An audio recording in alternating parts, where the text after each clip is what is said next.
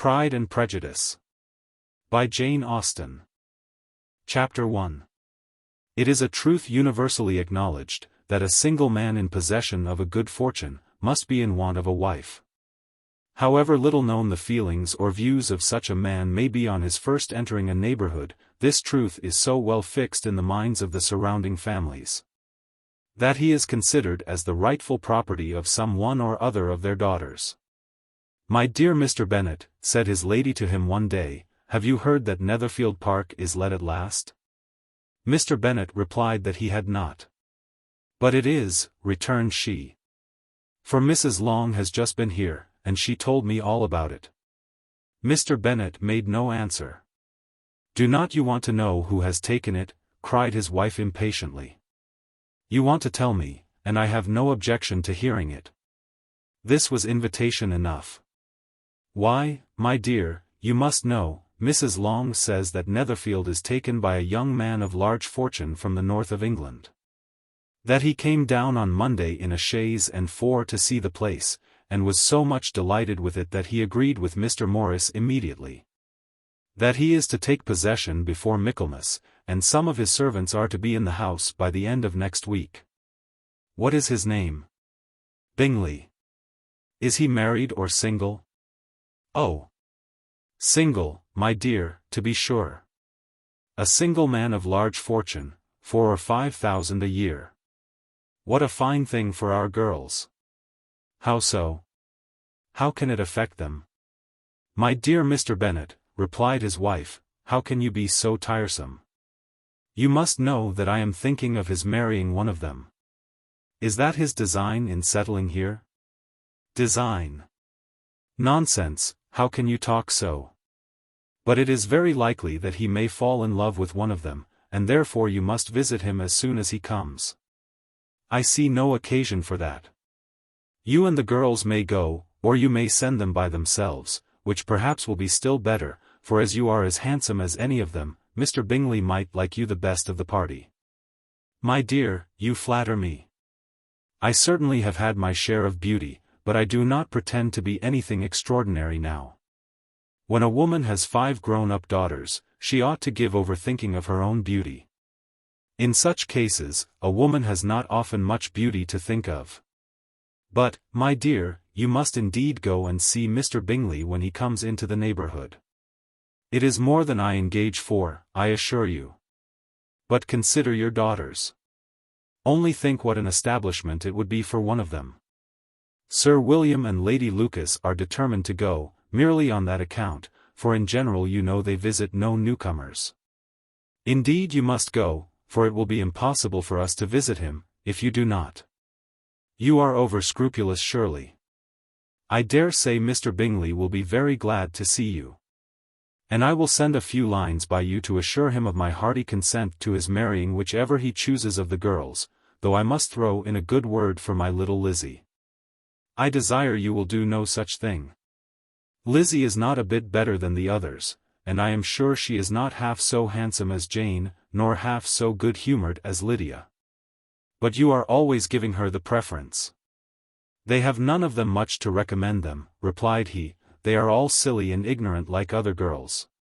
But Lizzie has something more of quickness than her sisters. Mr. Bennet, how can you abuse your own children in such a way? You take delight in vexing me. You have no compassion on my poor nerves. You mistake me, my dear. I have a high respect for your nerves. They are my old friends. I have heard you mention them with consideration these 20 years at least. Ah! You do not know what I suffer. But I hope you will get over it, and live to see many young men of 4,000 a year come into the neighborhood. It will be no use to us, if 20 such should come, since you will not visit them. Depend upon it, my dear, that when there are 20, I will visit them all." Mr. Bennet was so odd a mixture of quick parts, sarcastic humor, reserve, and caprice, that the experience of 23 years had been insufficient to make his wife understand his character. Her mind was less difficult to develop. She was a woman of mean understanding, little information, and uncertain temper. When she was discontented she fancied herself nervous. The business of her life was to get her daughters married, its solace was visiting and news. How do you find this book? Any thoughts about the book or the author? Any suggestion for improvement? Please take a moment to share your thoughts in a comment. If you like it, share it with your friends who might enjoy it as well. Subscribe to keep in touch. Visit CompleteAudiobooks.com for more quality content. Chapter 2. Mr. Bennet was among the earliest of those who waited on Mr. Bingley. He had always intended to visit him, though to the last always assuring his wife that he should not go. Until the evening after the visit was paid, she had no knowledge of it.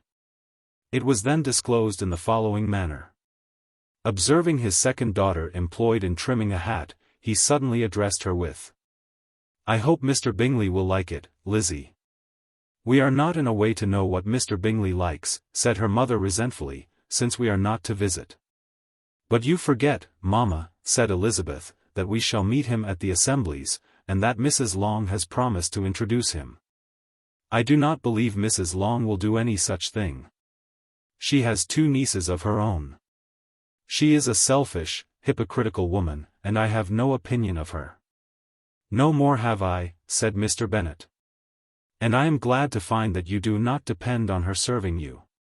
Mrs. Bennet deigned not to make any reply, but unable to contain herself, began scolding one of her daughters.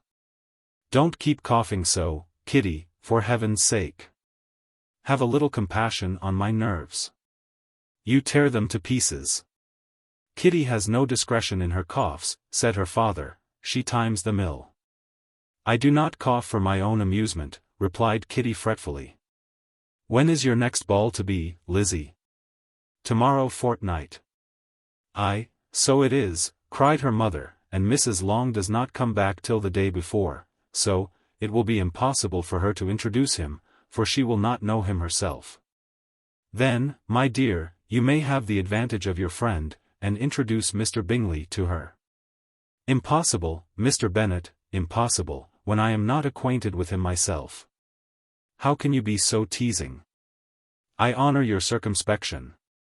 A fortnight's acquaintance is certainly very little. One cannot know what a man really is by the end of a fortnight. But if we do not venture, somebody else will, and after all, Mrs. Long and her nieces must stand their chance. And therefore, as she will think it an act of kindness, if you decline the office, I will take it on myself." The girls stared at their father. Mrs. Bennet said only, "Nonsense, nonsense." "What can be the meaning of that emphatic exclamation?" cried he. "Do you consider the forms of introduction, and the stress that is laid on them, as nonsense? I cannot quite agree with you there. What say you, Mary? For you are a young lady of deep reflection, I know, and read great books, and make extracts." Mary wished to say something very sensible, but knew not how.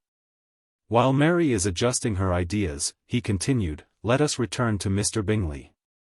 "I am sick of Mr. Bingley," cried his wife. "I am sorry to hear that, but why did not you tell me so before? If I had known as much this morning, I certainly would not have called on him. It is very unlucky, but as I have actually paid the visit, we cannot escape the acquaintance now." The astonishment of the ladies was just what he wished, that of Mrs. Bennet perhaps surpassing the rest. Though when the first tumult of joy was over, she began to declare that it was what she had expected all the while. "How good it was in you, my dear Mr. Bennet! But I knew I should persuade you at last. I was sure you loved your girls too well to neglect such an acquaintance. Well, how pleased I am! And it is such a good joke, too, that you should have gone this morning, and never said a word about it till now." "Now, Kitty, you may cough as much as you choose," said Mr. Bennet. And, as he spoke, he left the room, fatigued with the raptures of his wife. "What an excellent father you have, girls," said she, when the door was shut. "I do not know how you will ever make him amends for his kindness, or me either, for that matter. At our time of life, it is not so pleasant, I can tell you, to be making new acquaintance every day.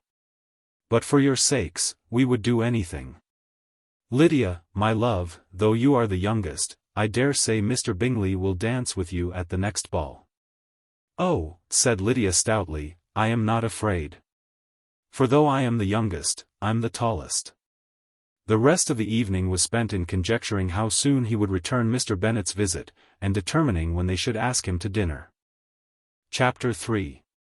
Not all that Mrs. Bennet, however, with the assistance of her 5 daughters, could ask on the subject was sufficient to draw from her husband any satisfactory description of Mr. Bingley. They attacked him in various ways, with barefaced questions, ingenious suppositions, and distant surmises, but he eluded the skill of them all. And they were at last obliged to accept the second-hand intelligence of their neighbour Lady Lucas. Her report was highly favourable. Sir William had been delighted with him.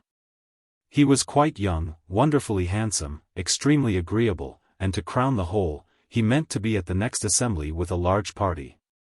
Nothing could be more delightful. To be fond of dancing was a certain step towards falling in love, and very lively hopes of Mr. Bingley's heart were entertained. "If I can but see one of my daughters happily settled at Netherfield," said Mrs. Bennet to her husband, "and all the others equally well married, I shall have nothing to wish for." In a few days Mr. Bingley returned Mr. Bennet's visit, and sat about 10 minutes with him in his library. He had entertained hopes of being admitted to a sight of the young ladies, of whose beauty he had heard much, but he saw only the father. The ladies were somewhat more fortunate, for they had the advantage of ascertaining from an upper window, that he wore a blue coat and rode a black horse. An invitation to dinner was soon afterwards dispatched, and already had Mrs. Bennet planned the courses that were to do credit to her housekeeping, when an answer arrived which deferred it all. Mr. Bingley was obliged to be in town the following day, and consequently unable to accept the honour of their invitation, etc. Mrs. Bennet was quite disconcerted. She could not imagine what business he could have in town so soon after his arrival in Hertfordshire. And she began to fear that he might be always flying about from one place to another, and never settled at Netherfield as he ought to be. Lady Lucas quieted her fears a little by starting the idea of his being gone to London only to get a large party for the ball. And a report soon followed that Mr. Bingley was to bring 12 ladies and 7 gentlemen with him to the assembly. The girls grieved over such a number of ladies, but were comforted the day before the ball by hearing, that instead of 12, he had brought only 6 with him from London, his 5 sisters and a cousin. And when the party entered the assembly room, it consisted of only 5 altogether, Mr. Bingley, his 2 sisters, the husband of the eldest, and another young man. Mr. Bingley was good-looking and gentlemanlike, he had a pleasant countenance, and easy, unaffected manners. His sisters were fine women, with an air of decided fashion. His brother-in-law, Mr. Hurst, merely looked the gentleman, but his friend Mr. Darcy soon drew the attention of the room by his fine, tall person, handsome features, noble mien. And the report which was in general circulation within 5 minutes after his entrance, of his having 10,000 a year. The gentlemen pronounced him to be a fine figure of a man, the ladies declared he was much handsomer than Mr. Bingley, and he was looked at with great admiration for about half the evening. Till his manners gave a disgust which turned the tide of his popularity. For he was discovered to be proud, to be above his company, and above being pleased. And not all his large estate in Derbyshire could then save him from having a most forbidding, disagreeable countenance, and being unworthy to be compared with his friend. Mr. Bingley had soon made himself acquainted with all the principal people in the room. He was lively and unreserved, danced every dance, was angry that the ball closed so early, and talked of giving one himself at Netherfield. Such amiable qualities must speak for themselves. What a contrast between him and his friend! Mr. Darcy danced only once with Mrs. Hurst and once with Miss Bingley, declined being introduced to any other lady, and spent the rest of the evening in walking about the room, speaking occasionally to one of his own party. His character was decided. He was the proudest, most disagreeable man in the world, and everybody hoped that he would never come there again. Amongst the most violent against him was Mrs. Bennet, whose dislike of his general behaviour, was sharpened into particular resentment, by his having slighted one of her daughters. Elizabeth Bennet had been obliged, by the scarcity of gentlemen, to sit down for 2 dances. And during part of that time, Mr. Darcy had been standing near enough for her to overhear a conversation between him and Mr. Bingley, who came from the dance for a few minutes, to press his friend to join it. "Come, Darcy," said he, "I must have you dance. I hate to see you standing about by yourself in this stupid manner. You had much better dance." "I certainly shall not. You know how I detest it, unless I am particularly acquainted with my partner.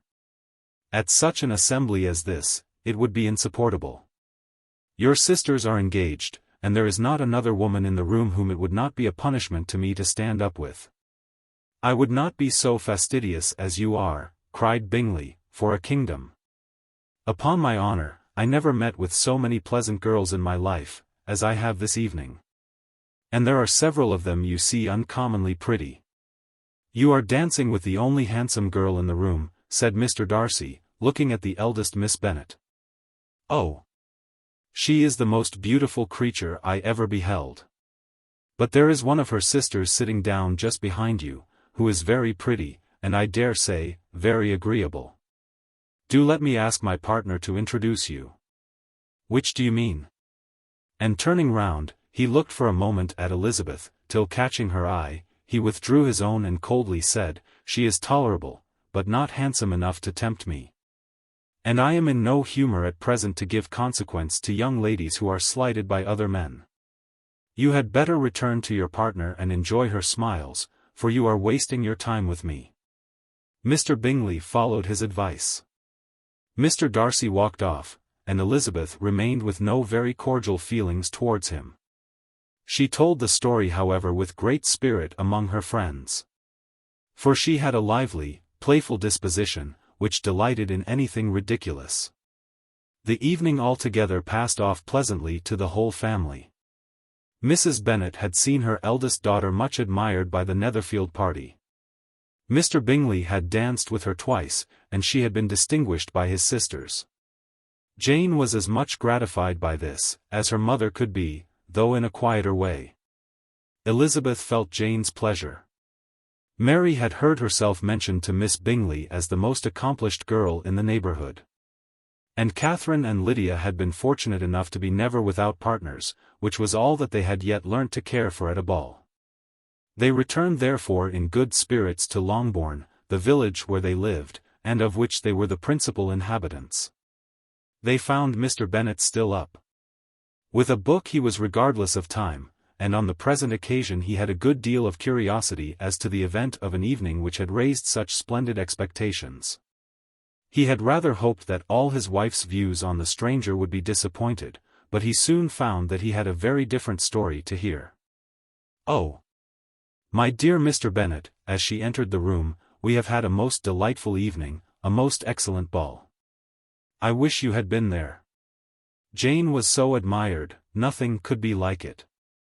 Everybody said how well she looked, and Mr. Bingley thought her quite beautiful, and danced with her twice. Only think of that, my dear, he actually danced with her twice. And she was the only creature in the room that he asked a second time. First of all, he asked Miss Lucas. I was so vexed to see him stand up with her. But, however, he did not admire her at all, indeed, nobody can, you know, and he seemed quite struck with Jane as she was going down the dance. So, he inquired who she was, and got introduced, and asked her for the 2 next. Then, the 2/3 he danced with Miss King, and the 2/4 with Maria Lucas, and the 2/5 with Jane again, and the 2/6 with Lizzie. And the boulanger. If he had had any compassion for me, cried her husband impatiently, he would not have danced half so much.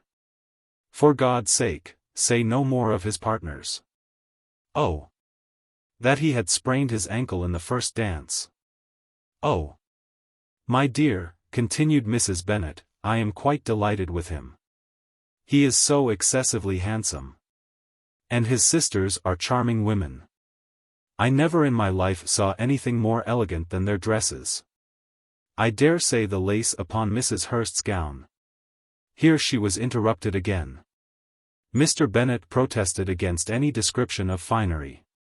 She was therefore obliged to seek another branch of the subject, and related, with much bitterness of spirit and some exaggeration, the shocking rudeness of Mr. Darcy. "But I can assure you," she added, "that Lizzie does not lose much by not suiting his fancy, for he is a most disagreeable, horrid man, not at all worth pleasing. So high and so conceited that there was no enduring him. He walked here, and he walked there, fancying himself so very great. Not handsome enough to dance with. I wish you had been there, my dear, to have given him one of your set downs. I quite detest the man." Chapter 4. When Jane and Elizabeth were alone, the former, who had been cautious in her praise of Mr. Bingley before, expressed to her sister how very much she admired him. "He is just what a young man ought to be," said she, "sensible, good-humoured, lively, and I never saw such happy manners, so much ease, with such perfect good breeding." "He is also handsome," replied Elizabeth, "which a young man ought likewise to be, if he possibly can. His character is thereby complete. I was very much flattered by his asking me to dance a second time. I did not expect such a compliment. Did not you? I did for you. But that is one great difference between us. Compliments always take you by surprise, and me never. What could be more natural than his asking you again? He could not help seeing that you were about 5 times as pretty as every other woman in the room. No thanks to his gallantry for that. Well, he certainly is very agreeable, and I give you leave to like him. You have liked many a stupider person. Dear Lizzie. Oh. You are a great deal too apt, you know, to like people in general. You never see a fault in anybody. All the world are good and agreeable in your eyes. I never heard you speak ill of a human being in my life. I would wish not to be hasty in censuring anyone. But I always speak what I think. I know you do, and it is that which makes the wonder. With your good sense, to be so honestly blind to the follies and nonsense of others. Affectation of candor is common enough, one meets it everywhere. But to be candid without ostentation or design, to take the good of everybody's character and make it still better, and say nothing of the bad, belongs to you alone. And so, you like this man's sisters too, do you? Their manners are not equal to his. Certainly not, at first. But they are very pleasing women when you converse with them. Miss Bingley is to live with her brother and keep his house, and I am much mistaken if we shall not find a very charming neighbour in her. Elizabeth listened in silence, but was not convinced. Their behaviour at the assembly had not been calculated to please in general. And with more quickness of observation and less pliancy of temper than her sister, and with a judgment too unassailed by any attention to herself, she was very little disposed to approve them. They were in fact very fine ladies, not deficient in good humour when they were pleased, nor in the power of being agreeable where they chose it, but proud and conceited. They were rather handsome, had been educated in one of the first private seminaries in town, had a fortune of £20,000, were in the habit of spending more than they ought, and of associating with people of rank, and were therefore in every respect entitled to think well of themselves, and meanly of others. They were of a respectable family in the north of England. A circumstance more deeply impressed on their memories than that their brother's fortune and their own had been acquired by trade. Mr. Bingley inherited property to the amount of nearly £100,000 from his father, who had intended to purchase an estate, but did not live to do it. Mr. Bingley intended it likewise, and sometimes made choice of his county. But as he was now provided with a good house and the liberty of a manor, it was doubtful to many of those who best knew the easiness of his temper, whether he might not spend the remainder of his days at Netherfield, and leave the next generation to purchase. His sisters were very anxious for his having an estate of his own. But though he was now established only as a tenant, Miss Bingley was by no means unwilling to preside at his table, nor was Mrs. Hurst, who had married a man of more fashion than fortune, less disposed to consider his house as her home when it suited her. Mr. Bingley had not been of age 2 years, when he was tempted by an accidental recommendation to look at Netherfield House. He did look at it and into it for half an hour, was pleased with the situation and the principal rooms, satisfied with what the owner said in its praise, and took it immediately. Between him and Darcy there was a very steady friendship, in spite of a great opposition of character. Bingley was endeared to Darcy by the easiness, openness, ductility of his temper, though no disposition could offer a greater contrast to his own. And though with his own he never appeared dissatisfied. On the strength of Darcy's regard Bingley had the firmest reliance, and of his judgment the highest opinion. In understanding Darcy was the superior. Bingley was by no means deficient, but Darcy was clever. He was at the same time haughty, reserved, and fastidious, and his manners, though well-bred, were not inviting. In that respect his friend had greatly the advantage. Bingley was sure of being liked wherever he appeared, Darcy was continually giving offence. The manner in which they spoke of the Meryton assembly was sufficiently characteristic. Bingley had never met with pleasanter people or prettier girls in his life. Everybody had been most kind and attentive to him, there had been no formality, no stiffness, he had soon felt acquainted with all the room. And as to Miss Bennet, he could not conceive an angel more beautiful. Darcy, on the contrary, had seen a collection of people in whom there was little beauty and no fashion, for none of whom he had felt the smallest interest. And from none received either attention or pleasure. Miss Bennet he acknowledged to be pretty, but she smiled too much. Mrs. Hurst and her sister allowed it to be so, but still they admired her and liked her, and pronounced her to be a sweet girl, and one whom they should not object to know more of. Miss Bennet was therefore established as a sweet girl, and their brother felt authorized by such commendation to think of her as he chose. Chapter 5. Within a short walk of Longbourn lived a family with whom the Bennets were particularly intimate. Sir William Lucas had been formerly in trade in Meryton, where he had made a tolerable fortune and risen to the honour of knighthood by an address to the king, during his mayoralty. The distinction had perhaps been felt too strongly. It had given him a disgust to his business and to his residence in a small market town.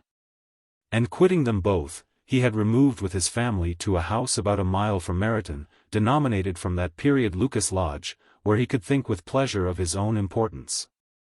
And unshackled by business, occupy himself solely in being civil to all the world. For though elated by his rank, it did not render him supercilious, on the contrary, he was all attention to everybody. By nature inoffensive, friendly and obliging, his presentation at St. James's had made him courteous. Lady Lucas was a very good kind of woman, not too clever to be a valuable neighbour to Mrs. Bennet. They had several children. The eldest of them, a sensible, intelligent young woman, about 27, was Elizabeth's intimate friend. That the Miss Lucases and the Miss Bennets should meet to talk over a ball was absolutely necessary, and the morning after the assembly brought the former to Longbourn to hear and to communicate. "You began the evening well, Charlotte," said Mrs. Bennet with civil self-command to Miss Lucas. "You were Mr. Bingley's first choice." "Yes, but he seemed to like his second better." "Oh. You mean Jane, I suppose, because he danced with her twice." "To be sure that did seem as if he admired her, indeed I rather believe he did, I heard something about it, but I hardly know what, something about Mr. Robinson." "Perhaps you mean what I overheard between him and Mr. Robinson, did not I mention it to you? Mr. Robinson's asking him how he liked our Meryton assemblies, and whether he did not think there were a great many pretty women in the room, and which he thought the prettiest. And his answering immediately to the last question, 'Oh, the eldest Miss Bennet beyond a doubt, there cannot be two opinions on that point.' Upon my word. Well, that was very decided indeed, that does seem as if, but however, it may all come to nothing you know." "My overhearings were more to the purpose than yours, Eliza," said Charlotte. "Mr. Darcy is not so well worth listening to as his friend, is he, poor Eliza, to be only just tolerable? I beg you would not put it into Lizzie's head to be vexed by his ill treatment." For he is such a disagreeable man that it would be quite a misfortune to be liked by him. Mrs. Long told me last night that he sat close to her for half an hour without once opening his lips. Are you quite sure, ma'am, is not there a little mistake? Said Jane. I certainly saw Mr. Darcy speaking to her. Aye, because she asked him at last how he liked Netherfield, and he could not help answering her, but she said he seemed very angry at being spoke to. Miss Bingley told me, said Jane, that he never speaks much unless among his intimate acquaintance. With them he is remarkably agreeable. I do not believe a word of it, my dear. If he had been so very agreeable he would have talked to Mrs. Long. But I can guess how it was. Everybody says that he is ate up with pride, and I dare say he had heard somehow that Mrs. Long does not keep a carriage, and had come to the ball in a hack chaise. I do not mind his not talking to Mrs. Long, said Miss Lucas, but I wish he had danced with Eliza. Another time, Lizzie, said her mother, would not dance with him, if I were you. I believe, ma'am, I may safely promise you never to dance with him. His pride, said Miss Lucas, does not offend me so much as pride often does, because there is an excuse for it. One cannot wonder that so very fine a young man, with family, fortune, everything in his favor, should think highly of himself. If I may so express it, he has a right to be proud. That is very true, replied Elizabeth, and I could easily forgive his pride, if he had not mortified mine. Pride, observed Mary, who piqued herself upon the solidity of her reflections, is a very common failing, I believe. By all that I have ever read, I am convinced that it is very common indeed, that human nature is particularly prone to it. And that there are very few of us who do not cherish a feeling of self-complacency on the score of some quality or other, real or imaginary. Vanity and pride are different things, though the words are often used synonymously. A person may be proud without being vain. Pride relates more to our opinion of ourselves, vanity to what we would have others think of us. If I were as rich as Mr. Darcy, cried a young Lucas who came with his sisters, I should not care how proud I was. I would keep a pack of foxhounds, and drink a bottle of wine every day. Then you would drink a great deal more than you ought, said Mrs. Bennet, and if I were to see you at it I should take away your bottle directly. The boy protested that she should not. She continued to declare that she would, and the argument ended only with the visit. Chapter 6. The ladies of Longbourn soon waited on those of Netherfield. The visit was returned in due form. Miss Bennet's pleasing manners grew on the goodwill of Mrs. Hurst and Miss Bingley. And though the mother was found to be intolerable and the younger sisters not worth speaking to, a wish of being better acquainted with them was expressed towards the two eldest. By Jane this attention was received with the greatest pleasure, but Elizabeth still saw superciliousness in their treatment of everybody, hardly excepting even her sister, and could not like them. Though their kindness to Jane, such as it was, had a value as arising in all probability from the influence of their brother's admiration. It was generally evident whenever they met, that he did admire her. And to her it was equally evident that Jane was yielding to the preference which she had begun to entertain for him from the first, and was in a way to be very much in love.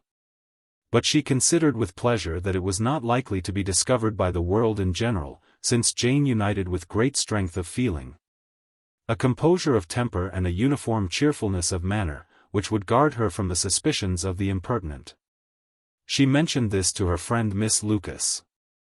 It may perhaps be pleasant, replied Charlotte, to be able to impose on the public in such a case. But it is sometimes a disadvantage to be so very guarded. If a woman conceals her affection with the same skill from the object of it, she may lose the opportunity of fixing him. And it will then be but poor consolation to believe the world equally in the dark. There is so much of gratitude or vanity in almost every attachment, that it is not safe to leave any to itself.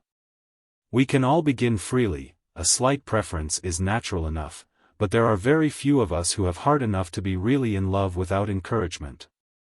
In 9 cases out of 10, a woman had better show more affection than she feels. Bingley likes your sister undoubtedly, but he may never do more than like her. if she does not help him on. But she does help him on, as much as her nature will allow. If I can perceive her regard for him, he must be a simpleton indeed not to discover it too. Remember, Eliza, that he does not know Jane's disposition as you do. But if a woman is partial to a man, and does not endeavor to conceal it, he must find it out. Perhaps he must, if he sees enough of her. But though Bingley and Jane meet tolerably often, it is never for many hours together. And as they always see each other in large mixed parties, it is impossible that every moment should be employed in conversing together. Jane should therefore make the most of every half-hour in which she can command his attention. When she is secure of him, there will be leisure for falling in love as much as she chooses. "Your plan is a good one," replied Elizabeth, "where nothing is in question but the desire of being well married. And if I were determined to get a rich husband, or any husband, I dare say I should adopt it. But these are not Jane's feelings, she is not acting by design. As yet, she cannot even be certain of the degree of her own regard, nor of its reasonableness. She has known him only a fortnight. She danced 4 dances with him at Meryton. She saw him one morning at his own house, and has since dined in company with him 4 times. This is not quite enough to make her understand his character. Not as you represent it. Had she merely dined with him, she might only have discovered whether he had a good appetite. But you must remember that 4 evenings have been also spent together, and 4 evenings may do a great deal. Yes. These 4 evenings have enabled them to ascertain that they both like XVIII better than commerce. But with respect to any other leading characteristic, I do not imagine that much has been unfolded. "Well," said Charlotte, "I wish Jane success with all my heart. And if she were married to him tomorrow, I should think she had as good a chance of happiness, as if she were to be studying his character for a 12-month. Happiness in marriage is entirely a matter of chance. If the dispositions of the parties are ever so well known to each other, or ever so similar beforehand, it does not advance their felicity in the least. They always continue to grow sufficiently unlike afterwards to have their share of vexation. And it is better to know as little as possible of the defects of the person with whom you are to pass your life. You make me laugh, Charlotte, but it is not sound. You know it is not sound, and that you would never act in this way yourself." Occupied in observing Mr. Bingley's attentions to her sister, Elizabeth was far from suspecting that she was herself becoming an object of some interest in the eyes of his friend. Mr. Darcy had at first scarcely allowed her to be pretty, he had looked at her without admiration at the ball, and when they next met, he looked at her only to criticize. But no sooner had he made it clear to himself and his friends that she had hardly a good feature in her face, then he began to find it was rendered uncommonly intelligent by the beautiful expression of her dark eyes. To this discovery succeeded some others equally mortifying. Though he had detected with a critical eye more than one failure of perfect symmetry in her form, he was forced to acknowledge her figure to be light and pleasing. And in spite of his asserting that her manners were not those of the fashionable world, he was caught by their easy playfulness. Of this she was perfectly unaware. To her he was only the man who made himself agreeable nowhere, and who had not thought her handsome enough to dance with. He began to wish to know more of her, and as a step towards conversing with her himself, attended to her conversation with others. His doing so drew her notice. It was at Sir William Lucas's, where a large party were assembled. "What does Mr. Darcy mean," said she to Charlotte, "by listening to my conversation with Colonel Forster? That is a question which Mr. Darcy only can answer. But if he does it any more I shall certainly let him know that I see what he is about. He has a very satirical eye, and if I do not begin by being impertinent myself, I shall soon grow afraid of him." On his approaching them soon afterwards, though without seeming to have any intention of speaking, Miss Lucas defied her friend to mention such a subject to him. Which immediately provoking Elizabeth to do it, she turned to him and said, "Did not you think, Mr. Darcy, that I expressed myself uncommonly well just now, when I was teasing Colonel Forster to give us a ball at Meryton?" "With great energy, but it is a subject which always makes a lady energetic." You are severe on us." "It will be her turn soon to be teased," said Miss Lucas. "I am going to open the instrument, Eliza, and you know what follows. You are a very strange creature by way of a friend, always wanting me to play and sing before anybody and everybody. If my vanity had taken a musical turn, you would have been invaluable, but as it is, I would really rather not sit down before those who must be in the habit of hearing the very best performers." On Miss Lucas's persevering, however, she added, "Very well, if it must be so, it must." And gravely glancing at Mr. Darcy, "There is a fine old saying, which everybody here is of course familiar with, 'Keep your breath to cool your porridge, and I shall keep mine to swell my song.'" Her performance was pleasing, though by no means capital. After a song or two, and before she could reply to the entreaties of several that she would sing again, she was eagerly succeeded at the instrument by her sister Mary, who having, in consequence of being the only plain one in the family, worked hard for knowledge and accomplishments, was always impatient for display.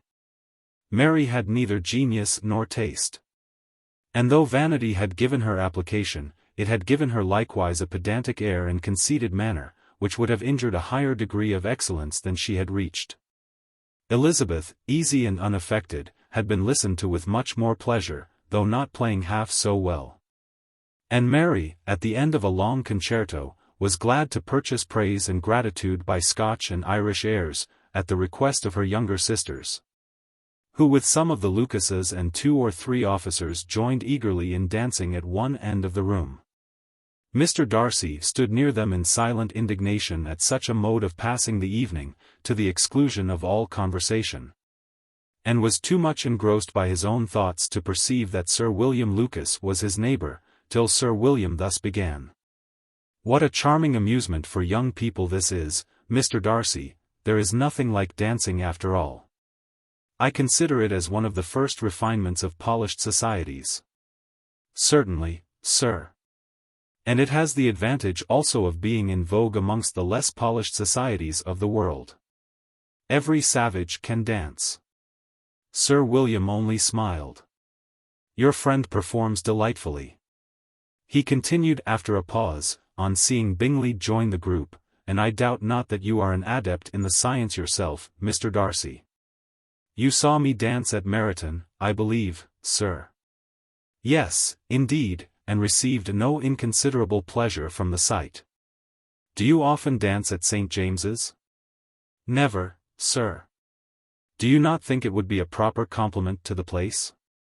"It is a compliment which I never pay to any place if I can avoid it."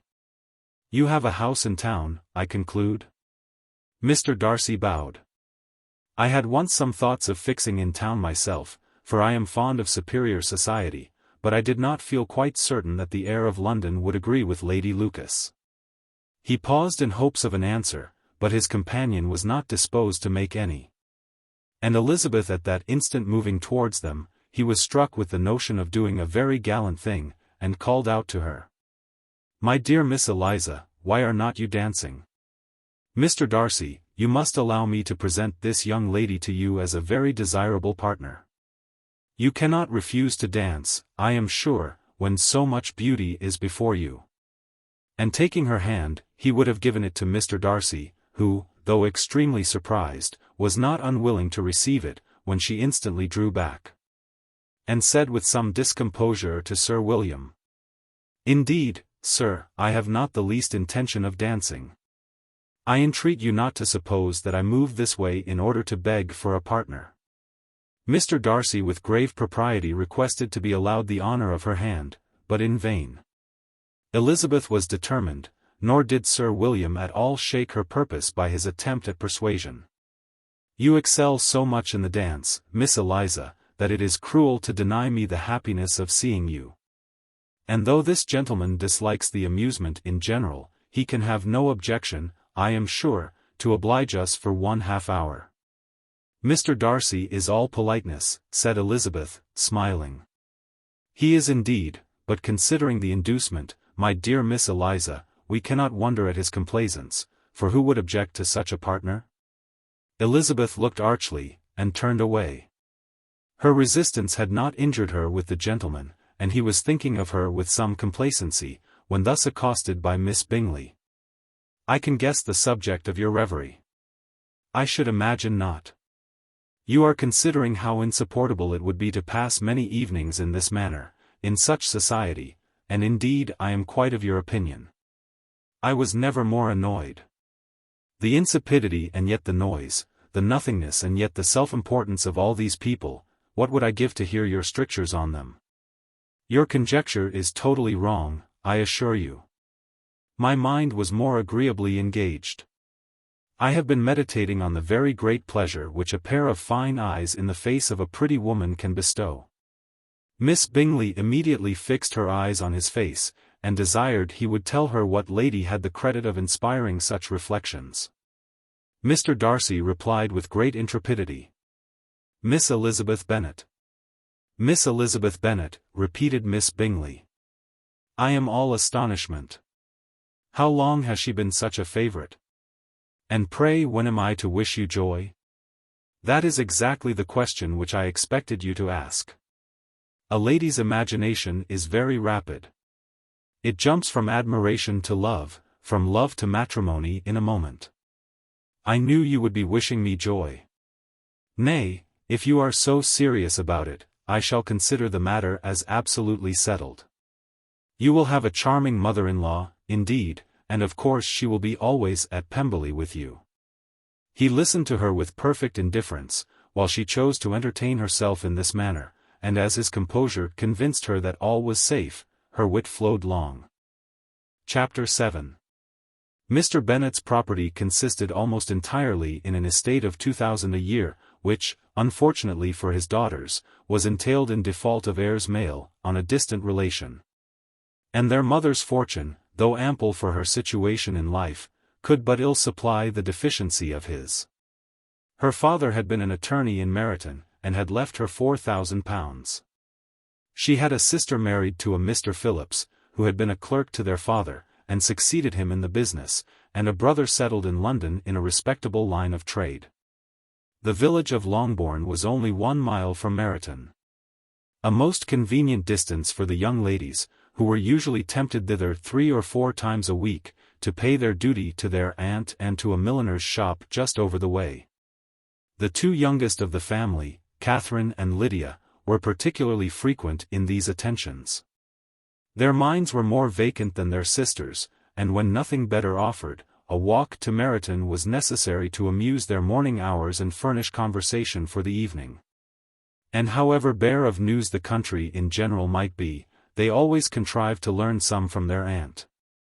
At present, indeed, they were well supplied both with news and happiness by the recent arrival of a militia regiment in the neighbourhood. It was to remain the whole winter, and Meryton was the headquarters. Their visits to Mrs. Phillips were now productive of the most interesting intelligence. Every day added something to their knowledge of the officers' names and connections. Their lodgings were not long a secret, and at length they began to know the officers themselves. Mr. Phillips visited them all, and this opened to his nieces a source of felicity unknown before. They could talk of nothing but officers. And Mr. Bingley's large fortune, the mention of which gave animation to their mother, was worthless in their eyes when opposed to the regimentals of an ensign. After listening one morning to their effusions on this subject, Mr. Bennet coolly observed, "From all that I can collect by your manner of talking, you must be 2 of the silliest girls in the country. I have suspected it some time, but I am now convinced." Catherine was disconcerted, and made no answer. But Lydia, with perfect indifference, continued to express her admiration of Captain Carter, and her hope of seeing him in the course of the day, as he was going the next morning to London. "I am astonished, my dear," said Mrs. Bennet, "that you should be so ready to think your own children silly. If I wished to think slightingly of anybody's children, it should not be of my own however. If my children are silly I must hope to be always sensible of it. Yes, but as it happens, they are all of them very clever. This is the only point, I flatter myself, on which we do not agree. I had hoped that our sentiments coincided in every particular, but I must so far differ from you as to think our 2 youngest daughters uncommonly foolish. My dear Mr. Bennet, you must not expect such girls to have the sense of their father and mother. When they get to our age I dare say they will not think about officers any more than we do. I remember the time when I liked a red coat myself very well, and indeed so I do still at my heart. And if a smart young colonel, with 5,000 or 6,000 a year, should want one of my girls, I shall not say nay to him. And I thought Colonel Forster looked very becoming the other night at Sir William's in his regimentals. Mamma, cried Lydia, my aunt says that Colonel Forster and Captain Carter do not go so often to Miss Watson's as they did when they first came. She sees them now very often standing in Clark's library. Mrs. Bennet was prevented replying by the entrance of the footman with a note for Miss Bennet. It came from Netherfield, and the servant waited for an answer. Mrs. Bennet's eyes sparkled with pleasure, and she was eagerly calling out, while her daughter read. Well, Jane, who is it from? What is it about? What does he say? Well, Jane, make haste and tell us, make haste, my love. It is from Miss Bingley, said Jane, and then read it aloud. My dear friend, if you are not so compassionate as to dine today with Louisa and me, we shall be in danger of hating each other for the rest of our lives. For a whole day's tête-à-tête between two women can never end without a quarrel. Come as soon as you can on the receipt of this. My brother and the gentlemen are to dine with the officers. Yours ever, Caroline Bingley. With the officers, cried Lydia. I wonder my aunt did not tell us of that. Dining out, said Mrs. Bennet, that is very unlucky. Can I have the carriage, said Jane. No, my dear, you had better go on horseback, because it seems likely to rain, and then you must stay all night. That would be a good scheme, said Elizabeth, if you were sure that they would not offer to send her home. Oh! But the gentlemen will have Mr. Bingley's chaise to go to Meryton. And the Hursts have no horses to theirs. I had much rather go in the coach. But, my dear, your father cannot spare the horses, I am sure. They are wanted in the farm, Mr. Bennet, are not they? They are wanted in the farm much oftener than I can get them. But if you have got them today, said Elizabeth, my mother's purpose will be answered. She did at last extort from her father an acknowledgment that the horses were engaged. Jane was therefore obliged to go on horseback, and her mother attended her to the door with many cheerful prognostics of a bad day. Her hopes were answered. Jane had not been gone long before it rained hard. Her sisters were uneasy for her, but her mother was delighted. The rain continued the whole evening without intermission. Jane certainly could not come back. This was a lucky idea of mine, indeed, said Mrs. Bennet, more than once, as if the credit of making it rain were all her own. Till the next morning, however, she was not aware of all the felicity of her contrivance. Breakfast was scarcely over when a servant from Netherfield brought the following note for Elizabeth. My dearest Lizzie, I find myself very unwell this morning, which, I suppose, is to be imputed to my getting wet through yesterday. My kind friends will not hear of my returning home till I am better. They insist also on my seeing Mr. Jones, therefore do not be alarmed if you should hear of his having been to me, and excepting a sore throat and headache there is not much the matter with me. Yours, etc. Well, my dear, said Mr. Bennet, when Elizabeth had read the note aloud, if your daughter should have a dangerous fit of illness, if she should die, it would be a comfort to know that it was all in pursuit of Mr. Bingley, and under your orders. Oh! I am not at all afraid of her dying. People do not die of little trifling colds. She will be taken good care of. As long as she stays there, it is all very well. I would go and see her, if I could have the carriage. Elizabeth, feeling really anxious, was determined to go to her, though the carriage was not to be had. And as she was no horsewoman, walking was her only alternative. She declared her resolution.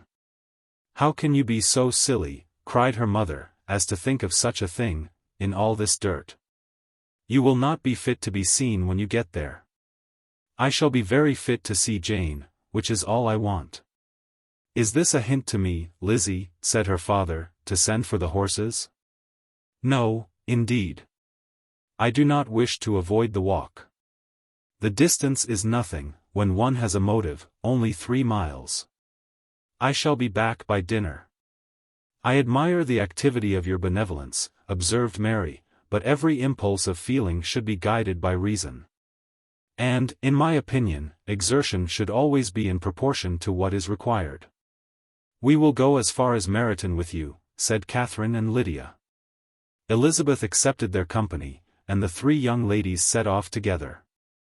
"If we make haste," said Lydia, as they walked along, "perhaps we may see something of Captain Carter before he goes."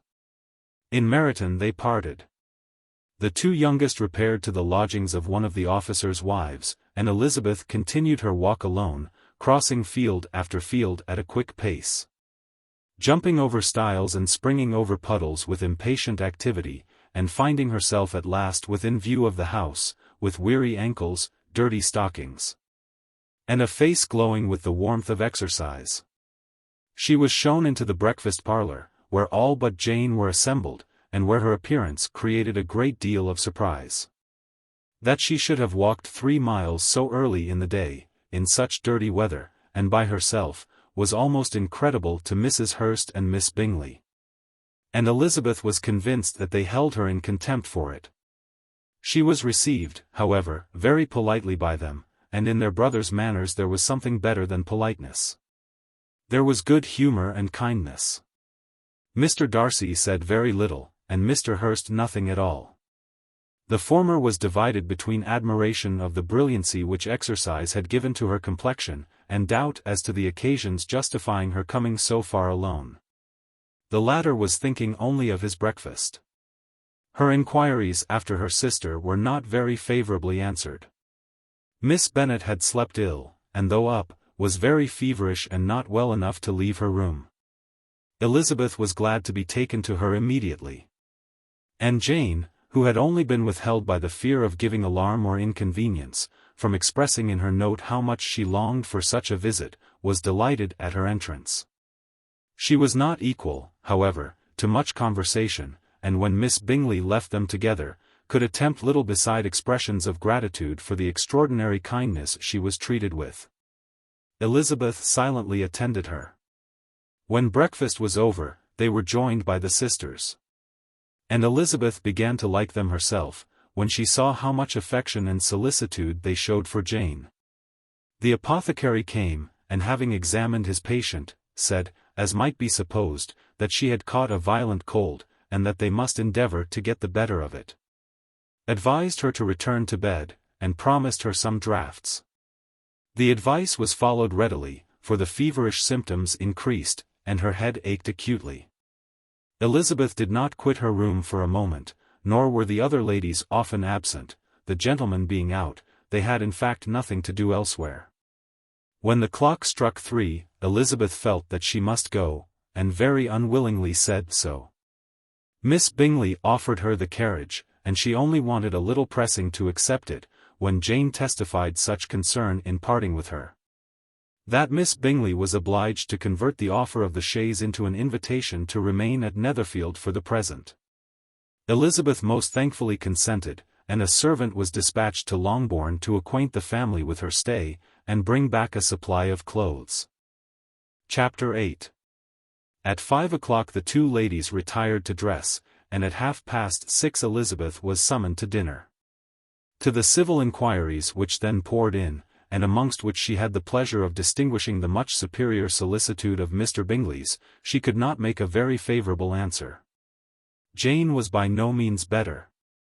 The sisters, on hearing this, repeated 3 or 4 times how much they were grieved, how shocking it was to have a bad cold, and how excessively they disliked being ill themselves. And then thought no more of the matter, and their indifference towards Jane when not immediately before them, restored Elizabeth to the enjoyment of all her original dislike. Their brother, indeed, was the only one of the party whom she could regard with any complacency.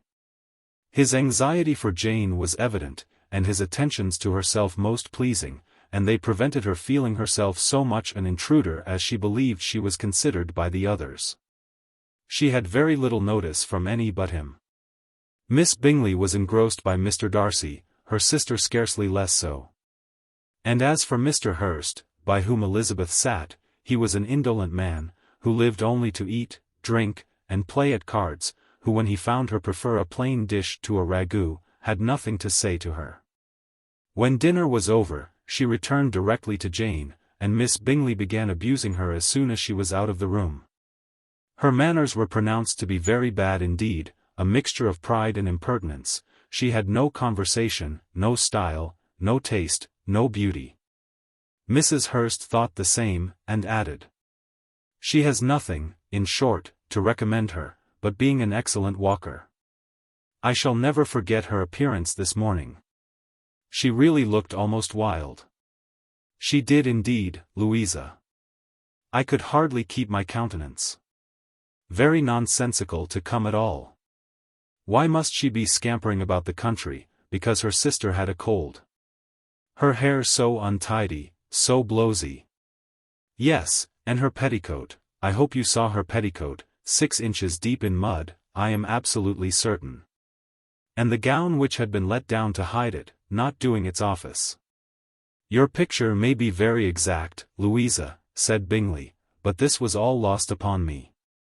I thought Miss Elizabeth Bennet looked remarkably well, when she came into the room this morning. Her dirty petticoat quite escaped my notice." "You observed it, Mr. Darcy, I am sure," said Miss Bingley, "and I am inclined to think that you would not wish to see your sister make such an exhibition."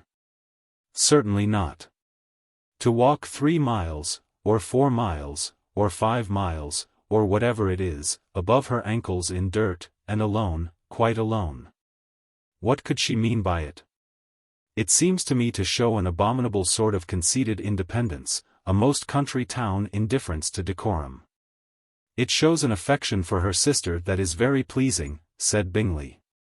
"I am afraid, Mr. Darcy," observed Miss Bingley, in a half-whisper, "that this adventure has rather affected your admiration of her fine eyes." "Not at all," he replied. "They were brightened by the exercise." A short pause followed this speech, and Mrs. Hurst began again. "I have an excessive regard for Jane Bennet, she is really a very sweet girl, and I wish with all my heart she were well settled. But with such a father and mother, and such low connections, I am afraid there is no chance of it. I think I have heard you say, that their uncle is an attorney in Meryton." "Yes. And they have another, who lives somewhere near Cheapside." "That is capital," added her sister, and they both laughed heartily. "If they had uncles enough to fill all Cheapside," cried Bingley, "it would not make them one jot less agreeable." "But it must very materially lessen their chance of marrying men of any consideration in the world," replied Darcy. To this speech Bingley made no answer. But his sisters gave it their hearty assent, and indulged their mirth for some time at the expense of their dear friend's vulgar relations. With a renewal of tenderness, however, they repaired to her room on leaving the dining parlour, and sat with her till summoned to coffee. She was still very poorly, and Elizabeth would not quit her at all, till late in the evening, when she had the comfort of seeing her asleep. And when it appeared to her rather right than pleasant that she should go downstairs herself. On entering the drawing-room she found the whole party at loo, and was immediately invited to join them. But suspecting them to be playing high she declined it, and making her sister the excuse, said she would amuse herself for the short time she could stay below with a book. Mr. Hurst looked at her with astonishment. "Do you prefer reading to cards?" said he. "That is rather singular." "Miss Eliza Bennet," said Miss Bingley, "despises cards. She is a great reader and has no pleasure in anything else." "I deserve neither such praise nor such censure," cried Elizabeth. "I am not a great reader, and I have pleasure in many things." "In nursing your sister I am sure you have pleasure," said Bingley, "and I hope it will soon be increased by seeing her quite well." Elizabeth thanked him from her heart, and then walked towards a table where a few books were lying. He immediately offered to fetch her others, all that his library afforded. "And I wish my collection were larger for your benefit and my own credit, but I am an idle fellow, and though I have not many, I have more than I ever look into." Elizabeth assured him that she could suit herself perfectly with those in the room. "I am astonished," said Miss Bingley, "that my father should have left so small a collection of books. What a delightful library you have at Pemberley, Mr. Darcy." "It ought to be good," he replied, "it has been the work of many generations. And then you have added so much to it yourself, you are always buying books. I cannot comprehend the neglect of a family library in such days as these." "Neglect? I am sure you neglect nothing that can add to the beauties of that noble place. Charles, when you build your house, I wish it may be half as delightful as Pemberley. I wish it may. But I would really advise you to make your purchase in that neighborhood, and take Pemberley for a kind of model. There is not a finer county in England than Derbyshire. With all my heart. I will buy Pemberley itself if Darcy will sell it. I am talking of possibilities, Charles. Upon my word, Caroline, I should think it more possible to get Pemberley by purchase than by imitation." Elizabeth was so much caught by what passed, as to leave her very little attention for her book. And soon laying it wholly aside, she drew near the card table, and stationed herself between Mr. Bingley and his eldest sister, to observe the game. "Is Miss Darcy much grown since the spring?" said Miss Bingley. "Will she be as tall as I am?" "I think she will. She is now about Miss Elizabeth Bennet's height, or rather taller. How I long to see her again. I never met with anybody who delighted me so much. Such a countenance, such manners. And so extremely accomplished for her age. Her performance on the pianoforte is exquisite." "It is amazing to me," said Bingley, "how young ladies can have patience to be so very accomplished, as they all are." "All young ladies accomplished? My dear Charles, what do you mean?" "Yes, all of them, I think. They all paint tables, cover screens, and net purses. I scarcely know anyone who cannot do all this, and I am sure I never heard a young lady spoken of for the first time, without being informed that she was very accomplished." "Your list of the common extent of accomplishments," said Darcy, "has too much truth. The word is applied to many a woman who deserves it no otherwise than by netting a purse, or covering a screen. But I am very far from agreeing with you in your estimation of ladies in general. I cannot boast of knowing more than half a dozen, in the whole range of my acquaintance, that are really accomplished." "Nor I am sure," said Miss Bingley. "Then," observed Elizabeth, "you must comprehend a great deal in your idea of an accomplished woman." "Yes, I do comprehend a great deal in it." "Oh! Certainly," cried his faithful assistant, "no one can be really esteemed accomplished, who does not greatly surpass what is usually met with. A woman must have a thorough knowledge of music, singing, drawing, dancing, and the modern languages, to deserve the word. And besides all this, she must possess a certain something in her air and manner of walking, the tone of her voice, her address and expressions, or the word will be but half deserved.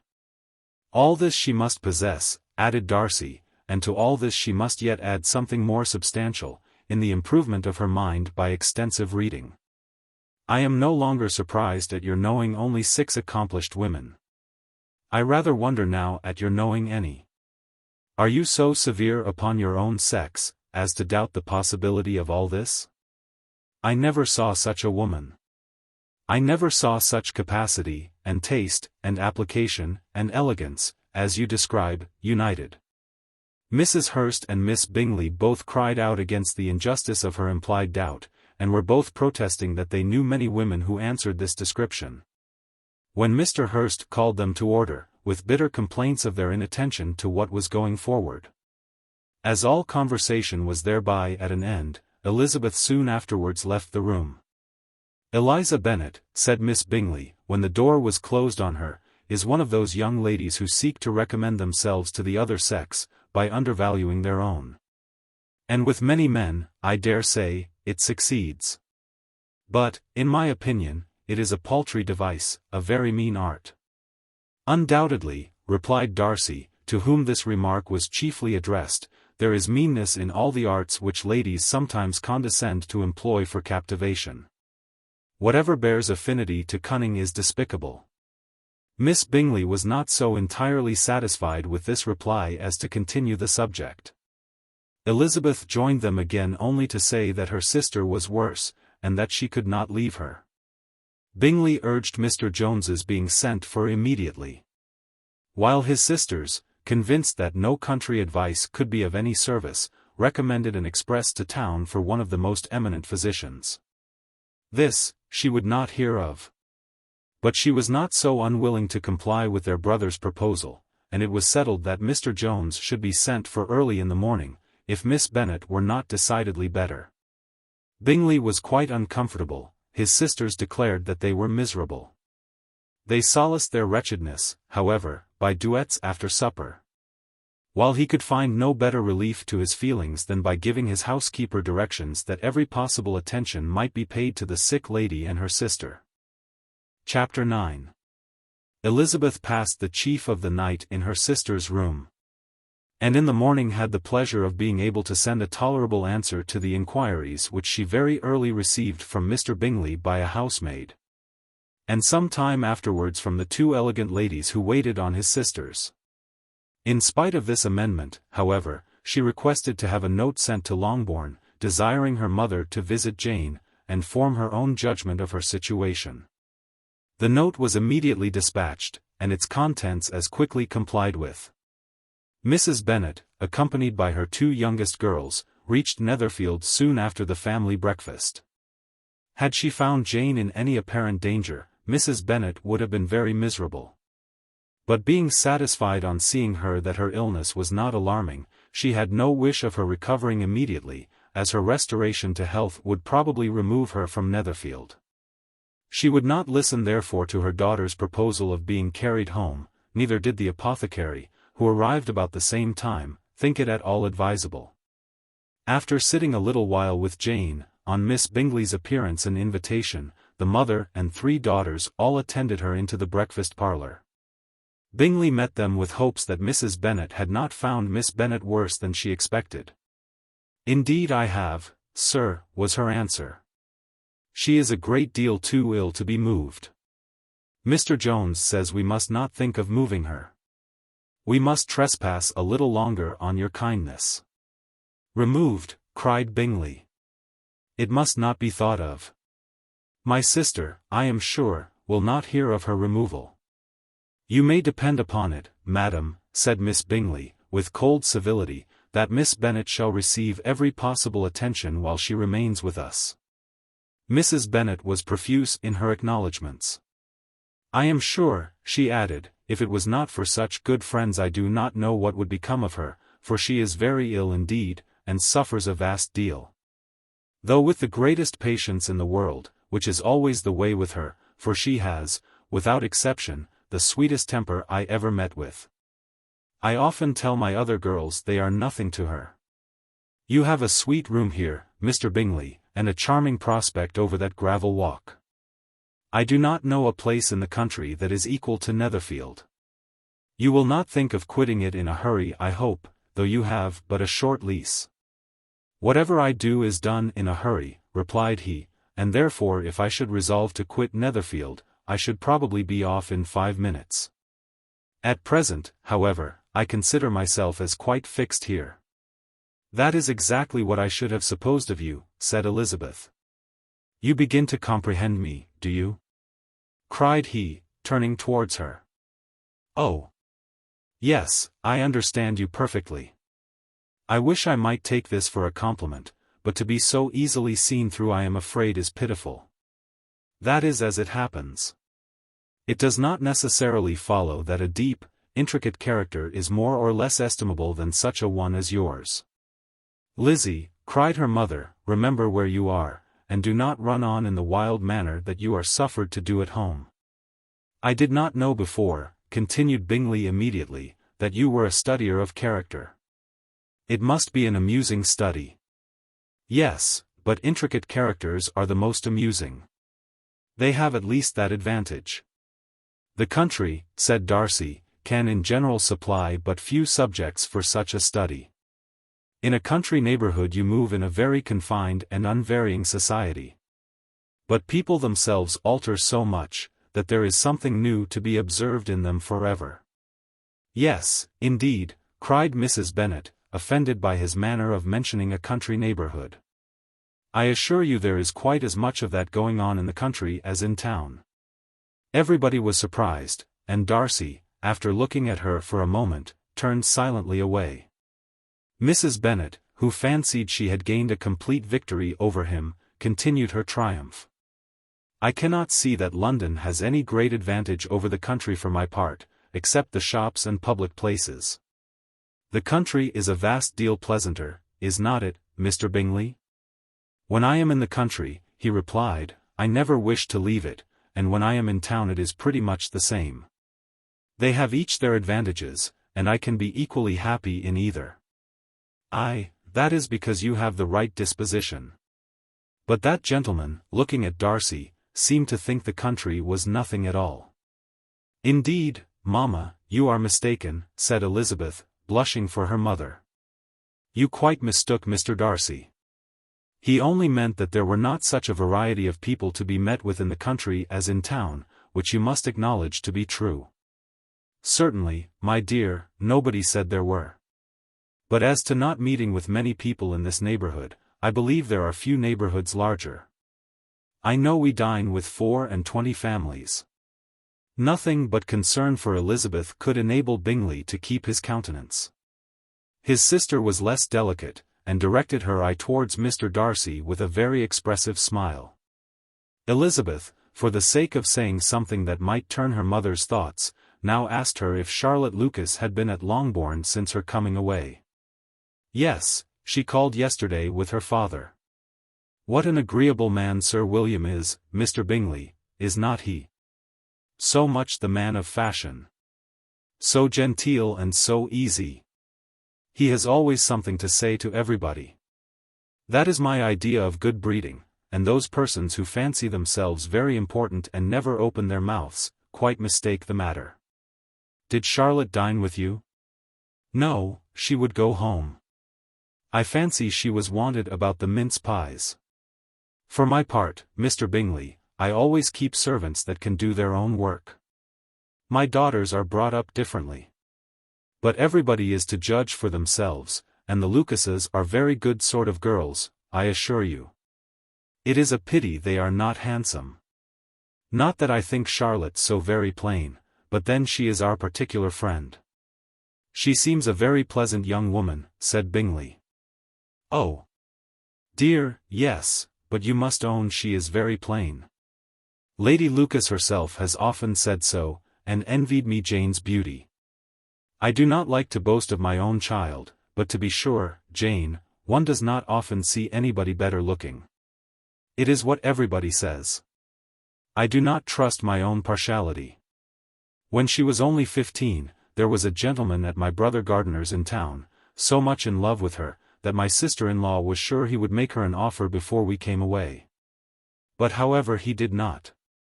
Perhaps he thought her too young. However, he wrote some verses on her, and very pretty they were. And so ended his affection, said Elizabeth impatiently. There has been many a one, I fancy, overcome in the same way. I wonder who first discovered the efficacy of poetry in driving away love. I have been used to consider poetry as the food of love, said Darcy. Of a fine, stout, healthy love it may. Everything nourishes what is strong already. But if it be only a slight, thin sort of inclination, I am convinced that one good sonnet will starve it entirely away. Darcy only smiled. And the general pause which ensued made Elizabeth tremble lest her mother should be exposing herself again. She longed to speak, but could think of nothing to say. And after a short silence Mrs. Bennet began repeating her thanks to Mr. Bingley for his kindness to Jane, with an apology for troubling him also with Lizzie. Mr. Bingley was unaffectedly civil in his answer, and forced his younger sister to be civil also, and say what the occasion required. She performed her part indeed without much graciousness, but Mrs. Bennet was satisfied, and soon afterwards ordered her carriage. Upon this signal, the youngest of her daughters put herself forward. The two girls had been whispering to each other during the whole visit, and the result of it was that the youngest should tax Mr. Bingley with having promised on his first coming into the country to give a ball at Netherfield.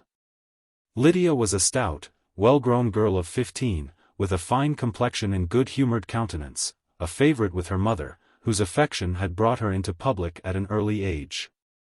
She had high animal spirits, and a sort of natural self-consequence, which the attentions of the officers, to whom her uncle's good dinners and her own easy manners recommended her, had increased into assurance. She was very equal therefore to address Mr. Bingley on the subject of the ball, and abruptly reminded him of his promise, adding, that it would be the most shameful thing in the world if he did not keep it. His answer to this sudden attack was delightful to their mother's ear. "I am perfectly ready, I assure you, to keep my engagement, and when your sister is recovered, you shall if you please name the very day of the ball. But you would not wish to be dancing while she is ill." Lydia declared herself satisfied. "Oh, yes, it would be much better to wait till Jane was well, and by that time most likely Captain Carter would be at Meryton again. And when you have given your ball," she added, "I shall insist on their giving one also. I shall tell Colonel Forster it will be quite a shame if he does not."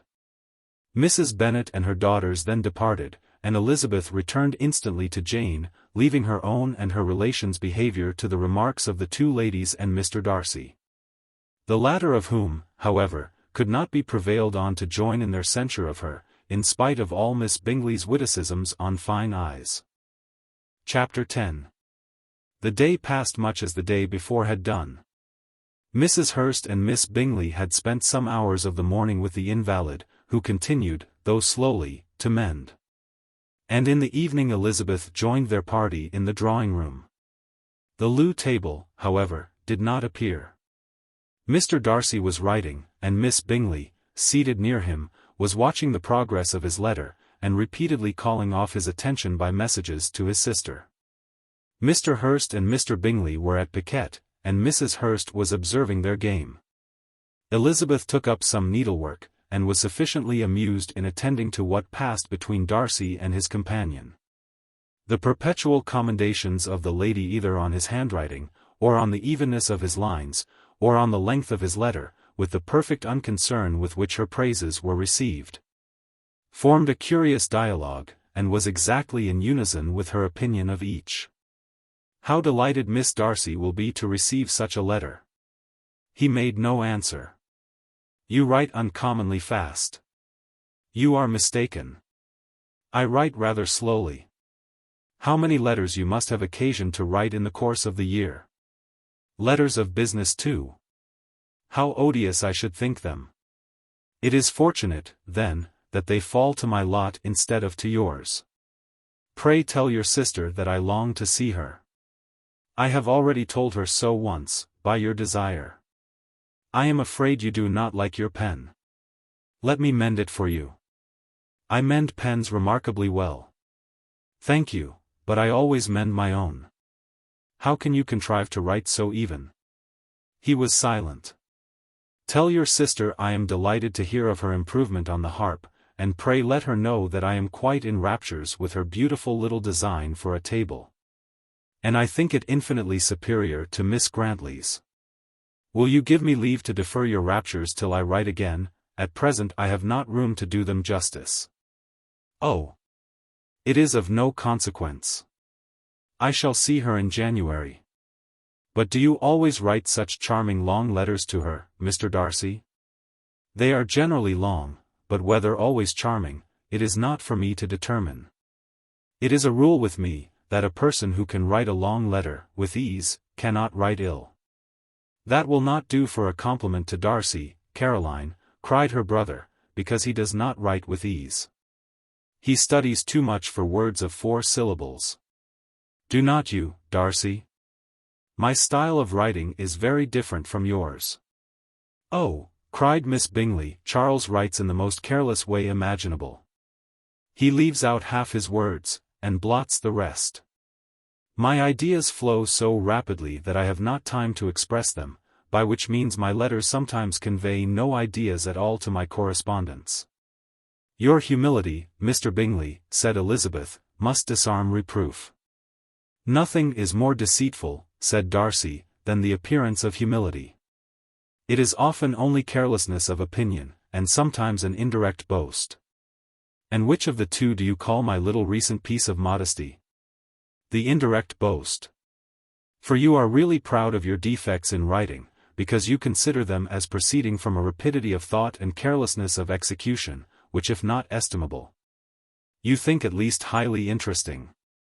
The power of doing anything with quickness is always much prized by the possessor, and often without any attention to the imperfection of the performance. When you told Mrs. Bennet this morning that if you ever resolved on quitting Netherfield you should be gone in 5 minutes, you meant it to be a sort of panegyric of compliment to yourself, and yet what is there so very laudable in a precipitance which must leave very necessary business undone, and can be of no real advantage to yourself or anyone else? Nay, cried Bingley, this is too much, to remember at night all the foolish things that were said in the morning. And yet, upon my honour, I believed what I said of myself to be true, and I believe it at this moment. At least, therefore, I did not assume the character of needless precipitance merely to show off before the ladies. I dare say you believed it. But I am by no means convinced that you would be gone with such celerity. Your conduct would be quite as dependent on chance as that of any man I know. And if, as you were mounting your horse, a friend were to say, Bingley, you had better stay till next week, you would probably do it, you would probably not go, and, at another word, might stay a month. You have only proved by this, cried Elizabeth, that Mr. Bingley did not do justice to his own disposition. You have shown him off now much more than he did himself. I am exceedingly gratified, said Bingley, by your converting what my friend says into a compliment on the sweetness of my temper. But I am afraid you are giving it a turn which that gentleman did by no means intend. For he would certainly think the better of me, if under such a circumstance I were to give a flat denial, and ride off as fast as I could. Would Mr. Darcy then consider the rashness of your original intention as atoned for by your obstinacy in adhering to it? Upon my word I cannot exactly explain the matter, Darcy must speak for himself. You expect me to account for opinions which you choose to call mine, but which I have never acknowledged. Allowing the case, however, to stand according to your representation, you must remember, Miss Bennet, that the friend who is supposed to desire his return to the house, and the delay of his plan, has merely desired it, asked it without offering one argument in favour of its propriety. To yield readily, easily, to the persuasion of a friend is no merit with you. To yield without conviction is no compliment to the understanding of either. You appear to me, Mr. Darcy, to allow nothing for the influence of friendship and affection. A regard for the requester would often make one readily yield to a request, without waiting for arguments to reason one into it. I am not particularly speaking of such a case as you have supposed about Mr. Bingley. We may as well wait, perhaps, till the circumstance occurs, before we discuss the discretion of his behavior thereupon. But in general and ordinary cases between friend and friend, where one of them is desired by the other to change a resolution of no very great moment, should you think ill of that person for complying with the desire, without waiting to be argued into it? Will it not be advisable, before we proceed on this subject, to arrange with rather more precision the degree of importance which is to appertain to this request, as well as the degree of intimacy subsisting between the parties? By all means, cried Bingley, let us hear all the particulars, not forgetting their comparative height and size. For that will have more weight in the argument, Miss Bennet, than you may be aware of. I assure you that if Darcy were not such a great tall fellow, in comparison with myself, I should not pay him half so much deference. I declare I do not know a more awful object than Darcy, on particular occasions, and in particular places, at his own house especially, and of a Sunday evening when he has nothing to do. Mr. Darcy smiled, but Elizabeth thought she could perceive that he was rather offended, and therefore checked her laugh. Miss Bingley warmly resented the indignity he had received, in an expostulation with her brother for talking such nonsense. I see your design, Bingley, said his friend. You dislike an argument, and want to silence this. Perhaps I do. Arguments are too much like disputes. If you and Miss Bennet will defer yours till I am out of the room, I shall be very thankful. And then you may say whatever you like of me. What you ask, said Elizabeth, is no sacrifice on my side, and Mr. Darcy had much better finish his letter. Mr. Darcy took her advice, and did finish his letter. When that business was over, he applied to Miss Bingley and Elizabeth for the indulgence of some music.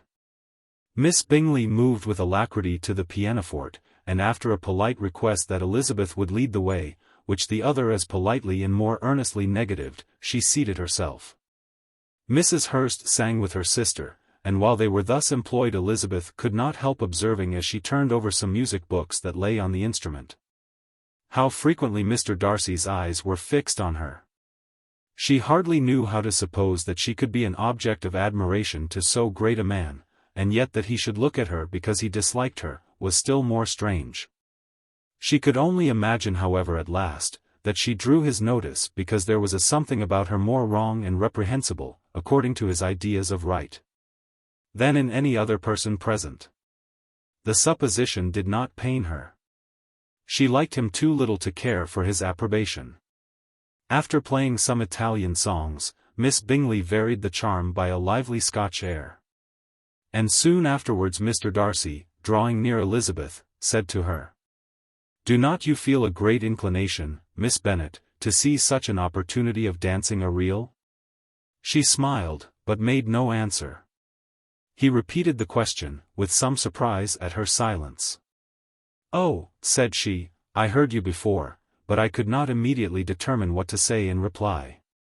You wanted me, I know, to say, yes, that you might have the pleasure of despising my taste. But I always delight in overthrowing those kind of schemes, and cheating a person of their premeditated contempt.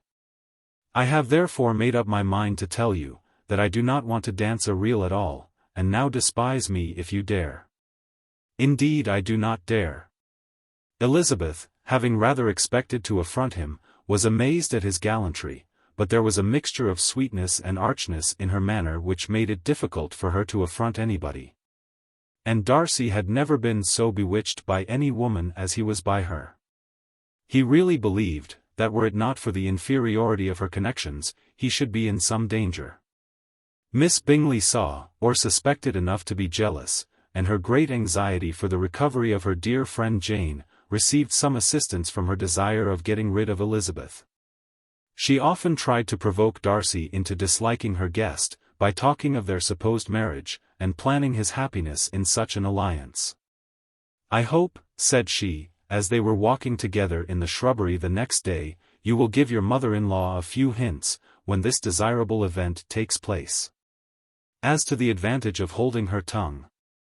And if you can compass it, do cure the younger girls of running after the officers. And, if I may mention so delicate a subject, endeavor to check that little something, bordering on conceit and impertinence, which your lady possesses.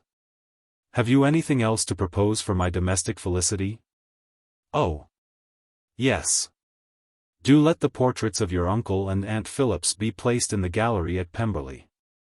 Put them next to your great-uncle the judge. They are in the same profession, you know, only in different lines. As for your Elizabeth's picture, you must not attempt to have it taken, for what painter could do justice to those beautiful eyes? It would not be easy, indeed, to catch their expression, but their color and shape, and the eyelashes, so remarkably fine, might be copied." At that moment they were met from another walk, by Mrs. Hurst and Elizabeth herself. "I did not know that you intended to walk," said Miss Bingley, in some confusion, lest they had been overheard. "You used us abominably ill," answered Mrs. Hurst, "in running away without telling us that you were coming out." Then taking the disengaged arm of Mr. Darcy, she left Elizabeth to walk by herself. The path just admitted three. Mr. Darcy felt their rudeness and immediately said, "This walk is not wide enough for our party. We had better go into the avenue." But Elizabeth, who had not the least inclination to remain with them, laughingly answered, "No, no, stay where you are. You are charmingly grouped, and appear to uncommon advantage. The picturesque would be spoilt by admitting a fourth. Goodbye." She then ran gaily off, rejoicing as she rambled about, in the hope of being at home again in a day or two. Jane was already so much recovered as to intend leaving her room for a couple of hours that evening. Chapter 11. When the ladies removed after dinner, Elizabeth ran up to her sister, and seeing her well guarded from cold, attended her into the drawing-room, where she was welcomed by her two friends with many professions of pleasure, and Elizabeth had never seen them so agreeable as they were during the hour which passed before the gentlemen appeared. Their powers of conversation were considerable. They could describe an entertainment with accuracy, relate an anecdote with humor, and laugh at their acquaintance with spirit. But when the gentlemen entered, Jane was no longer the first object. Miss Bingley's eyes were instantly turned towards Darcy, and she had something to say to him before he had advanced many steps. He addressed himself directly to Miss Bennet, with a polite congratulation. Mr. Hurst also made her a slight bow, and said he was very glad. But diffuseness and warmth remained for Bingley's salutation. He was full of joy and attention. The first half-hour was spent in piling up the fire, lest she should suffer from the change of room. And she removed at his desire to the other side of the fireplace, that she might be farther from the door. He then sat down by her, and talked scarcely to anyone else. Elizabeth, at work in the opposite corner, saw it all with great delight. When tea was over, Mr. Hurst reminded his sister-in-law of the card table, but in vain. She had obtained private intelligence that Mr. Darcy did not wish for cards, and Mr. Hurst soon found even his open petition rejected. She assured him that no one intended to play, and the silence of the whole party on the subject seemed to justify her. Mr. Hurst had therefore nothing to do, but to stretch himself on one of the sofas and go to sleep. Darcy took up a book, Miss Bingley did the same. And Mrs. Hurst, principally occupied in playing with her bracelets and rings, joined now and then in her brother's conversation with Miss Bennet. Miss Bingley's attention was quite as much engaged in watching Mr. Darcy's progress through his book, as in reading her own. And she was perpetually either making some inquiry, or looking at his page. She could not win him, however, to any conversation. He merely answered her question, and read on. At length, quite exhausted by the attempt to be amused with her own book, which she had only chosen because it was the second volume of his, she gave a great yawn and said, "How pleasant it is to spend an evening in this way. I declare after all there is no enjoyment like reading. How much sooner one tires of anything than of a book. When I have a house of my own, I shall be miserable if I have not an excellent library." No one made any reply. She then yawned again, threw aside her book, and cast her eyes round the room in quest of some amusement.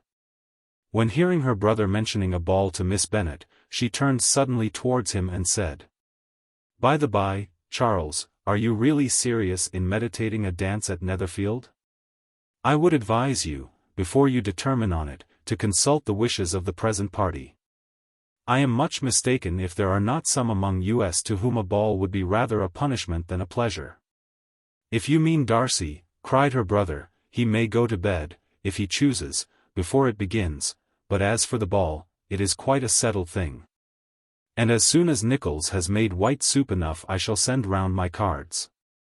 "I should like balls infinitely better," she replied, "if they were carried on in a different manner. But there is something insufferably tedious in the usual process of such a meeting.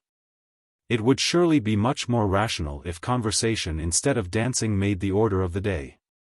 "Much more rational, my dear Caroline, I dare say, but it would not be near so much like a ball." Miss Bingley made no answer, and soon afterwards got up and walked about the room. Her figure was elegant, and she walked well, but Darcy, at whom it was all aimed, was still inflexibly studious. In the desperation of her feelings she resolved on one effort more. And, turning to Elizabeth, said, "Miss Eliza Bennet, let me persuade you to follow my example, and take a turn about the room. I assure you it is very refreshing after sitting so long in one attitude." Elizabeth was surprised, but agreed to it immediately. Miss Bingley succeeded no less in the real object of her civility. Mr. Darcy looked up. He was as much awake to the novelty of attention in that quarter as Elizabeth herself could be, and unconsciously closed his book. He was directly invited to join their party, but he declined it, observing that he could imagine but two motives for their choosing to walk up and down the room together. With either of which motives his joining them would interfere. What could he mean? She was dying to know what could be his meaning, and asked Elizabeth whether she could at all understand him. Not at all, was her answer. But depend upon it, he means to be severe on us, and our surest way of disappointing him will be to ask nothing about it. Miss Bingley, however, was incapable of disappointing Mr. Darcy in anything, and persevered therefore in requiring an explanation of his two motives. "I have not the smallest objection to explaining them," said he, as soon as she allowed him to speak. "You either choose this method of passing the evening because you are in each other's confidence and have secret affairs to discuss, or because you are conscious that your figures appear to the greatest advantage in walking. If the first, I should be completely in your way, and if the second, I can admire you much better as I sit by the fire." "Oh! Shocking," cried Miss Bingley. "I never heard anything so abominable. How shall we punish him for such a speech?" "Nothing so easy, if you have but the inclination," said Elizabeth. "We can all plague and punish one another. Tease him, laugh at him. Intimate as you are, you must know how it is to be done. But upon my honor I do not. I do assure you that my intimacy has not yet taught me that. Tease calmness of temper and presence of mind. No, no, I feel he may defy us there. And as to laughter, we will not expose ourselves, if you please, by attempting to laugh without a subject. Mr. Darcy may hug himself." "Mr. Darcy is not to be laughed at," cried Elizabeth. "That is an uncommon advantage, and uncommon I hope it will continue, for it would be a great loss to me to have many such acquaintance. I dearly love a laugh. Miss Bingley," said he, "has given me credit for more than can be. The wisest and the best of men, nay, the wisest and best of their actions, may be rendered ridiculous by a person whose first object in life is a joke." "Certainly," replied Elizabeth, "there are such people, but I hope I am not one of them. I hope I never ridicule what is wise or good.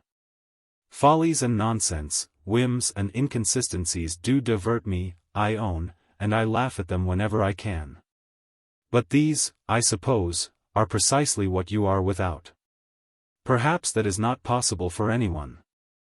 But it has been the study of my life to avoid those weaknesses which often expose a strong understanding to ridicule. Such as vanity and pride. Yes, vanity is a weakness indeed. But pride, where there is a real superiority of mind, pride will be always under good regulation." Elizabeth turned away to hide a smile. "Your examination of Mr. Darcy is over, I presume," said Miss Bingley, "and pray what is the result?" "I am perfectly convinced by it that Mr. Darcy has no defect. He owns it himself without disguise." "No," said Darcy, "I have made no such pretension. I have faults enough, but they are not, I hope, of understanding. My temper I dare not vouch for. It is I believe too little yielding, certainly too little for the convenience of the world. I cannot forget the follies and vices of others so soon as I ought, nor their offences against myself. My feelings are not puffed about with every attempt to move them. My temper would perhaps be called resentful. My good opinion once lost is lost forever. That is a failing indeed," cried Elizabeth. "Implacable resentment is a shade in a character. But you have chosen your fault well. I really cannot laugh at it. You are safe from me. There is, I believe, in every disposition a tendency to some particular evil, a natural defect, which not even the best education can overcome. And your defect is a propensity to hate everybody.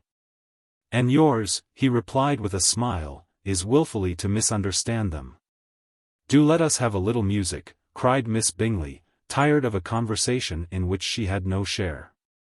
"Louisa, you will not mind my waking Mr. Hurst."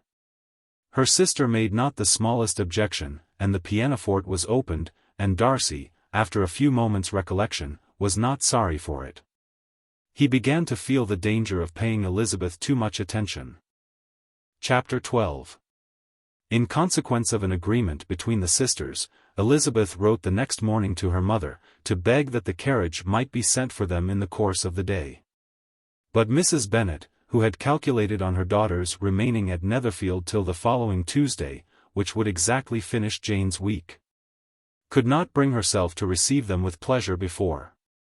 Her answer, therefore, was not propitious, at least not to Elizabeth's wishes, for she was impatient to get home. Mrs. Bennet sent them word that they could not possibly have the carriage before Tuesday. And in her postscript it was added, that if Mr. Bingley and his sister pressed them to stay longer, she could spare them very well. Against staying longer, however, Elizabeth was positively resolved, nor did she much expect it would be asked. And fearful, on the contrary, as being considered as intruding themselves needlessly long, she urged Jane to borrow Mr. Bingley's carriage immediately. And at length it was settled that their original design of leaving Netherfield that morning should be mentioned, and the request made.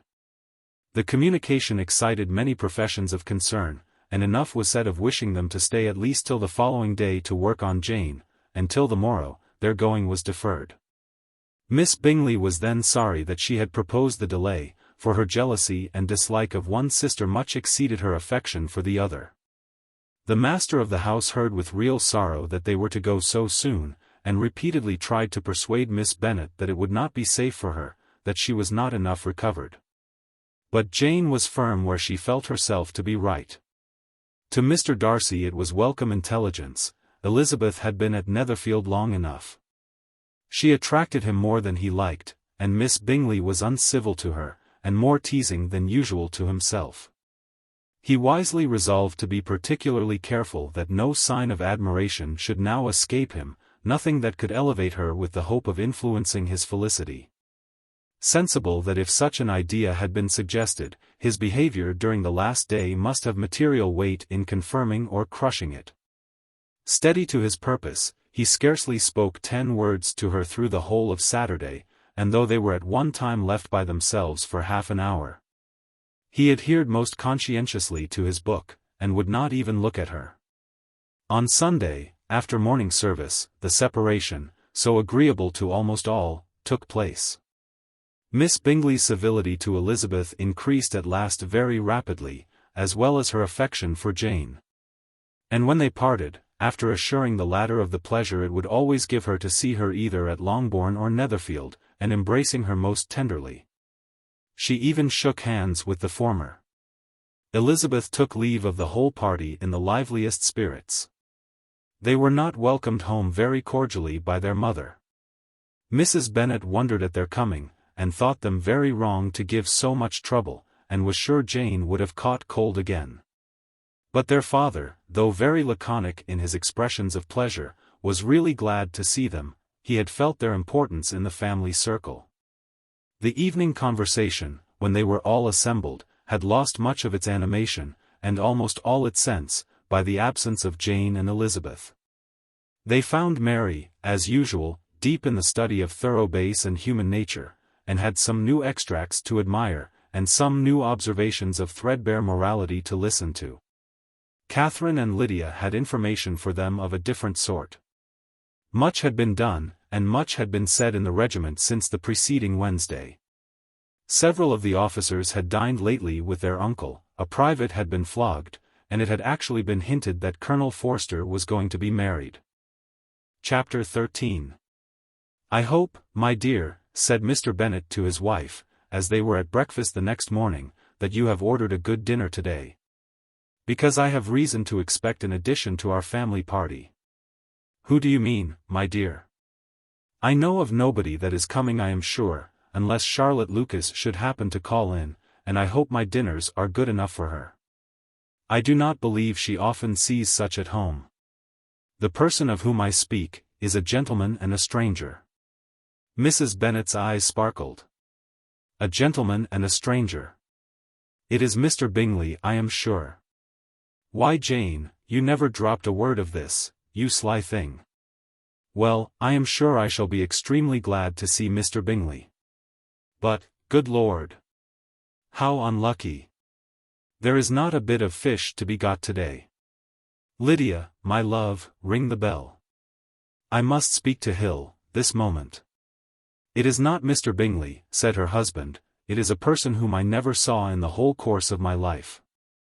This roused a general astonishment, and he had the pleasure of being eagerly questioned by his wife and 5 daughters at once.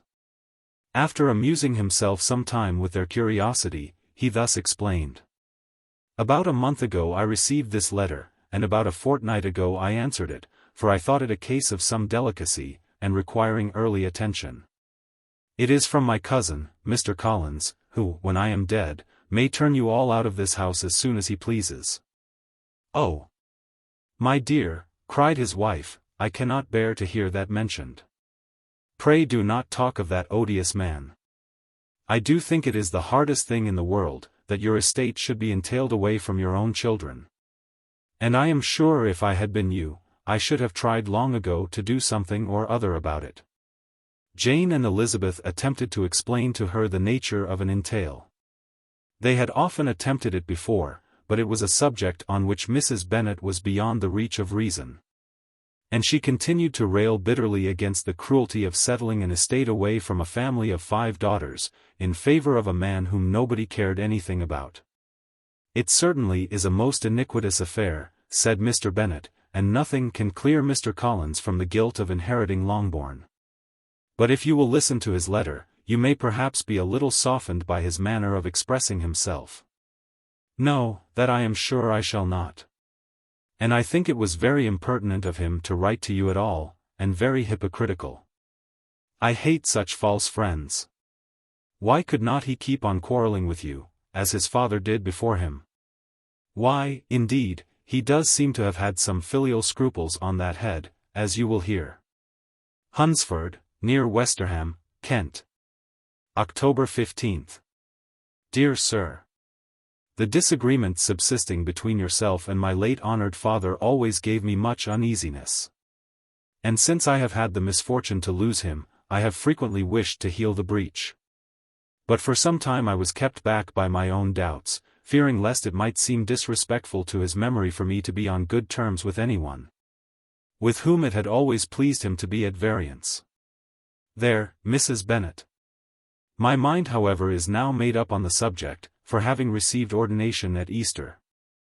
I have been so fortunate as to be distinguished by the patronage of the Right Honourable Lady Catherine de Bourgh, widow of Sir Louis de Bourgh, whose bounty and beneficence has preferred me to the valuable rectory of this parish, where it shall be my earnest endeavour to demean myself with grateful respect towards her ladyship, and be ever ready to perform those rites and ceremonies which are instituted by the Church of England. As a clergyman, moreover, I feel it my duty to promote and establish the blessing of peace in all families within the reach of my influence.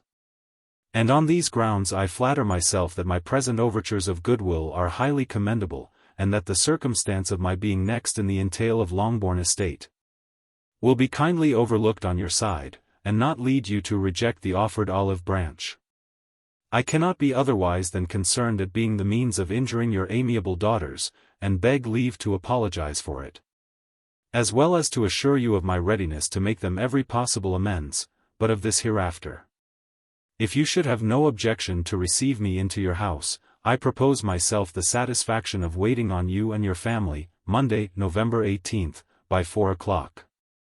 And shall probably trespass on your hospitality till the Saturday se'nnight following, which I can do without any inconvenience. As Lady Catherine is far from objecting to my occasional absence on a Sunday, provided that some other clergyman is engaged to do the duty of the day. I remain, dear sir, with respectful compliments to your lady and daughters, your well-wisher and friend, William Collins. At 4 o'clock, therefore, we may expect this peacemaking gentleman, said Mr. Bennet, as he folded up the letter. He seems to be a most conscientious and polite young man, upon my word. And I doubt not will prove a valuable acquaintance, especially if Lady Catherine should be so indulgent as to let him come to us again. There is some sense in what he says about the girls, however. And if he is disposed to make them any amends, I shall not be the person to discourage him. Though it is difficult, said Jane, to guess in what way he can mean to make us the atonement he thinks our due, the wish is certainly to his credit. Elizabeth was chiefly struck with his extraordinary deference for Lady Catherine, and his kind intention of christening, marrying, and burying his parishioners whenever it were required. He must be an oddity, I think, said she. I cannot make him out. There is something very pompous in his style. And what can he mean by apologizing for being next in the entail? We cannot suppose he would help it, if he could. Can he be a sensible man, sir? No, my dear, I think not. I have great hopes of finding him quite the reverse. There is a mixture of servility and self-importance in his letter, which promises well. I am impatient to see him. In point of composition, said Mary, his letter does not seem defective. The idea of the olive branch perhaps is not wholly new, yet I think it is well expressed. To Catherine and Lydia, neither the letter nor its writer were in any degree interesting. It was next to impossible that their cousin should come in a scarlet coat, and it was now some weeks since they had received pleasure from the society of a man in any other color. As for their mother, Mr. Collins's letter had done away much of her ill will, and she was preparing to see him with a degree of composure, which astonished her husband and daughters. Mr. Collins was punctual to his time, and was received with great politeness by the whole family. Mr. Bennet indeed said little. But the ladies were ready enough to talk, and Mr. Collins seemed neither in need of encouragement, nor inclined to be silent himself. He was a tall, heavy-looking young man of 25. His air was grave and stately, and his manners were very formal.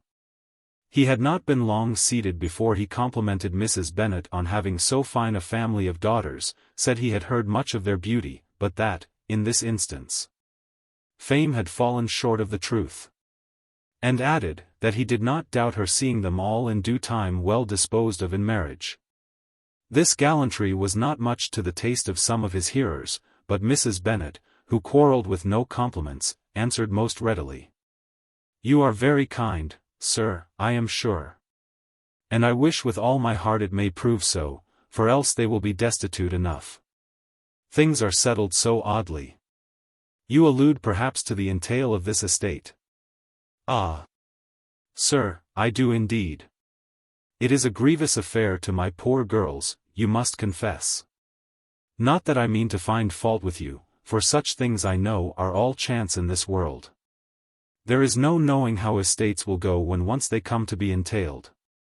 I am very sensible, madam, of the hardship to my fair cousins, and could say much on the subject, but that I am cautious of appearing forward and precipitate. But I can assure the young ladies that I come prepared to admire them.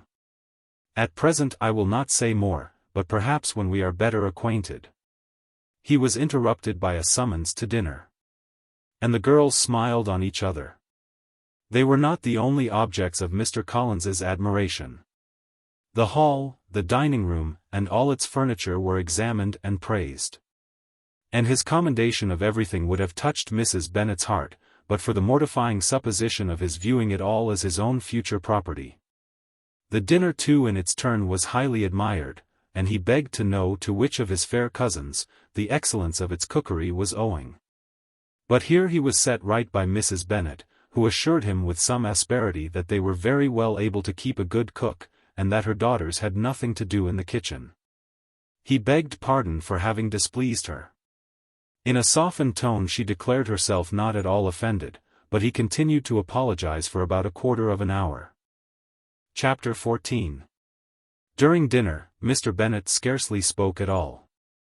But when the servants were withdrawn, he thought it time to have some conversation with his guest, and therefore started a subject in which he expected him to shine, by observing that he seemed very fortunate in his patroness. Lady Catherine de Bourgh's attention to his wishes, and consideration for his comfort, appeared very remarkable. Mr. Bennet could not have chosen better. Mr. Collins was eloquent in her praise.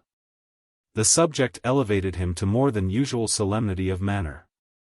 And with a most important aspect he protested that he had never in his life witnessed such behavior in a person of rank, such affability and condescension, as he had himself experienced from Lady Catherine. She had been graciously pleased to approve of both the discourses, which he had already had the honor of preaching before her. She had also asked him twice to dine at Rosings, and had sent for him only the Saturday before, to make up her pool of quadrille in the evening. Lady Catherine was reckoned proud by many people he knew, but he had never seen anything but affability in her. She had always spoken to him as she would to any other gentleman. She made not the smallest objection to his joining in the society of the neighborhood, nor to his leaving his parish occasionally for a week or two, to visit his relations. She had even condescended to advise him to marry as soon as he could, provided he chose with discretion, and had once paid him a visit in his humble parsonage, where she had perfectly approved all the alterations he had been making, and had even vouchsafed to suggest some herself, some shelves in the closets upstairs. "That is all very proper and civil, I am sure," said Mrs. Bennet, "and I dare say she is a very agreeable woman. It is a pity that great ladies in general are not more like her. Does she live near you, sir?" "The garden in which stands my humble abode, is separated only by a lane from Rosings Park, her ladyship's residence." "I think you said she was a widow, sir. Has she any family?"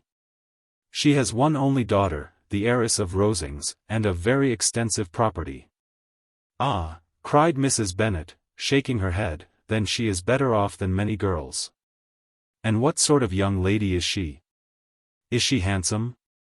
"She is a most charming young lady indeed. Lady Catherine herself says that in point of true beauty, Miss de Bourgh is far superior to the handsomest of her sex. Because there is that in her features which marks the young woman of distinguished birth. She is unfortunately of a sickly constitution, which has prevented her making that progress in many accomplishments, which she could not otherwise have failed of. As I am informed by the lady who superintended her education, and who still resides with them. But she is perfectly amiable, and often condescends to drive by my humble abode in her little phaeton and ponies." "Has she been presented?" "I do not remember her name among the ladies at court. Her indifferent state of health unhappily prevents her being in town, and by that means, as I told Lady Catherine myself one day, has deprived the British court of its brightest ornament. Her ladyship seemed pleased with the idea, and you may imagine that I am happy on every occasion to offer those little delicate compliments which are always acceptable to ladies. I have more than once observed to Lady Catherine, that her charming daughter seemed born to be a duchess, and that the most elevated rank, instead of giving her consequence, would be adorned by her. These are the kind of little things which please her ladyship, and it is a sort of attention which I conceive myself peculiarly bound to pay." "You judge very properly," said Mr. Bennet, "and it is happy for you that you possess the talent of flattering with delicacy. May I ask whether these pleasing attentions proceed from the impulse of the moment, or are the result of previous study?" "They arise chiefly from what is passing at the time, and though I sometimes amuse myself with suggesting and arranging such little elegant compliments as may be adapted to ordinary occasions, I always wish to give them as unstudied an air as possible." Mr. Bennet's expectations were fully answered. His cousin was as absurd as he had hoped, and he listened to him with the keenest enjoyment, maintaining at the same time the most resolute composure of countenance. And except in an occasional glance at Elizabeth, requiring no partner in his pleasure. By tea-time, however, the dose had been enough, and Mr. Bennet was glad to take his guest into the drawing-room again, and when tea was over, glad to invite him to read aloud to the ladies. Mr. Collins readily assented, and a book was produced. But on beholding it, for everything announced it to be from a circulating library, he started back, and begging pardon, protested that he never read novels. Kitty stared at him, and Lydia exclaimed. Other books were produced, and after some deliberation he chose Fordyce's Sermons. Lydia gaped as he opened the volume, and before he had, with very monotonous solemnity, read 3 pages, she interrupted him with, "Do you know, mamma, that my Uncle Phillips talks of turning away Richard, and if he does, Colonel Forster will hire him. My aunt told me so herself on Saturday. I shall walk to Meryton tomorrow to hear more about it, and to ask when Mr. Denny comes back from town." Lydia was bid by her two eldest sisters to hold her tongue. But Mr. Collins, much offended, laid aside his book, and said, "I have often observed how little young ladies are interested by books of a serious stamp, though written solely for their benefit. It amazes me, I confess, for certainly, there can be nothing so advantageous to them as instruction. But I will no longer importune my young cousin." Then turning to Mr. Bennet, he offered himself as his antagonist at backgammon. Mr. Bennet accepted the challenge, observing that he acted very wisely in leaving the girls to their own trifling amusements. Mrs. Bennet and her daughters apologized most civilly for Lydia's interruption, and promised that it should not occur again, if he would resume his book. But Mr. Collins, after assuring them that he bore his young cousin no ill will, and should never resent her behavior as any affront, seated himself at another table with Mr. Bennet, and prepared for backgammon. Chapter 15. Mr. Collins was not a sensible man, and the deficiency of nature had been but little assisted by education or society. The greatest part of his life having been spent under the guidance of an illiterate and miserly father. And though he belonged to one of the universities, he had merely kept the necessary terms, without forming at it any useful acquaintance. The subjection in which his father had brought him up, had given him originally great humility of manner, but it was now a good deal counteracted by the self-conceit of a weak head. Living in retirement, and the consequential feelings of early and unexpected prosperity. A fortunate chance had recommended him to Lady Catherine de Bourgh when the living of Hunsford was vacant. And the respect which he felt for her high rank, and his veneration for her as his patroness, mingling with a very good opinion of himself, of his authority as a clergyman, and his rights as a rector, made him altogether a mixture of pride and obsequiousness, self-importance and humility. Having now a good house and very sufficient income, he intended to marry. And in seeking a reconciliation with the Longbourn family he had a wife in view, as he meant to choose one of the daughters. If he found them as handsome and amiable as they were represented by common report. This was his plan of amends, of atonement, for inheriting their father's estate. And he thought it an excellent one, full of eligibility and suitableness, and excessively generous and disinterested on his own part. His plan did not vary on seeing them. Miss Bennet's lovely face confirmed his views, and established all his strictest notions of what was due to seniority, and for the first evening she was his settled choice. The next morning, however, made an alteration. For in a quarter of an hour's tête-à-tête with Mrs. Bennet before breakfast, a conversation beginning with his parsonage house, and leading naturally to the avowal of his hopes that a mistress for it might be found at Longbourn, produced from her, amid very complaisant smiles and general encouragement, a caution against the very Jane he had fixed on. As to her younger daughters she could not take upon her to say, she could not positively answer, but she did not know of any prepossession. Her eldest daughter, she must just mention, she felt it incumbent on her to hint, was likely to be very soon engaged. Mr. Collins had only to change from Jane to Elizabeth, and it was soon done while Mrs. Bennet was stirring the fire. Elizabeth, equally next to Jane in birth and beauty, succeeded her of course. Mrs. Bennet treasured up the hint, and trusted that she might soon have two daughters married, and the man whom she could not bear to speak of the day before, was now high in her good graces. Lydia's intention of walking to Meryton was not forgotten, every sister except Mary agreed to go with her. And Mr. Collins was to attend them, at the request of Mr. Bennet, who was most anxious to get rid of him, and have his library to himself. For thither Mr. Collins had followed him after breakfast, and there he would continue, nominally engaged with one of the largest folios in the collection, but really talking to Mr. Bennet, with little cessation, of his house and garden at Hunsford. Such doings discomposed Mr. Bennet exceedingly. In his library he had been always sure of leisure and tranquillity. And though prepared, as he told Elizabeth, to meet with folly and conceit in every other room in the house, he was used to be free from them there. His civility, therefore, was most prompt in inviting Mr. Collins to join his daughters in their walk. And Mr. Collins, being in fact much better fitted for a walker than a reader, was extremely well pleased to close his large book, and go. In pompous nothings on his side, and civil assents on that of his cousins, their time passed till they entered Meryton. The attention of the younger ones was then no longer to be gained by him. Their eyes were immediately wandering up in the street in quest of the officers, and nothing less than a very smart bonnet indeed, or a really new muslin in a shop window, could recall them. But the attention of every lady was soon caught by a young man, whom they had never seen before, of most gentlemanlike appearance, walking with an officer on the other side of the way. The officer was the very Mr. Denny, concerning whose return from London Lydia came to inquire, and he bowed as they passed. All were struck with the stranger's air, all wondered who he could be, and Kitty and Lydia, determined if possible to find out, led the way across the street. Under pretence of wanting something in an opposite shop, and fortunately had just gained the pavement when the two gentlemen turning back had reached the same spot. Mr. Denny addressed them directly, and entreated permission to introduce his friend, Mr. Wickham, who had returned with him the day before from town. And he was happy to say had accepted a commission in their corps.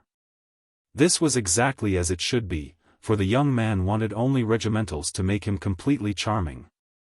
His appearance was greatly in his favor. He had all the best part of beauty, a fine countenance, a good figure, and very pleasing address. The introduction was followed up on his side by a happy readiness of conversation, a readiness at the same time perfectly correct and unassuming. And the whole party were still standing and talking together very agreeably, when the sound of horses drew their notice, and Darcy and Bingley were seen riding down the street. On distinguishing the ladies of the group, the two gentlemen came directly towards them, and began the usual civilities. Bingley was the principal spokesman, and Miss Bennet the principal object. He was then, he said, on his way to Longbourn on purpose to inquire after her. Mr. Darcy corroborated it with a bow, and was beginning to determine not to fix his eyes on Elizabeth, when they were suddenly arrested by the sight of the stranger. And Elizabeth, happening to see the countenance of both as they looked at each other, was all astonishment at the effect of the meeting. Both changed color, one looked white, the other red. Mr. Wickham, after a few moments, touched his hat, a salutation which Mr. Darcy just deigned to return. What could be the meaning of it? It was impossible to imagine, it was impossible not to long to know. In another minute Mr. Bingley, but without seeming to have noticed what passed, took leave and rode on with his friend. Mr. Denny and Mr. Wickham walked with the young ladies to the door of Mr. Phillips's house, and then made their bows, in spite of Miss Lydia's pressing entreaties that they would come in. And even in spite of Mrs. Phillips throwing up the parlour window, and loudly seconding the invitation. Mrs. Phillips was always glad to see her nieces, and the two eldest, from their recent absence, were particularly welcome, and she was eagerly expressing her surprise at their sudden return home. Which, as their own carriage had not fetched them, she should have known nothing about, if she had not happened to see Mr. Jones's shop boy in the street, who had told her that they were not to send any more drafts to Netherfield because the Miss Bennets were come away, when her civility was claimed towards Mr. Collins by Jane's introduction of him.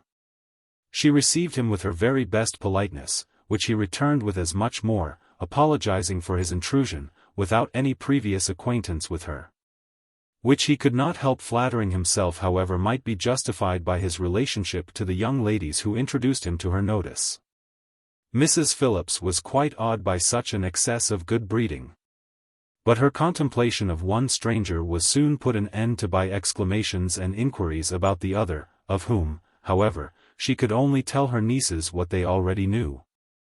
That Mr. Denny had brought him from London, and that he was to have a lieutenant's commission in the shire. She had been watching him the last hour, she said, as he walked up and down the street, and had Mr. Wickham appeared Kitty and Lydia would certainly have continued the occupation. But unluckily no one passed the windows now except a few of the officers, who in comparison with the stranger, were become stupid, disagreeable fellows. Some of them were to dine with the Phillipses the next day, and their aunt promised to make her husband call on Mr. Wickham, and give him an invitation also, if the family from Longbourn would come in the evening. This was agreed to, and Mrs. Phillips protested that they would have a nice comfortable noisy game of lottery tickets, and a little bit of hot supper afterwards. The prospect of such delights was very cheering, and they parted in mutual good spirits. Mr. Collins repeated his apologies in quitting the room, and was assured with unwearying civility that they were perfectly needless. As they walked home, Elizabeth related to Jane what she had seen pass between the two gentlemen. But though Jane would have defended either or both, had they appeared to be wrong, she could no more explain such behavior than her sister. Mr. Collins on his return highly gratified Mrs. Bennet by admiring Mrs. Phillips's manners and politeness. He protested that except Lady Catherine and her daughter, he had never seen a more elegant woman. For she had not only received him with the utmost civility, but had even pointedly included him in her invitation for the next evening, although utterly unknown to her before. Something he supposed might be attributed to his connection with them, but yet he had never met with so much attention in the whole course of his life. Chapter 16. As no objection was made to the young people's engagement with their aunt, and all Mr. Collins's scruples of leaving Mr. and Mrs. Bennet for a single evening during his visit were most steadily resisted. The coach conveyed him and his 5 cousins at a suitable hour to Meryton. And the girls had the pleasure of hearing, as they entered the drawing-room, that Mr. Wickham had accepted their uncle's invitation, and was then in the house. When this information was given, and they had all taken their seats, Mr. Collins was at leisure to look around him and admire, and he was so much struck with the size and furniture of the apartment, that he declared he might almost have supposed himself in the small summer breakfast parlour at Rosings. A comparison that did not at first convey much gratification. But when Mrs. Phillips understood from him what Rosings was, and who was its proprietor, when she had listened to the description of only one of Lady Catherine's drawing-rooms, and found that the chimney-piece alone had cost £800, she felt all the force of the compliment, and would hardly have resented a comparison with the housekeeper's room. In describing to her all the grandeur of Lady Catherine in her mansion, with occasional digressions in praise of his own humble abode, and the improvements it was receiving, he was happily employed until the gentlemen joined them. And he found in Mrs. Phillips a very attentive listener, whose opinion of his consequence increased with what she heard, and who was resolving to retail it all among her neighbours as soon as she could. To the girls, who could not listen to their cousin, and who had nothing to do but to wish for an instrument, and examine their own indifferent imitations of china on the mantelpiece, the interval of waiting appeared very long. It was over at last, however. The gentleman did approach. And when Mr. Wickham walked into the room, Elizabeth felt that she had neither been seeing him before, nor thinking of him since, with the smallest degree of unreasonable admiration. The officers of the shire were in general a very creditable, gentlemanlike set, and the best of them were of the present party. But Mr. Wickham was as far beyond them all in person, countenance, air, and walk, as they were superior to the broad-faced stuffy Uncle Phillips, breathing port wine, who followed them into the room. Mr. Wickham was the happy man towards whom almost every female eye was turned, and Elizabeth was the happy woman by whom he finally seated himself. And the agreeable manner in which he immediately fell into conversation, though it was only on its being a wet night, and on the probability of a rainy season, made her feel that the commonest, dullest, most threadbare topic might be rendered interesting by the skill of the speaker. With such rivals for the notice of the fair, as Mr. Wickham and the officers, Mr. Collins seemed likely to sink into insignificance. To the young ladies he certainly was nothing. But he had still at intervals a kind listener in Mrs. Phillips, and was, by her watchfulness, most abundantly supplied with coffee and muffin. When the card tables were placed, he had an opportunity of obliging her in return, by sitting down to whist. "I know little of the game, at present," said he, "but I shall be glad to improve myself, for in my situation of life." Mrs. Phillips was very thankful for his compliance, but could not wait for his reason. Mr. Wickham did not play at whist, and with ready delight was he received at the other table between Elizabeth and Lydia. At first there seemed danger of Lydia's engrossing him entirely, for she was a most determined talker. But being likewise extremely fond of lottery tickets, she soon grew too much interested in the game, too eager in making bets and exclaiming after prizes, to have attention for anyone in particular. Allowing for the common demands of the game, Mr. Wickham was therefore at leisure to talk to Elizabeth, and she was very willing to hear him. Though what she chiefly wished to hear she could not hope to be told, the history of his acquaintance with Mr. Darcy. She dared not even mention that gentleman. Her curiosity, however, was unexpectedly relieved. Mr. Wickham began the subject himself. He inquired how far Netherfield was from Meryton.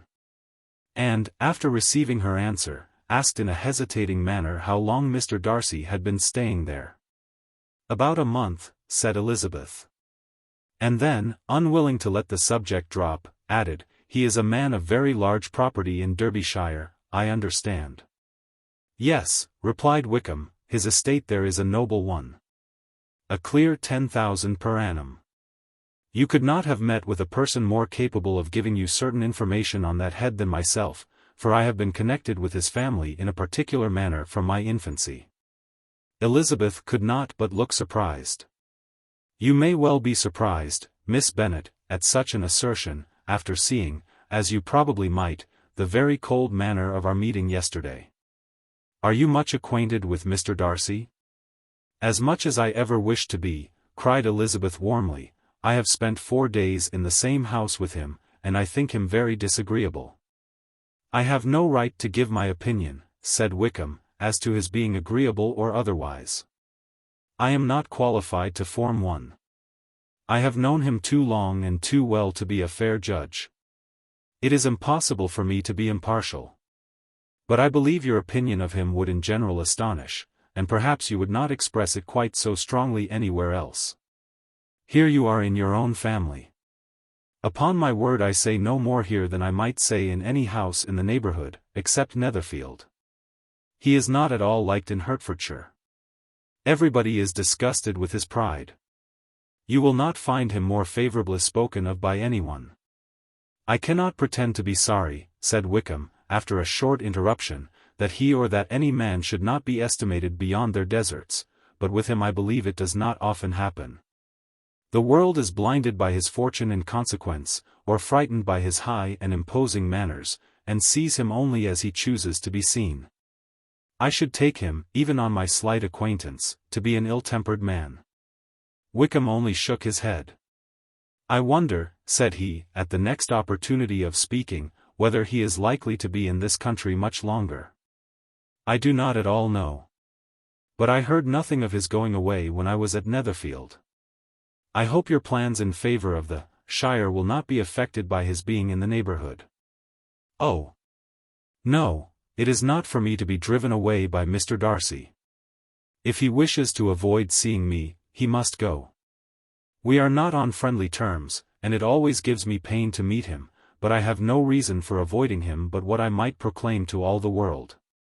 A sense of very great ill-usage, and most painful regrets at his being what he is. His father, Miss Bennet, the late Mr. Darcy, was one of the best men that ever breathed, and the truest friend I ever had. And I can never be in company with this Mr. Darcy without being grieved to the soul by 1,000 tender recollections. His behaviour to myself has been scandalous. But I verily believe I could forgive him anything and everything, rather than his disappointing the hopes and disgracing the memory of his father." Elizabeth found the interest of the subject increase, and listened with all her heart, but the delicacy of it prevented farther inquiry. Mr. Wickham began to speak on more general topics, Meryton, the neighbourhood, the society, appearing highly pleased with all that he had yet seen, and speaking of the latter especially with gentle but very intelligible gallantry. It was the prospect of constant society, and good society, he added, which was my chief inducement to enter the shire. I knew it to be a most respectable, agreeable corps, and my friend Denny tempted me farther by his account of their present quarters. And the very great attentions and excellent acquaintance Meryton had procured them. Society, I own, is necessary to me. I have been a disappointed man, and my spirits will not bear solitude. I must have employment and society. A military life is not what I was intended for, but circumstances have now made it eligible. The church ought to have been my profession. I was brought up for the church, and I should at this time have been in possession of a most valuable living. Had it pleased the gentleman we were speaking of just now. Indeed. Yes, the late Mr. Darcy bequeathed me the next presentation of the best living in his gift. He was my godfather, and excessively attached to me. I cannot do justice to his kindness. He meant to provide for me amply, and thought he had done it, but when the living fell, it was given elsewhere. Good heavens, cried Elizabeth, but how could that be? How could his will be disregarded? Why did not you seek legal redress? There was just such an informality in the terms of the bequest as to give me no hope from law. A man of honor could not have doubted the intention, but Mr. Darcy chose to doubt it, or to treat it as a merely conditional recommendation. And to assert that I had forfeited all claim to it by extravagance, imprudence, in short anything or nothing. Certain it is, that the living became vacant 2 years ago, exactly as I was of an age to hold it, and that it was given to another man. And no less certain is it, that I cannot accuse myself of having really done anything to deserve to lose it. I have a warm, unguarded temper, and I may perhaps have sometimes spoken my opinion of him, and to him, too freely. I can recall nothing worse. But the fact is, that we are very different sort of men, and that he hates me. This is quite shocking. He deserves to be publicly disgraced. Some time or other he will be, but it shall not be by me. Till I can forget his father, I can never defy or expose him. Elizabeth honored him for such feelings, and thought him handsomer than ever as he expressed them. But what, said she, after a pause, can have been his motive? What can have induced him to behave so cruelly? A thorough, determined dislike of me, a dislike which I cannot but attribute in some measure to jealousy. Had the late Mr. Darcy liked me less, his son might have borne with me better, but his father's uncommon attachment to me irritated him, I believe, very early in life. He had not a temper to bear the sort of competition in which we stood, the sort of preference which was often given me. I had not thought Mr. Darcy so bad as this, though I have never liked him. I had not thought so very ill of him. I had supposed him to be despising his fellow creatures in general, but did not suspect him of descending to such malicious revenge, such injustice, such inhumanity as this. After a few minutes' reflection, however, she continued, I do remember his boasting one day, at Netherfield, of the implacability of his resentments, of his having an unforgiving temper. His disposition must be dreadful. I will not trust myself on the subject, replied Wickham. I can hardly be just to him. Elizabeth was again deep in thought, and after a time exclaimed, to treat in such a manner, the godson, the friend, the favourite of his father. She could have added, a young man too, like you, whose very countenance may vouch for your being amiable, but she contented herself with, and one, too, who had probably been his own companion from childhood, connected together, as I think you said, in the closest manner. We were born in the same parish, within the same park, the greatest part of our youth was passed together, inmates of the same house, sharing the same amusements, objects of the same parental care. My father began life in the profession which your uncle, Mr. Phillips, appears to do so much credit to, but he gave up everything to be of use to the late Mr. Darcy, and devoted all his time to the care of the Pemberley property. He was most highly esteemed by Mr. Darcy, a most intimate, confidential friend. Mr. Darcy often acknowledged himself to be under the greatest obligations to my father's active superintendence, and when immediately before my father's death, Mr. Darcy gave him a voluntary promise of providing for me, I am convinced that he felt it to be as much a debt of gratitude to him, as of affection to myself. How strange, cried Elizabeth. How abominable. I wonder that the very pride of this Mr. Darcy has not made him just to you. If from no better motive, that he should not have been too proud to be dishonest, for dishonesty I must call it. It is wonderful, replied Wickham, for almost all his actions may be traced to pride, and pride has often been his best friend. It has connected him nearer with virtue than any other feeling. But we are none of us consistent, and in his behavior to me, there were stronger impulses even than pride. Can such abominable pride as his have ever done him good? Yes. It has often led him to be liberal and generous, to give his money freely, to display hospitality, to assist his tenants, and relieve the poor. Family pride, and filial pride, for he is very proud of what his father was, have done this. Not to appear to disgrace his family, to degenerate from the popular qualities, or lose the influence of the Pemberley house, is a powerful motive. He has also brotherly pride, which with some brotherly affection, makes him a very kind and careful guardian of his sister. And you will hear him generally cried up as the most attentive and best of brothers. What sort of a girl is Miss Darcy? He shook his head. I wish I could call her amiable. It gives me pain to speak ill of a Darcy. But she is too much like her brother, very, very proud. As a child, she was affectionate and pleasing, and extremely fond of me. And I have devoted hours and hours to her amusement. But she is nothing to me now. She is a handsome girl, about 15 or 16, and I understand highly accomplished. Since her father's death, her home has been London, where a lady lives with her, and superintends her education. After many pauses and many trials of other subjects, Elizabeth could not help reverting once more to the first, and saying, I am astonished at his intimacy with Mr. Bingley. How can Mr. Bingley, who seems good humour itself, and is, I really believe, truly amiable, be in friendship with such a man? How can they suit each other? Do you know Mr. Bingley? Not at all.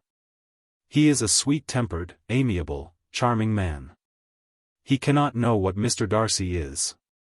Probably not, but Mr. Darcy can please where he chooses. He does not want abilities.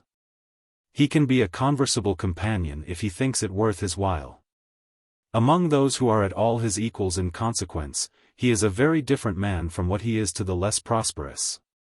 His pride never deserts him, but with the rich, he is liberal-minded, just, sincere, rational, honorable, and perhaps agreeable, allowing something for fortune and figure. The whist party soon afterwards breaking up, the players gathered round the other table, and Mr. Collins took his station between his cousin Elizabeth and Mrs. Phillips. The usual inquiries as to his success were made by the latter. It had not been very great, he had lost every point. But when Mrs. Phillips began to express her concern thereupon, he assured her with much earnest gravity that it was not of the least importance, that he considered the money as a mere trifle. And begged she would not make herself uneasy. I know very well, madam, said he, that when persons sit down to a card table, they must take their chance of these things, and happily I am not in such circumstances as to make 5 shillings any object. There are undoubtedly many who could not say the same, but thanks to Lady Catherine de Bourgh, I am removed far beyond the necessity of regarding little matters. Mr. Wickham's attention was caught.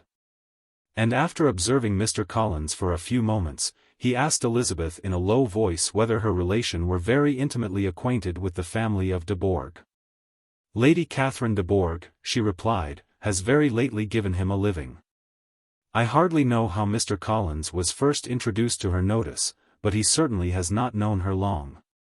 You know of course that Lady Catherine de Bourgh and Lady Anne Darcy were sisters, consequently that she is aunt to the present Mr. Darcy.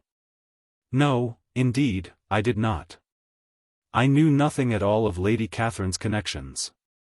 I never heard of her existence till the day before yesterday. Her daughter, Miss de Bourgh, will have a very large fortune, and it is believed that she and her cousin will unite the 2 estates. This information made Elizabeth smile, as she thought of poor Miss Bingley. Vain indeed must be all her attentions, vain and useless her affection for his sister and her praise of himself, if he were already self-destined to another. Mr. Collins, said she, speaks highly both of Lady Catherine and her daughter. But from some particulars that he has related of her ladyship, I suspect his gratitude misleads him, and that in spite of her being his patroness, she is an arrogant, conceited woman. I believe her to be both in a great degree, replied Wickham. I have not seen her for many years, but I very well remember that I never liked her, and that her manners were dictatorial and insolent. She has the reputation of being remarkably sensible and clever. But I rather believe she derives part of her abilities from her rank and fortune, part from her authoritative manner, and the rest from the pride of her nephew, who chooses that everyone connected with him should have an understanding of the first class. Elizabeth allowed that he had given a very rational account of it, and they continued talking together with mutual satisfaction till supper put an end to cards, and gave the rest of the ladies their share of Mr. Wickham's attentions. There could be no conversation in the noise of Mrs. Phillips's supper party, but his manners recommended him to everybody. Whatever he said, was said well, and whatever he did, done gracefully. Elizabeth went away with her head full of him. She could think of nothing but of Mr. Wickham, and of what he had told her, all the way home.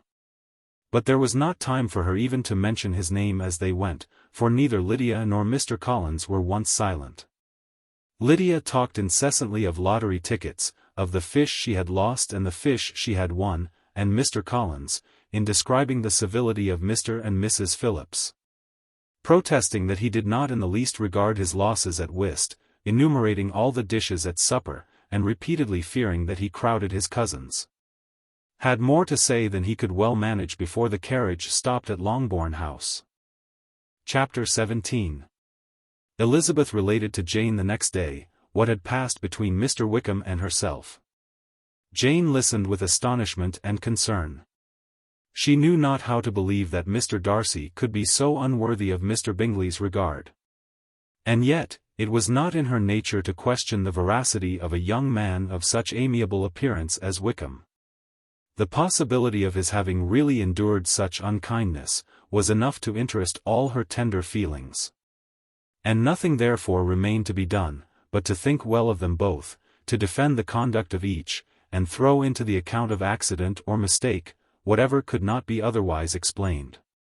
They have both, said she, been deceived, I dare say, in some way or other, of which we can form no idea. Interested people have perhaps misrepresented each to the other. It is, in short, impossible for us to conjecture the causes or circumstances which may have alienated them, without actual blame on either side. Very true, indeed. And now, my dear Jane, what have you got to say in behalf of the interested people who have probably been concerned in the business? Do clear them too, or we shall be obliged to think ill of somebody. Laugh as much as you choose, but you will not laugh me out of my opinion. My dearest Lizzie, do but consider in what a disgraceful light it places Mr. Darcy, to be treating his father's favourite in such a manner, one, whom his father had promised to provide for. It is impossible. No man of common humanity, no man who had any value for his character, could be capable of it. Can his most intimate friends be so excessively deceived in him? Oh! No. I can much more easily believe Mr. Bingley's being imposed on, than that Mr. Wickham should invent such a history of himself as he gave me last night. Names, facts, everything mentioned without ceremony. If it be not so, let Mr. Darcy contradict it. Besides, there was truth in his looks. It is difficult indeed, it is distressing. One does not know what to think. I beg your pardon, one knows exactly what to think. But Jane could think with certainty on only one point, that Mr. Bingley, if he had been imposed on, would have much to suffer when the affair became public. The two young ladies were summoned from the shrubbery where this conversation passed, by the arrival of some of the very persons of whom they had been speaking. Mr. Bingley and his sisters came to give their personal invitation for the long-expected ball at Netherfield, which was fixed for the following Tuesday. The two ladies were delighted to see their dear friend again, called it an age since they had met, and repeatedly asked what she had been doing with herself since their separation. To the rest of the family they paid little attention, avoiding Mrs. Bennet as much as possible, saying not much to Elizabeth, and nothing at all to the others. They were soon gone again, rising from their seats with an activity which took their brother by surprise, and hurrying off as if eager to escape from Mrs. Bennet's civilities. The prospect of the Netherfield ball was extremely agreeable to every female of the family. Mrs. Bennet chose to consider it as given in compliment to her eldest daughter, and was particularly flattered by receiving the invitation from Mr. Bingley himself, instead of a ceremonious card. Jane pictured to herself a happy evening in the society of her two friends, and the attentions of their brother. And Elizabeth thought with pleasure of dancing a great deal with Mr. Wickham, and of seeing a confirmation of everything in Mr. Darcy's looks and behaviour. The happiness anticipated by Catherine and Lydia depended less on any single event, or any particular person, for though they each, like Elizabeth, meant to dance half the evening with Mr. Wickham, he was by no means the only partner who could satisfy them, and a ball was at any rate, a ball. And even Mary could assure her family that she had no disinclination for it. "While I can have my mornings to myself," said she, "it is enough. I think it no sacrifice to join occasionally in evening engagements. Society has claims on us all. And I profess myself one of those who consider intervals of recreation and amusement as desirable for everybody." Elizabeth's spirits were so high on the occasion, that though she did not often speak unnecessarily to Mr. Collins, she could not help asking him whether he intended to accept Mr. Bingley's invitation, and if he did, whether he would think it proper to join in the evening's amusement. And she was rather surprised to find that he entertained no scruple whatever on that head, and was very far from dreading a rebuke either from the Archbishop, or Lady Catherine de Bourgh, by venturing to dance. "I am by no means of opinion, I assure you," said he, "that a ball of this kind, given by a young man of character, to respectable people, can have any evil tendency. And I am so far from objecting to dancing myself that I shall hope to be honoured with the hands of all my fair cousins in the course of the evening, and I take this opportunity of soliciting yours, Miss Elizabeth, for the two first dances especially, a preference which I trust my cousin Jane will attribute to the right cause, and not to any disrespect for her." Elizabeth felt herself completely taken in. She had fully proposed being engaged by Wickham for those very dances, and to have Mr. Collins instead. Her liveliness had been never worse timed. There was no help for it, however. Mr. Wickham's happiness and her own was perforce delayed a little longer, and Mr. Collins's proposal accepted with as good a grace as she could. She was not the better pleased with his gallantry, from the idea it suggested of something more. It now first struck her, that she was selected from among her sisters as worthy of being the mistress of Hunsford Parsonage, and of assisting to form a quadrille table at Rosings, in the absence of more eligible visitors. The idea soon reached to conviction, as she observed his increasing civilities toward herself, and heard his frequent attempt at a compliment on her wit and vivacity. And though more astonished than gratified herself, by this effect of her charms, it was not long before her mother gave her to understand that the probability of their marriage was exceedingly agreeable to her. Elizabeth, however, did not choose to take the hint, being well aware that a serious dispute must be the consequence of any reply. Mr. Collins might never make the offer, and till he did, it was useless to quarrel about him. If there had not been a Netherfield ball to prepare for and talk of, the younger Miss Bennets would have been in a pitiable state at this time, for from the day of the invitation to the day of the ball, there was such a succession of rain as prevented their walking to Meryton once.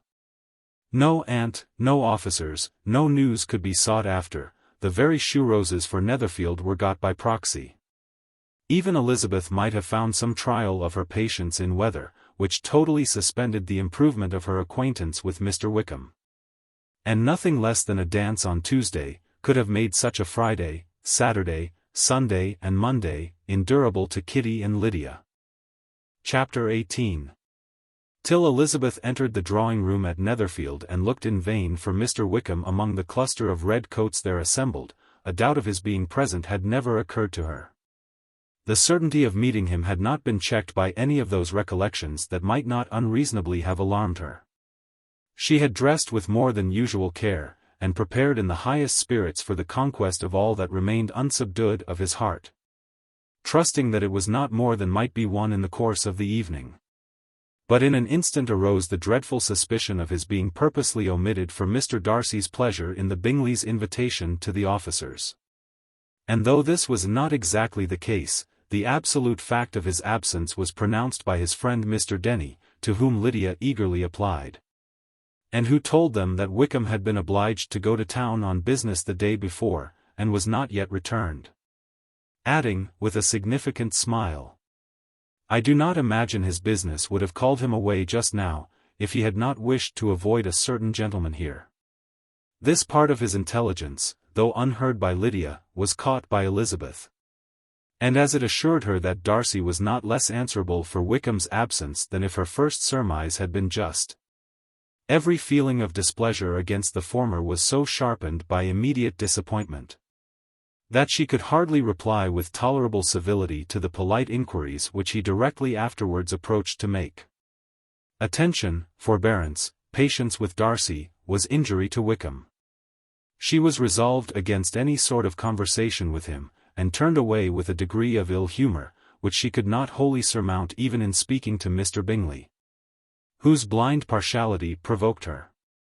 But Elizabeth was not formed for ill-humour, and though every prospect of her own was destroyed for the evening, it could not dwell long on her spirits. And having told all her griefs to Charlotte Lucas, whom she had not seen for a week, she was soon able to make a voluntary transition to the oddities of her cousin, and to point him out to her particular notice. The two first dances, however, brought a return of distress. They were dances of mortification. Mr. Collins, awkward and solemn, apologizing instead of attending, and often moving wrong without being aware of it, gave her all the shame and misery which a disagreeable partner for a couple of dances can give. The moment of her release from him was ecstasy. She danced next with an officer, and had the refreshment of talking of Wickham, and of hearing that he was universally liked. When those dances were over she returned to Charlotte Lucas, and was in conversation with her, when she found herself suddenly addressed by Mr. Darcy, who took her so much by surprise in his application for her hand, that, without knowing what she did, she accepted him. He walked away again immediately, and she was left to fret over her own want of presence of mind. Charlotte tried to console her. "I dare say you will find him very agreeable." "Heaven forbid! That would be the greatest misfortune of all, to find a man agreeable whom one is determined to hate. Do not wish me such an evil." When the dancing recommenced, however, and Darcy approached to claim her hand, Charlotte could not help cautioning her in a whisper not to be a simpleton and allow her fancy for Wickham to make her appear unpleasant in the eyes of a man of 10 times his consequence. Elizabeth made no answer, and took her place in the set, amazed at the dignity to which she was arrived in being allowed to stand opposite to Mr. Darcy, and reading in her neighbours' looks their equal amazement in beholding it. They stood for some time without speaking a word, and she began to imagine that their silence was to last through the 2 dances, and at first was resolved not to break it, till suddenly fancying that it would be the greater punishment to her partner to oblige him to talk, she made some slight observation on the dance. He replied, and was again silent. After a pause of some minutes she addressed him a second time with, "It is your turn to say something now, Mr. Darcy. I talked about the dance, and you ought to make some kind of remark on the size of the room, or the number of couples." He smiled, and assured her that whatever she wished him to say should be said. "Very well. That reply will do for the present. Perhaps by and by I may observe that private balls are much pleasanter than public ones. But now we may be silent." "Do you talk by rule then, while you are dancing?" "Sometimes. One must speak a little, you know. It would look odd to be entirely silent for half an hour together, and yet for the advantage of some, conversation ought to be so arranged as that they may have the trouble of saying as little as possible. Are you consulting your own feelings in the present case, or do you imagine that you are gratifying mine?" "Both," replied Elizabeth archly. "For I have always seen a great similarity in the turn of our minds. We are each of an unsocial, taciturn disposition, unwilling to speak, unless we expect to say something that will amaze the whole room. and be handed down to posterity with all the eclat of a proverb. This is no very striking resemblance of your own character, I am sure, said he. How near it may be to mine, I cannot pretend to say. You think it a faithful portrait undoubtedly. I must not decide on my own performance. He made no answer, and they were again silent till they had gone down the dance, when he asked her if she and her sisters did not very often walk to Meryton. She answered in the affirmative, and, unable to resist the temptation, added, when you met us there the other day, we had just been forming a new acquaintance. The effect was immediate. A deeper shade of hauteur overspread his features, but he said not a word, and Elizabeth, though blaming herself for her own weakness, could not go on. At length Darcy spoke, and in a constrained manner said, Mr. Wickham is blessed with such happy manners as may ensure his making friends, whether he may be equally capable of retaining them is less certain. He has been so unlucky as to lose your friendship, replied Elizabeth with emphasis, and in a manner which he is likely to suffer from all his life. Darcy made no answer, and seemed desirous of changing the subject. At that moment Sir William Lucas appeared close to them, meaning to pass through the set to the other side of the room. But on perceiving Mr. Darcy he stopped with a bow of superior courtesy to compliment him on his dancing and his partner. I have been most highly gratified indeed, my dear sir. Such very superior dancing is not often seen. It is evident that you belong to the first circles. Allow me to say, however, that your fair partner does not disgrace you, and that I must hope to have this pleasure often repeated, especially when a certain desirable event, my dear Miss Eliza, glancing at her sister and Bingley, shall take place. What congratulations will then flow in! I appeal to Mr. Darcy, but let me not interrupt you, sir. You will not thank me for detaining you from the bewitching converse of that young lady, whose bright eyes are also upbraiding me.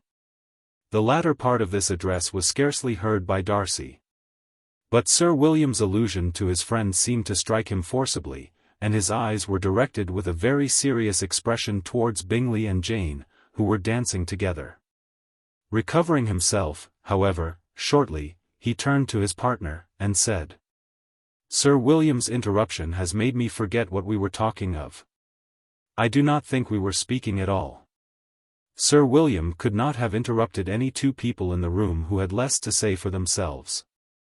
We have tried 2 or 3 subjects already without success, and what we are to talk of next I cannot imagine.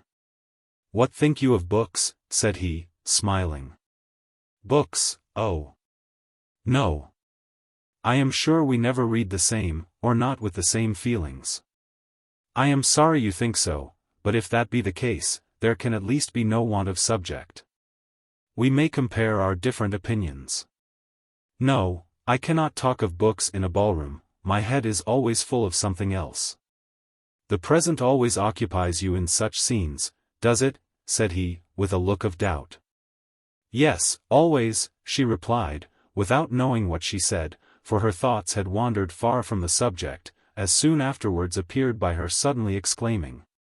I remember hearing you once say, Mr. Darcy, that you hardly ever forgave, that your resentment once created was unappeasable.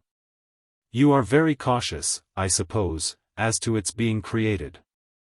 I am, said he, with a firm voice. And never allow yourself to be blinded by prejudice? I hope not.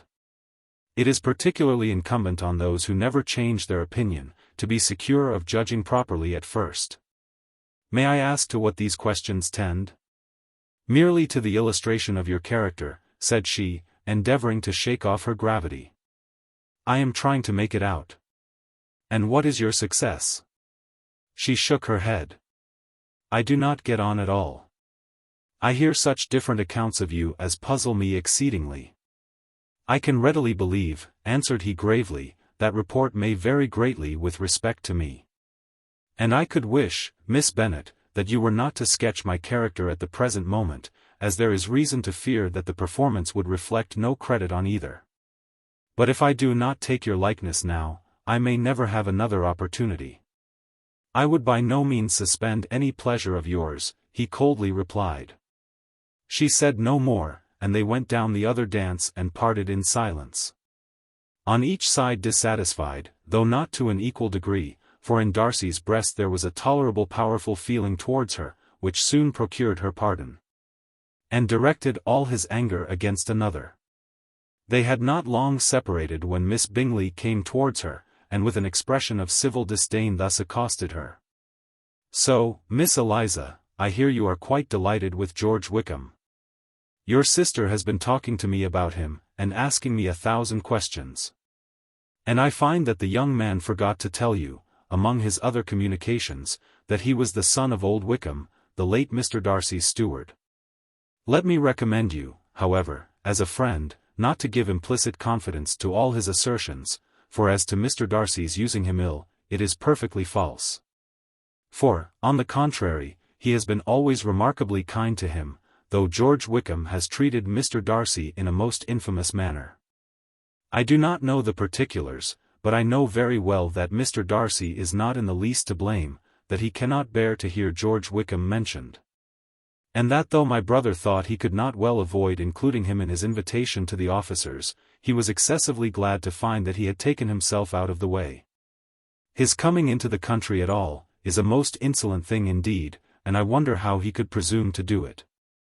I pity you, Miss Eliza, for this discovery of your favourite's guilt.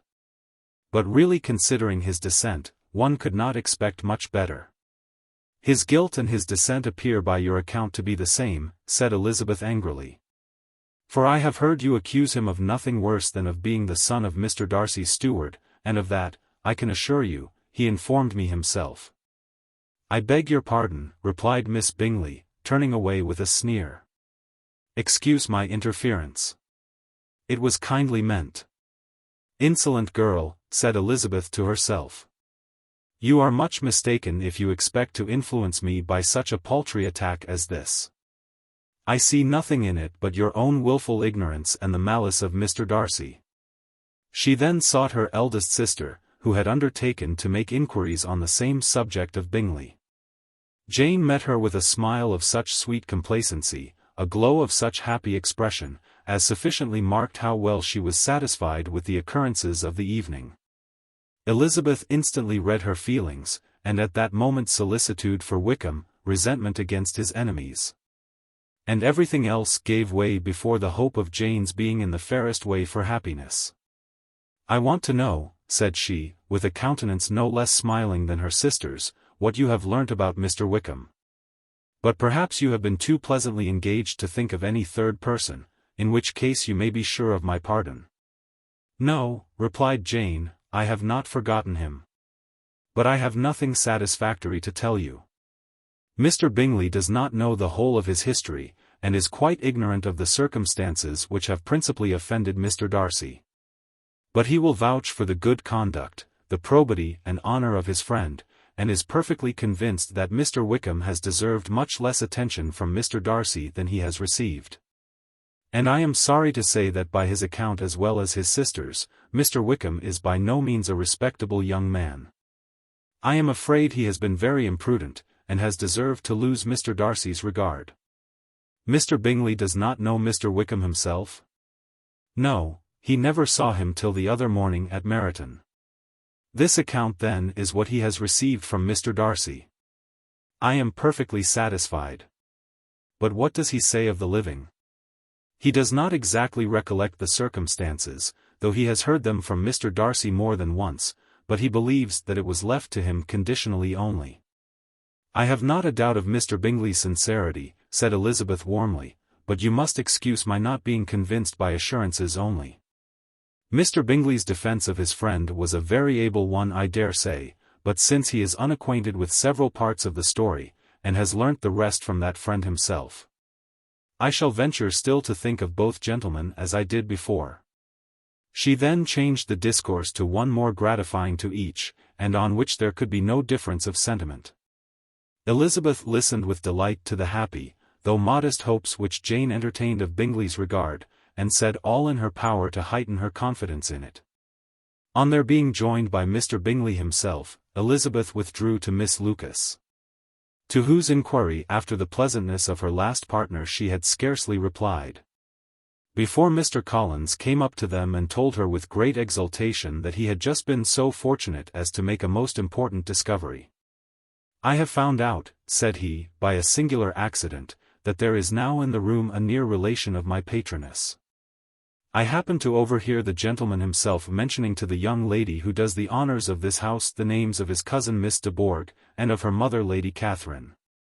How wonderfully these sort of things occur! Who would have thought of my meeting with, perhaps, a nephew of Lady Catherine de Bourgh in this assembly? I am most thankful that the discovery is made in time for me to pay my respects to him, which I am now going to do, and trust he will excuse my not having done it before. My total ignorance of the connection must plead my apology.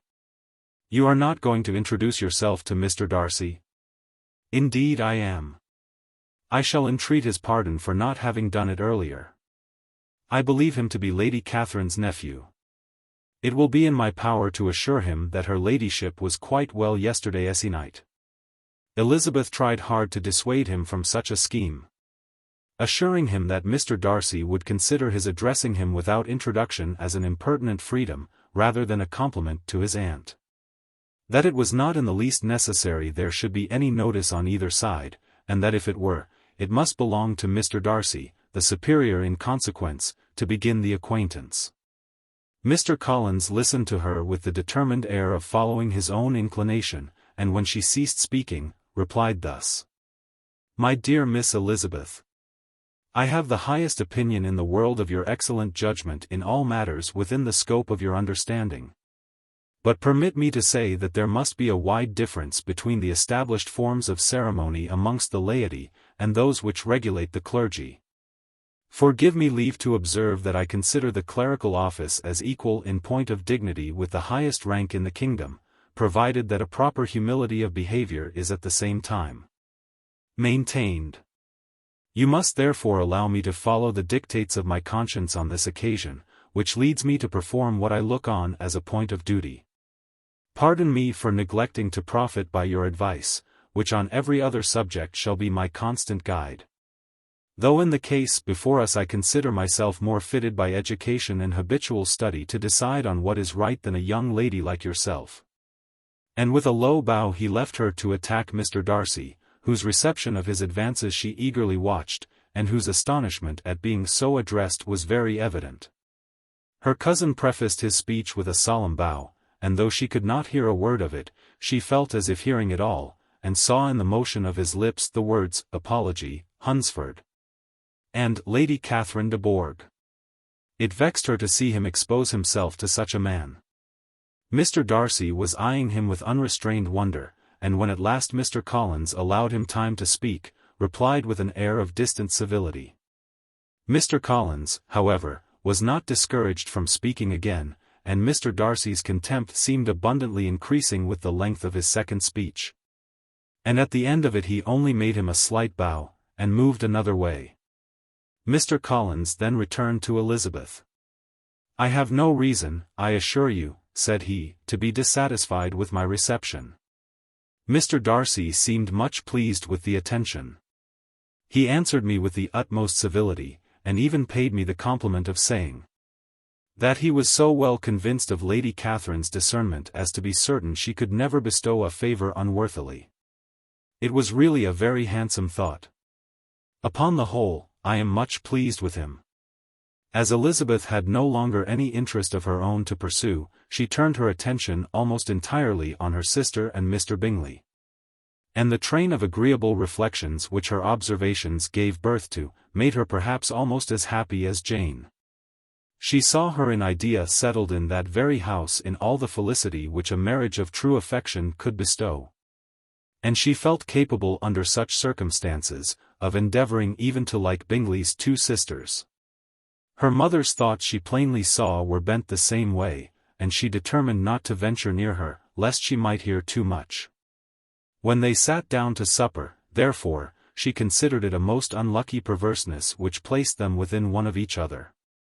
And deeply was she vexed to find that her mother was talking to that one person, Lady Lucas, freely, openly, and of nothing else but of her expectation that Jane would be soon married to Mr. Bingley. It was an animating subject, and Mrs. Bennet seemed incapable of fatigue while enumerating the advantages of the match. His being such a charming young man, and so rich, and living but 3 miles from them, were the first points of self-gratulation. And then it was such a comfort to think how fond the 2 sisters were of Jane, and to be certain that they must desire the connection as much as she could do. It was, moreover, such a promising thing for her younger daughters, as Jane's marrying so greatly must throw them in the way of other rich men. And lastly, it was so pleasant at her time of life to be able to consign her single daughters to the care of their sister, that she might not be obliged to go into company more than she liked. It was necessary to make this circumstance a matter of pleasure, because on such occasions it is the etiquette. But no one was less likely than Mrs. Bennet to find comfort in staying at home at any period of her life. She concluded with many good wishes that Lady Lucas might soon be equally fortunate, though evidently and triumphantly believing there was no chance of it. In vain did Elizabeth endeavour to check the rapidity of her mother's words, or persuade her to describe her felicity in a less audible whisper. For to her inexpressible vexation, she could perceive that the chief of it was overheard by Mr. Darcy, who sat opposite to them. Her mother only scolded her for being nonsensical. "What is Mr. Darcy to me, pray, that I should be afraid of him? I am sure we owe him no such particular civility as to be obliged to say nothing he may not like to hear. For heaven's sake, madam, speak lower. What advantage can it be to you to offend Mr. Darcy? You will never recommend yourself to his friend by so doing." Nothing that she could say, however, had any influence. Her mother would talk of her views in the same intelligible tone. Elizabeth blushed and blushed again with shame and vexation. She could not help frequently glancing her eye at Mr. Darcy, though every glance convinced her of what she dreaded. For though he was not always looking at her mother, she was convinced that his attention was invariably fixed by her. The expression of his face changed gradually from indignant contempt to a composed and steady gravity. At length, however, Mrs. Bennet had no more to say. And Lady Lucas, who had been long yawning at the repetition of delights which she saw no likelihood of sharing, was left to the comforts of cold ham and chicken. Elizabeth now began to revive. But not long was the interval of tranquillity. For when supper was over, singing was talked of, and she had the mortification of seeing Mary, after very little entreaty, preparing to oblige the company. By many significant looks and silent entreaties, did she endeavour to prevent such a proof of complaisance, but in vain. Mary would not understand them. Such an opportunity of exhibiting was delightful to her, and she began her song. Elizabeth's eyes were fixed on her with most painful sensations. And she watched her progress through the several stanzas with an impatience which was very ill rewarded at their close. For Mary, on receiving amongst the thanks of the table, the hint of a hope that she might be prevailed on to favour them again, after the pause of half a minute began another. Mary's powers were by no means fitted for such a display, her voice was weak, and her manner affected. Elizabeth was in agonies. She looked at Jane, to see how she bore it. But Jane was very composedly talking to Bingley. She looked at his 2 sisters, and saw them making signs of derision at each other, and at Darcy, who continued however impenetrably grave. She looked at her father to entreat his interference, lest Mary should be singing all night. He took the hint, and when Mary had finished her second song, said aloud, "That will do extremely well, child. You have delighted us long enough. Let the other young ladies have time to exhibit." Mary, though pretending not to hear, was somewhat disconcerted, and Elizabeth, sorry for her, and sorry for her father's speech, was afraid her anxiety had done no good. Others of the party were now applied to. "If I," said Mr. Collins, "were so fortunate as to be able to sing, I should have great pleasure, I am sure, in obliging the company with an air. For I consider music as a very innocent diversion, and perfectly compatible with the profession of a clergyman. I do not mean however to assert that we can be justified in devoting too much of our time to music, for there are certainly other things to be attended to. The rector of a parish has much to do. In the first place, he must make such an agreement for tithes as may be beneficial to himself and not offensive to his patron. He must write his own sermons. And the time that remains will not be too much for his parish duties, and the care and improvement of his dwelling, which he cannot be excused from making as comfortable as possible. And I do not think it of light importance that he should have attentive and conciliatory manners towards everybody, especially towards those to whom he owes his preferment. I cannot acquit him of that duty, nor could I think well of the man who should omit an occasion of testifying his respect towards anybody connected with the family. And with a bow to Mr. Darcy, he concluded his speech, which had been spoken so loud as to be heard by half the room. Many stared. Many smiled. But no one looked more amused than Mr. Bennet himself, while his wife seriously commended Mr. Collins for having spoken so sensibly, and observed in a half-whisper to Lady Lucas that he was a remarkably clever, good kind of young man. To Elizabeth it appeared, that had her family made an agreement to expose themselves as much as they could during the evening, it would have been impossible for them to play their parts with more spirit, or finer success.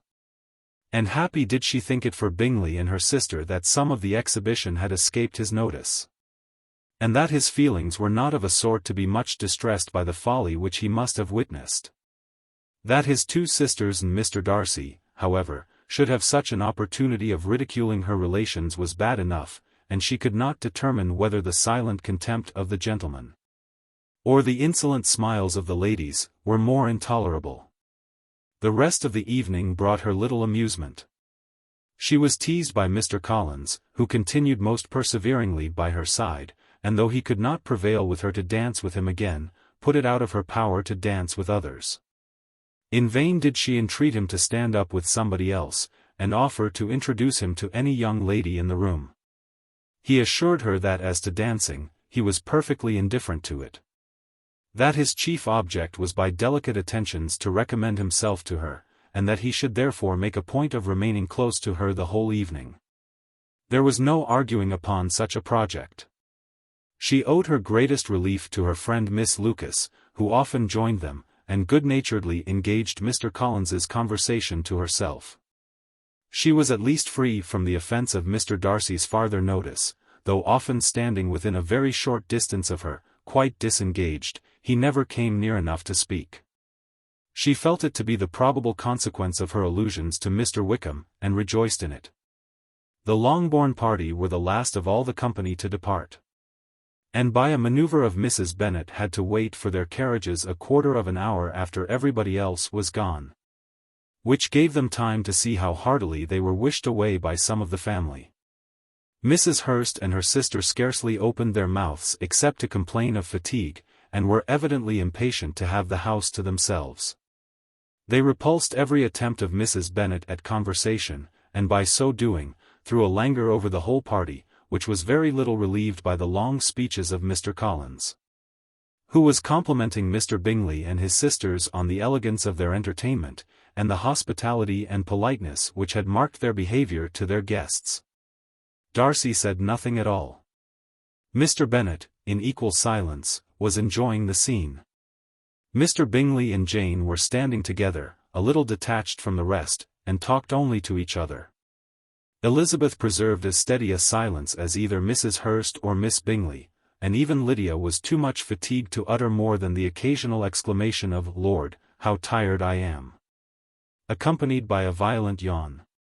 When at length they arose to take leave, Mrs. Bennet was most pressingly civil in her hope of seeing the whole family soon at Longbourn, and addressed herself particularly to Mr. Bingley, to assure him how happy he would make them, by eating a family dinner with them at any time, without the ceremony of a formal invitation.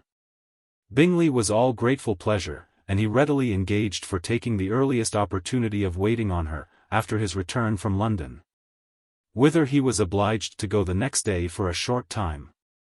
Mrs. Bennet was perfectly satisfied, and quitted the house under the delightful persuasion that, allowing for the necessary preparations of settlements, new carriages and wedding clothes, she should undoubtedly see her daughter settled at Netherfield, in the course of 3 or 4 months. Of having another daughter married to Mr. Collins, she thought with equal certainty, and with considerable, though not equal, pleasure. Elizabeth was the least dear to her of all her children. And though the man and the match were quite good enough for her, the worth of each was eclipsed by Mr. Bingley and Netherfield. Chapter 19. The next day opened a new scene at Longbourn. Mr. Collins made his declaration in form. Having resolved to do it without loss of time, as his leave of absence extended only to the following Saturday. And having no feelings of diffidence to make it distressing to himself even at the moment, he set about it in a very orderly manner, with all the observances which he supposed a regular part of the business. On finding Mrs. Bennet, Elizabeth, and one of the younger girls together, soon after breakfast, he addressed the mother in these words: "May I hope, madam, for your interest with your fair daughter Elizabeth, when I solicit for the honor of a private audience with her in the course of this morning?" Before Elizabeth had time for anything but a blush of surprise, Mrs. Bennet instantly answered, "Oh dear, yes, certainly. I am sure Lizzie will be very happy, I am sure she can have no objection. Come, Kitty, I want you upstairs." And gathering her work together, she was hastening away, when Elizabeth called out, "Dear ma'am, do not go. I beg you will not go. Mr. Collins must excuse me. He can have nothing to say to me that anybody need not hear. I am going away myself." "No, no, nonsense, Lizzie. I desire you will stay where you are." And upon Elizabeth seeming really, with vexed and embarrassed looks, about to escape, she added, "Lizzie, I insist upon your staying and hearing Mr. Collins." Elizabeth would not oppose such an injunction, and a moment's consideration making her also sensible that it would be wisest to get it over as soon and as quietly as possible, she sat down again, and tried to conceal by incessant employment the feelings which were divided between distress and diversion. Mrs. Bennet and Kitty walked off, and as soon as they were gone Mr. Collins began. "Believe me, my dear Miss Elizabeth, that your modesty, so far from doing you any disservice, rather adds to your other perfections. You would have been less amiable in my eyes had there not been this little unwillingness, but allow me to assure you that I have your respected mother's permission for this address. You can hardly doubt the purport of my discourse, however your natural delicacy may lead you to dissemble, my attentions have been too marked to be mistaken. Almost as soon as I entered the house I singled you out as the companion of my future life. But before I am run away with by my feelings on this subject, perhaps it will be advisable for me to state my reasons for marrying, and moreover for coming into Hertfordshire with the design of selecting a wife, as I certainly did." The idea of Mr. Collins, with all his solemn composure, being run away with by his feelings, made Elizabeth so near laughing that she could not use the short pause he allowed in any attempt to stop him farther, and he continued. "My reasons for marrying are, first, that I think it a right thing for every clergyman in easy circumstances, like myself, to set the example of matrimony in his parish. Secondly, that I am convinced it will add very greatly to my happiness. And thirdly, which perhaps I ought to have mentioned earlier, that it is the particular advice and recommendation of the very noble lady whom I have the honor of calling patroness. Twice has she condescended to give me her opinion, unasked too, on this subject. And it was but the very Saturday night before I left Hunsford, between our pools at quadrille, while Mrs. Jenkinson was arranging Miss de Bourgh's footstool, that she said, 'Mr. Collins, you must marry. A clergyman like you must marry. Choose properly, choose a gentlewoman for my sake. And for your own, let her be an active, useful sort of person, not brought up high, but able to make a small income go a good way. This is my advice. Find such a woman as soon as you can, bring her to Hunsford, and I will visit her. Allow me, by the way, to observe, my fair cousin, that I do not reckon the notice and kindness of Lady Catherine de Bourgh as among the least of the advantages in my power to offer. You will find her manners beyond anything I can describe. And your wit and vivacity I think must be acceptable to her, especially when tempered with the silence and respect which her rank will inevitably excite. Thus much for my general intention in favor of matrimony. It remains to be told why my views were directed to Longbourn instead of my own neighborhood, where I assure you there are many amiable young women. But the fact is, that being, as I am, to inherit this estate after the death of your honored father, who, however, may live many years longer, I could not satisfy myself without resolving to choose a wife from among his daughters, that the loss to them might be as little as possible, when the melancholy event takes place, which, however, as I have already said, may not be for several years. This has been my motive, my fair cousin, and I flatter myself it will not sink me in your esteem. And now nothing remains for me but to assure you in the most animated language of the violence of my affection. To fortune I am perfectly indifferent, and shall make no demand of that nature on your father, since I am well aware that it could not be complied with. And that £1,000 in the 4% which will not be yours till after your mother's decease, is all that you may ever be entitled to. On that head, therefore, I shall be uniformly silent, and you may assure yourself that no ungenerous reproach shall ever pass my lips when we are married. It was absolutely necessary to interrupt him now. You are too hasty, sir, she cried. You forget that I have made no answer. Let me do it without farther loss of time. Accept my thanks for the compliment you are paying me. I am very sensible of the honor of your proposals, but it is impossible for me to do otherwise than decline them. I am not now to learn, replied Mr. Collins, with a formal wave of the hand, that it is usual with young ladies to reject the addresses of the man whom they secretly mean to accept, when he first applies for their favor, and that sometimes the refusal is repeated a second or even a third time. I am therefore by no means discouraged by what you have just said, and shall hope to lead you to the altar ere long. Upon my word, sir, cried Elizabeth, your hope is rather an extraordinary one after my declaration. I do assure you that I am not one of those young ladies, if such young ladies there are, who are so daring as to risk their happiness on the chance of being asked a second time. I am perfectly serious in my refusal. You could not make me happy, and I am convinced that I am the last woman in the world who would make you so. Nay, were your friend Lady Catherine to know me, I am persuaded she would find me in every respect ill-qualified for the situation. Were it certain that Lady Catherine would think so, said Mr. Collins very gravely, but I cannot imagine that her ladyship would at all disapprove of you.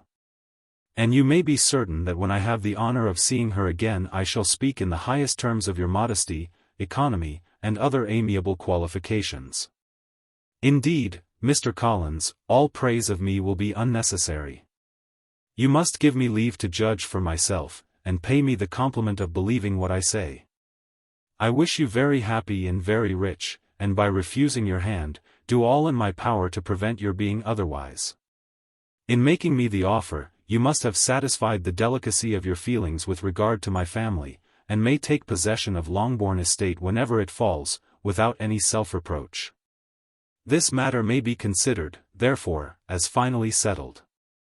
And rising as she thus spoke, she would have quitted the room, had not Mr. Collins thus addressed her.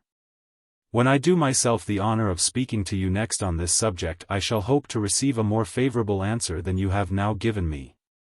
Though I am far from accusing you of cruelty at present, because I know it to be the established custom of your sex to reject a man on the first application.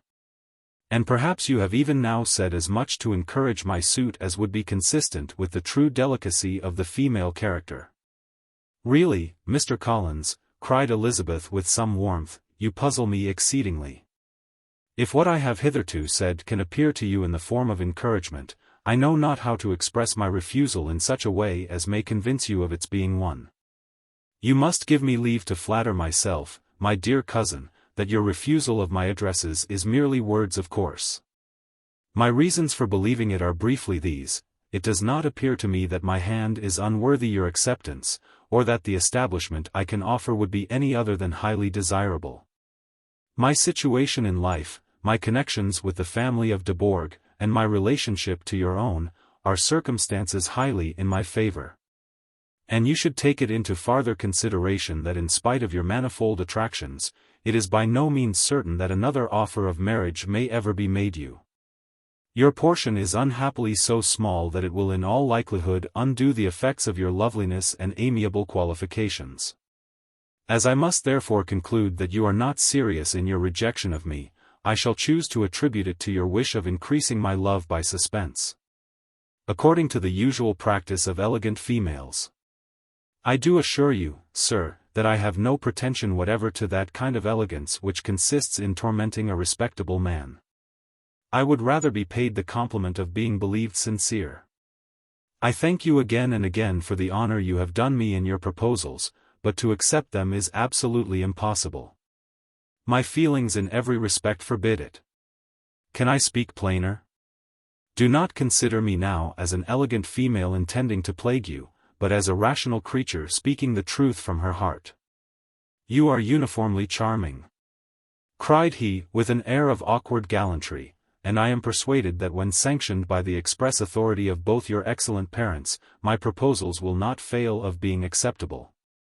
To such perseverance in wilful self-deception Elizabeth would make no reply, and immediately and in silence withdrew. Determined, if he persisted in considering her repeated refusals as flattering encouragement, to apply to her father, whose negative might be uttered in such a manner as must be decisive, and whose behavior at least could not be mistaken for the affectation and coquetry of an elegant female. Chapter 20. Mr. Collins was not left long to the silent contemplation of his successful love. For Mrs. Bennet, having dawdled about in the vestibule to watch for the end of the conference, no sooner saw Elizabeth open the door and with quick step pass her towards the staircase, than she entered the breakfast-room, and congratulated both him and herself in warm terms on the happy prospect of their nearer connection.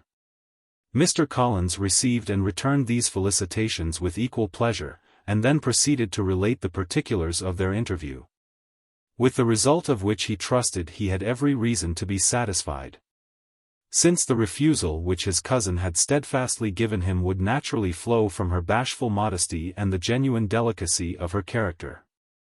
This information, however, startled Mrs. Bennet. She would have been glad to be equally satisfied that her daughter had meant to encourage him by protesting against his proposals, but she dared not to believe it, and could not help saying so. "But depend upon it, Mr. Collins," she added, "that Lizzie shall be brought to reason. I will speak to her about it myself directly. She is a very headstrong foolish girl, and does not know her own interest, but I will make her know it." "Pardon me for interrupting you, madam," cried Mr. Collins. "But if she is really headstrong and foolish, I know not whether she would altogether be a very desirable wife to a man in my situation, who naturally looks for happiness in the marriage state. If therefore she actually persists in rejecting my suit, perhaps it were better not to force her into accepting me, because if liable to such defects of temper, she could not contribute much to my felicity." "Sir, you quite misunderstand me," said Mrs. Bennet, alarmed. "Lizzie is only headstrong in such matters as these. In everything else she is as good-natured a girl as ever lived. I will go directly to Mr. Bennet, and we shall very soon settle it with her, I am sure." She would not give him time to reply, but hurrying instantly to her husband, called out as she entered the library, "Oh, Mr. Bennet, you are wanted immediately. We are all in an uproar. You must come and make Lizzie marry Mr. Collins, for she vows she will not have him, and if you do not make haste he will change his mind and not have her." Mr. Bennet raised his eyes from his book as she entered, and fixed them on her face with a calm unconcern which was not in the least altered by her communication. "I have not the pleasure of understanding you," said he, when she had finished her speech. "Of what are you talking?" "Of Mr. Collins and Lizzie. Lizzie declares she will not have Mr. Collins, and Mr. Collins begins to say that he will not have Lizzie. And what am I to do on the occasion? It seems a hopeless business. Speak to Lizzie about it yourself. Tell her that you insist upon her marrying him. Let her be called down. She shall hear my opinion." Mrs. Bennet rang the bell, and Miss Elizabeth was summoned to the library. "Come here, child," cried her father as she appeared. "I have sent for you on an affair of importance. I understand that Mr. Collins has made you an offer of marriage." Is it true? Elizabeth replied that it was. Very well, and this offer of marriage you have refused? I have, sir. Very well. We now come to the point. Your mother insists upon your accepting it. Is not it so, Mrs. Bennet? Yes, or I will never see her again. An unhappy alternative is before you, Elizabeth. From this day you must be a stranger to one of your parents. Your mother will never see you again if you do not marry Mr. Collins, and I will never see you again if you do. Elizabeth could not but smile at such a conclusion of such a beginning, but Mrs. Bennet, who had persuaded herself that her husband regarded the affair as she wished, was excessively disappointed. What do you mean, Mr. Bennet, by talking in this way? You promised me to insist upon her marrying him. My dear, replied her husband, I have two small favors to request. First, that you will allow me the free use of my understanding on the present occasion, and secondly, of my room. I shall be glad to have the library to myself as soon as may be. Not yet, however, in spite of her disappointment in her husband, did Mrs. Bennet give up the point. She talked to Elizabeth again and again, coaxed and threatened her by turns. She endeavored to secure Jane in her interest, but Jane with all possible mildness declined interfering. And Elizabeth sometimes with real earnestness and sometimes with playful gaiety replied to her attacks. Though her manner varied, however, her determination never did. Mr. Collins, meanwhile, was meditating in solitude on what had passed. He thought too well of himself to comprehend on what motive his cousin could refuse him. And though his pride was hurt, he suffered in no other way. His regard for her was quite imaginary, and the possibility of her deserving her mother's reproach prevented his feeling any regret. While the family were in this confusion, Charlotte Lucas came to spend the day with them. She was met in the vestibule by Lydia, who, flying to her, cried in a half-whisper, I am glad you are come, for there is such fun here. What do you think has happened this morning? Mr. Collins has made an offer to Lizzie, and she will not have him. Charlotte had hardly time to answer, before they were joined by Kitty, who came to tell the same news, and no sooner had they entered the breakfast-room, where Mrs. Bennet was alone. Then she likewise began on the subject, calling on Miss Lucas for her compassion, and entreating her to persuade her friend Lizzie to comply with the wishes of all her family. Pray do, my dear Miss Lucas, she added in a melancholy tone, for nobody is on my side, nobody takes part with me, I am cruelly used, nobody feels for my poor nerves. Charlotte's reply was spared by the entrance of Jane and Elizabeth. Aye, there she comes, continued Mrs. Bennet, looking as unconcerned as may be, and caring no more for us than if we were at York, provided she can have her own way. But I tell you what, Miss Lizzie, if you take it into your head to go on refusing every offer of marriage in this way, you will never get a husband at all, and I am sure I do not know who is to maintain you when your father is dead. I shall not be able to keep you, and so I warn you. I have done with you from this very day. I told you in the library, you know, that I should never speak to you again, and you will find me as good as my word. I have no pleasure in talking to undutiful children. Not that I have much pleasure indeed in talking to anybody.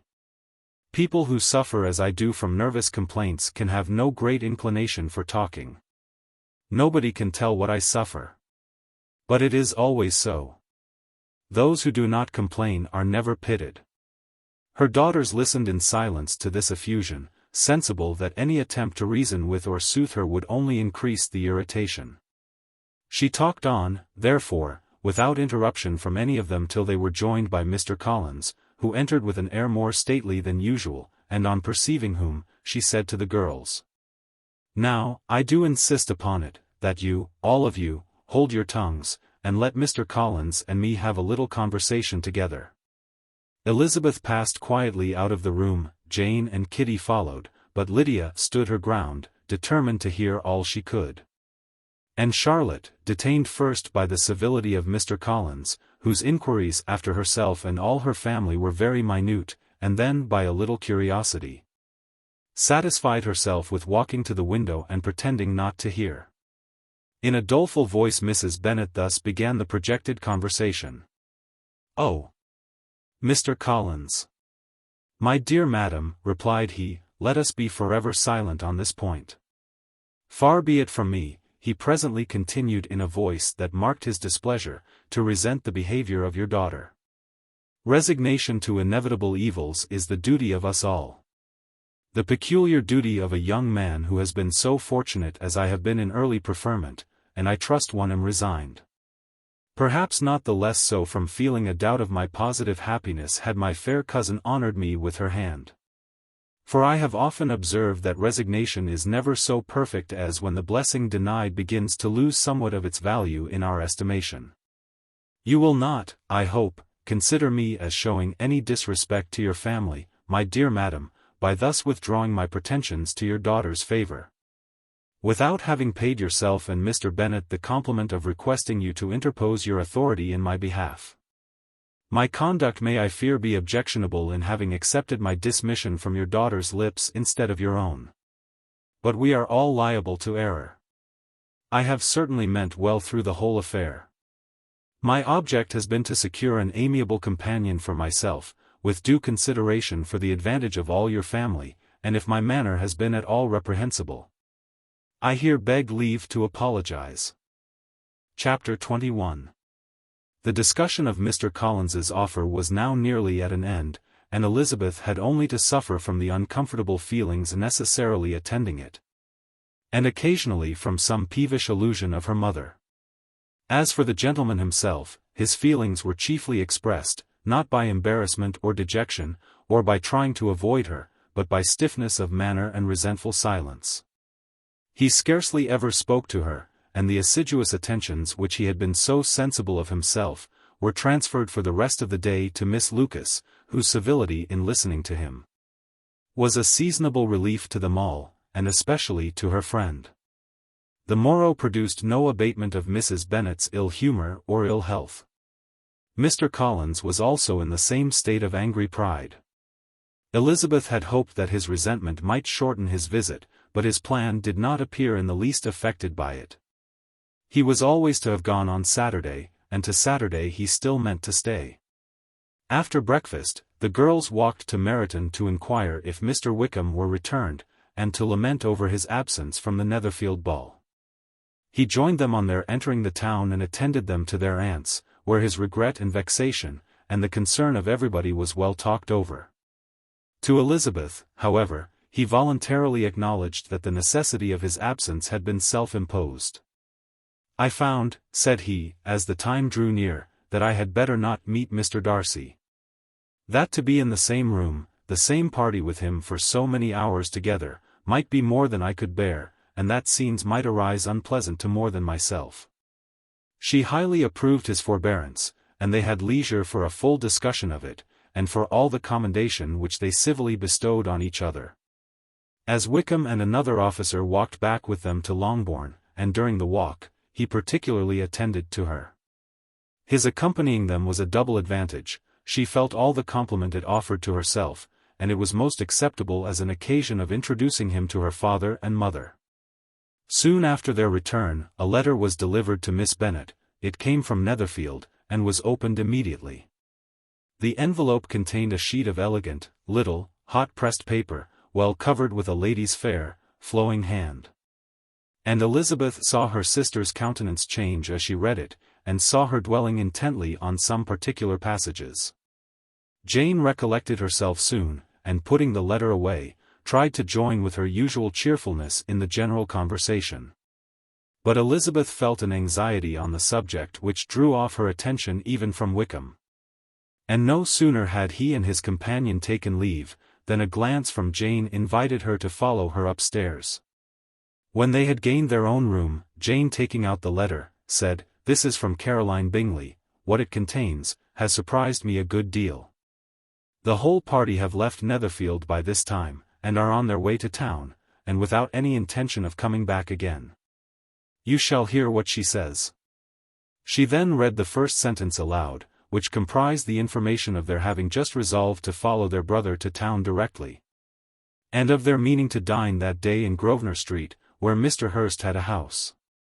The next was in these words: "I do not pretend to regret anything I shall leave in Hertfordshire, except your society, my dearest friend.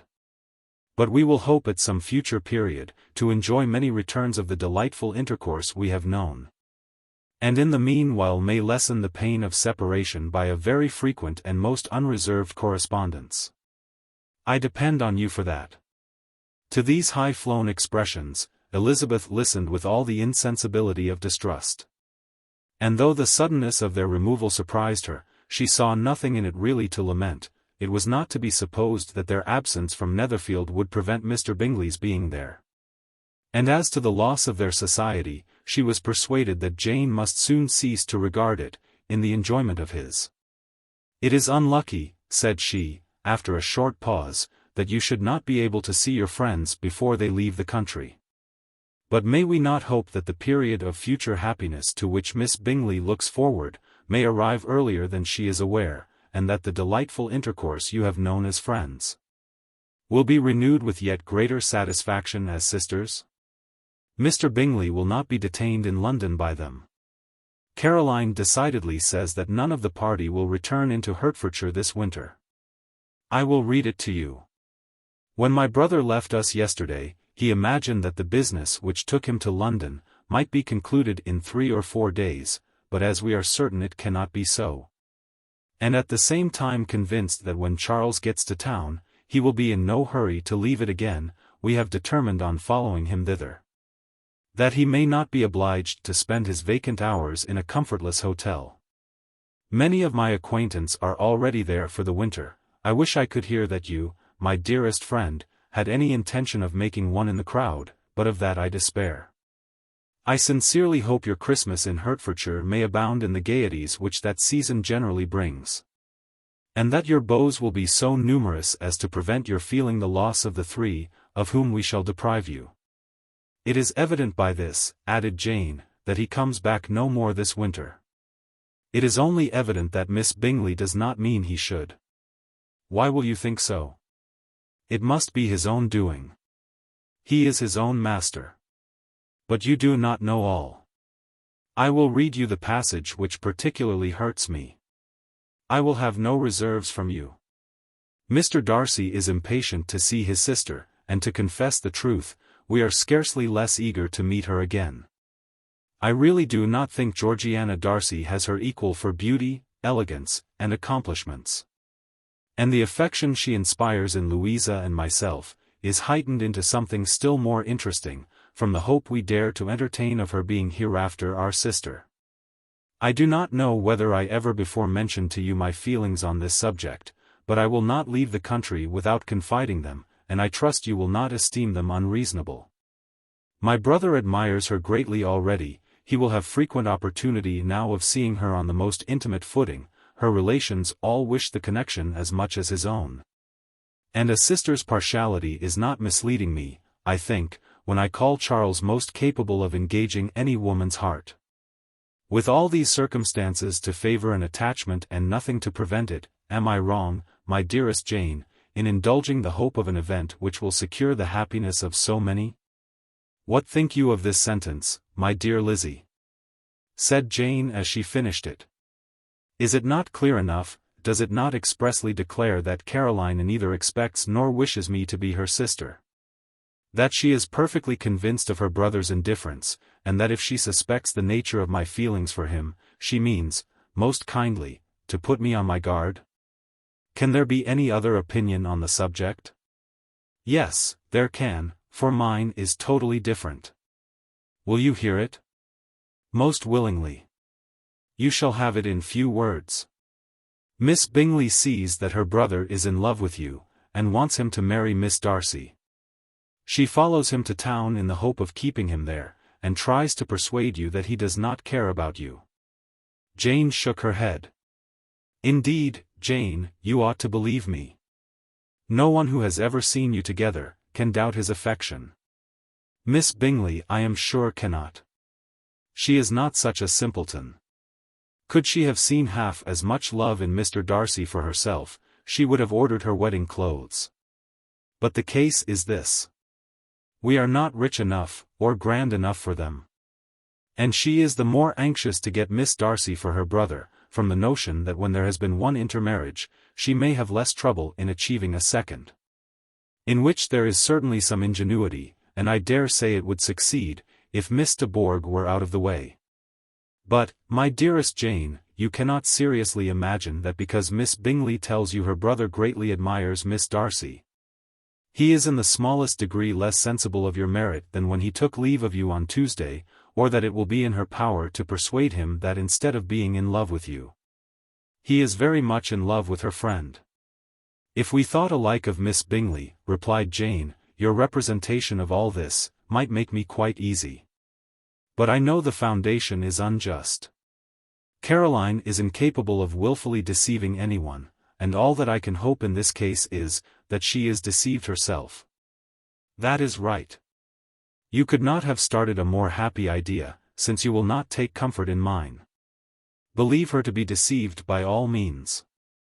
You have now done your duty by her, and must fret no longer. But, my dear sister, can I be happy, even supposing the best, in accepting a man whose sisters and friends are all wishing him to marry elsewhere? You must decide for yourself, said Elizabeth, and if upon mature deliberation, you find that the misery of disobliging his two sisters is more than equivalent to the happiness of being his wife, I advise you by all means to refuse him. How can you talk so? Said Jane faintly smiling, you must know that though I should be exceedingly grieved at their disapprobation, I could not hesitate. I did not think you would. And that being the case, I cannot consider your situation with much compassion. But if he returns no more this winter, my choice will never be required. 1,000 things may arise in 6 months. The idea of his returning no more Elizabeth treated with the utmost contempt. It appeared to her merely the suggestion of Caroline's interested wishes, and she could not for a moment suppose that those wishes, however openly or artfully spoken, could influence a young man so totally independent of everyone. She represented to her sister as forcibly as possible what she felt on the subject, and had soon the pleasure of seeing its happy effect. Jane's temper was not desponding, and she was gradually led to hope, though the diffidence of affection sometimes overcame the hope, that Bingley would return to Netherfield and answer every wish of her heart. They agreed that Mrs. Bennet should only hear of the departure of the family, without being alarmed on the score of the gentleman's conduct. But even this partial communication gave her a great deal of concern, and she bewailed it as exceedingly unlucky that the ladies should happen to go away, just as they were all getting so intimate together. After lamenting it however at some length, she had the consolation of thinking that Mr. Bingley would be soon down again and soon dining at Longbourn. And the conclusion of all was the comfortable declaration that, though he had been invited only to a family dinner, she would take care to have 2 full courses. Chapter 22. The Bennets were engaged to dine with the Lucases, and again during the chief of the day, was Miss Lucas so kind as to listen to Mr. Collins. Elizabeth took an opportunity of thanking her. "It keeps him in good humor," said she, "and I am more obliged to you than I can express." Charlotte assured her friend of her satisfaction in being useful, and that it amply repaid her for the little sacrifice of her time. This was very amiable, but Charlotte's kindness extended farther than Elizabeth had any conception of. Its object was nothing less than to secure her from any return of Mr. Collins's addresses, by engaging them towards herself. Such was Miss Lucas's scheme. And appearances were so favourable that when they parted at night, she would have felt almost sure of success if he had not been to leave Hertfordshire so very soon. But here, she did injustice to the fire and independence of his character, for it led him to escape out of Longbourn House the next morning with admirable slyness, and hasten to Lucas Lodge to throw himself at her feet. He was anxious to avoid the notice of his cousins, from a conviction that if they saw him depart, they could not fail to conjecture his design. And he was not willing to have the attempt known till its success could be known likewise. For though feeling almost secure, and with reason, for Charlotte had been tolerably encouraging, he was comparatively diffident since the adventure of Wednesday. His reception however was of the most flattering kind. Miss Lucas perceived him from an upper window as he walked towards the house, and instantly set out to meet him accidentally in the lane. But little had she dared to hope that so much love and eloquence awaited her there. In as short a time as Mr. Collins's long speeches would allow, everything was settled between them to the satisfaction of both. And as they entered the house, he earnestly entreated her to name the day that was to make him the happiest of men. And though such a solicitation must be waived for the present, the lady felt no inclination to trifle with his happiness. The stupidity with which he was favored by nature must guard his courtship from any charm that could make a woman wish for its continuance. And Miss Lucas, who accepted him solely from the pure and disinterested desire of an establishment, cared not how soon that establishment were gained. Sir William and Lady Lucas were speedily applied to for their consent, and it was bestowed with a most joyful alacrity. Mr. Collins's present circumstances made it a most eligible match for their daughter, to whom they could give little fortune, and his prospects of future wealth were exceedingly fair. Lady Lucas began directly to calculate with more interest than the matter had ever excited before, how many years longer Mr. Bennet was likely to live.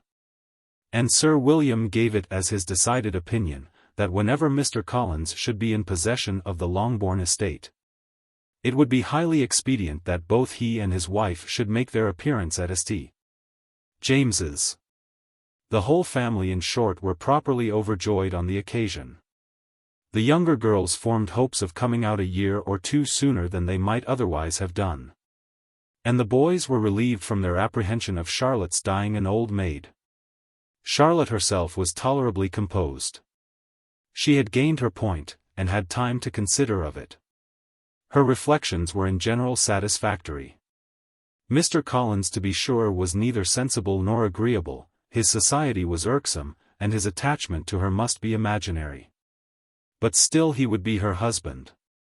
Without thinking highly either of men or of matrimony, marriage had always been her object.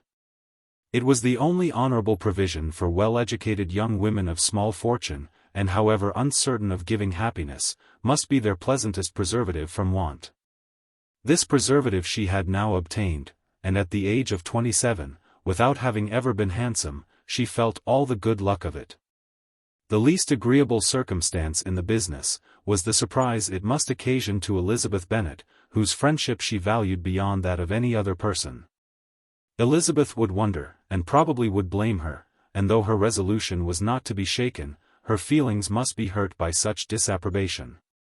She resolved to give her the information herself, and therefore charged Mr. Collins when he returned to Longbourn to dinner, to drop no hint of what had passed before any of the family. A promise of secrecy was of course very dutifully given, but it could not be kept without difficulty. For the curiosity excited by his long absence, burst forth in such very direct questions on his return, as required some ingenuity to evade, and he was at the same time exercising great self-denial. For he was longing to publish his prosperous love. As he was to begin his journey too early on the morrow to see any of the family, the ceremony of leave-taking was performed when the ladies moved for the night. And Mrs. Bennet with great politeness and cordiality said how happy they should be to see him at Longbourn again, whenever his other engagements might allow him to visit them. "My dear madam," he replied, "this invitation is particularly gratifying, because it is what I have been hoping to receive. And you may be very certain that I shall avail myself of it as soon as possible." They were all astonished. And Mr. Bennet, who could by no means wish for so speedy a return, immediately said, "But is there not danger of Lady Catherine's disapprobation here, my good sir? You had better neglect your relations, than run the risk of offending your patroness." "My dear sir," replied Mr. Collins, "I am particularly obliged to you for this friendly caution, and you may depend upon my not taking so material a step without her ladyship's concurrence. You cannot be too much on your guard. Risk anything rather than her displeasure.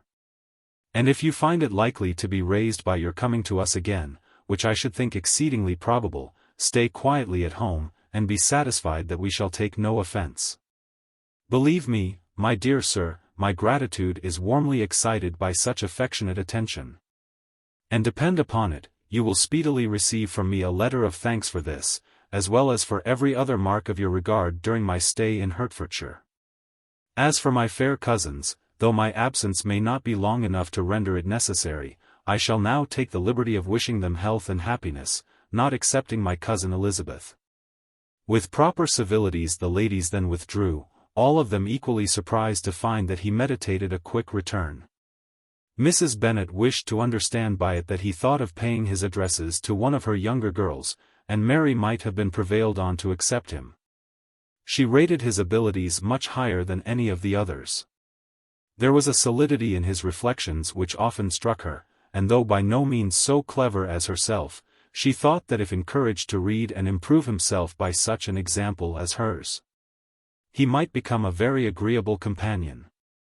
But on the following morning, every hope of this kind was done away. Miss Lucas called soon after breakfast, and in a private conference with Elizabeth related the event of the day before. The possibility of Mr. Collins's fancying himself in love with her friend had once occurred to Elizabeth within the last day or two. But that Charlotte could encourage him, seemed almost as far from possibility as that she could encourage him herself. And her astonishment was consequently so great as to overcome at first the bounds of decorum, and she could not help crying out, "Engaged to Mr. Collins! My dear Charlotte, impossible!" The steady countenance which Miss Lucas had commanded in telling her story, gave way to a momentary confusion here on receiving so direct a reproach. Though, as it was no more than she expected, she soon regained her composure, and calmly replied, "Why should you be surprised, my dear Eliza?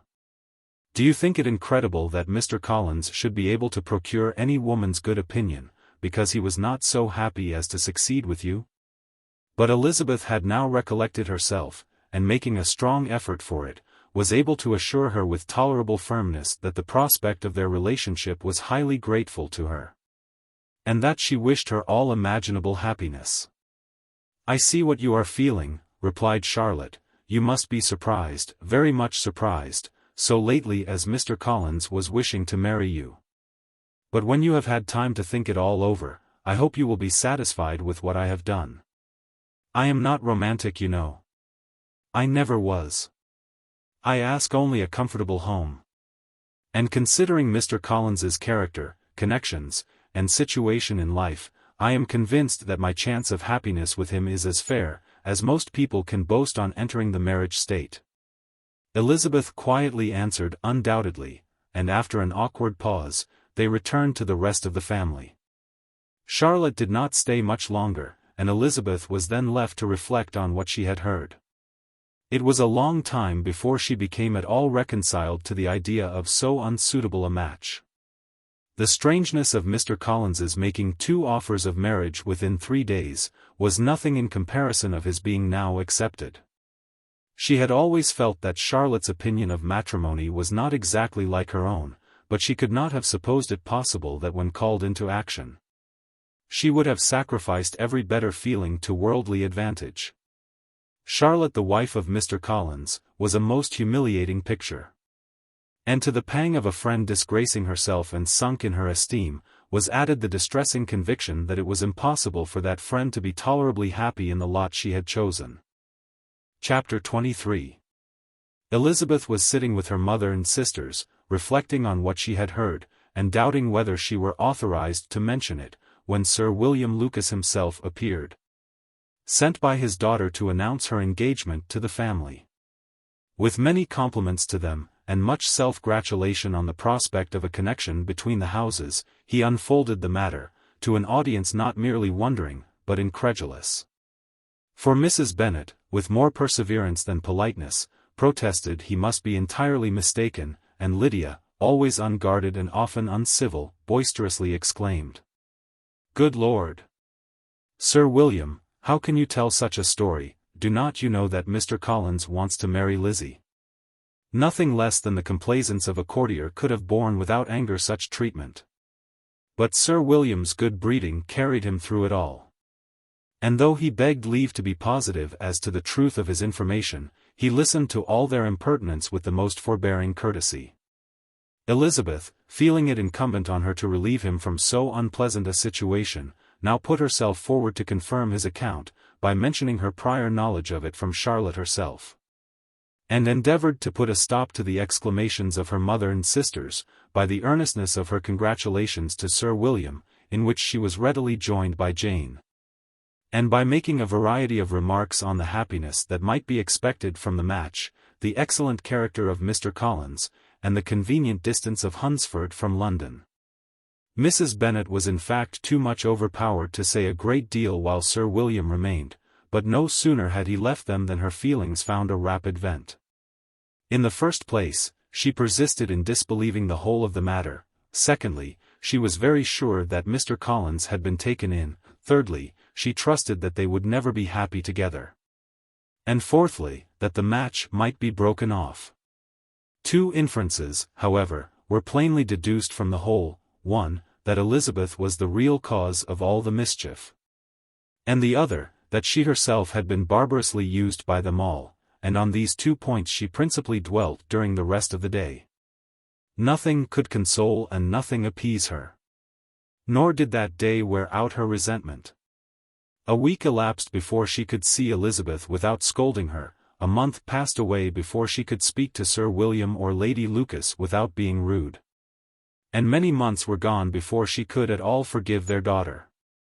Mr. Bennet's emotions were much more tranquil on the occasion, and such as he did experience he pronounced to be of a most agreeable sort. For it gratified him, he said, to discover that Charlotte Lucas, whom he had been used to think tolerably sensible, was as foolish as his wife, and more foolish than his daughter. Jane confessed herself a little surprised at the match, but she said less of her astonishment than of her earnest desire for their happiness. Nor could Elizabeth persuade her to consider it as improbable. Kitty and Lydia were far from envying Miss Lucas, for Mr. Collins was only a clergyman. And it affected them in no other way than as a piece of news to spread at Meryton. Lady Lucas could not be insensible of triumph on being able to retort on Mrs. Bennet the comfort of having a daughter well married. And she called at Longbourn rather oftener than usual to say how happy she was, though Mrs. Bennet's sour looks and ill-natured remarks might have been enough to drive happiness away. Between Elizabeth and Charlotte there was a restraint which kept them mutually silent on the subject, and Elizabeth felt persuaded that no real confidence could ever subsist between them again. Her disappointment in Charlotte made her turn with fonder regard to her sister, of whose rectitude and delicacy she was sure her opinion could never be shaken, and for whose happiness she grew daily more anxious, as Bingley had now been gone a week, and nothing was heard of his return. Jane had sent Caroline an early answer to her letter, and was counting the days till she might reasonably hope to hear again. The promised letter of thanks from Mr. Collins arrived on Tuesday, addressed to their father, and written with all the solemnity of gratitude which a 12-month's abode in the family might have prompted. After discharging his conscience on that head, he proceeded to inform them, with many rapturous expressions, of his happiness in having obtained the affection of their amiable neighbour, Miss Lucas. And then explained that it was merely with the view of enjoying her society that he had been so ready to close with their kind wish of seeing him again at Longbourn, whither he hoped to be able to return on Monday fortnight. For Lady Catherine, he added, so heartily approved his marriage, that she wished it to take place as soon as possible. Which he trusted would be an unanswerable argument with his amiable Charlotte to name an early day for making him the happiest of men. Mr. Collins's return into Hertfordshire was no longer a matter of pleasure to Mrs. Bennet. On the contrary, she was as much disposed to complain of it as her husband. It was very strange that he should come to Longbourn instead of to Lucas Lodge. It was also very inconvenient and exceedingly troublesome. She hated having visitors in the house while her health was so indifferent, and lovers were of all people the most disagreeable. Such were the gentle murmurs of Mrs. Bennet, and they gave way only to the greater distress of Mr. Bingley's continued absence. Neither Jane nor Elizabeth were comfortable on this subject. Day after day passed away without bringing any other tidings of him than the report which shortly prevailed in Meryton of his coming no more to Netherfield the whole winter. A report which highly incensed Mrs. Bennet, and which she never failed to contradict as a most scandalous falsehood. Even Elizabeth began to fear, not that Bingley was indifferent, but that his sisters would be successful in keeping him away. Unwilling as she was to admit an idea so destructive of Jane's happiness, and so dishonorable to the stability of her lover, she could not prevent its frequently recurring. The united efforts of his two unfeeling sisters and of his overpowering friend, assisted by the attractions of Miss Darcy and the amusements of London, might be too much, she feared, for the strength of his attachment.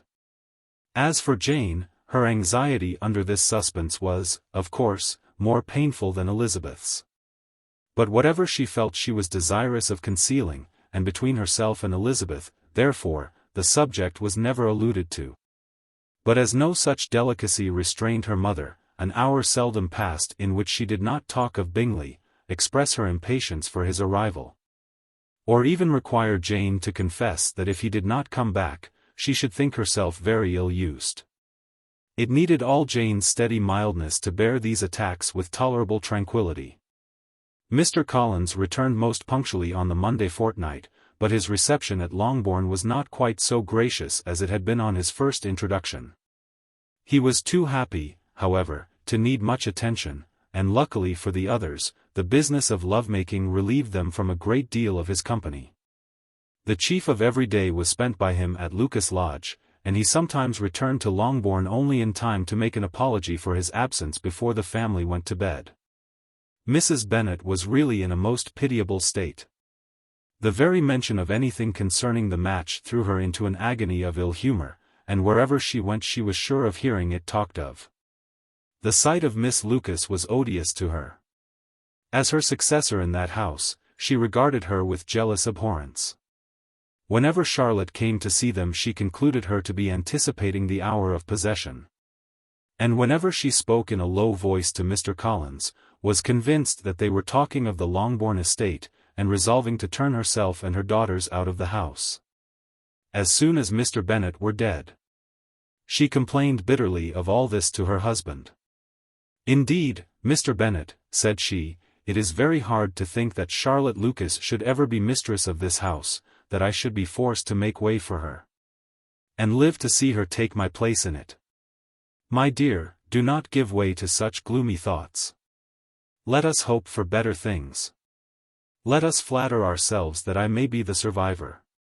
This was not very consoling to Mrs. Bennet, and, therefore, instead of making any answer, she went on as before.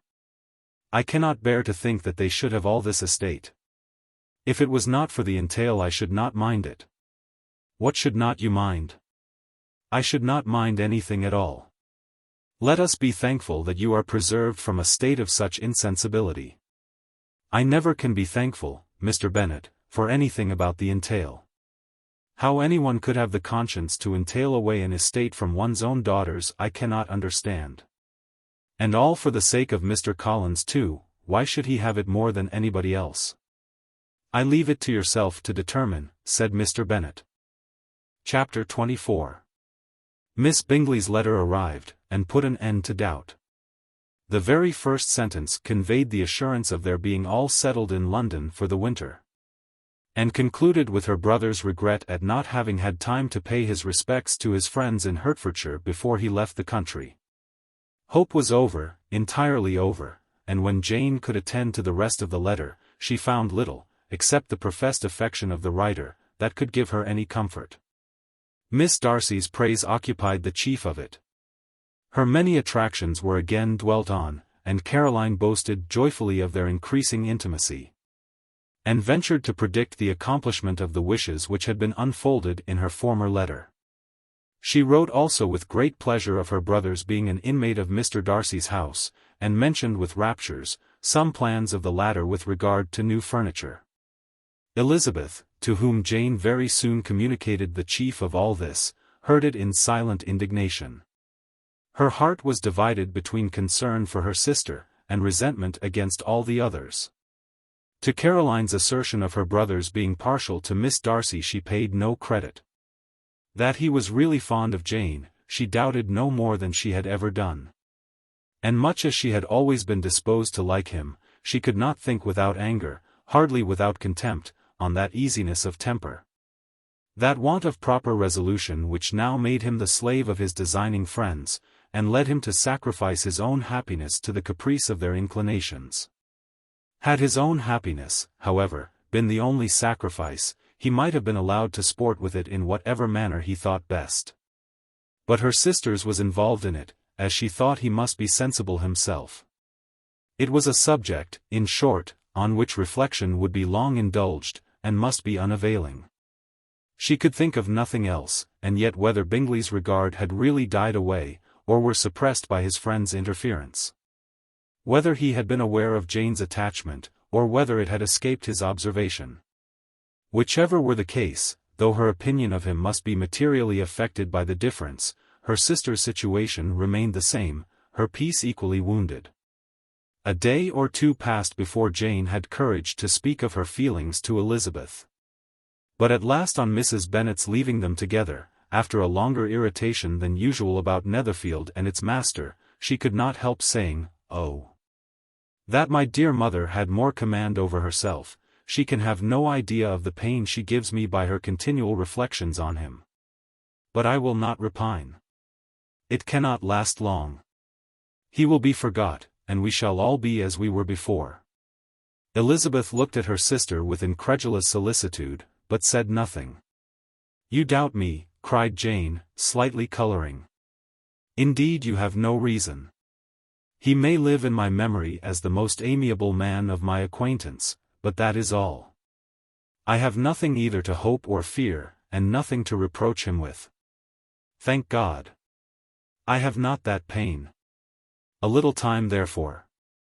I shall certainly try to get the better." With a stronger voice she soon added, "I have this comfort immediately, that it has not been more than an error of fancy on my side, and that it has done no harm to anyone but myself." "My dear Jane," exclaimed Elizabeth, "you are too good. Your sweetness and disinterestedness are really angelic. I do not know what to say to you. I feel as if I had never done you justice, or loved you as you deserve." Miss Bennet eagerly disclaimed all extraordinary merit, and threw back the praise on her sister's warm affection. "Nay," said Elizabeth, "this is not fair. You wish to think all the world respectable, and are hurt if I speak ill of anybody. I only want to think you perfect, and you set yourself against it. Do not be afraid of my running into any excess, of my encroaching on your privilege of universal goodwill. You need not. There are few people whom I really love, and still fewer of whom I think well. The more I see of the world, the more am I dissatisfied with it. And every day confirms my belief of the inconsistency of all human characters, and of the little dependence that can be placed on the appearance of either merit or sense.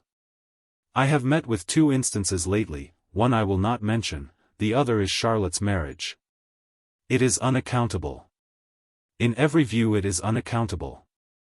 My dear Lizzie, do not give way to such feelings as these. They will ruin your happiness. You do not make allowance enough for difference of situation and temper. Consider Mr. Collins's respectability, and Charlotte's prudent, steady character. Remember that she is one of a large family, that as to fortune, it is a most eligible match. And be ready to believe, for everybody's sake, that she may feel something like regard and esteem for our cousin. To oblige you, I would try to believe almost anything, but no one else could be benefited by such a belief as this. For were I persuaded that Charlotte had any regard for him, I should only think worse of her understanding, than I now do of her heart. My dear Jane, Mr. Collins is a conceited, pompous, narrow-minded, silly man, you know he is, as well as I do. And you must feel, as well as I do, that the woman who marries him, cannot have a proper way of thinking. You shall not defend her, though it is Charlotte Lucas. You shall not, for the sake of one individual, change the meaning of principle and integrity, nor endeavor to persuade yourself or me, that selfishness is prudence, and insensibility of danger. Security for happiness. I must think your language too strong in speaking of both, replied Jane, and I hope you will be convinced of it, by seeing them happy together. But enough of this. You alluded to something else. You mentioned two instances. I cannot misunderstand you, but I entreat you, dear Lizzie, not to pain me by thinking that person to blame, and saying your opinion of him is sunk. We must not be so ready to fancy ourselves intentionally injured. We must not expect a lively young man to be always so guarded and circumspect.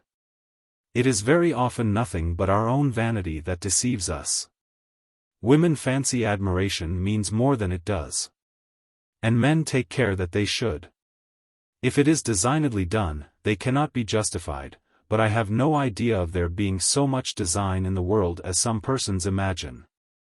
I am far from attributing any part of Mr. Bingley's conduct to design, said Elizabeth, but without scheming to do wrong, or to make others unhappy, there may be error, and there may be misery. Thoughtlessness, want of attention to other people's feelings, and want of resolution, will do the business. And do you impute it to either of those? Yes, to the last. But if I go on, I shall displease you by saying what I think of persons you esteem. Stop me whilst you can. You persist, then, in supposing his sisters influence him. Yes, in conjunction with his friend. I cannot believe it. Why should they try to influence him? They can only wish his happiness, and if he is attached to me, no other woman can secure it. Your first position is false. They may wish many things besides his happiness. They may wish his increase of wealth and consequence. They may wish him to marry a girl who has all the importance of money, great connections, and pride. Beyond a doubt, they do wish him to choose Miss Darcy, replied Jane. But this may be from better feelings than you are supposing. They have known her much longer than they have known me, no wonder if they love her better. But, whatever may be their own wishes, it is very unlikely they should have opposed their brothers. What sister would think herself at liberty to do it, unless there were something very objectionable? If they believed him attached to me, they would not try to part us. If he were so, they could not succeed. By supposing such an affection, you make everybody acting unnaturally and wrong, and me most unhappy. Do not distress me by the idea. I am not ashamed of having been mistaken, or, at least, it is slight, it is nothing in comparison of what I should feel in thinking ill of him or his sisters. Let me take it in the best light, in the light in which it may be understood. Elizabeth could not oppose such a wish, and from this time Mr. Bingley's name was scarcely ever mentioned between them. Mrs. Bennet still continued to wonder and repine at his returning no more, and though a day seldom passed in which Elizabeth did not account for it clearly, there seemed little chance of her ever considering it with less perplexity. Her daughter endeavoured to convince her of what she did not believe herself, that his attentions to Jane had been merely the effect of a common and transient liking, which ceased when he saw her no more. But though the probability of the statement was admitted at the time, she had the same story to repeat every day. Mrs. Bennet's best comfort was, that Mr. Bingley must be down again in the summer. Mr. Bennet treated the matter differently. So, Lizzie, said he one day, your sister is crossed in love, I find. I congratulate her. Next to being married, a girl likes to be crossed in love a little now and then. It is something to think of, and gives her a sort of distinction among her companions. When is your turn to come? You will hardly bear to be long outdone by Jane. Now is your time. Here are officers enough at Meryton to disappoint all the young ladies in the country. Let Wickham be your man. He is a pleasant fellow, and would jilt you creditably. Thank you, sir, but a less agreeable man would satisfy me. We must not all expect Jane's good fortune. True, said Mr. Bennet, but it is a comfort to think that, whatever of that kind may befall you, you have an affectionate mother who will always make the most of it. Mr. Wickham's society was of material service in dispelling the gloom, which the late perverse occurrences had thrown on many of the Longbourn family. They saw him often, and to his other recommendations was now added that of general unreserve. The whole of what Elizabeth had already heard, his claims on Mr. Darcy, and all that he had suffered from him, was now openly acknowledged and publicly canvassed. And everybody was pleased to think how much they had always disliked Mr. Darcy before they had known anything of the matter. Miss Bennet was the only creature who could suppose there might be any extenuating circumstances in the case, unknown to the society of Hertfordshire. Her mild and steady candour always pleaded for allowances, and urged the possibility of mistakes, but by everybody else Mr. Darcy was condemned as the worst of men. Chapter 25. After a week spent in professions of love and schemes of felicity, Mr. Collins was called from his amiable Charlotte by the arrival of Saturday. The pain of separation, however, might be alleviated on his side, by preparations for the reception of his bride, as he had reason to hope, that shortly after his next return into Hertfordshire, the day would be fixed that was to make him the happiest of men. He took leave of his relations at Longbourn with as much solemnity as before, wished his fair cousin's health and happiness again, and promised their father another letter of thanks. On the following Monday, Mrs. Bennet had the pleasure of receiving her brother and his wife, who came as usual to spend the Christmas at Longbourn. Mr. Gardiner was a sensible, gentlemanlike man, greatly superior to his sister, as well by nature as education. The Netherfield ladies would have had difficulty in believing that a man who lived by trade, and within view of his own warehouses, could have been so well bred and agreeable. Mrs. Gardiner, who was several years younger than Mrs. Bennet and Mrs. Phillips, was an amiable, intelligent, elegant woman, and a great favourite with all her Longbourn nieces. Between the two eldest and herself especially, there subsisted a very particular regard. They had frequently been staying with her in town. The first part of Mrs. Gardiner's business on her arrival, was to distribute her presents and describe the newest fashions. When this was done, she had a less active part to play. It became her turn to listen. Mrs. Bennet had many grievances to relate, and much to complain of. They had all been very ill-used since she last saw her sister. 2 of her girls had been on the point of marriage, and after all there was nothing in it. "I do not blame Jane," she continued, "for Jane would have got Mr. Bingley, if she could. But, Lizzie. Oh, sister. It is very hard to think that she might have been Mr. Collins's wife by this time, had not it been for her own perverseness. He made her an offer in this very room, and she refused him. The consequence of it is, that Lady Lucas will have a daughter married before I have, and that Longbourn estate is just as much entailed as ever. The Lucases are very artful people indeed, sister. They are all for what they can get. I am sorry to say it of them, but so it is. It makes me very nervous and poorly, to be thwarted so in my own family, and to have neighbors who think of themselves before anybody else. However, your coming just at this time is the greatest of comforts, and I am very glad to hear what you tell us, of long sleeves." Mrs. Gardiner, to whom the chief of this news had been given before, in the course of Jane and Elizabeth's correspondence with her, made her sister a slight answer. And in compassion to her nieces turned the conversation.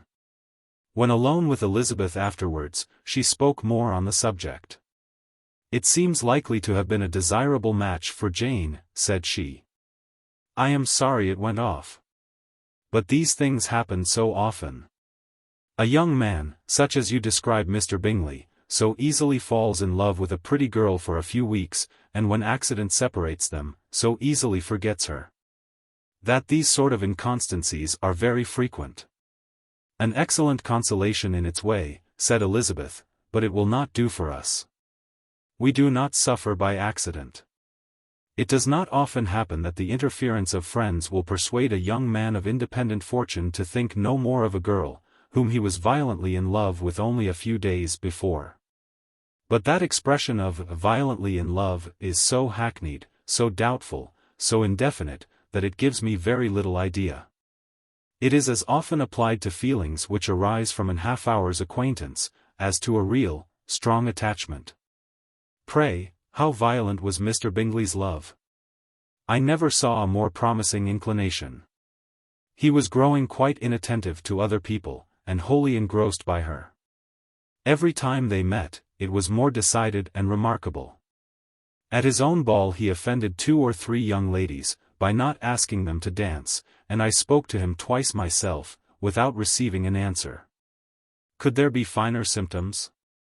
Is not general incivility the very essence of love? Oh, yes, of that kind of love which I suppose him to have felt. Poor Jane! I am sorry for her, because, with her disposition, she may not get over it immediately. It had better have happened to you, Lizzie, you would have laughed yourself out of it sooner. But do you think she would be prevailed on to go back with us? Change of scene might be of service, and perhaps a little relief from home may be as useful as anything. Elizabeth was exceedingly pleased with this proposal, and felt persuaded of her sister's ready acquiescence. I hope, added Mrs. Gardiner, that no consideration with regard to this young man will influence her. We live in so different a part of town, all our connections are so different, and, as you well know, we go out so little, that it is very improbable they should meet at all. Unless he really comes to see her. And that is quite impossible, for he is now in the custody of his friend, and Mr. Darcy would no more suffer him to call on Jane in such a part of London. My dear aunt, how could you think of it? Mr. Darcy may perhaps have heard of such a place as XXIII Street, but he would hardly think a month's ablution enough to cleanse him from its impurities, were he once to enter it. And depend upon it, Mr. Bingley never stirs without him. So much the better. I hope they will not meet at all. But does not Jane correspond with the sister? She will not be able to help calling. She will drop the acquaintance entirely. But in spite of the certainty in which Elizabeth affected to place this point, as well as the still more interesting one of Bingley's being withheld from seeing Jane, she felt a solicitude on the subject which convinced her, on examination, that she did not consider it entirely hopeless. It was possible, and sometimes she thought it probable, that his affection might be reanimated, and the influence of his friend successfully combated by the more natural influence of Jane's attractions. Miss Bennet accepted her aunt's invitation with pleasure. And the Bingleys were no otherwise in her thoughts at the time, than as she hoped that, by Caroline's not living in the same house with her brother, she might occasionally spend a morning with her, without any danger of seeing him. The Gardiners stayed a week at Longbourn, and what with the Phillipses, the Lucases, and the officers, there was not a day without its engagement. Mrs. Bennet had so carefully provided for the entertainment of her brother and sister, that they did not once sit down to a family dinner. When the engagement was for home, some of the officers always made part of it, of which officers Mr. Wickham was sure to be one.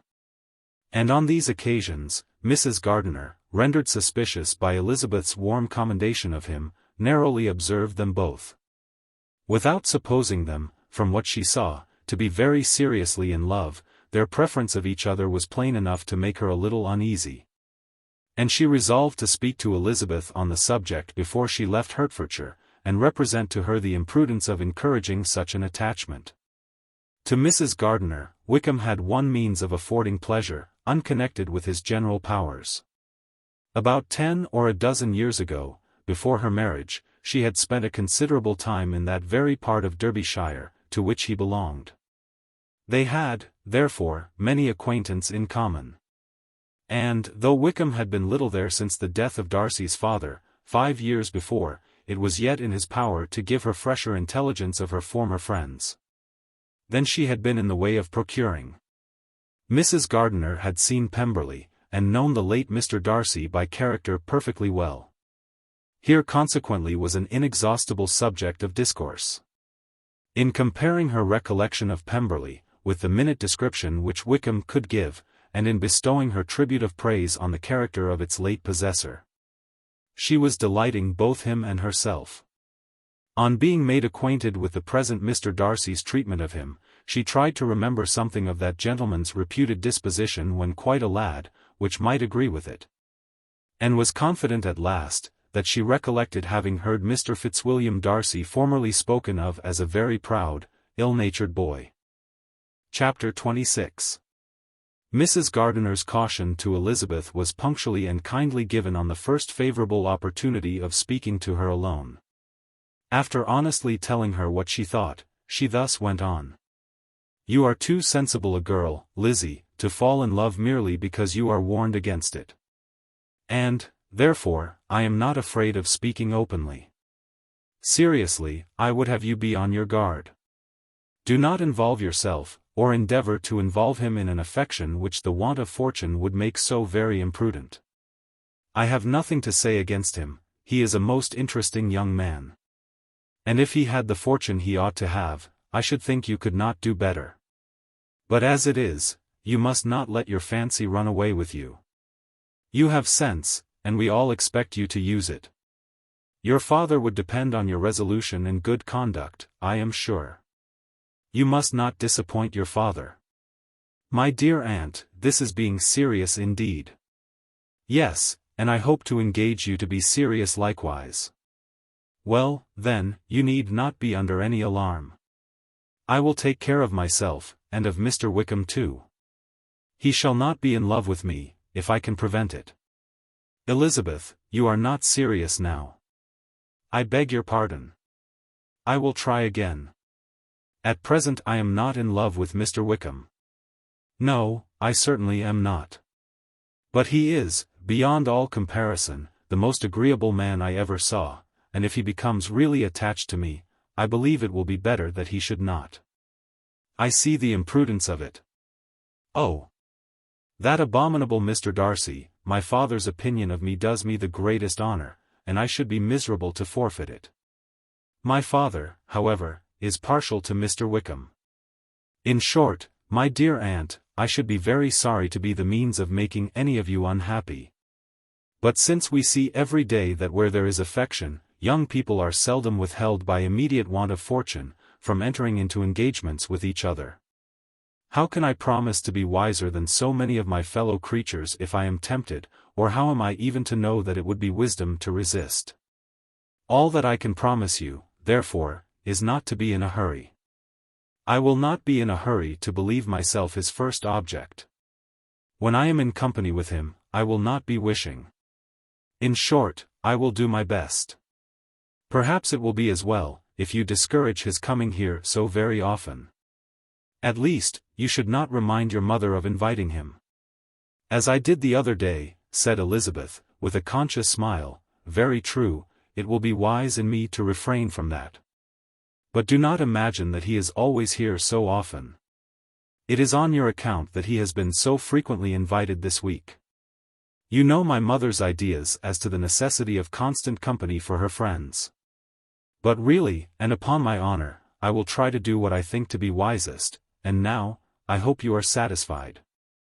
Her aunt assured her that she was.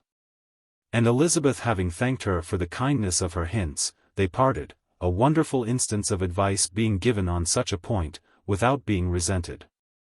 Mr. Collins returned into Hertfordshire soon after it had been quitted by the Gardiners and Jane, but as he took up his abode with the Lucases, his arrival was no great inconvenience to Mrs. Bennet. His marriage was now fast approaching, and she was at length so far resigned as to think it inevitable, and even repeatedly to say in an ill-natured tone that she wished they might be happy. Thursday was to be the wedding day, and on Wednesday Miss Lucas paid her farewell visit. And when she rose to take leave, Elizabeth, ashamed of her mother's ungracious and reluctant good wishes, and sincerely affected herself, accompanied her out of the room. As they went downstairs together, Charlotte said, "I shall depend on hearing from you very often, Eliza." "That you certainly shall. And I have another favor to ask. Will you come and see me? We shall often meet, I hope, in Hertfordshire. I am not likely to leave Kent for some time. Promise me, therefore, to come to Hunsford." Elizabeth could not refuse, though she foresaw little pleasure in the visit. "My father and Maria are to come to me in March," added Charlotte, "and I hope you will consent to be of the party." "Indeed, Eliza, you will be as welcome to me as either of them." The wedding took place. The bride and bridegroom set off for Kent from the church door, and everybody had as much to say or to hear on the subject as usual. Elizabeth soon heard from her friend. And their correspondence was as regular and frequent as it had ever been. That it should be equally unreserved was impossible. Elizabeth could never address her without feeling that all the comfort of intimacy was over, and, though determined not to slacken as a correspondent, it was for the sake of what had been. rather than what was. Charlotte's first letters were received with a good deal of eagerness. There could not but be curiosity to know how she would speak of her new home, how she would like Lady Catherine, and how happy she would dare pronounce herself to be. Though, when the letters were read, Elizabeth felt that Charlotte expressed herself on every point exactly as she might have foreseen. She wrote cheerfully, seemed surrounded with comforts, and mentioned nothing which she could not praise. The house, furniture, neighborhood, and roads, were all to her taste, and Lady Catherine's behavior was most friendly and obliging. It was Mr. Collins's picture of Hunsford and Rosings rationally softened, and Elizabeth perceived that she must wait for her own visit there, to know the rest. Jane had already written a few lines to her sister to announce their safe arrival in London, and when she wrote again, Elizabeth hoped it would be in her power to say something of the Bingleys. Her impatience for this second letter was as well rewarded as impatience generally is. Jane had been a week in town, without either seeing or hearing from Caroline. She accounted for it, however, by supposing that her last letter to her friend from Longbourn had by some accident been lost. "My aunt," she continued, "is going tomorrow into that part of the town, and I shall take the opportunity of calling in Grosvenor Street." She wrote again when the visit was paid, and she had seen Miss Bingley. "I did not think Caroline in spirits," were her words, "but she was very glad to see me, and reproached me for giving her no notice of my coming to London. I was right, therefore. My last letter had never reached her. I inquired after their brother, of course. He was well, but so much engaged with Mr. Darcy, that they scarcely ever saw him. I found that Miss Darcy was expected to dinner. I wish I could see her. My visit was not long, as Caroline and Mrs. Hurst were going out. I dare say I shall soon see them here." Elizabeth shook her head over this letter. It convinced her that accident only could discover to Mr. Bingley her sister's being in town. 4 weeks passed away, and Jane saw nothing of him. She endeavored to persuade herself that she did not regret it, but she could no longer be blind to Miss Bingley's inattention. After waiting at home every morning for a fortnight, and inventing every evening a fresh excuse for her, the visitor did at last appear. But the shortness of her stay, and yet more, the alteration of her manner, would allow Jane to deceive herself no longer. The letter which she wrote on this occasion to her sister, will prove what she felt. "My dearest Lizzie will, I am sure, be incapable of triumphing in her better judgment, at my expense, when I confess myself to have been entirely deceived in Miss Bingley's regard for me. But, my dear sister, though the event has proved you right, do not think me obstinate if I still assert, that, considering what her behavior was, my confidence was as natural as your suspicion. I do not at all comprehend her reason for wishing to be intimate with me, but if the same circumstances were to happen again, I am sure I should be deceived again. Caroline did not return my visit till yesterday, and not a note, not a line, did I receive in the meantime. When she did come, it was very evident that she had no pleasure in it. She made a slight, formal, apology, for not calling before, said not a word of wishing to see me again, and was in every respect so altered a creature, that when she went away, I was perfectly resolved to continue the acquaintance no longer. I pity, though I cannot help blaming her. She was very wrong in singling me out as she did. I can safely say, that every advance to intimacy began on her side. But I pity her, because she must feel that she has been acting wrong, and because I am very sure that anxiety for her brother is the cause of it. I need not explain myself farther. And though we know this anxiety to be quite needless, yet if she feels it, it will easily account for her behavior to me. And so deservedly dear as he is to his sister, whatever anxiety she may feel on his behalf, is natural and amiable. I cannot but wonder, however, at her having any such fears now, because, if he had at all cared about me, we must have met long, long ago. He knows of my being in town, I am certain, from something she said herself. And yet it should seem by her manner of talking, as if she wanted to persuade herself that he is really partial to Miss Darcy. I cannot understand it. If I were not afraid of judging harshly, I should be almost tempted to say, that there is a strong appearance of duplicity in all this. But I will endeavor to banish every painful thought, and think only of what will make me happy, your affection, and the invariable kindness of my dear uncle and aunt. Let me hear from you very soon. Miss Bingley said something of his never returning to Netherfield again, of giving up the house, but not with any certainty. We had better not mention it. I am extremely glad that you have such pleasant accounts from our friends at Hunsford. Pray go to see them, with Sir William and Maria. I am sure you will be very comfortable there. Yours, etc. This letter gave Elizabeth some pain, but her spirits returned as she considered that Jane would no longer be duped, by the sister at least. All expectation from the brother was now absolutely over. She would not even wish for any renewal of his attentions. His character sunk on every review of it. And as a punishment for him, as well as a possible advantage to Jane, she seriously hoped he might really soon marry Mr. Darcy's sister, as, by Wickham's account, she would make him abundantly regret what he had thrown away. Mrs. Gardiner about this time reminded Elizabeth of her promise concerning that gentleman, and required information. And Elizabeth had such to send as might rather give contentment to her aunt than to herself. His apparent partiality had subsided, his attentions were over, he was the admirer of someone else. Elizabeth was watchful enough to see it all, but she could see it and write of it without material pain. Her heart had been but slightly touched, and her vanity was satisfied with believing that she would have been his only choice, had fortune permitted it. The sudden acquisition of £10,000 was the most remarkable charm of the young lady, to whom he was now rendering himself agreeable.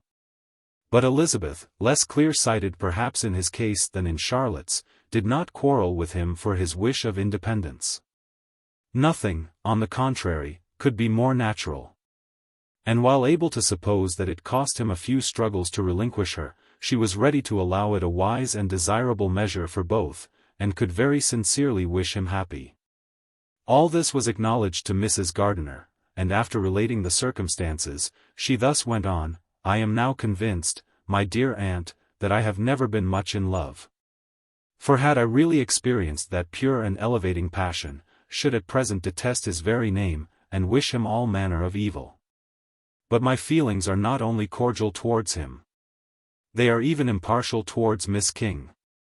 I cannot find out that I hate her at all, or that I am in the least unwilling to think her a very good sort of girl. There can be no love in all this. My watchfulness has been effectual. And though I should certainly be a more interesting object to all my acquaintance, were I distractedly in love with him, I cannot say that I regret my comparative insignificance. Importance may sometimes be purchased too dearly. Kitty and Lydia take his defection much more to heart than I do. They are young in the ways of the world, and not yet open to the mortifying conviction that handsome young men must have something to live on, as well as the plain. Chapter 27. With no greater events than these in the Longbourn family, and otherwise diversified by little beyond the walks to Meryton, sometimes dirty and sometimes cold, did January and February pass away. March was to take Elizabeth to Hunsford.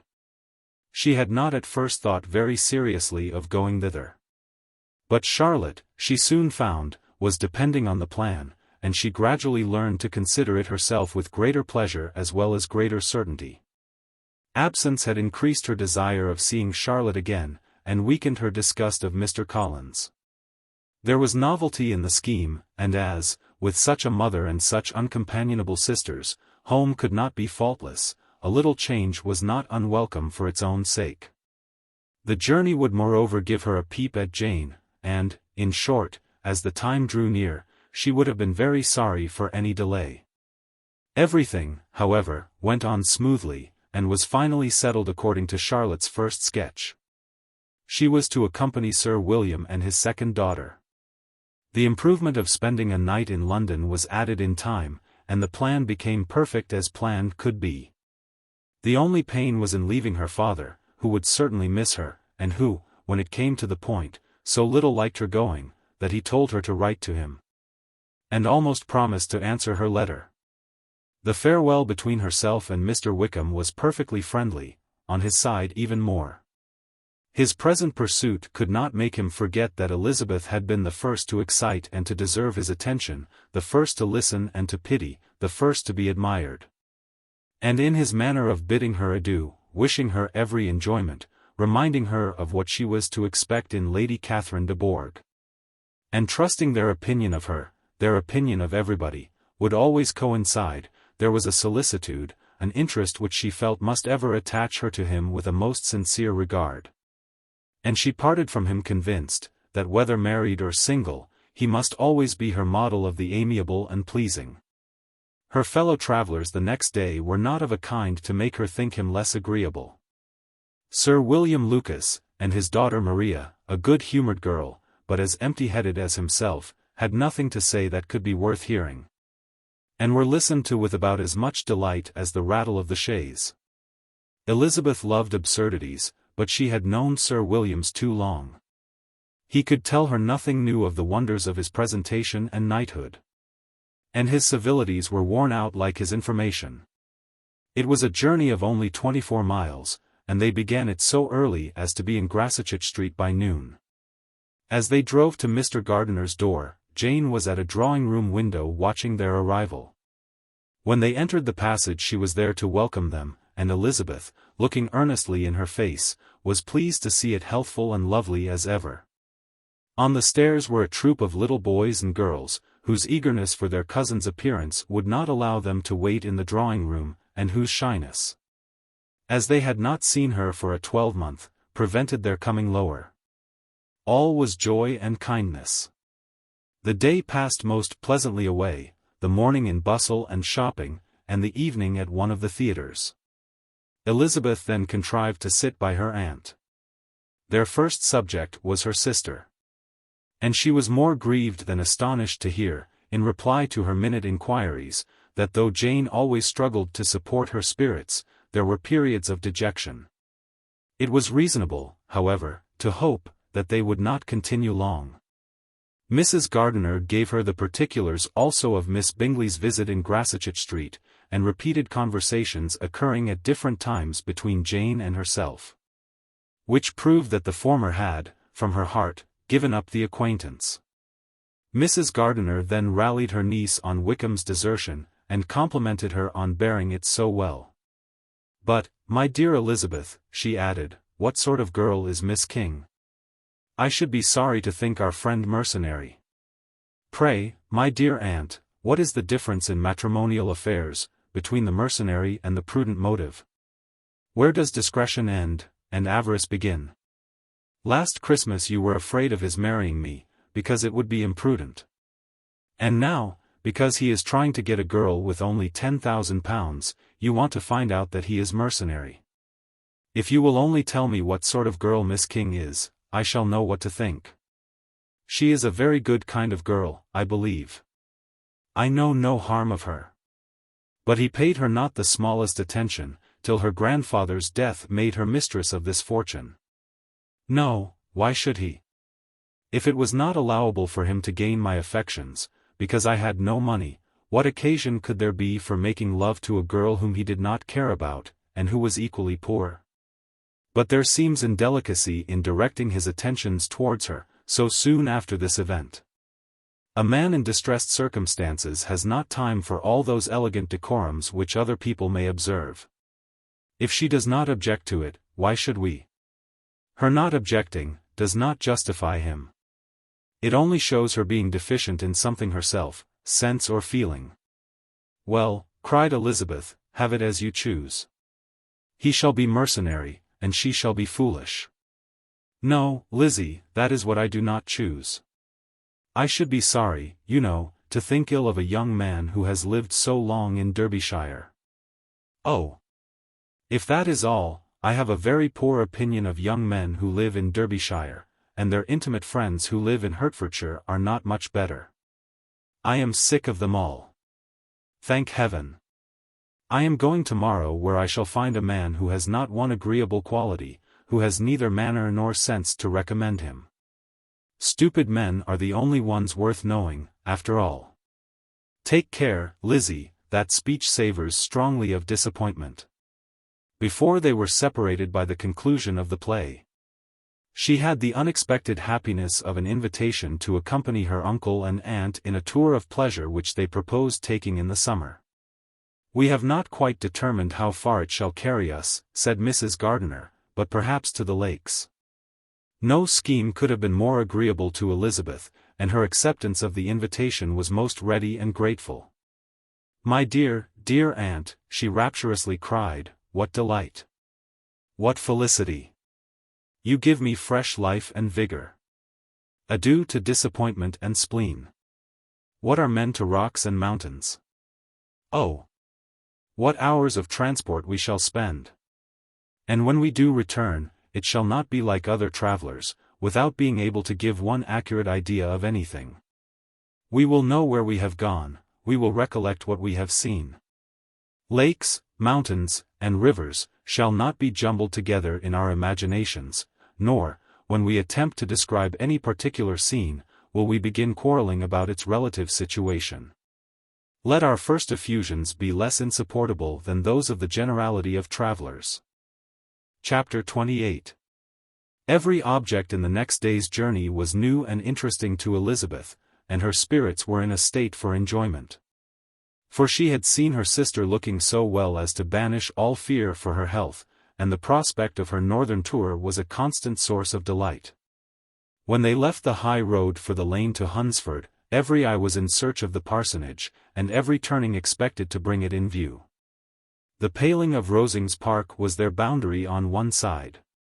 Elizabeth smiled at the recollection of all that she had heard of its inhabitants. At length the parsonage was discernible. The garden sloping to the road, the house standing in it, the green pales and the laurel hedge, everything declared they were arriving. Mr. Collins and Charlotte appeared at the door, and the carriage stopped at the small gate, which led by a short gravel walk to the house, amidst the nods and smiles of the whole party. In a moment they were all out of the chaise, rejoicing at the sight of each other. Mrs. Collins welcomed her friend with the liveliest pleasure, and Elizabeth was more and more satisfied with coming, when she found herself so affectionately received. She saw instantly that her cousin's manners were not altered by his marriage. His formal civility was just what it had been, and he detained her some minutes at the gate to hear and satisfy his inquiries after all her family. They were then, with no other delay than his pointing out the neatness of the entrance, taken into the house. And as soon as they were in the parlour, he welcomed them a second time with ostentatious formality to his humble abode, and punctually repeated all his wife's offers of refreshment. Elizabeth was prepared to see him in his glory. And she could not help fancying that in displaying the good proportion of the room, its aspect and its furniture, he addressed himself particularly to her. As if wishing to make her feel what she had lost in refusing him. But though everything seemed neat and comfortable, she was not able to gratify him by any sigh of repentance. And rather looked with wonder at her friend that she could have so cheerful an air, with such a companion. When Mr. Collins said anything of which his wife might reasonably be ashamed, which certainly was not unseldom, she involuntarily turned her eye on Charlotte. Once or twice she could discern a faint blush, but in general Charlotte wisely did not hear. After sitting long enough to admire every article of furniture in the room, from the sideboard to the fender, to give an account of their journey and of all that had happened in London, Mr. Collins invited them to take a stroll in the garden, which was large and well laid out, and to the cultivation of which he attended himself. To work in his garden was one of his most respectable pleasures. And Elizabeth admired the command of countenance with which Charlotte talked of the healthfulness of the exercise, and owned she encouraged it as much as possible. Here, leading the way through every walk and cross-walk, and scarcely allowing them an interval to utter the praises he asked for. Every view was pointed out with a minuteness which left beauty entirely behind. He could number the fields in every direction, and could tell how many trees there were in the most distant clump. But of all the views which his garden, or which the country, or the kingdom could boast, none were to be compared with the prospect of Rosings, afforded by an opening in the trees that bordered the park nearly opposite the front of his house. It was a handsome modern building, well situated on rising ground. From his garden, Mr. Collins would have led them round his 2 meadows, but the ladies, not having shoes to encounter the remains of a white frost, turned back. And while Sir William accompanied him, Charlotte took her sister and friend over the house, extremely well pleased, probably, to have the opportunity of showing it without her husband's help. It was rather small, but well built and convenient, and everything was fitted up and arranged with a neatness and consistency of which Elizabeth gave Charlotte all the credit. When Mr. Collins could be forgotten, there was really a great air of comfort throughout, and by Charlotte's evident enjoyment of it, Elizabeth supposed he must be often forgotten. She had already learnt that Lady Catherine was still in the country. It was spoken of again while they were at dinner, when Mr. Collins, joining in, observed, "Yes, Miss Elizabeth. You will have the honour of seeing Lady Catherine de Bourgh on the ensuing Sunday at church, and I need not say you will be delighted with her. She is all affability and condescension, and I doubt not but you will be honoured with some portion of her notice when service is over. I have scarcely any hesitation in saying that she will include you and my sister Maria in every invitation with which she honours us during your stay here. Her behaviour to my dear Charlotte is charming. We dine at Rosings twice every week, and are never allowed to walk home. Her ladyship's carriage is regularly ordered for us. I should say, one of her ladyship's carriages, for she has several. Lady Catherine is a very respectable, sensible woman indeed," added Charlotte, "and a most attentive neighbour."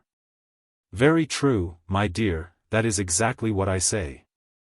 She is the sort of woman whom one cannot regard with too much deference." The evening was spent chiefly in talking over Hertfordshire news, and telling again what had been already written.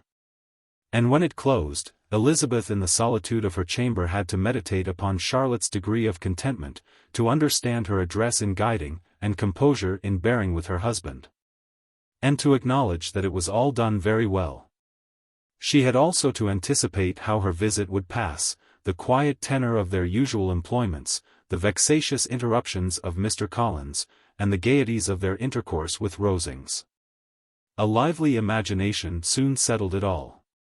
About the middle of the next day, as she was in her room getting ready for a walk, a sudden noise below seemed to speak the whole house in confusion.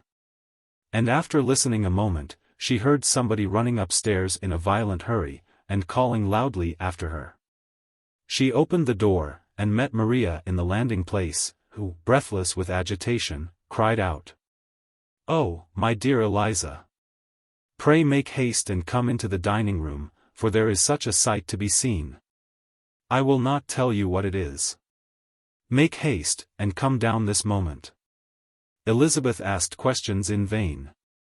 Maria would tell her nothing more, and down they ran into the dining room, which fronted the lane, in quest of this wonder. It was 2 ladies stopping in a low phaeton at the garden gate. "And is this all?" cried Elizabeth. "I expected at least that the pigs were got into the garden, and here is nothing but Lady Catherine and her daughter." "La! My dear," said Maria, quite shocked at the mistake, "it is not Lady Catherine. The old lady is Mrs. Jenkinson, who lives with them. The other is Miss de Bourgh. Only look at her. She is quite a little creature. Who would have thought she could be so thin and small? She is abominably rude to keep Charlotte out of doors in all this wind. Why does she not come in? Oh! Charlotte says, she hardly ever does. It is the greatest of favours when Miss de Bourgh comes in." "I like her appearance," said Elizabeth, struck with other ideas. "She looks sickly and cross." "Yes, she will do for him very well. She will make him a very proper wife." Mr. Collins and Charlotte were both standing at the gate in conversation with the ladies. And Sir William, to Elizabeth's high diversion, was stationed in the doorway, in earnest contemplation of the greatness before him, and constantly bowing whenever Miss de Bourgh looked that way. At length there was nothing more to be said, the ladies drove on, and the others returned into the house. Mr. Collins no sooner saw the 2 girls than he began to congratulate them on their good fortune. which Charlotte explained by letting them know that the whole party was asked to dine at Rosings the next day. Chapter 29. Mr. Collins's triumph in consequence of this invitation was complete. The power of displaying the grandeur of his patroness to his wondering visitors, and of letting them see her civility towards himself and his wife, was exactly what he had wished for. And that an opportunity of doing it should be given so soon, was such an instance of Lady Catherine's condescension as he knew not how to admire enough. "I confess," said he, "that I should not have been at all surprised by her ladyship's asking us on Sunday to drink tea and spend the evening at Rosings. I rather expected, from my knowledge of her affability, that it would happen. But who could have foreseen such an attention as this? Who could have imagined that we should receive an invitation to dine there, an invitation moreover including the whole party, so immediately after your arrival?" "I am the less surprised at what has happened," replied Sir William, "from that knowledge of what the manners of the great really are, which my situation in life has allowed me to acquire. About the court, such instances of elegant breeding are not uncommon. Scarcely anything was talked of the whole day or next morning, but their visit to Rosings. Mr. Collins was carefully instructing them in what they were to expect, that the sight of such rooms, so many servants, and so splendid a dinner might not wholly overpower them. When the ladies were separating for the toilette, he said to Elizabeth, "Do not make yourself uneasy, my dear cousin, about your apparel. Lady Catherine is far from requiring that elegance of dress in us, which becomes herself and daughter. I would advise you merely to put on whatever of your clothes is superior to the rest, there is no occasion for anything more. Lady Catherine will not think the worse of you for being simply dressed. She likes to have the distinction of rank preserved." While they were dressing, he came 2 or 3 times to their different doors, to recommend their being quick, as Lady Catherine very much objected to be kept waiting for her dinner. Such formidable accounts of her ladyship, and her manner of living, quite frightened Maria Lucas, who had been little used to company. And she looked forward to her introduction at Rosings with as much apprehension as her father had done to his presentation at St. James's. As the weather was fine, they had a pleasant walk of about half a mile across the park. Every park has its beauty and its prospects. And Elizabeth saw much to be pleased with, though she could not be in such raptures as Mr. Collins expected the scene to inspire. And was but slightly affected by his enumeration of the windows in front of the house, and his relation of what the glazing altogether had originally cost Sir Louis de Bourgh.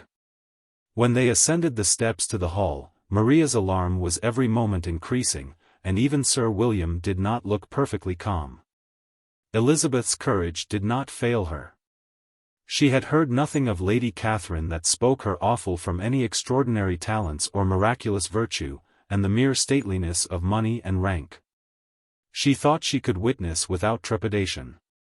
From the entrance hall, of which Mr. Collins pointed out, with a rapturous air, the fine proportion and finished ornaments, they followed the servants through an antechamber to the room where Lady Catherine, her daughter, and Mrs. Jenkinson were sitting.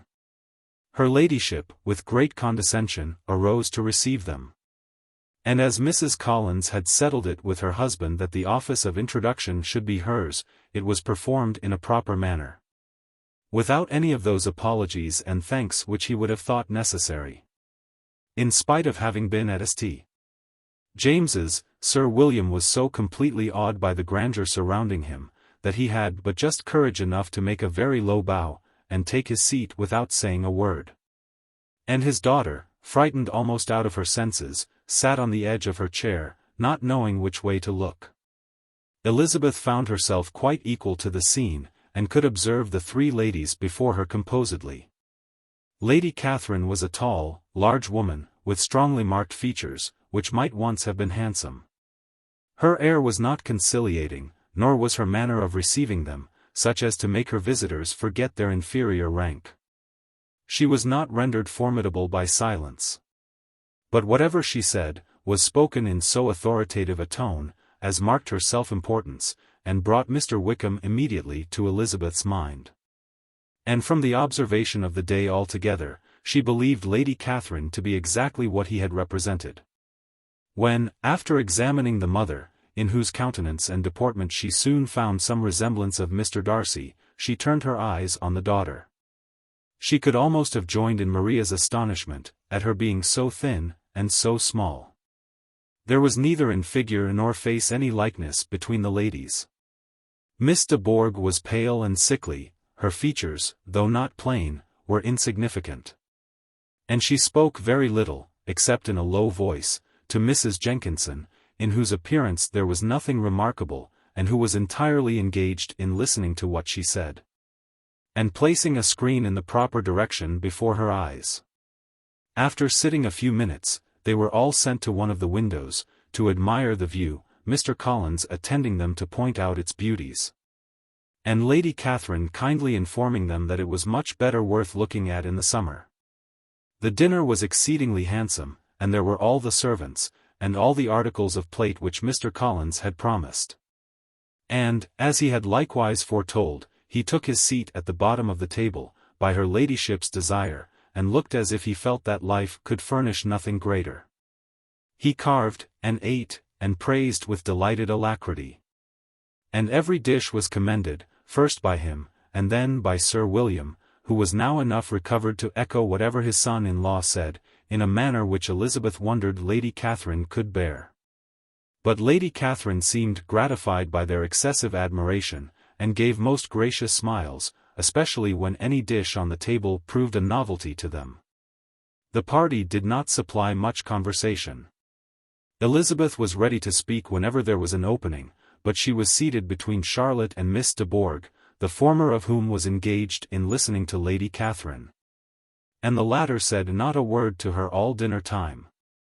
Mrs. Jenkinson was chiefly employed in watching how little Miss de Bourgh ate, pressing her to try some other dish, and fearing she were indisposed.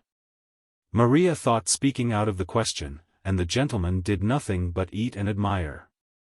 When the ladies returned to the drawing-room, there was little to be done but to hear Lady Catherine talk, which she did without any intermission till coffee came in, delivering her opinion on every subject in so decisive a manner as proved that she was not used to have her judgment controverted.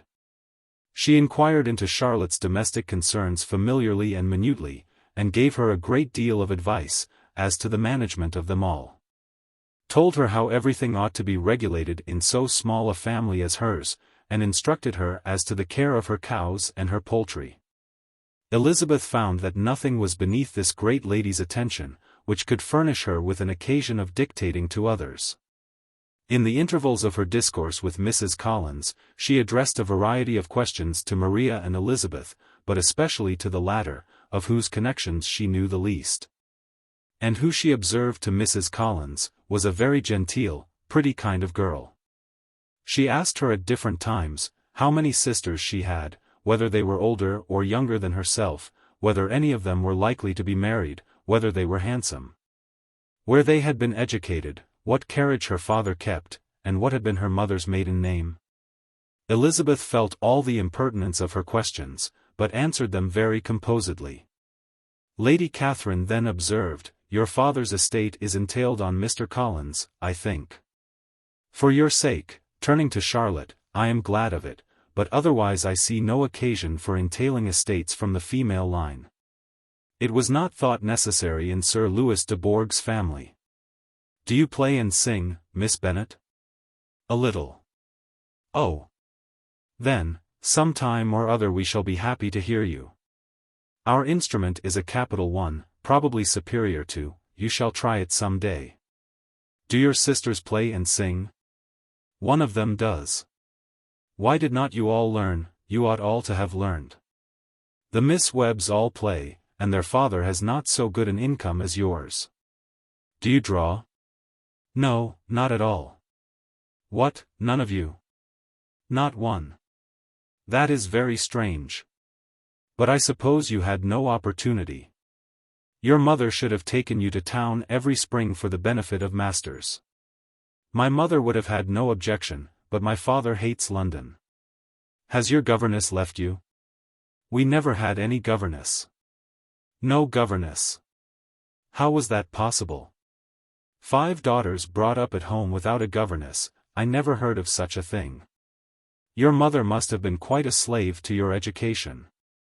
Elizabeth could hardly help smiling, as she assured her that had not been the case. Then, who taught you? Who attended to you? Without a governess you must have been neglected. Compared with some families, I believe we were, but such of us as wished to learn, never wanted the means. We were always encouraged to read, and had all the masters that were necessary. Those who chose to be idle, certainly might. No doubt. But that is what a governess will prevent, and if I had known your mother, should have advised her most strenuously to engage one. I always say that nothing is to be done in education without steady and regular instruction, and nobody but a governess can give it. It is wonderful how many families I have been the means of supplying in that way. I am always glad to get a young person well placed out. For nieces of Mrs. Jenkinson are most delightfully situated through my means. And it was but the other day, that I recommended another young person, who was merely accidentally mentioned to me, and the family are quite delighted with her. Mrs. Collins, did I tell you of Lady Metcalfe's calling yesterday to thank me? She finds Miss Pope a treasure. Lady Catherine, said she, you have given me a treasure. Are any of your younger sisters out, Miss Bennet? Yes, ma'am, all. All, what, all 5 out at once? Very odd, and you only the second. The younger ones out before the elder are married. Your younger sisters must be very young? Yes, my youngest is not 16. Perhaps she is full young to be much in company. But really, ma'am, I think it would be very hard upon younger sisters, that they should not have their share of society and amusement because the elder may not have the means or inclination to marry early. The last born has as good a right to the pleasures of youth, as the first. And to be kept back on such a motive, I think it would not be very likely to promote sisterly affection or delicacy of mind. Upon my word, said her ladyship, you give your opinion very decidedly for so young a person. Pray, what is your age? With 3 younger sisters grown up, replied Elizabeth smiling, your ladyship can hardly expect me to own it. Lady Catherine seemed quite astonished at not receiving a direct answer, and Elizabeth suspected herself to be the first creature who had ever dared to trifle with so much dignified impertinence. You cannot be more than 20, I am sure, therefore you need not conceal your age. I am not 21. When the gentlemen had joined them, and tea was over, the card tables were placed. Lady Catherine, Sir William, and Mr. and Mrs. Collins sat down to quadrille. And as Miss de Bourgh chose to play at casino, the 2 girls had the honor of assisting Mrs. Jenkinson to make up her party. Their table was superlatively stupid. Scarcely a syllable was uttered that did not relate to the game, except when Mrs. Jenkinson expressed her fears of Miss de Bourgh's being too hot or too cold, or having too much or too little light. A great deal more passed at the other table. Lady Catherine was generally speaking, stating the mistakes of the 3 others, or relating some anecdote of herself. Mr. Collins was employed in agreeing to everything her ladyship said, thanking her for every fish he won, and apologizing if he thought he won too many. Sir William did not say much. He was storing his memory with anecdotes and noble names. When Lady Catherine and her daughter had played as long as they chose, the tables were broke up, the carriage was offered to Mrs. Collins, gratefully accepted, and immediately ordered. The party then gathered round the fire to hear Lady Catherine determine what weather they were to have on the morrow. From these instructions they were summoned by the arrival of the coach, and with many speeches of thankfulness on Mr. Collins's side, and as many bows on Sir William's, they departed. As soon as they had driven from the door, Elizabeth was called on by her cousin, to give her opinion of all that she had seen at Rosings, which, for Charlotte's sake, she made more favorable than it really was. But her commendation, though costing her some trouble, could by no means satisfy Mr. Collins, and he was very soon obliged to take her ladyship's praise into his own hands. Chapter 30. Sir William stayed only a week at Hunsford. But his visit was long enough to convince him of his daughter's being most comfortably settled, and of her possessing such a husband and such a neighbour as were not often met with. While Sir William was with them, Mr. Collins devoted his mornings to driving him out in his gig, and showing him the country. But when he went away, the whole family returned to their usual employments, and Elizabeth was thankful to find that they did not see more of her cousin by the alteration. For the chief of the time between breakfast and dinner was now passed by him either at work in the garden, or in reading and writing, and looking out of window in his own book-room, which fronted the road. The room in which the ladies sat was backwards. Elizabeth at first had rather wondered that Charlotte should not prefer the dining parlour for common use. It was a better-sized room, and had a pleasanter aspect. But she soon saw that her friend had an excellent reason for what she did, for Mr. Collins would undoubtedly have been much less in his own apartment, had they sat in one equally lively. And she gave Charlotte credit for the arrangement. From the drawing-room they could distinguish nothing in the lane, and were indebted to Mr. Collins for the knowledge of what carriages went along. And how often especially Miss de Bourgh drove by in her phaeton, which he never failed coming to inform them of, though it happened almost every day. She not unfrequently stopped at the parsonage, and had a few minutes' conversation with Charlotte, but was scarcely ever prevailed on to get out. Very few days passed in which Mr. Collins did not walk to Rosings, and not many in which his wife did not think it necessary to go likewise. Until Elizabeth recollected that there might be other family livings to be disposed of, she could not understand the sacrifice of so many hours. Now and then, they were honoured with a call from her ladyship, and nothing escaped her observation that was passing in the room during these visits. She examined into their employments, looked at their work, and advised them to do it differently, found fault with the arrangement of the furniture, or detected the housemaid in negligence. And if she accepted any refreshment, seemed to do it only for the sake of finding out that Mrs. Collins's joints of meat were too large for her family. Elizabeth soon perceived that though this great lady was not in the commission of the peace for the county, she was a most active magistrate in her own parish, the minutest concerns of which were carried to her by Mr. Collins. And whenever any of the cottagers were disposed to be quarrelsome, discontented or too poor, she sallied forth into the village to settle their differences, silence their complaints, and scold them into harmony and plenty. The entertainment of dining at Rosings was repeated about twice a week. And, allowing for the loss of Sir William, and there being only one card table in the evening, every such entertainment was the counterpart of the first. Their other engagements were few, as the style of living of the neighbourhood in general was beyond the Collinses' reach. This however was no evil to Elizabeth, and upon the whole she spent her time comfortably enough. There were half-hours of pleasant conversation with Charlotte, and the weather was so fine for the time of year, that she had often great enjoyment out of doors.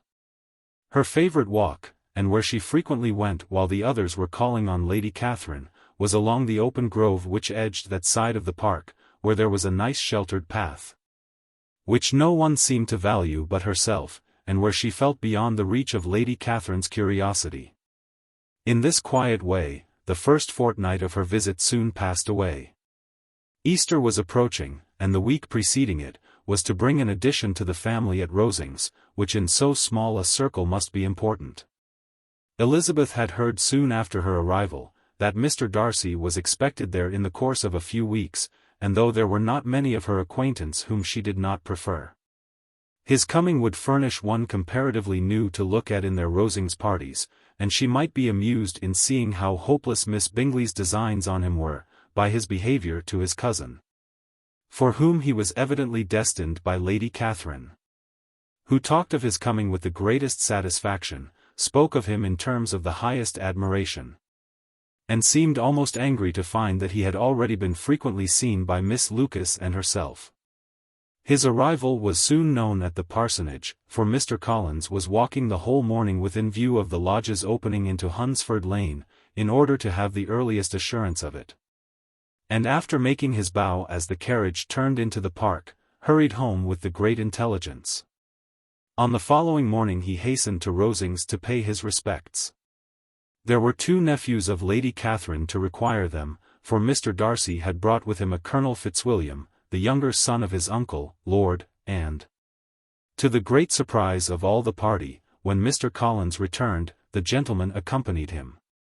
Charlotte had seen them from her husband's room, crossing the road, and immediately running into the other, told the girls what an honor they might expect, adding, "I may thank you, Eliza, for this piece of civility. Mr. Darcy would never have come so soon to wait upon me." Elizabeth had scarcely time to disclaim all right to the compliment, before their approach was announced by the doorbell, and shortly afterwards the three gentlemen entered the room. Colonel Fitzwilliam, who led the way, was about 30, not handsome, but in person and address most truly the gentleman. Mr. Darcy looked just as he had been used to look in Hertfordshire, paid his compliments, with his usual reserve, to Mrs. Collins. And whatever might be his feelings towards her friend, met her with every appearance of composure. Elizabeth merely curtsied to him, without saying a word. Colonel Fitzwilliam entered into conversation directly with the readiness and ease of a well-bred man, and talked very pleasantly. But his cousin, after having addressed a slight observation on the house and garden to Mrs. Collins, sat for some time without speaking to anybody. At length, however, his civility was so far awakened as to inquire of Elizabeth after the health of her family. She answered him in the usual way, and after a moment's pause, added, "My eldest sister has been in town these 3 months. Have you never happened to see her there?" She was perfectly sensible that he never had, but she wished to see whether he would betray any consciousness of what had passed between the Bingleys and Jane. And she thought he looked a little confused as he answered that he had never been so fortunate as to meet Miss Bennet. The subject was pursued no farther, and the gentleman soon afterwards went away. Chapter 31. Colonel Fitzwilliam's manners were very much admired at the parsonage, and the ladies all felt that he must add considerably to the pleasure of their engagements at Rosings. It was some days, however, before they received any invitation thither, for while there were visitors in the house, they could not be necessary. And it was not till Easter Day, almost a week after the gentleman's arrival, that they were honored by such an attention. And then they were merely asked on leaving church to come there in the evening. For the last week they had seen very little of either Lady Catherine or her daughter. Colonel Fitzwilliam had called at the parsonage more than once during the time, but Mr. Darcy they had only seen at church. The invitation was accepted of course, and at a proper hour they joined the party in Lady Catherine's drawing-room.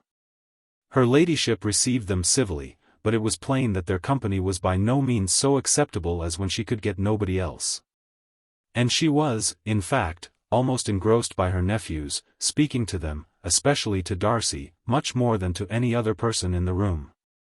Colonel Fitzwilliam seemed really glad to see them.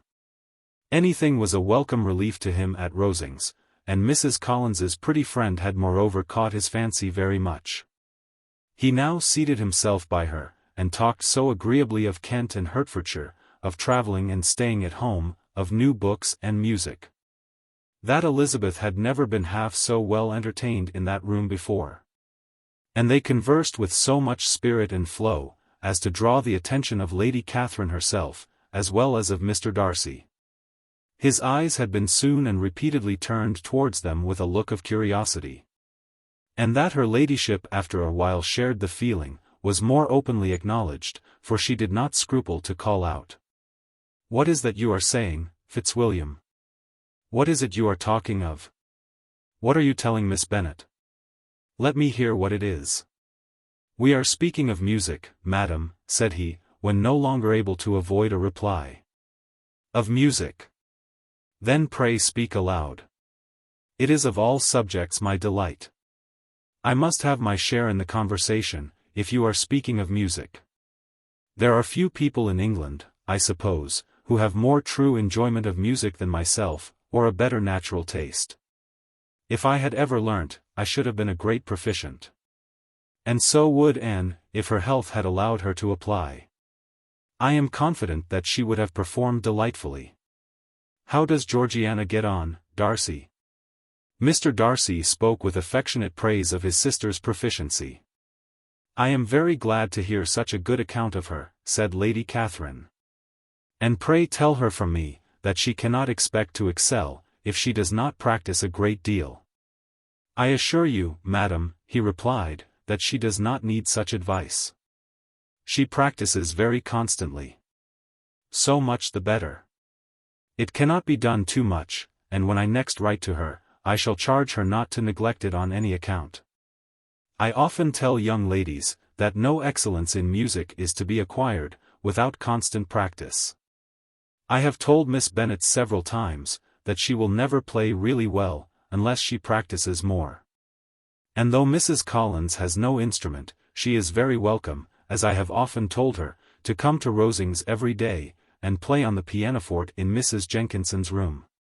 She would be in nobody's way, you know, in that part of the house. Mr. Darcy looked a little ashamed of his aunt's ill-breeding, and made no answer. When coffee was over, Colonel Fitzwilliam reminded Elizabeth of having promised to play to him, and she sat down directly to the instrument. He drew a chair near her. Lady Catherine listened to half a song, and then talked, as before, to her other nephew.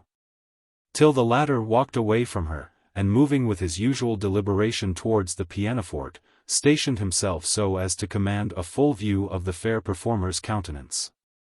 Elizabeth saw what he was doing, and at the first convenient pause, turned to him with an arch smile, and said, "You mean to frighten me, Mr. Darcy, by coming in all this state to hear me? But I will not be alarmed though your sister does play so well. There is a stubbornness about me that never can bear to be frightened at the will of others. My courage always rises with every attempt to intimidate me." "I shall not say that you are mistaken," he replied, "because you could not really believe me to entertain any design of alarming you. And I have had the pleasure of your acquaintance long enough to know, that you find great enjoyment in occasionally professing opinions which in fact are not your own." Elizabeth laughed heartily at this picture of herself, and said to Colonel Fitzwilliam, "Your cousin will give you a very pretty notion of me, and teach you not to believe a word I say. I am particularly unlucky in meeting with a person so well able to expose my real character, in a part of the world, where I had hoped to pass myself off with some degree of credit. Indeed, Mr. Darcy, it is very ungenerous in you to mention all that you knew to my disadvantage in Hertfordshire, and, give me leave to say, very impolitic too, for it is provoking me to retaliate. And such things may come out, as will shock your relations to hear." "I am not afraid of you," said he, smilingly. "Pray let me hear what you have to accuse him of," cried Colonel Fitzwilliam. "I should like to know how he behaves among strangers." "You shall hear then, but prepare yourself for something very dreadful. The first time of my ever seeing him in Hertfordshire, you must know, was at a ball, and at this ball, what do you think he did? He danced only 4 dances. I am sorry to pain you, but so it was. He danced only 4 dances, though gentlemen were scarce, and, to my certain knowledge, more than one young lady was sitting down in want of a partner. Mr. Darcy, you cannot deny the fact. I had not at that time the honor of knowing any lady in the assembly beyond my own party. True, and nobody can ever be introduced in a ball-room. Well, Colonel Fitzwilliam, what do I play next? My fingers wait your orders." "Perhaps," said Darcy, "I should have judged better, had I sought an introduction, but I am ill-qualified to recommend myself to strangers." "Shall we ask your cousin the reason of this?" said Elizabeth, still addressing Colonel Fitzwilliam. "Shall we ask him why a man of sense and education, and who has lived in the world, is ill-qualified to recommend himself to strangers?"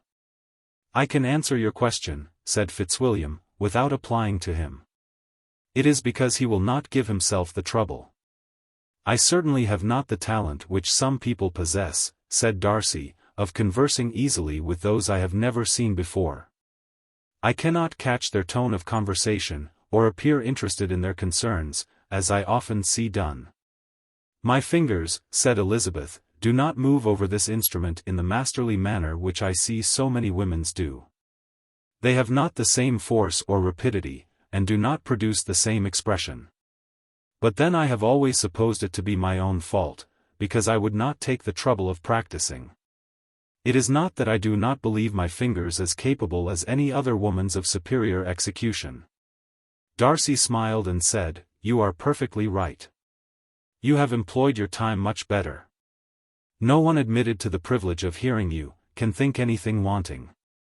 We neither of us perform to strangers." Here they were interrupted by Lady Catherine, who called out to know what they were talking of. Elizabeth immediately began playing again. Lady Catherine approached, and, after listening for a few minutes, said to Darcy, "Miss Bennet would not play at all amiss, if she practised more, and could have the advantage of a London master. She has a very good notion of fingering, though her taste is not equal to Anne's. And would have been a delightful performer, had her health allowed her to learn." Elizabeth looked at Darcy to see how cordially he assented to his cousin's praise, but neither at that moment nor at any other could she discern any symptom of love. And from the whole of his behaviour to Miss de Bourgh she derived this comfort for Miss Bingley, that he might have been just as likely to marry her, had she been his relation. Lady Catherine continued her remarks on Elizabeth's performance, mixing with them many instructions on execution and taste. Elizabeth received them with all the forbearance of civility, and at the request of the gentleman remained at the instrument till her ladyship's carriage was ready to take them all home. Chapter 32. Elizabeth was sitting by herself the next morning, and writing to Jane, while Mrs. Collins and Maria were gone on business into the village, when she was startled by a ring at the door. The certain signal of a visitor. As she had heard no carriage, she thought it not unlikely to be Lady Catherine, and under that apprehension was putting away her half-finished letter that she might escape all impertinent questions. When the door opened, and to her very great surprise, Mr. Darcy, and Mr. Darcy only, entered the room. He seemed astonished too on finding her alone, and apologized for his intrusion, by letting her know that he had understood all the ladies to be within. They then sat down, and when her inquiries after Rosings were made, seemed in danger of sinking into total silence. It was absolutely necessary, therefore, to think of something, and in this emergence recollecting when she had seen him last in Hertfordshire, and feeling curious to know what he would say on the subject of their hasty departure, she observed, "How very suddenly you all quitted Netherfield last November, Mr. Darcy. It must have been a most agreeable surprise to Mr. Bingley to see you all after him so soon, for, if I recollect right, he went but the day before. He and his sisters were well, I hope, when you left London." "Perfectly so, I thank you." She found that she was to receive no other answer, and, after a short pause, added, "I think I have understood that Mr. Bingley has not much idea of ever returning to Netherfield again?" "I have never heard him say so, but it is probable that he may spend very little of his time there in future. He has many friends, and he is at a time of life when friends and engagements are continually increasing. If he means to be but little at Netherfield, it would be better for the neighbourhood that he should give up the place entirely, for then we might possibly get a settled family there. But perhaps Mr. Bingley did not take the house so much for the convenience of the neighbourhood as for his own, and we must expect him to keep or quit it on the same principle." "I should not be surprised," said Darcy, "if he were to give it up, as soon as any eligible purchase offers." Elizabeth made no answer. She was afraid of talking longer of his friend, and, having nothing else to say, was now determined to leave the trouble of finding a subject to him. He took the hint, and soon began with, "This seems a very comfortable house. Lady Catherine, I believe, did a great deal to it when Mr. Collins first came to Hunsford." "I believe she did, and I am sure she could not have bestowed her kindness on a more grateful object. Mr. Collins appears very fortunate in his choice of a wife." "Yes, indeed. His friends may well rejoice in his having met with one of the very few sensible women who would have accepted him, or have made him happy if they had. My friend has an excellent understanding, though I am not certain that I consider her marrying Mr. Collins as the wisest thing she ever did. She seems perfectly happy, however, and in a prudential light, it is certainly a very good match for her. It must be very agreeable to her to be settled within so easy a distance of her own family and friends." An easy distance do you call it? It is nearly 50 miles. And what is 50 miles of good road? Little more than half a day's journey. Yes, I call it a very easy distance. I should never have considered the distance as one of the advantages of the match, cried Elizabeth. I should never have said Mrs. Collins was settled near her family. It is a proof of your own attachment to Hertfordshire. Anything beyond the very neighbourhood of Longbourn, I suppose, would appear far. As he spoke there was a sort of smile, which Elizabeth fancied she understood. He must be supposing her to be thinking of Jane and Netherfield, and she blushed as she answered. I do not mean to say that a woman may not be settled too near her family. The far and the near must be relative, and depend on many varying circumstances. Where there is fortune to make the expense of travelling unimportant, distance becomes no evil.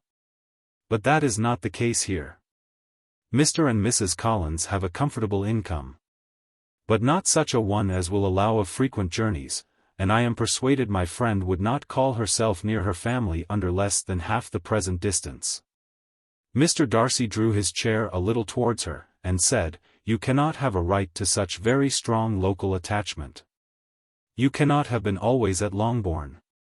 Elizabeth looked surprised. The gentleman experienced some change of feeling. He drew back his chair, took a newspaper from the table, and, glancing over it, said, in a colder voice, Are you pleased with Kent? A short dialogue on the subject of the country ensued, on either side calm and concise, and soon put an end to by the entrance of Charlotte and her sister, just returned from their walk. The tête-à-tête surprised them. Mr. Darcy related the mistake which had occasioned his intruding on Miss Bennet, and after sitting a few minutes longer without saying much to anybody, went away. What can be the meaning of this? Said Charlotte, as soon as he was gone. My dear Eliza, he must be in love with you, or he would never have called on us in this familiar way. But when Elizabeth told of his silence, it did not seem very likely, even to Charlotte's wishes, to be the case. And after various conjectures, they could at last only suppose his visit to proceed from the difficulty of finding anything to do, which was the more probable from the time of year. All field sports were over. Within doors there was Lady Catherine, books, and a billiard table, but gentlemen cannot be always within doors. And in the nearness of the parsonage, or the pleasantness of the walk to it, or of the people who lived in it, the two cousins found a temptation from this period of walking thither almost every day. They called at various times of the morning, sometimes separately, sometimes together, and now and then accompanied by their aunt. It was plain to them all that Colonel Fitzwilliam came because he had pleasure in their society, a persuasion which of course recommended him still more.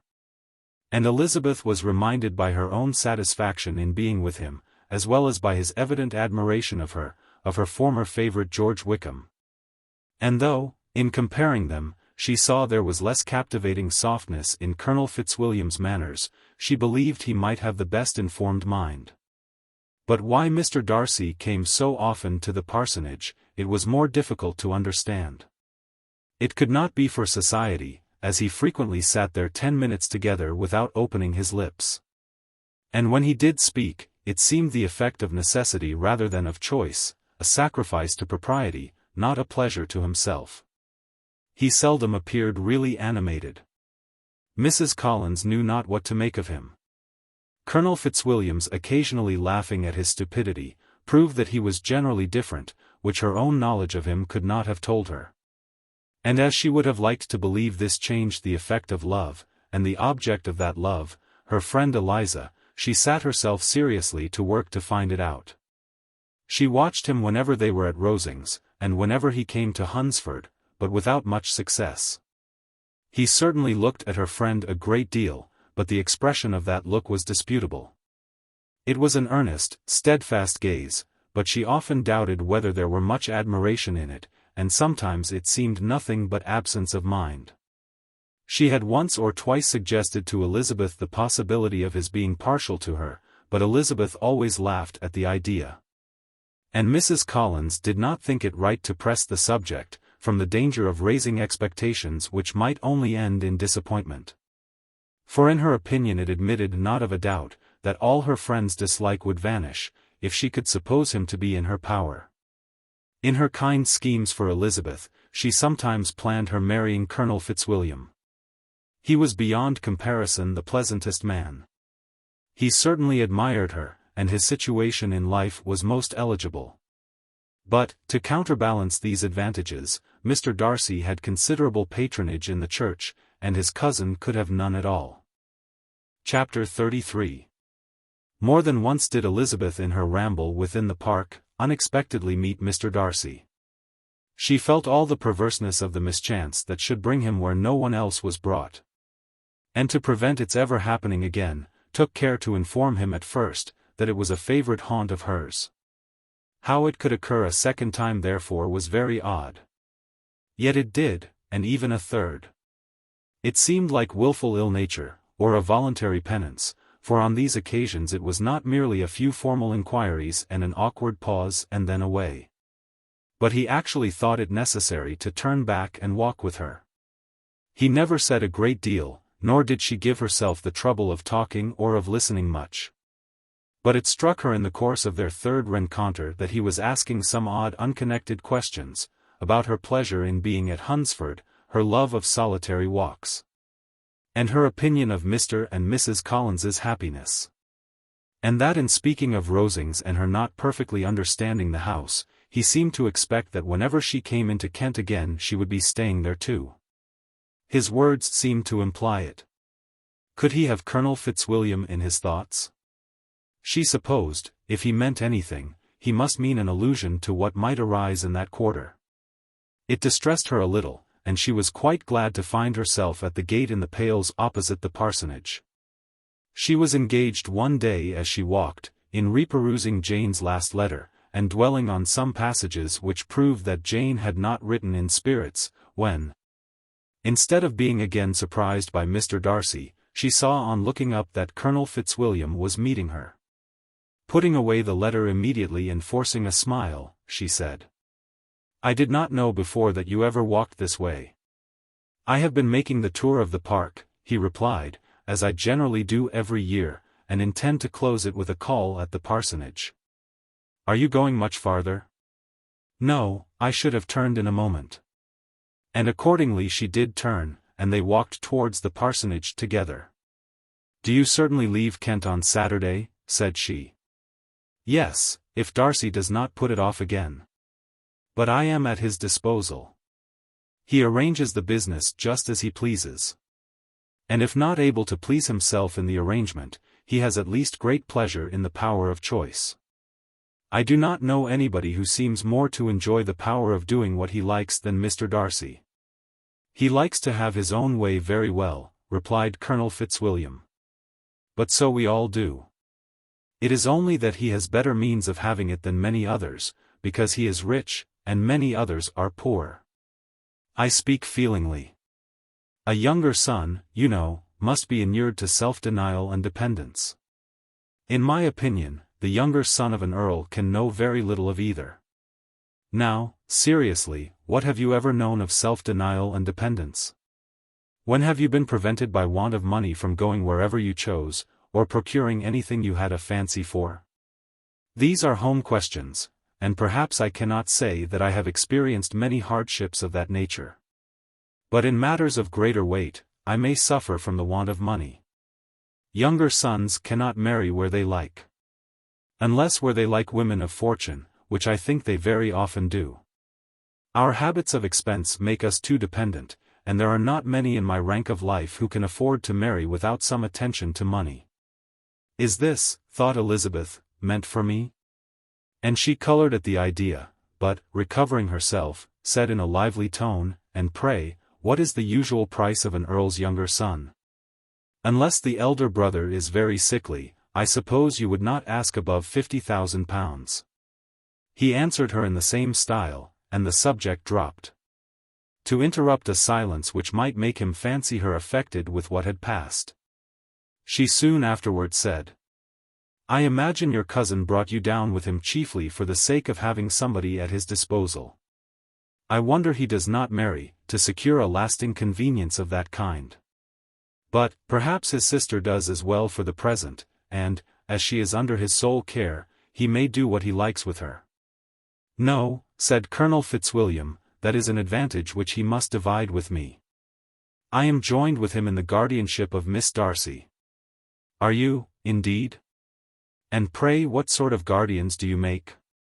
Does your charge give you much trouble? Young ladies of her age are sometimes a little difficult to manage, and if she has the true Darcy spirit, she may like to have her own way. As she spoke, she observed him looking at her earnestly, and the manner in which he immediately asked her why she supposed Miss Darcy likely to give them any uneasiness, convinced her that she had somehow or other got pretty near the truth. She directly replied, "You need not be frightened. I never heard any harm of her, and I dare say she is one of the most tractable creatures in the world. She is a very great favourite with some ladies of my acquaintance, Mrs. Hurst and Miss Bingley. I think I have heard you say that you know them." "I know them a little.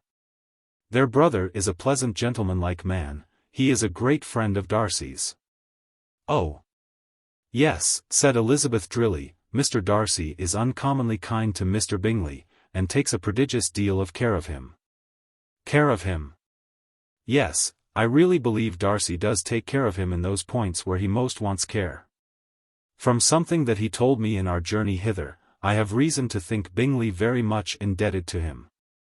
But I ought to beg his pardon, for I have no right to suppose that Bingley was the person meant. It was all conjecture." "What is it you mean?" "It is a circumstance which Darcy of course would not wish to be generally known, because if it were to get round to the lady's family, it would be an unpleasant thing. You may depend upon my not mentioning it. And remember that I have not much reason for supposing it to be Bingley. What he told me was merely this: that he congratulated himself on having lately saved a friend from the inconveniences of a most imprudent marriage, but without mentioning names or any other particulars. And I only suspected it to be Bingley from believing him the kind of young man to get into a scrape of that sort, and from knowing them to have been together the whole of last summer." "Did Mr. Darcy give you his reasons for this interference?" "I understood that there were some very strong objections against the lady." "And what arts did he use to separate them?" "He did not talk to me of his own arts," said Fitzwilliam smiling. "He only told me what I have now told you." Elizabeth made no answer, and walked on, her heart swelling with indignation. After watching her a little, Fitzwilliam asked her why she was so thoughtful. "I am thinking of what you have been telling me," said she. "Your cousin's conduct does not suit my feelings. Why was he to be the judge? You are rather disposed to call his interference officious? I do not see what right Mr. Darcy had to decide on the propriety of his friend's inclination, or why, upon his own judgment alone, he was to determine and direct in what manner that friend was to be happy.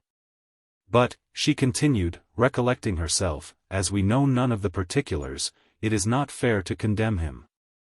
It is not to be supposed that there was much affection in the case." "That is not an unnatural surmise," said Fitzwilliam, "but it is lessening the honor of my cousin's triumph very sadly." This was spoken jestingly, but it appeared to her so just a picture of Mr. Darcy, that she would not trust herself with an answer. And, therefore, abruptly changing the conversation, talked on indifferent matters till they reached the parsonage. There, shut into her own room, as soon as their visitor left them, she could think without interruption of all that she had heard. It was not to be supposed that any other people could be meant than those with whom she was connected. There could not exist in the world two men, over whom Mr. Darcy could have such boundless influence. That he had been concerned in the measures taken to separate Mr. Bingley and Jane, she had never doubted, but she had always attributed to Miss Bingley the principal design and arrangement of them. If his own vanity, however, did not mislead him, he was the cause, his pride and caprice were the cause of all that Jane had suffered, and still continued to suffer. He had ruined for a while every hope of happiness for the most affectionate, generous heart in the world, and no one could say how lasting an evil he might have inflicted. There were some very strong objections against the lady, were Colonel Fitzwilliam's words, and these strong objections probably were, her having one uncle who was a country attorney, and another who was in business in London. To Jane herself, she exclaimed, there could be no possibility of objection. All loveliness and goodness as she is. Her understanding excellent, her mind improved, and her manners captivating. Neither could anything be urged against my father, who, though with some peculiarities, has abilities which Mr. Darcy himself need not disdain, and respectability which he will probably never reach. When she thought of her mother indeed, her confidence gave way a little, but she would not allow that any objections there had material weight with Mr. Darcy, whose pride, she was convinced, would receive a deeper wound from the want of importance in his friends' connections, than from their want of sense. And she was quite decided at last, that he had been partly governed by this worst kind of pride, and partly by the wish of retaining Mr. Bingley for his sister. The agitation and tears which the subject occasioned, brought on a headache. And it grew so much worse towards the evening that, added to her unwillingness to see Mr. Darcy, it determined her not to attend her cousins to Rosings, where they were engaged to drink tea. Mrs. Collins, seeing that she was really unwell, did not press her to go, and as much as possible prevented her husband from pressing her. But Mr. Collins could not conceal his apprehension of Lady Catherine's being rather displeased by her staying at home. Chapter 34. When they were gone, Elizabeth, as if intending to exasperate herself as much as possible against Mr. Darcy, chose for her employment the examination of all the letters which Jane had written to her since her being in Kent. They contained no actual complaint, nor was there any revival of past occurrences, or any communication of present suffering. But in all, and in almost every line of each, there was a want of that cheerfulness which had been used to characterize her style, and which, proceeding from the serenity of a mind at ease with itself, and kindly disposed towards everyone, had been scarcely ever clouded. Elizabeth noticed every sentence conveying the idea of uneasiness, with an attention which it had hardly received on the first perusal. Mr. Darcy's shameful boast of what misery he had been able to inflict, gave her a keener sense of her sister's sufferings. It was some consolation to think that his visit to Rosings was to end on the day after the next, and a still greater, that in less than a fortnight she should herself be with Jane again, and enabled to contribute to the recovery of her spirits, by all that affection could do. She could not think of Darcy's leaving Kent, without remembering that his cousin was to go with him. But Colonel Fitzwilliam had made it clear that he had no intentions at all, and agreeable as he was, she did not mean to be unhappy about him. While settling this point, she was suddenly roused by the sound of the door-bell, and her spirits were a little fluttered by the idea of its being Colonel Fitzwilliam himself, who had once before called late in the evening, and might now come to inquire particularly after her. But this idea was soon banished, and her spirits were very differently affected, when, to her utter amazement, she saw Mr. Darcy walk into the room. In a hurried manner he immediately began an inquiry after her health, imputing his visit to a wish of hearing that she were better. She answered him with cold civility. He sat down for a few moments, and then getting up walked about the room. Elizabeth was surprised, but said not a word. After a silence of several minutes he came towards her in an agitated manner, and thus began. In vain have I struggled. It will not do. My feelings will not be repressed. You must allow me to tell you how ardently I admire and love you. Elizabeth's astonishment was beyond expression. She stared, colored, doubted, and was silent. This he considered sufficient encouragement, and the avowal of all that he felt and had long felt for her, immediately followed. He spoke well, but there were feelings besides those of the heart to be detailed, and he was not more eloquent on the subject of tenderness than of pride. His sense of her inferiority, of its being a degradation, of the family obstacles which judgment had always opposed to inclination, were dwelt on with a warmth which seemed due to the consequence he was wounding, but was very unlikely to recommend his suit. In spite of her deeply rooted dislike, she could not be insensible to the compliment of such a man's affection, and though her intentions did not vary for an instant, she was at first sorry for the pain he was to receive. Till, roused to resentment by his subsequent language, she lost all compassion in anger. She tried, however, to compose herself to answer him with patience, when he should have done. He concluded with representing to her the strength of that attachment which, in spite of all his endeavors, he had found impossible to conquer. And with expressing his hope that it would now be rewarded by her acceptance of his hand. As he said this, she could easily see that he had no doubt of a favorable answer. He spoke of apprehension and anxiety, but his countenance expressed real security. Such a circumstance could only exasperate farther, and when he ceased, the color rose into her cheeks, and she said, "In such cases as this, it is, I believe, the established mode to express a sense of obligation for the sentiments avowed, however unequally they may be returned. It is natural that obligation should be felt, and if I could feel gratitude, would now thank you. But I cannot. I have never desired your good opinion, and you have certainly bestowed it most unwillingly. I am sorry to have occasioned pain to anyone. It has been most unconsciously done, however, and I hope will be of short duration. The feelings which, you tell me, have long prevented the acknowledgement of your regard, can have little difficulty in overcoming it after this explanation." Mr. Darcy, who was leaning against the mantelpiece with his eyes fixed on her face, seemed to catch her words with no less resentment than surprise. His complexion became pale with anger, and the disturbance of his mind was visible in every feature. He was struggling for the appearance of composure, and would not open his lips, till he believed himself to have attained it. The pause was to Elizabeth's feelings dreadful. At length, in a voice of forced calmness, he said, "And this is all the reply which I am to have the honor of expecting. I might, perhaps, wish to be informed why, with so little endeavor at civility, I am thus rejected. But it is of small importance." "I might as well inquire," replied she, "why with so evident a design of offending and insulting me, you chose to tell me that you liked me against your will, against your reason, and even against your character? Was not this some excuse for incivility, if I was uncivil? But I have other provocations. You know I have. Had not my own feelings decided against you, had they been indifferent, or had they even been favorable, do you think that any consideration would tempt me to accept the man who has been the means of ruining, perhaps forever, the happiness of a most beloved sister?" As she pronounced these words, Mr. Darcy changed color, but the emotion was short, and he listened without attempting to interrupt her while she continued.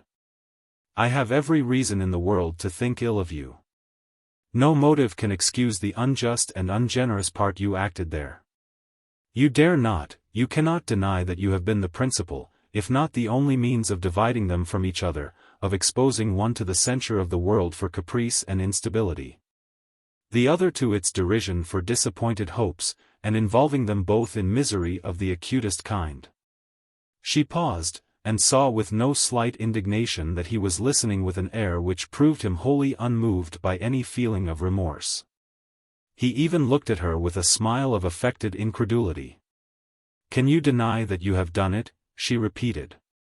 With assumed tranquillity he then replied, "I have no wish of denying that I did everything in my power to separate my friend from your sister, or that I rejoice in my success. Towards him I have been kinder than towards myself." Elizabeth disdained the appearance of noticing this civil reflection, but its meaning did not escape, nor was it likely to conciliate her. "But it is not merely this affair," she continued, "on which my dislike is founded. Long before it had taken place, my opinion of you was decided. Your character was unfolded in the recital which I received many months ago from Mr. Wickham. On this subject, what can you have to say? In what imaginary act of friendship can you here defend yourself? Or under what misrepresentation can you here impose upon others? You take an eager interest in that gentleman's concerns," said Darcy in a less tranquil tone, and with a heightened color. "Who that knows what his misfortunes have been, can help feeling an interest in him?" "His misfortunes," repeated Darcy contemptuously, "yes, his misfortunes have been great indeed." "And of your infliction," cried Elizabeth with energy. You have reduced him to his present state of poverty, comparative poverty. You have withheld the advantages, which you must know to have been designed for him. You have deprived the best years of his life, of that independence which was no less his due than his desert. You have done all this. And yet you can treat the mention of his misfortunes with contempt and ridicule. And this, cried Darcy, as he walked with quick steps across the room, is your opinion of me. This is the estimation in which you hold me. I thank you for explaining it so fully. My faults, according to this calculation, are heavy indeed. But perhaps, added he, stopping in his walk, and turning towards her, these offences might have been overlooked. Had not your pride been hurt by my honest confession of the scruples that had long prevented my forming any serious design?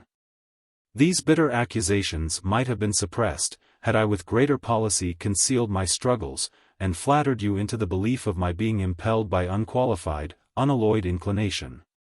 By reason, by reflection, by everything. But disguise of every sort is my abhorrence. Nor am I ashamed of the feelings I related. They were natural and just.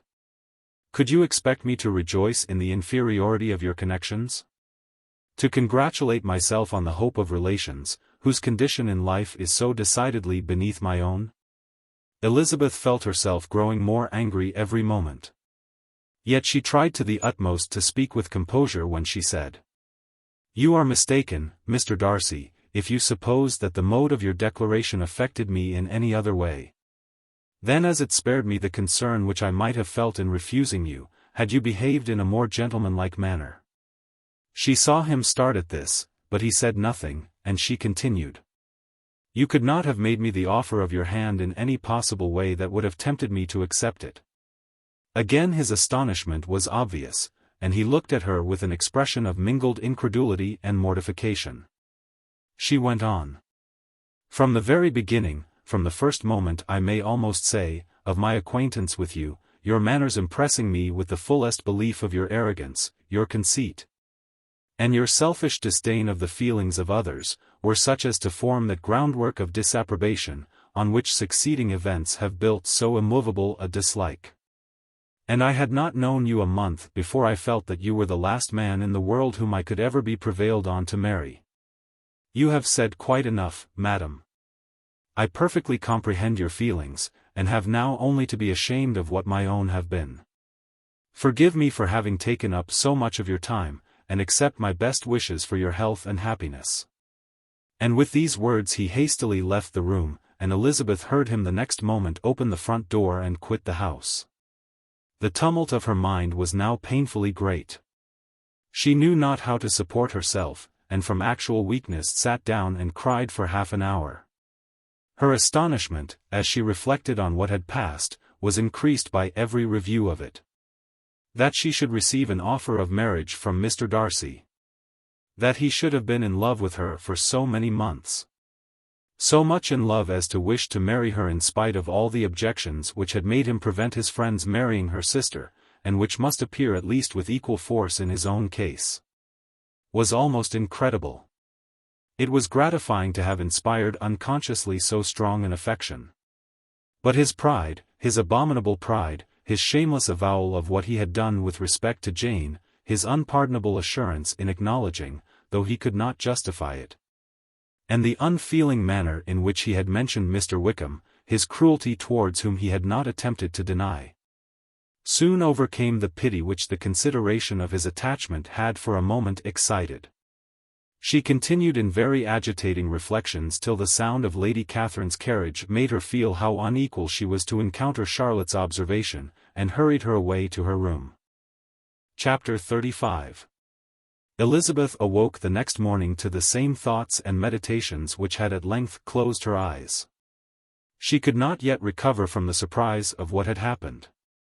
It was impossible to think of anything else, and totally indisposed for employment, she resolved soon after breakfast to indulge herself in air and exercise. She was proceeding directly to her favourite walk, when the recollection of Mr. Darcy sometimes coming there stopped her, and instead of entering the park, she turned up the lane, which led her farther from the turnpike road. The park paling was still the boundary on one side, and she soon passed one of the gates into the ground. After walking 2 or 3 times along that part of the lane, she was tempted, by the pleasantness of the morning, to stop at the gates and look into the park. The 5 weeks which she had now passed in Kent had made a great difference in the country, and every day was adding to the verdure of the early trees.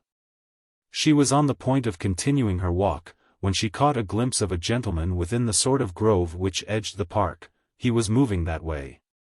And fearful of its being Mr. Darcy, she was directly retreating. But the person who advanced, was now near enough to see her, and stepping forward with eagerness, pronounced her name.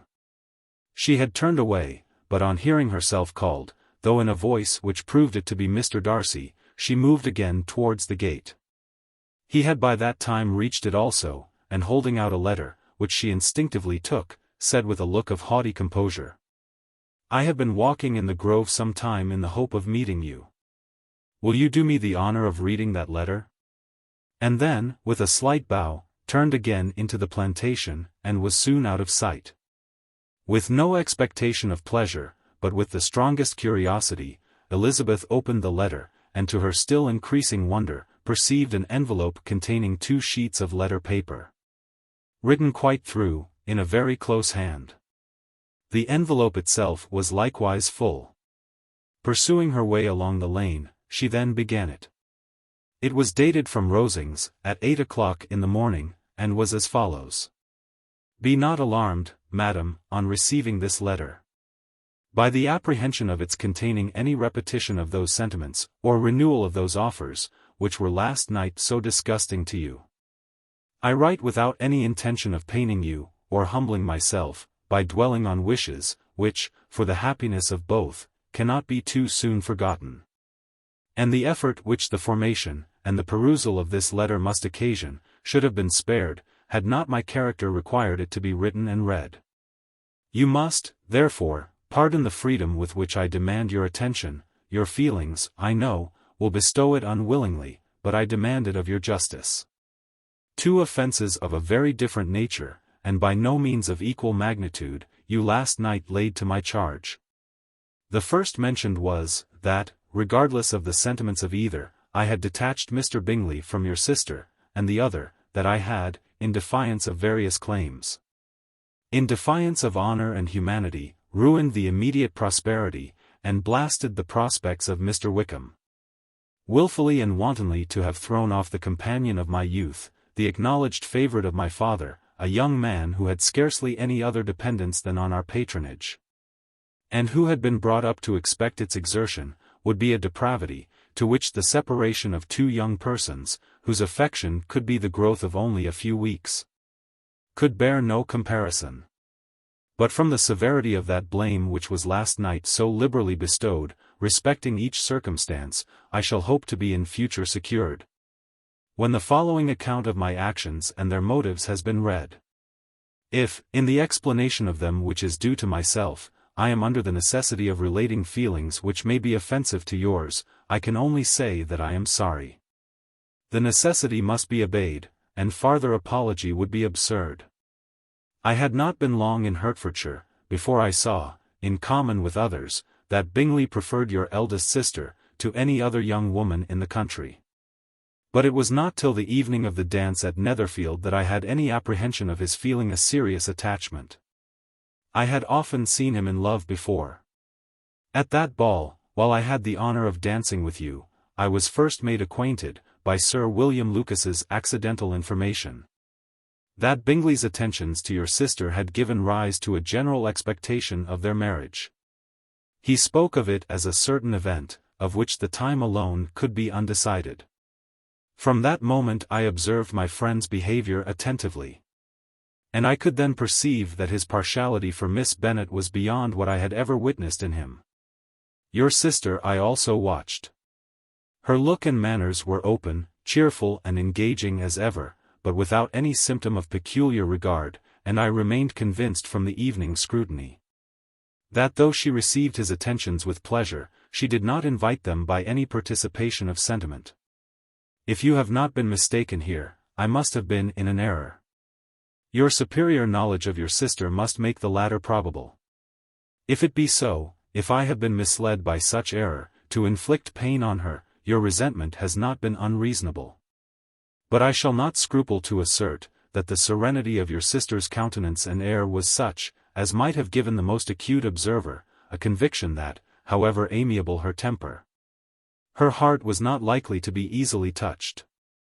That I was desirous of believing her indifferent is certain, but I will venture to say that my investigations and decisions are not usually influenced by my hopes or fears. I did not believe her to be indifferent because I wished it, I believed it on impartial conviction, as truly as I wished it in reason. My objections to the marriage were not merely those, which I last night acknowledged to have required the utmost force of passion to put aside, in my own case. The want of connection could not be so great an evil to my friend as to me. But there were other causes of repugnance. Causes which, though still existing, and existing to an equal degree in both instances, I had myself endeavored to forget, because they were not immediately before me. These causes must be stated, though briefly. The situation of your mother's family, though objectionable, was nothing in comparison of that total want of propriety so frequently, so almost uniformly betrayed by herself, by your 3 younger sisters, and occasionally even by your father. Pardon me. It pains me to offend you. But amidst your concern for the defects of your nearest relations, and your displeasure at this representation of them, let it give you consolation to consider that to have conducted yourselves so as to avoid any share of the like censure, is praise no less generally bestowed on you and your eldest sister. Then it is honorable to the sense and disposition of both. I will only say farther, that from what passed that evening, my opinion of all parties was confirmed, and every inducement heightened, which could have led me before to preserve my friend from what I esteemed a most unhappy connection. He left Netherfield for London, on the day following, as you, I am certain, remember, with the design of soon returning. The part which I acted, is now to be explained.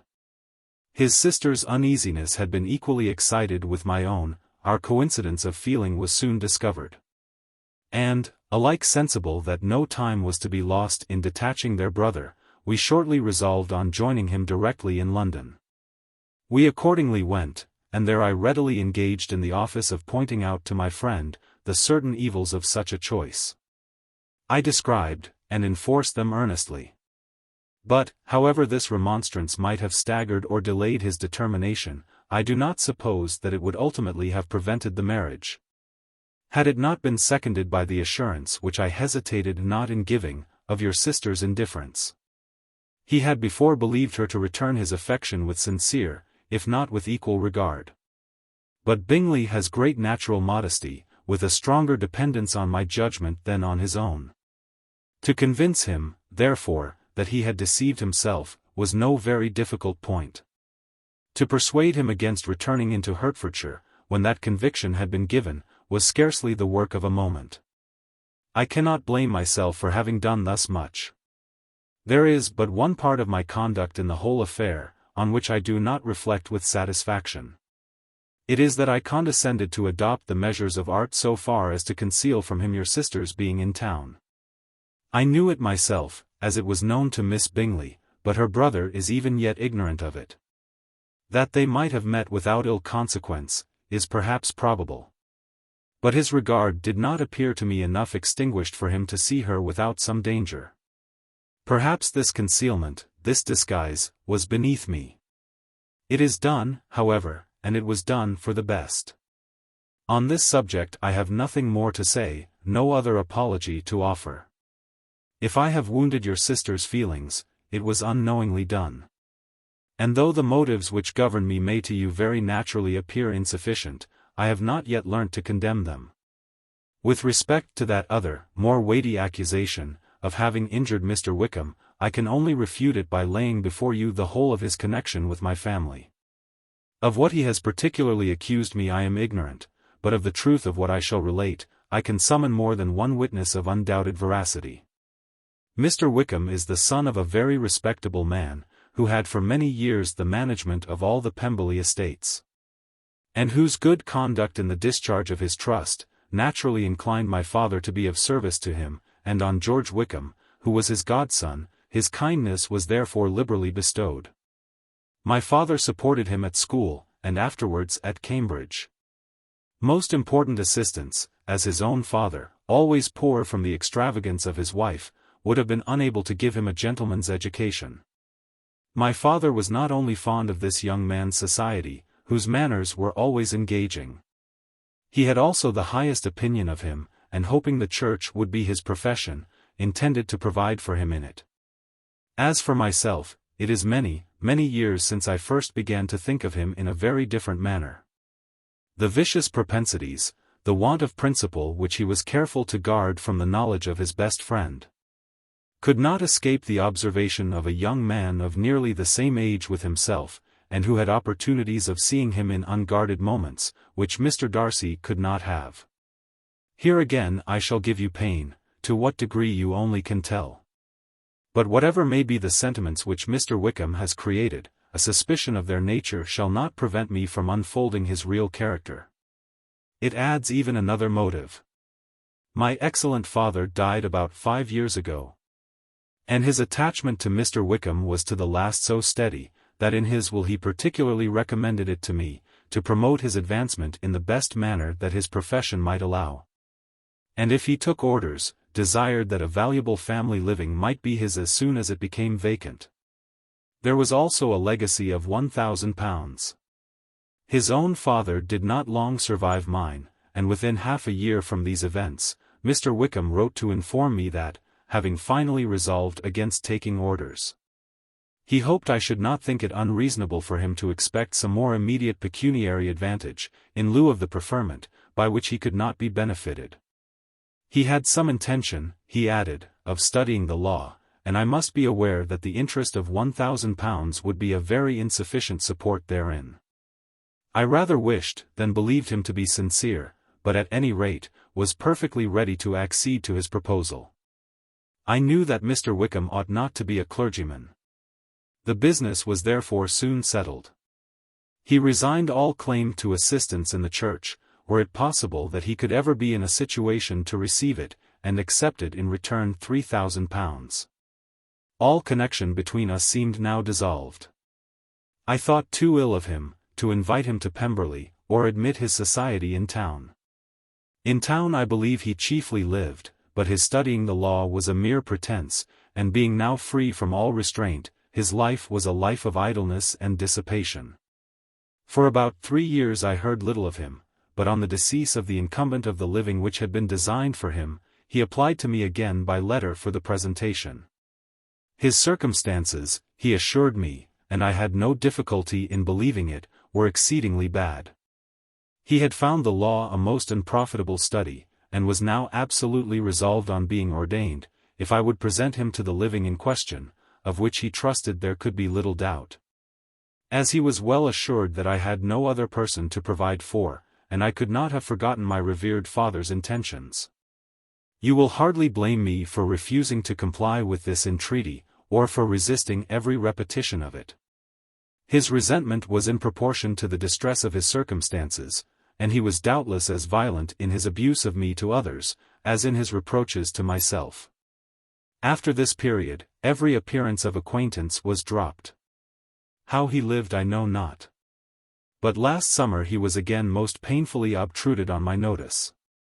I must now mention a circumstance which I would wish to forget myself, and which no obligation less than the present should induce me to unfold to any human being. Having said thus much, I feel no doubt of your secrecy. My sister, who is more than 10 years my junior, was left to the guardianship of my mother's nephew, Colonel Fitzwilliam, and myself. About a year ago, she was taken from school, and an establishment formed for her in London, and last summer she went with the lady who presided over it, to Ramsgate. And thither also went Mr. Wickham, undoubtedly by design, for there proved to have been a prior acquaintance between him and Mrs. Young, in whose character we were most unhappily deceived. And by her connivance and aid, he so far recommended himself to Georgiana, whose affectionate heart retained a strong impression of his kindness to her as a child, that she was persuaded to believe herself in love, and to consent to an elopement. She was then but 15, which must be her excuse, and after stating her imprudence, I am happy to add, that I owed the knowledge of it to herself. I joined them unexpectedly a day or two before the intended elopement, and then Georgiana, unable to support the idea of grieving and offending a brother whom she almost looked up to as a father, acknowledged the whole to me. You may imagine what I felt and how I acted. Regard for my sister's credit and feelings prevented any public exposure, but I wrote to Mr. Wickham, who left the place immediately, and Mrs. Young was of course removed from her charge. Mr. Wickham's chief object was unquestionably my sister's fortune, which is £30,000, but I cannot help supposing that the hope of revenging himself on me was a strong inducement. His revenge would have been complete indeed. This, madam, is a faithful narrative of every event in which we have been concerned together. And if you do not absolutely reject it as false, you will, I hope, acquit me henceforth of cruelty towards Mr. Wickham. I know not in what manner, under what form of falsehood he has imposed on you. But his success is not perhaps to be wondered at. Ignorant as you previously were of everything concerning either, detection could not be in your power, and suspicion certainly not in your inclination. You may possibly wonder why all this was not told you last night. But I was not then master enough of myself to know what could or ought to be revealed. For the truth of everything here related, I can appeal more particularly to the testimony of Colonel Fitzwilliam, who from our near relationship and constant intimacy, and still more as one of the executors of my father's will, has been unavoidably acquainted with every particular of these transactions. If your abhorrence of me should make my assertions valueless, you cannot be prevented by the same cause from confiding in my cousin. And that there may be the possibility of consulting him, I shall endeavour to find some opportunity of putting this letter in your hands in the course of the morning. I will only add, God bless you. Fitzwilliam Darcy. Chapter 36. If Elizabeth, when Mr. Darcy gave her the letter, did not expect it to contain a renewal of his offers, she had formed no expectation at all of its contents. But such as they were, it may be well supposed how eagerly she went through them, and what a contrariety of emotion they excited. Her feelings as she read were scarcely to be defined. With amazement did she first understand that he believed any apology to be in his power. And steadfastly was she persuaded that he could have no explanation to give, which a just sense of shame would not conceal. With a strong prejudice against everything he might say, she began his account of what had happened at Netherfield. She read, with an eagerness which hardly left her power of comprehension, and from impatience of knowing what the next sentence might bring, was incapable of attending to the sense of the one before her eyes. His belief of her sister's insensibility, she instantly resolved to be false, and his account of the real, the worst objections to the match, made her too angry to have any wish of doing him justice. He expressed no regret for what he had done which satisfied her, his style was not penitent, but haughty. It was all pride and insolence. But when this subject was succeeded by his account of Mr. Wickham, when she read with somewhat clearer attention, a relation of events, which, if true, must overthrow every cherished opinion of his worth, and which bore so alarming an affinity to his own history of himself, her feelings were yet more acutely painful and more difficult of definition. Astonishment, apprehension, and even horror, oppressed her. She wished to discredit it entirely, repeatedly exclaiming, "This must be false. This cannot be. This must be the grossest falsehood." And when she had gone through the whole letter, though scarcely knowing anything of the last page or two, put it hastily away, protesting that she would not regard it, that she would never look in it again. In this perturbed state of mind, with thoughts that could rest on nothing, she walked on, but it would not do. In half a minute the letter was unfolded again, and collecting herself as well as she could, she again began the mortifying perusal of all that related to Wickham, and commanded herself so far as to examine the meaning of every sentence. The account of his connection with the Pemberley family was exactly what he had related himself. And the kindness of the late Mr. Darcy, though she had not before known its extent, agreed equally well with his own words. So far each recital confirmed the other, but when she came to the will, the difference was great. What Wickham had said of the living was fresh in her memory, and as she recalled his very words, it was impossible not to feel that there was gross duplicity on one side or the other.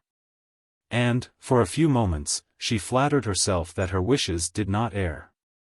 But when she read, and reread with the closest attention, the particulars immediately following of Wickham's resigning all pretensions to the living, of his receiving in lieu so considerable a sum as £3,000, again was she forced to hesitate. She put down the letter, weighed every circumstance with what she meant to be impartiality, deliberated on the probability of each statement, but with little success. On both sides it was only assertion. Again she read on. But every line proved more clearly that the affair, which she had believed it impossible that any contrivance could so represent, as to render Mr. Darcy's conduct in it less than infamous, was capable of a turn which must make him entirely blameless throughout the whole. The extravagance and general profligacy which he scrupled not to lay to Mr. Wickham's charge, exceedingly shocked her, the more so, as she could bring no proof of its injustice. She had never heard of him before his entrance into the Shire militia, in which he had engaged at the persuasion of the young man, who, on meeting him accidentally in town, had there renewed a slight acquaintance. Of his former way of life, nothing had been known in Hertfordshire but what he told himself. As to his real character, had information been in her power, she had never felt a wish of inquiring. His countenance, voice, and manner, had established him at once in the possession of every virtue. She tried to recollect some instance of goodness, some distinguished trait of integrity or benevolence, that might rescue him from the attacks of Mr. Darcy. Or at least, by the predominance of virtue, atone for those casual errors, under which she would endeavour to class, what Mr. Darcy had described as the idleness and vice of many years' continuance. But no such recollection befriended her. She could see him instantly before her, in every charm of air and address. But she could remember no more substantial good than the general approbation of the neighbourhood, and the regard which his social powers had gained him in the mess. After pausing on this point a considerable while, she once more continued to read. But, alas! The story which followed of his designs on Miss Darcy, received some confirmation from what had passed between Colonel Fitzwilliam and herself only the morning before. And at last she was referred for the truth of every particular to Colonel Fitzwilliam himself, from whom she had previously received the information of his near concern in all his cousin's affairs, and whose character she had no reason to question. At one time she had almost resolved on applying to him, but the idea was checked by the awkwardness of the application, and at length wholly banished by the conviction that Mr. Darcy would never have hazarded such a proposal, if he had not been well assured of his cousin's corroboration. She perfectly remembered everything that had passed in conversation between Wickham and herself, in their first evening at Mr. Phillips's. Many of his expressions were still fresh in her memory. She was now struck with the impropriety of such communications to a stranger, and wondered it had escaped her before. She saw the indelicacy of putting himself forward as he had done, and the inconsistency of his professions with his conduct. She remembered that he had boasted of having no fear of seeing Mr. Darcy, that Mr. Darcy might leave the country, but that he should stand his ground. Yet he had avoided the Netherfield ball the very next week. She remembered also, that till the Netherfield family had quitted the country, he had told his story to no one but herself. But that after their removal, it had been everywhere discussed. That he had then no reserves, no scruples in sinking Mr. Darcy's character, though he had assured her that respect for the father would always prevent his exposing the son. How differently did everything now appear in which he was concerned. His attentions to Miss King were now the consequence of views solely and hatefully mercenary.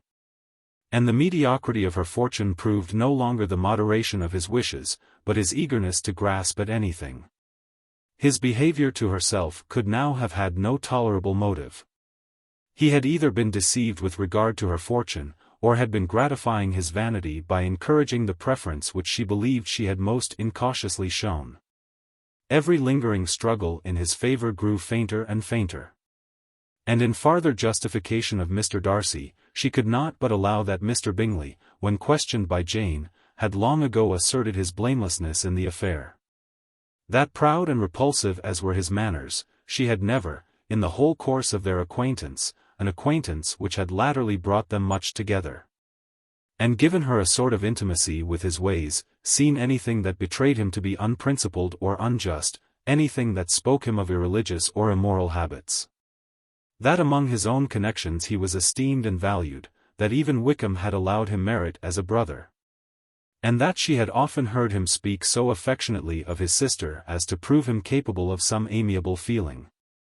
That had his actions been what Wickham represented them, so gross a violation of everything right could hardly have been concealed from the world.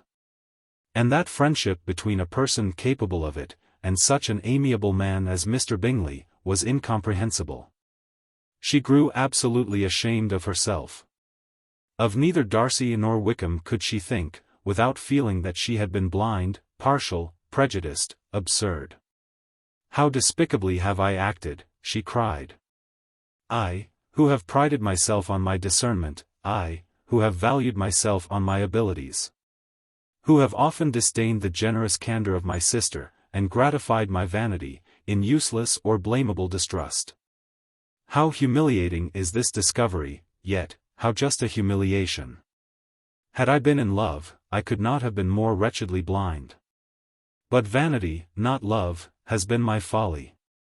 Pleased with the preference of one, and offended by the neglect of the other, on the very beginning of our acquaintance, I have courted prepossession and ignorance, and driven reason away, where either were concerned. Till this moment, I never knew myself." From herself to Jane, from Jane to Bingley, her thoughts were in a line which soon brought to her recollection that Mr. Darcy's explanation there had appeared very insufficient. And she read it again. Widely different was the effect of a second perusal. How could she deny that credit to his assertions, in one instance, which she had been obliged to give in the other? He declared himself to have been totally unsuspicious of her sister's attachment, and she could not help remembering what Charlotte's opinion had always been. Neither could she deny the justice of his description of Jane. She felt that Jane's feelings, though fervent, were little displayed, and that there was a constant complacency in her air and manner, not often united with great sensibility. When she came to that part of the letter in which her family were mentioned, in terms of such mortifying, yet merited reproach, her sense of shame was severe. The justice of the charge struck her too forcibly for denial, and the circumstances to which he particularly alluded, as having passed at the Netherfield ball, and as confirming all his first disapprobation, could not have made a stronger impression on his mind than on hers. The compliment to herself and her sister was not unfelt.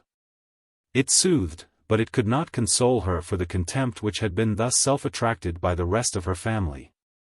And as she considered that Jane's disappointment had in fact been the work of her nearest relations, and reflected how materially the credit of both must be hurt by such impropriety of conduct, she felt depressed beyond anything she had ever known before. After wandering along the lane for 2 hours, giving way to every variety of thought, reconsidering events, determining probabilities, and reconciling herself as well as she could, to a change so sudden and so important, fatigue, and a recollection of her long absence, made her at length return home.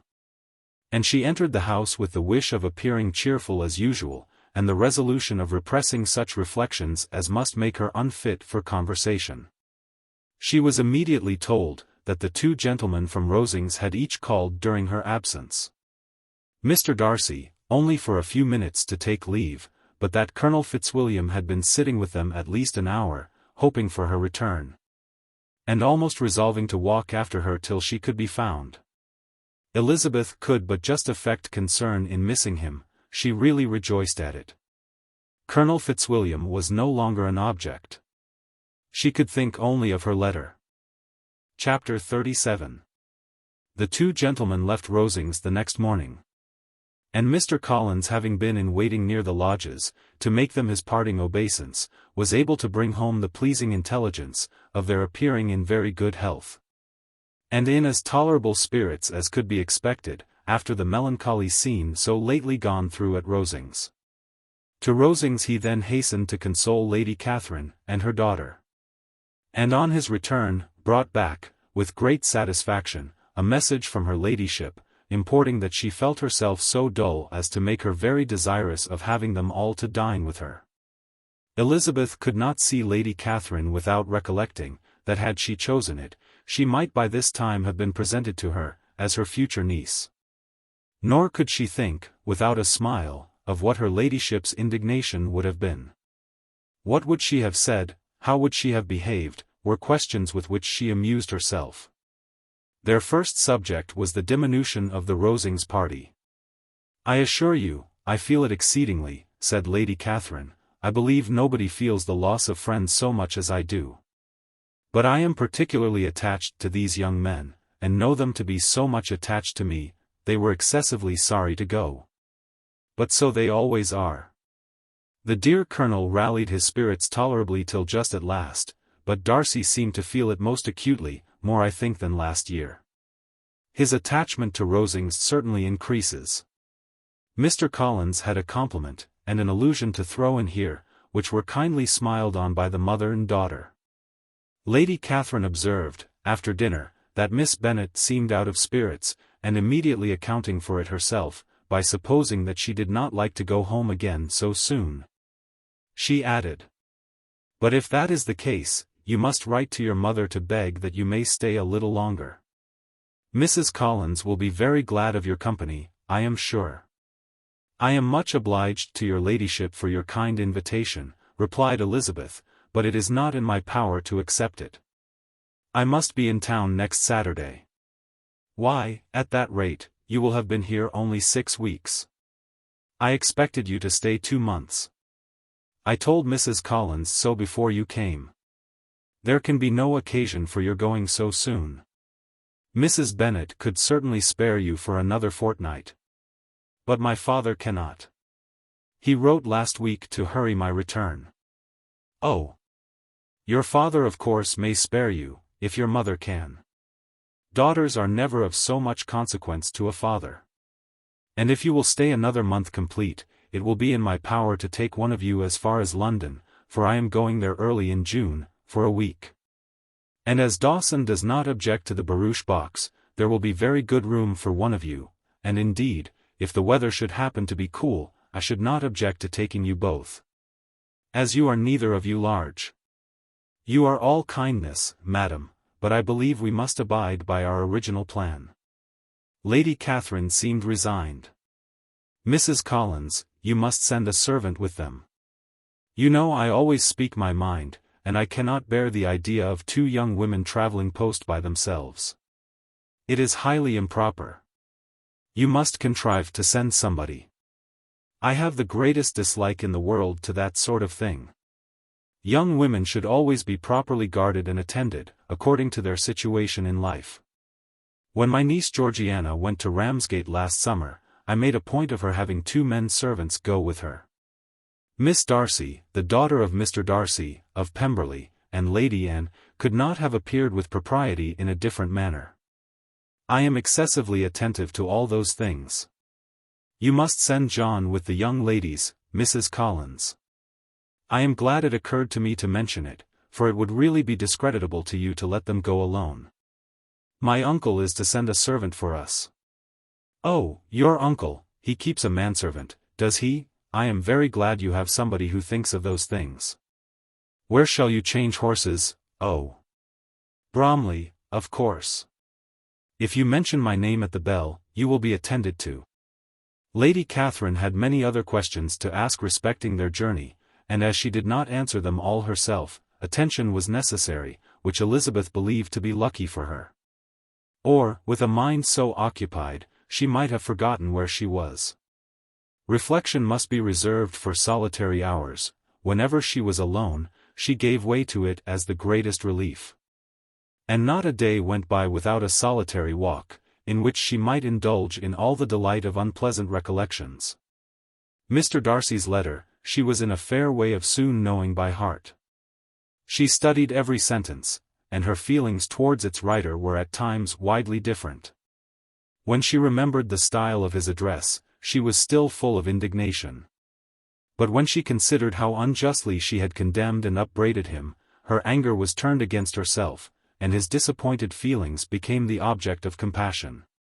His attachment excited gratitude, his general character respect, but she could not approve him, nor could she for a moment repent her refusal, or feel the slightest inclination ever to see him again. In her own past behavior, there was a constant source of vexation and regret, and in the unhappy defects of her family a subject of yet heavier chagrin. They were hopeless of remedy. Her father, contented with laughing at them, would never exert himself to restrain the wild giddiness of his youngest daughters. And her mother, with manners so far from right herself, was entirely insensible of the evil. Elizabeth had frequently united with Jane in an endeavour to check the imprudence of Catherine and Lydia. But while they were supported by their mother's indulgence, what chance could there be of improvement? Catherine, weak-spirited, irritable, and completely under Lydia's guidance, had been always affronted by their advice, and Lydia, self-willed and careless, would scarcely give them a hearing. They were ignorant, idle, and vain. While there was an officer in Meryton, they would flirt with him, and while Meryton was within a walk of Longbourn, they would be going there forever. Anxiety on Jane's behalf was another prevailing concern, and Mr. Darcy's explanation, by restoring Bingley to all her former good opinion, heightened the sense of what Jane had lost. His affection was proved to have been sincere, and his conduct cleared of all blame, unless any could attach to the implicitness of his confidence in his friend. How grievous then was the thought that, of a situation so desirable in every respect, so replete with advantage, so promising for happiness, Jane had been deprived. By the folly and indecorum of her own family. When to these recollections was added the development of Wickham's character, it may be easily believed that the happy spirits which had seldom been depressed before, were now so much affected as to make it almost impossible for her to appear tolerably cheerful. Their engagements at Rosings were as frequent during the last week of her stay, as they had been at first. The very last evening was spent there. And her ladyship again inquired minutely into the particulars of their journey, gave them directions as to the best method of packing, and was so urgent on the necessity of placing gowns in the only right way, that Maria thought herself obliged, on her return, to undo all the work of the morning, and pack her trunk afresh. When they parted, Lady Catherine, with great condescension, wished them a good journey, and invited them to come to Hunsford again next year. And Miss de Bourgh exerted herself so far as to curtsy and hold out her hand to both. Chapter 38. On Saturday morning Elizabeth and Mr. Collins met for breakfast a few minutes before the others appeared. And he took the opportunity of paying the parting civilities which he deemed indispensably necessary. "I know not, Miss Elizabeth," said he, "whether Mrs. Collins has yet expressed her sense of your kindness in coming to us. But I am very certain you will not leave the house without receiving her thanks for it. The favor of your company has been much felt, I assure you. We know how little there is to tempt anyone to our humble abode. Our plain manner of living, our small rooms, and few domestics, and the little we see of the world, must make Hunsford extremely dull to a young lady like yourself. But I hope you will believe us grateful for the condescension, and that we have done everything in our power to prevent your spending your time unpleasantly." Elizabeth was eager with her thanks and assurances of happiness. She had spent 6 weeks with great enjoyment. And the pleasure of being with Charlotte, and the kind attentions she had received, must make her feel the obliged. Mr. Collins was gratified. And with a more smiling solemnity replied, "It gives me the greatest pleasure to hear that you have passed your time not disagreeably. We have certainly done our best. And most fortunately having it in our power to introduce you to very superior society, and from our connection with Rosings, the frequent means of varying the humble home scene. I think we may flatter ourselves that your Hunsford visit cannot have been entirely irksome. Our situation with regard to Lady Catherine's family is indeed the sort of extraordinary advantage and blessing which few can boast.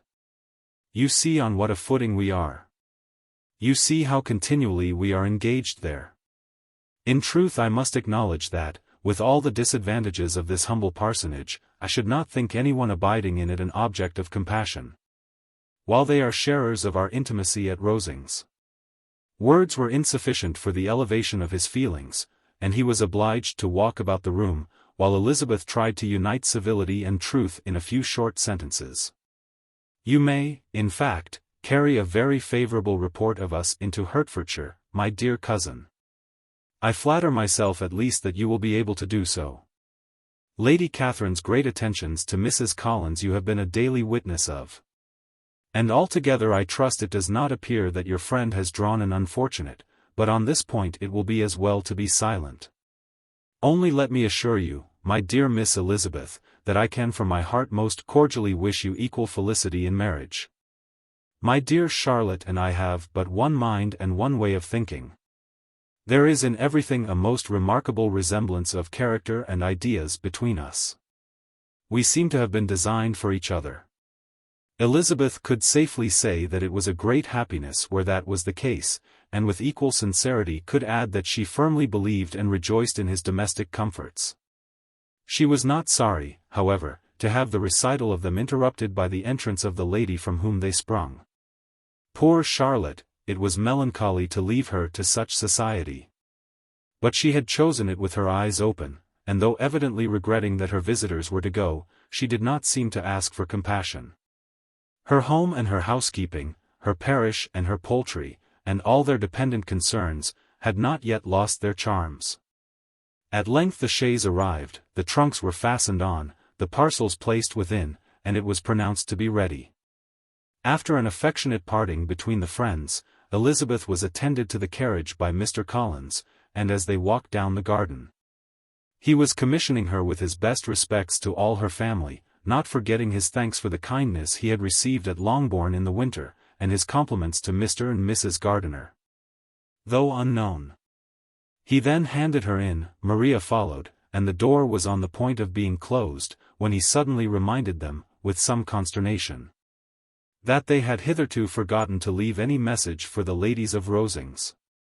But, he added, you will of course wish to have your humble respects delivered to them, with your grateful thanks for their kindness to you while you have been here. Elizabeth made no objection. The door was then allowed to be shut, and the carriage drove off. Good gracious, cried Maria, after a few minutes' silence, it seems but a day or two since we first came. And yet how many things have happened. A great many indeed, said her companion with a sigh. We have dined 9 times at Rosings, besides drinking tea there twice. How much I shall have to tell. Elizabeth privately added, and how much I shall have to conceal. Their journey was performed without much conversation, or any alarm.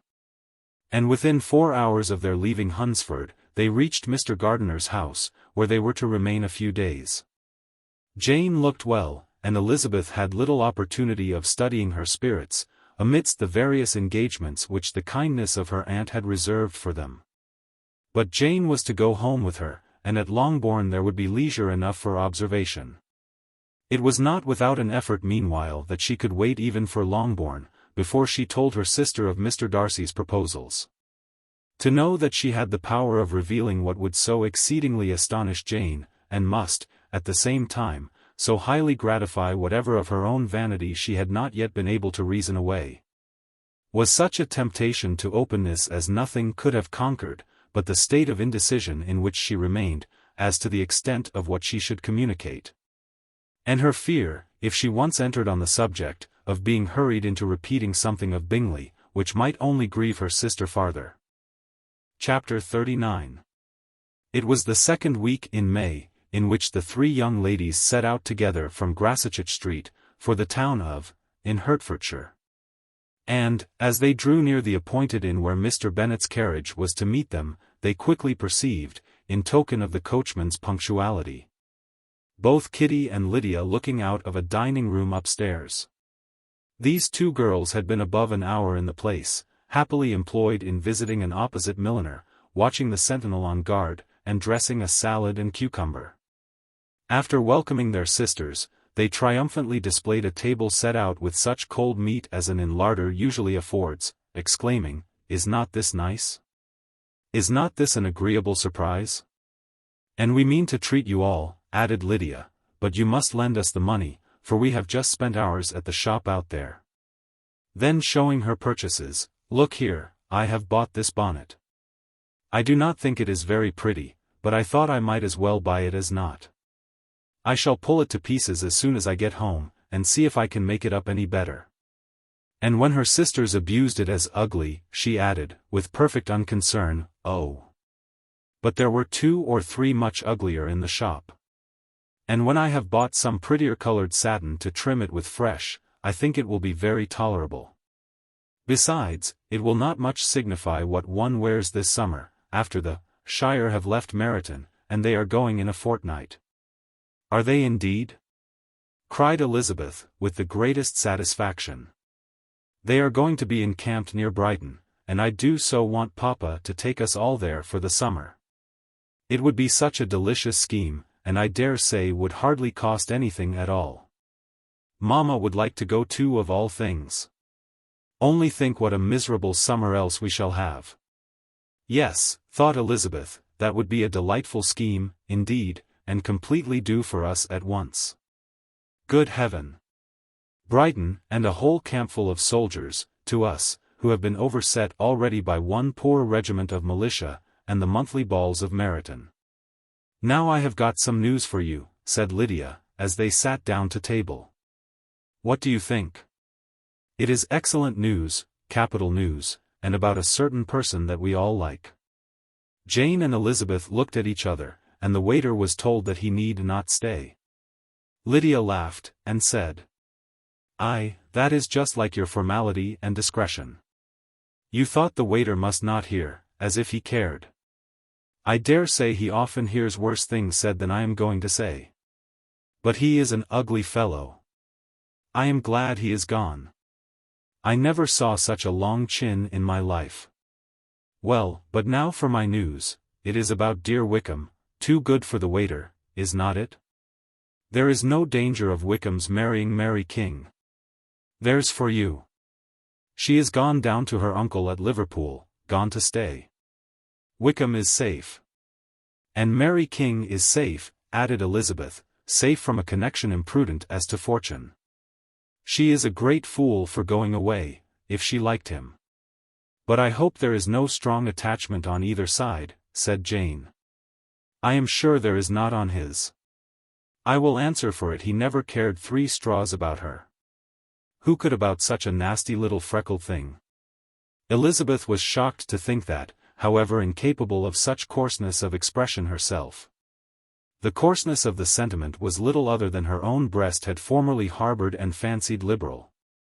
As soon as all had ate, and the elder ones paid, the carriage was ordered.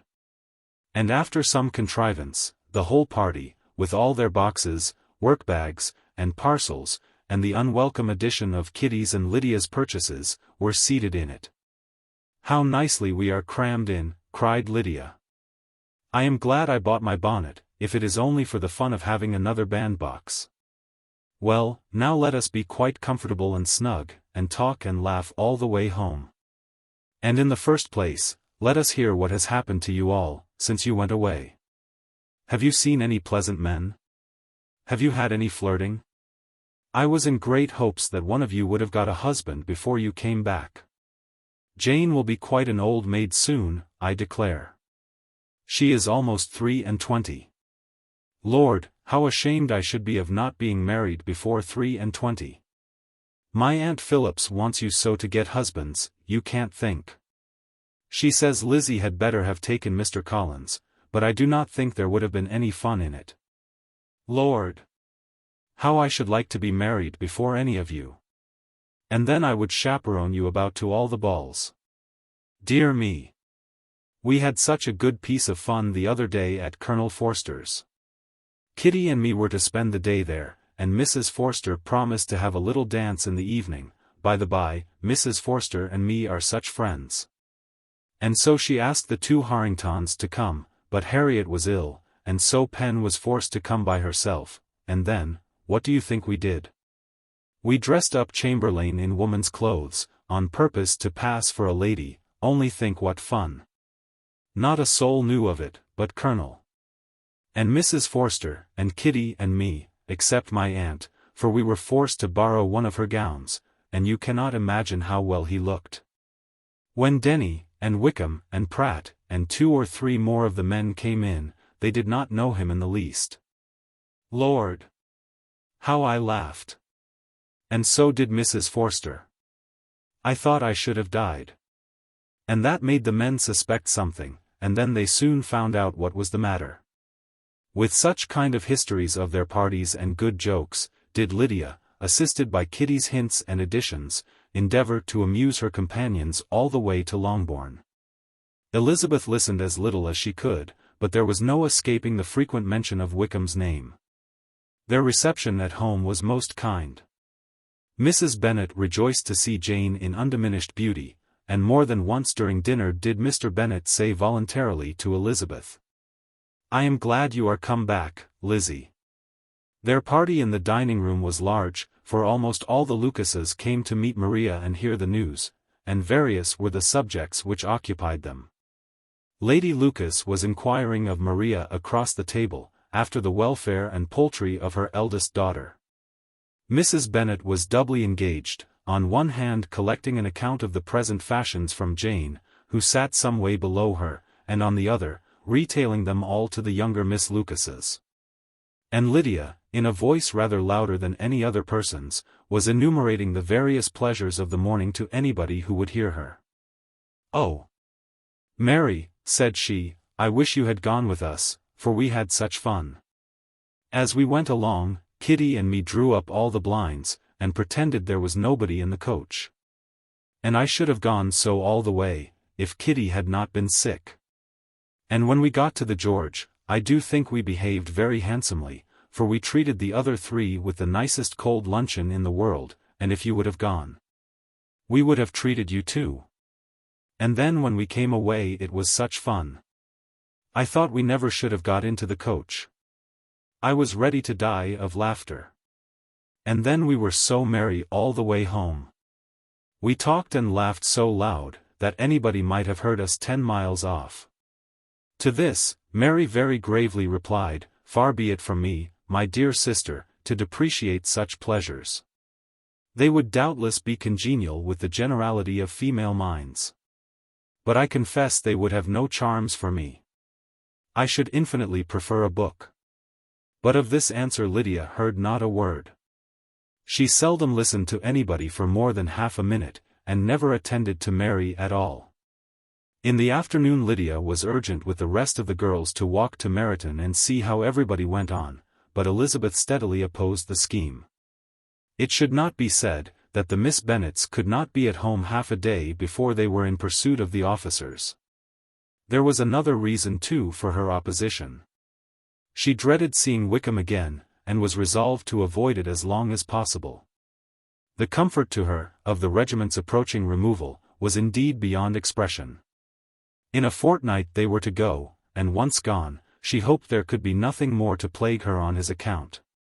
She had not been many hours at home, before she found that the Brighton scheme, of which Lydia had given them a hint at the inn, was under frequent discussion between her parents. Elizabeth saw directly that her father had not the smallest intention of yielding. But his answers were at the same time so vague and equivocal, that her mother, though often disheartened, had never yet despaired of succeeding at last. Chapter 40. Elizabeth's impatience to acquaint Jane with what had happened could no longer be overcome. And at length resolving to suppress every particular in which her sister was concerned, and preparing her to be surprised, she related to her the next morning the chief of the scene between Mr. Darcy and herself.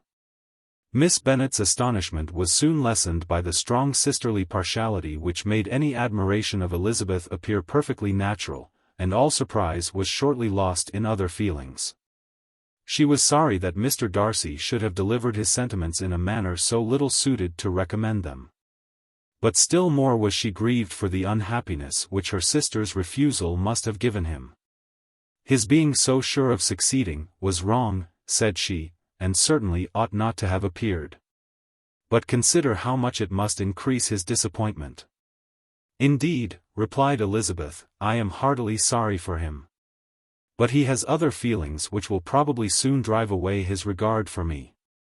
You do not blame me, however, for refusing him? Blame you? Oh, no. But you blame me for having spoken so warmly of Wickham. No, I do not know that you were wrong in saying what you did. But you will know it, when I have told you what happened the very next day. She then spoke of the letter, repeating the whole of its contents as far as they concerned George Wickham. What a stroke was this for poor Jane! Who would willingly have gone through the world without believing that so much wickedness existed in the whole race of mankind, as was here collected in one individual? Nor was Darcy's vindication, though grateful to her feelings, capable of consoling her for such discovery. Most earnestly did she labor to prove the probability of error, and seek to clear one, without involving the other. This will not do, said Elizabeth. You never will be able to make both of them good for anything. Take your choice, but you must be satisfied with only one. There is but such a quantity of merit between them. Just enough to make one good sort of man, and of late it has been shifting about pretty much. For my part, I am inclined to believe it all Mr. Darcy's, but you shall do as you choose. It was some time, however, before a smile could be extorted from Jane. I do not know when I have been more shocked, said she. Wickham's so very bad. It is almost past belief. And poor Mr. Darcy. Dear Lizzie, only consider what he must have suffered. Such a disappointment. And with the knowledge of your ill opinion too. And having to relate such a thing of his sister. It is really too distressing. I am sure you must feel it so. Oh. No, my regret and compassion are all done away by seeing you so full of both. I know you will do him such ample justice, that I am growing every moment more unconcerned and indifferent. Your profusion makes me saving. And if you lament over him much longer, my heart will be as light as a feather. Poor Wickham, there is such an expression of goodness in his countenance. Such an openness and gentleness in his manner. There certainly was some great mismanagement in the education of those two young men. One has got all the goodness, and the other all the appearance of it. I never thought Mr. Darcy so deficient in the appearance of it as you used to do. And yet I meant to be uncommonly clever in taking so decided a dislike to him, without any reason. It is such a spur to one's genius, such an opening for wit to have a dislike of that kind. One may be continually abusive without saying anything just, but one cannot be always laughing at a man without now and then stumbling on something witty. Lizzie, when you first read that letter, I am sure you could not treat the matter as you do now. Indeed I could not. I was uncomfortable enough. I was very uncomfortable, I may say unhappy. And with no one to speak to, of what I felt, no Jane to comfort me and say that I had not been so very weak and vain and nonsensical as I knew I had. Oh! How I wanted you! How unfortunate that you should have used such very strong expressions in speaking of Wickham to Mr. Darcy, for now they do appear wholly undeserved. Certainly. But the misfortune of speaking with bitterness is a most natural consequence of the prejudices I had been encouraging. There is one point on which I want your advice. I want to be told whether I ought, or ought not to make our acquaintance in general understand Wickham's character. Miss Bennet paused a little and then replied, surely there can be no occasion for exposing him so dreadfully. What is your own opinion? That it ought not to be attempted. Mr. Darcy has not authorized me to make his communication public. On the contrary, every particular relative to his sister was meant to be kept as much as possible to myself. And if I endeavor to undeceive people as to the rest of his conduct, who will believe me? The general prejudice against Mr. Darcy is so violent, that it would be the death of half the good people in Meryton to attempt to place him in an amiable light. I am not equal to it. Wickham will soon be gone, and therefore it will not signify to anybody here what he really is. Some time hence it will be all found out, and then we may laugh at their stupidity in not knowing it before. At present I will say nothing about it. You are quite right. To have his errors made public might ruin him forever. He is now perhaps sorry for what he has done, and anxious to re-establish a character. We must not make him desperate. The tumult of Elizabeth's mind was allayed by this conversation. She had got rid of 2 of the secrets which had weighed on her for a fortnight, and was certain of a willing listener in Jane, whenever she might wish to talk again of either. But there was still something lurking behind, of which prudence forbade the disclosure. She dared not relate the other half of Mr. Darcy's letter, nor explain to her sister how sincerely she had been valued by his friend. Here was knowledge in which no one could partake.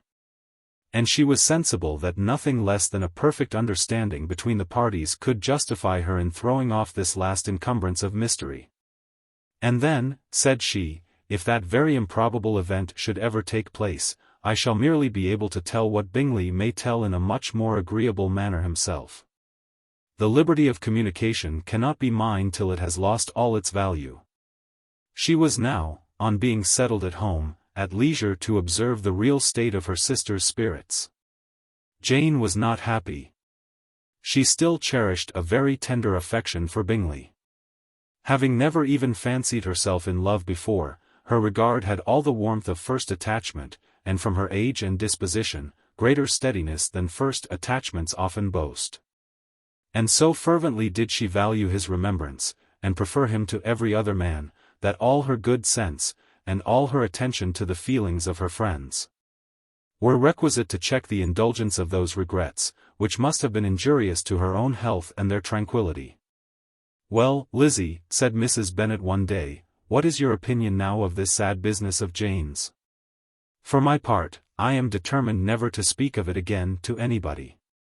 I told my sister Phillips so the other day. But I cannot find out that Jane saw anything of him in London. Well, he is a very undeserving young man, and I do not suppose there is the least chance in the world of her ever getting him now. There is no talk of his coming to Netherfield again in the summer. And I have inquired of everybody too, who is likely to know. I do not believe that he will ever live at Netherfield any more. Oh, well. It is just as he chooses. Nobody wants him to come. Though I shall always say that he used my daughter extremely ill, and if I was her, would not have put up with it. Well, my comfort is, I am sure Jane will die of a broken heart, and then he will be sorry for what he has done." But as Elizabeth could not receive comfort from any such expectation, she made no answer. "Well, Lizzie," continued her mother soon afterwards, "and so the Collinses live very comfortable, do they?" "Well, well, I only hope it will last." "And what sort of table do they keep?" "Charlotte is an excellent manager, I dare say. If she is half as sharp as her mother, she is saving enough. There is nothing extravagant in their housekeeping, I dare say." "No, nothing at all. A great deal of good management, depend upon it." "Yes, yes. They will take care not to outrun their income. They will never be distressed for money. Well, much good may it do them. And so, I suppose, they often talk of having Longbourn when your father is dead. They look upon it quite as their own, I dare say, whenever that happens. It was a subject which they could not mention before me." "No. It would have been strange if they had. But I make no doubt, they often talk of it between themselves. Well, if they can be easy with an estate that is not lawfully their own, so much the better. I should be ashamed of having one that was only entailed on me." Chapter 41. The first week of their return was soon gone. The second began. It was the last of the regiment's stay in Meryton, and all the young ladies in the neighbourhood were drooping apace. The dejection was almost universal. The elder Miss Bennets alone were still able to eat, drink, and sleep, and pursue the usual course of their employments. Very frequently were they reproached for this insensibility by Kitty and Lydia, whose own misery was extreme, and who could not comprehend such hard-heartedness in any of the family. "Good heaven! What is to become of us? What are we to do, would they often exclaim in the bitterness of woe. "How can you be smiling so, Lizzie?" Their affectionate mother shared all their grief. She remembered what she had herself endured on a similar occasion, 25 years ago. "I am sure," said she, "I cried for 2 days together when Colonel Miller's regiment went away. I thought I should have broke my heart." "I am sure I shall break mine," said Lydia. "If one could but go to Brighton," observed Mrs. Bennet. "Oh, yes, if one could but go to Brighton. But papa is so disagreeable. A little sea bathing would set me up forever. And my Aunt Phillips is sure it would do me a great deal of good," added Kitty. Such were the kind of lamentations resounding perpetually through Longbourn House. Elizabeth tried to be diverted by them, but all sense of pleasure was lost in shame. She felt anew the justice of Mr. Darcy's objections, and never had she before been so much disposed to pardon his interference in the views of his friend. But the gloom of Lydia's prospect was shortly cleared away, for she received an invitation from Mrs. Forster, the wife of the colonel of the regiment, to accompany her to Brighton. This invaluable friend was a very young woman, and very lately married. A resemblance in good humour and good spirits had recommended her and Lydia to each other, and out of their 3 months' acquaintance they had been intimate too. The rapture of Lydia on this occasion, her adoration of Mrs. Forster, the delight of Mrs. Bennet, and the mortification of Kitty, are scarcely to be described. Wholly inattentive to her sister's feelings, Lydia flew about the house in restless ecstasy, calling for everyone's congratulations, and laughing and talking with more violence than ever. Whilst the luckless Kitty continued in the parlour repining at her fate in terms as unreasonable as her accent was peevish. "I cannot see why Mrs. Forster should not ask me as well as Lydia," said she, "though I am not her particular friend. I have just as much right to be asked as she has, and more too, for I am 2 years older." In vain did Elizabeth attempt to make her reasonable, and Jane to make her resigned.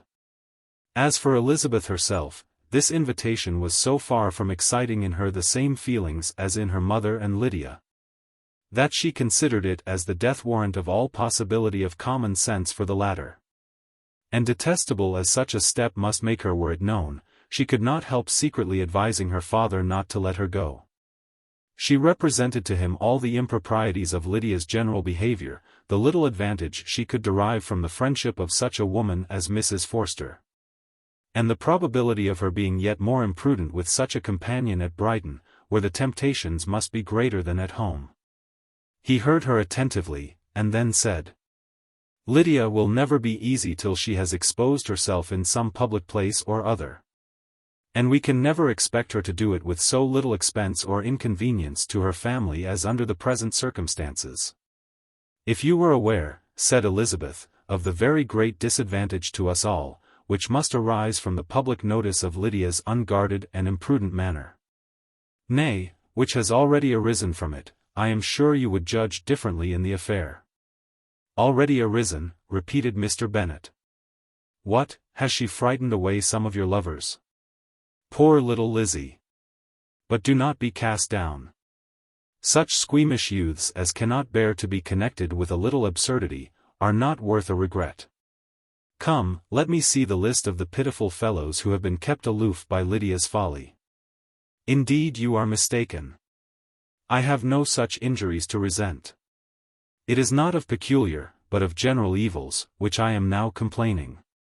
Our importance, our respectability in the world, must be affected by the wild volatility, the assurance and disdain of all restraint which mark Lydia's character. Excuse me, for I must speak plainly. If you, my dear father, will not take the trouble of checking her exuberant spirits, and of teaching her that her present pursuits are not to be the business of her life, she will soon be beyond the reach of amendment. Her character will be fixed, and she will, at 16, be the most determined flirt that ever made herself and her family ridiculous. A flirt too, in the worst and meanest degree of flirtation. Without any attraction beyond youth and a tolerable person. And from the ignorance and emptiness of her mind, wholly unable to ward off any portion of that universal contempt which her rage for admiration will excite. In this danger Kitty is also comprehended. She will follow wherever Lydia leads. Vain, ignorant, idle, and absolutely uncontrolled. Oh! My dear father, can you suppose it possible that they will not be censured and despised wherever they are known, and that their sisters will not be often involved in the disgrace? Mr. Bennet saw that her whole heart was in the subject, and affectionately taking her hand, said in reply, "Do not make yourself uneasy, my love. Wherever you and Jane are known, you must be respected and valued, and you will not appear to less advantage for having a couple of, or I may say, 3 very silly sisters. We shall have no peace at Longbourn if Lydia does not go to Brighton. Let her go then. Colonel Forster is a sensible man, and will keep her out of any real mischief. And she is luckily too poor to be an object of prey to anybody. At Brighton she will be of less importance even as a common flirt than she has been here. The officers will find women better worth their notice. Let us hope, therefore, that her being there may teach her her own insignificance. At any rate, she cannot grow many degrees worse, without authorizing us to lock her up for the rest of her life." With this answer Elizabeth was forced to be content. But her own opinion continued the same, and she left him disappointed and sorry. It was not in her nature, however, to increase her vexations, by dwelling on them. She was confident of having performed her duty, and to fret over unavoidable evils, or augment them by anxiety, was no part of her disposition. Had Lydia and her mother known the substance of her conference with her father, their indignation would hardly have found expression in their united volubility. In Lydia's imagination, a visit to Brighton comprised every possibility of earthly happiness. She saw with the creative eye of fancy, the streets of that gay bathing place covered with officers. She saw herself the object of attention, to tens and to scores of them at present unknown. She saw all the glories of the camp. Its tents stretched forth in beauteous uniformity of lines, crowded with the young and the gay, and dazzling with scarlet. And to complete the view, she saw herself seated beneath a tent, tenderly flirting with at least 6 officers at once. Had she known that her sister sought to tear her from such prospects and such realities as these, what would have been her sensations? They could have been understood only by her mother, who might have felt nearly the same. Lydia's going to Brighton was all that consoled her for the melancholy conviction of her husband's never intending to go there himself. But they were entirely ignorant of what had passed. And their raptures continued with little intermission to the very day of Lydia's leaving home. Elizabeth was now to see Mr. Wickham for the last time. Having been frequently in company with him since her return, agitation was pretty well over, the agitations of former partiality entirely so. She had even learnt to detect, in the very gentleness which had first delighted her, an affectation and a sameness to disgust and weary. In his present behaviour to herself, moreover, she had a fresh source of displeasure. For the inclination he soon testified of renewing those attentions which had marked the early part of their acquaintance, could only serve, after what had since passed, to provoke her. She lost all concern for him in finding herself thus selected as the object of such idle and frivolous gallantry. And while she steadily repressed it, could not but feel the reproof contained in his believing, that however long, and for whatever cause, his attentions had been withdrawn, her vanity would be gratified and her preference secured at any time by their renewal. On the very last day of the regiment's remaining in Meryton, he dined with others of the officers at Longbourn. And so little was Elizabeth disposed to part from him in good humour, that on his making some inquiry as to the manner in which her time had passed at Hunsford, she mentioned Colonel Fitzwilliam's and Mr. Darcy's having both spent 3 weeks at Rosings, and asked him if he were acquainted with the former. He looked surprised, displeased, alarmed, but with a moment's recollection and a returning smile, replied, that he had formerly seen him often. And after observing that he was a very gentlemanlike man, asked her how she had liked him. Her answer was warmly in his favour. With an air of indifference he soon afterwards added, "How long did you say that he was at Rosings?" "Nearly 3 weeks. And you saw him frequently?" "Yes, almost every day. His manners are very different from his cousin's. Yes, very different. But I think Mr. Darcy improves on acquaintance. Indeed, cried Wickham with a look which did not escape her. And pray may I ask, but checking himself, he added in a gayer tone, is it in address that he improves? Has he deigned to add aught of civility to his ordinary style? For I dare not hope, he continued in a lower and more serious tone, that he is improved in essentials. Oh, no, said Elizabeth. In essentials, I believe, he is very much what he ever was. While she spoke, Wickham looked as if scarcely knowing whether to rejoice over her words, or to distrust their meaning. There was a something in her countenance which made him listen with an apprehensive and anxious attention, while she added, when I said that he improved on acquaintance, I did not mean that either his mind or manners were in a state of improvement, but that from knowing him better, his disposition was better understood. Wickham's alarm now appeared in a heightened complexion and agitated look. For a few minutes he was silent. Till, shaking off his embarrassment, he turned to her again, and said in the gentlest of accents, you, who so well know my feelings towards Mr. Darcy, will readily comprehend how sincerely I must rejoice that he is wise enough to assume even the appearance of what is right. His pride, in that direction, may be of service, if not to himself, to many others, for it must deter him from such foul misconduct as I have suffered by. I only fear that the sort of cautiousness, to which you, I imagine, have been alluding, is merely adopted on his visits to his aunt, of whose good opinion and judgment he stands much in awe. His fear of her has always operated, I know, when they were together. And a good deal is to be imputed to his wish of forwarding the match with Miss de Bourgh, which I am certain he has very much at heart. Elizabeth could not repress a smile at this, but she answered only by a slight inclination of the head. She saw that he wanted to engage her on the old subject of his grievances, and she was in no humor to indulge him. The rest of the evening passed with the appearance, on his side, of usual cheerfulness, but with no farther attempt to distinguish Elizabeth. And they parted at last with mutual civility, and possibly a mutual desire of never meeting again.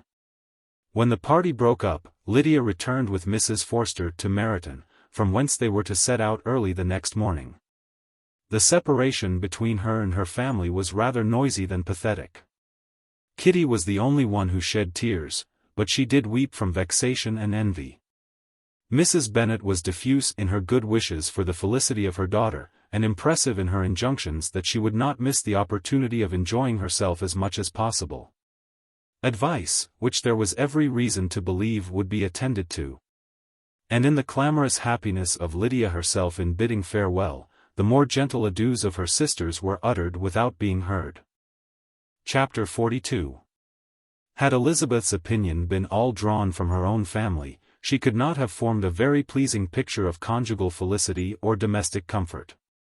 Her father, captivated by youth and beauty, and that appearance of good humor which youth and beauty generally give, had married a woman whose weak understanding and illiberal mind had very early in their marriage put an end to all real affection for her. Respect, esteem, and confidence had vanished forever, and all his views of domestic happiness were overthrown. But Mr. Bennet was not of a disposition to seek comfort for the disappointment which his own imprudence had brought on. In any of those pleasures which too often console the unfortunate for their folly or their vice. He was fond of the country and of books, and from these tastes had arisen his principal enjoyments. To his wife he was very little otherwise indebted, than as her ignorance and folly had contributed to his amusement. This is not the sort of happiness which a man would in general wish to owe to his wife. But where other powers of entertainment are wanting, the true philosopher will derive benefit from such as are given. Elizabeth, however, had never been blind to the impropriety of her father's behavior as a husband. She had always seen it with pain. But respecting his abilities, and grateful for his affectionate treatment of herself, she endeavored to forget what she could not overlook, and to banish from her thoughts that continual breach of conjugal obligation and decorum which, in exposing his wife to the contempt of her own children, was so highly reprehensible. But she had never felt so strongly as now the disadvantages which must attend the children of so unsuitable a marriage.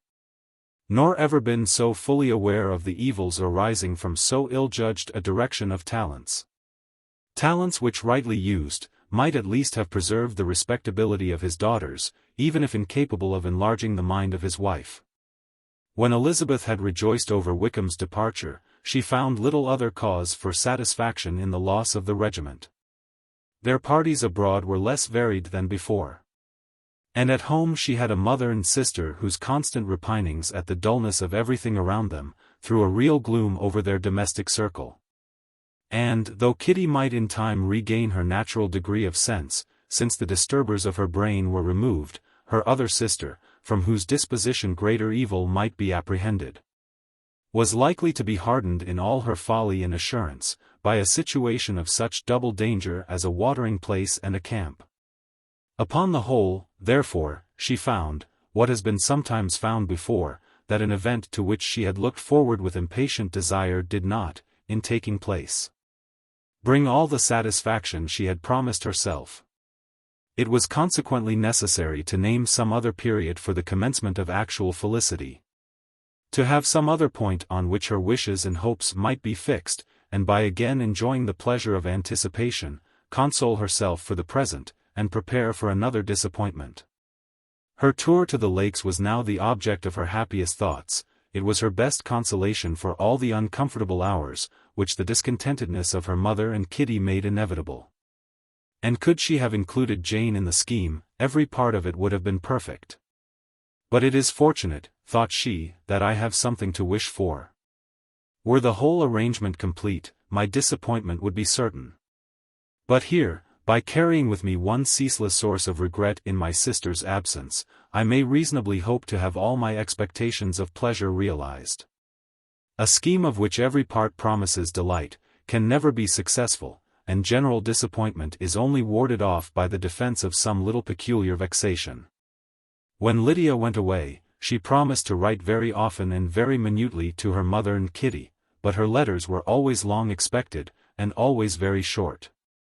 Those to her mother contained little else than that they were just returned from the library, where such and such officers had attended them, and where she had seen such beautiful ornaments as made her quite wild.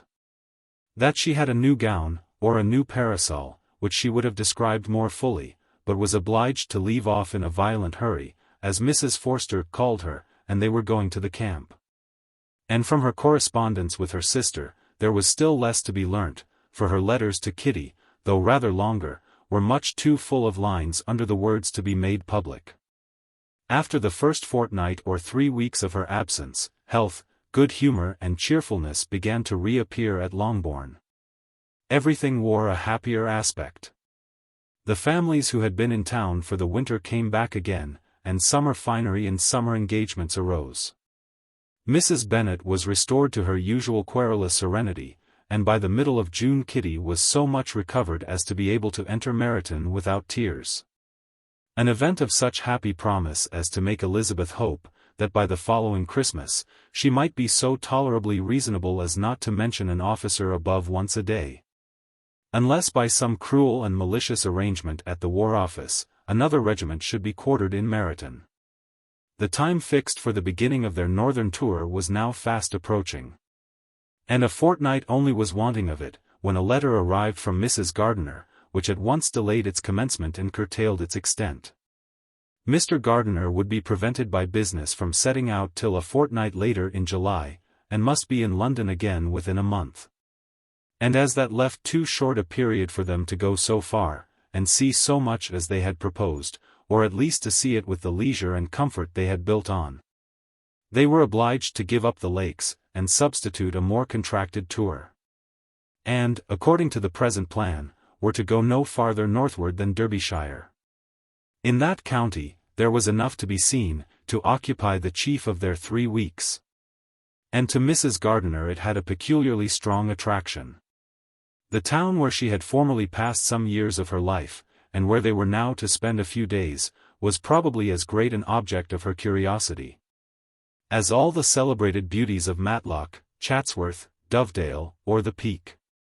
Elizabeth was excessively disappointed. She had set her heart on seeing the lakes, and still thought there might have been time enough. But it was her business to be satisfied, and certainly her temper to be happy, and all was soon right again.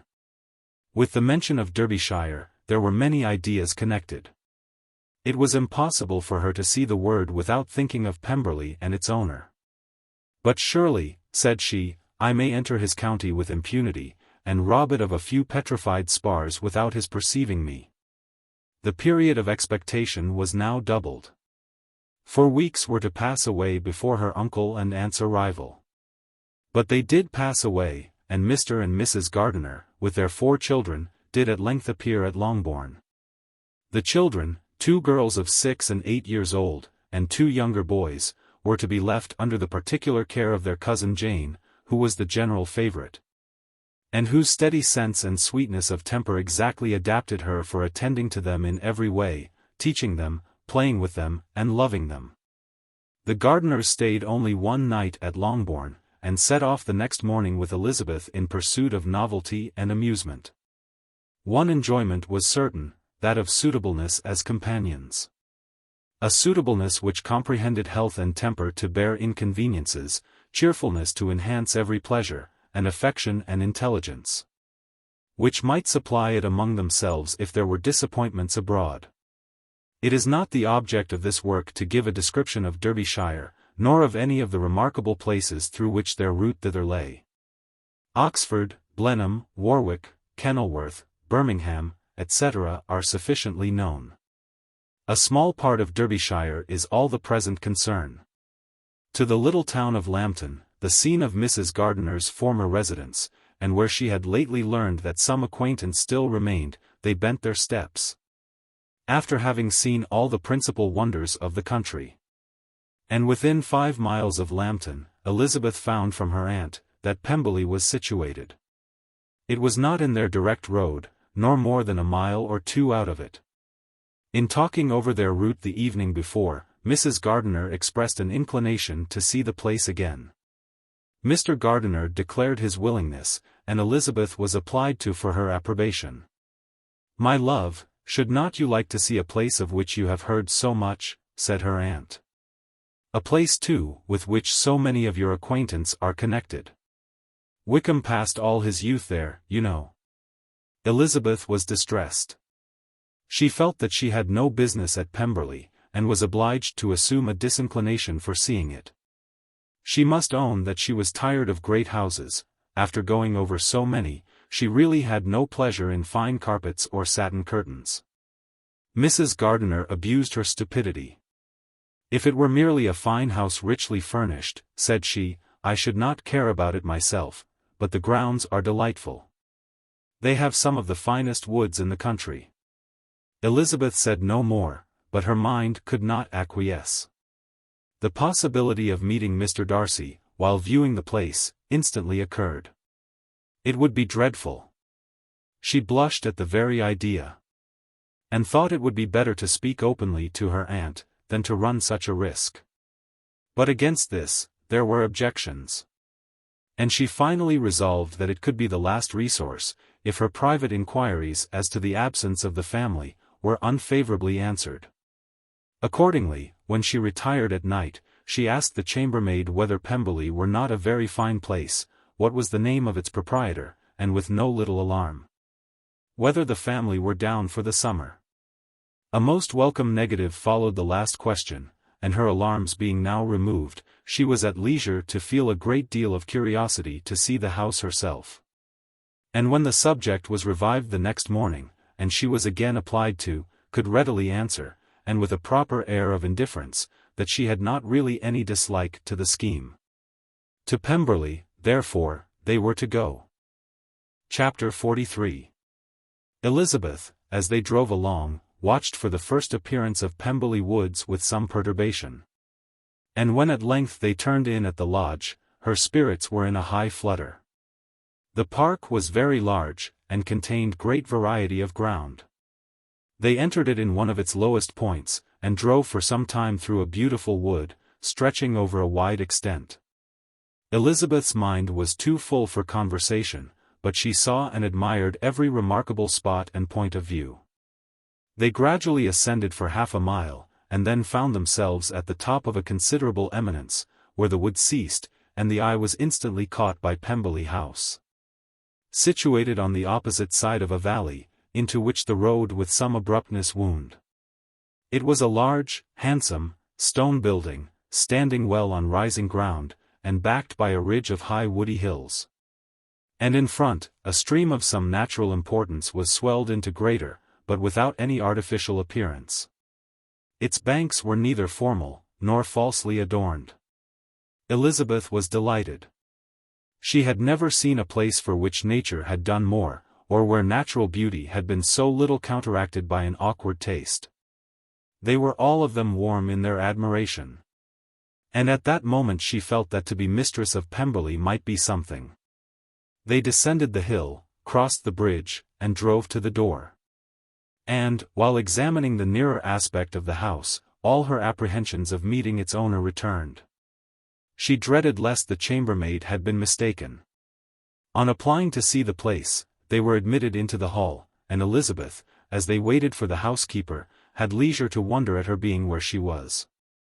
The housekeeper came. A respectable-looking, elderly woman, much less fine, and more civil, than she had any notion of finding her. They followed her into the dining parlour. It was a large, well-proportioned room, handsomely fitted up. Elizabeth, after slightly surveying it, went to a window to enjoy its prospect. The hill, crowned with wood, from which they had descended, receiving increased abruptness from the distance, was a beautiful object. Every disposition of the ground was good. And she looked on the whole scene, the river, the trees scattered on its banks, and the winding of the valley, as far as she could trace it, with delight. As they passed into other rooms, these objects were taking different positions, but from every window there were beauties to be seen. The rooms were lofty and handsome, and their furniture suitable to the fortune of their proprietor, but Elizabeth saw, with admiration of his taste, that it was neither gaudy nor uselessly fine. With less of splendor, and more real elegance, than the furniture of Rosings. And of this place, thought she, I might have been mistress. With these rooms I might now have been familiarly acquainted. Instead of viewing them as a stranger, I might have rejoiced in them as my own, and welcomed to them as visitors my uncle and aunt. But no, recollecting herself, that could never be, my uncle and aunt would have been lost to me, I should not have been allowed to invite them. This was a lucky recollection, it saved her from something like regret. She longed to inquire of the housekeeper, whether her master were really absent, but had not courage for it. At length, however, the question was asked by her uncle, and she turned away with alarm, while Mrs. Reynolds replied, that he was, adding, but we expect him tomorrow, with a large party of friends. How rejoiced was Elizabeth that their own journey had not by any circumstance been delayed a day. Her aunt now called her to look at a picture. She approached, and saw the likeness of Mr. Wickham suspended, amongst several other miniatures, over the mantelpiece. Her aunt asked her, smilingly, how she liked it. The housekeeper came forward, and told them it was the picture of a young gentleman, the son of her late master's steward, who had been brought up by him at his own expense. He is now gone into the army, she added, but I am afraid he has turned out very wild. Mrs. Gardiner looked at her niece with a smile, but Elizabeth could not return it. And that, said Mrs. Reynolds, pointing to another of the miniatures, is my master, and very like him. It was drawn at the same time as the other, about 8 years ago. I have heard much of your master's fine person, said Mrs. Gardiner, looking at the picture, it is a handsome face. But, Lizzie, you can tell us whether it is like or not. Mrs. Reynolds's respect for Elizabeth seemed to increase on this intimation of her knowing her master. Does that young lady know Mr. Darcy? Elizabeth colored, and said, a little. And do not you think him a very handsome gentleman, ma'am? Yes, very handsome. I am sure I know none so handsome. But in the gallery upstairs you will see a finer, larger picture of him than this. This room was my late master's favorite room, and these miniatures are just as they used to be then. He was very fond of them. This accounted to Elizabeth for Mr. Wickham's being among them. Mrs. Reynolds then directed their attention to one of Miss Darcy, drawn when she was only 8 years old. "And is Miss Darcy as handsome as her brother?" said Mr. Gardiner. "Oh, yes, the handsomest young lady that ever was seen, and so accomplished, she plays and sings all day long. In the next room is a new instrument just come down for her, a present from my master. She comes here tomorrow with him." Mr. Gardiner, whose manners were easy and pleasant, encouraged her communicativeness by his questions and remarks. Mrs. Reynolds, either from pride or attachment, had evidently great pleasure in talking of her master and his sister. "Is your master much at Pemberley in the course of the year?" "Not so much as I could wish, sir, but I dare say he may spend half his time here, and Miss Darcy is always down for the summer months. Except," thought Elizabeth, "when she goes to Ramsgate. If your master would marry, you might see more of him." "Yes, sir, but I do not know when that will be. I do not know who is good enough for him." Mr. and Mrs. Gardiner smiled. Elizabeth could not help saying, "It is very much to his credit, I am sure, that you should think so." "I say no more than the truth, and what everybody will say that knows him," replied the other. Elizabeth thought this was going pretty far. And she listened with increasing astonishment as the housekeeper added, "I have never had a cross word from him in my life, and I have known him ever since he was 4 years old." This was praise, of all others most extraordinary, most opposite to her ideas.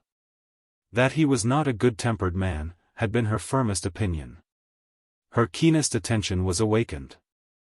She longed to hear more, and was grateful to her uncle for saying, "There are very few people of whom so much can be said.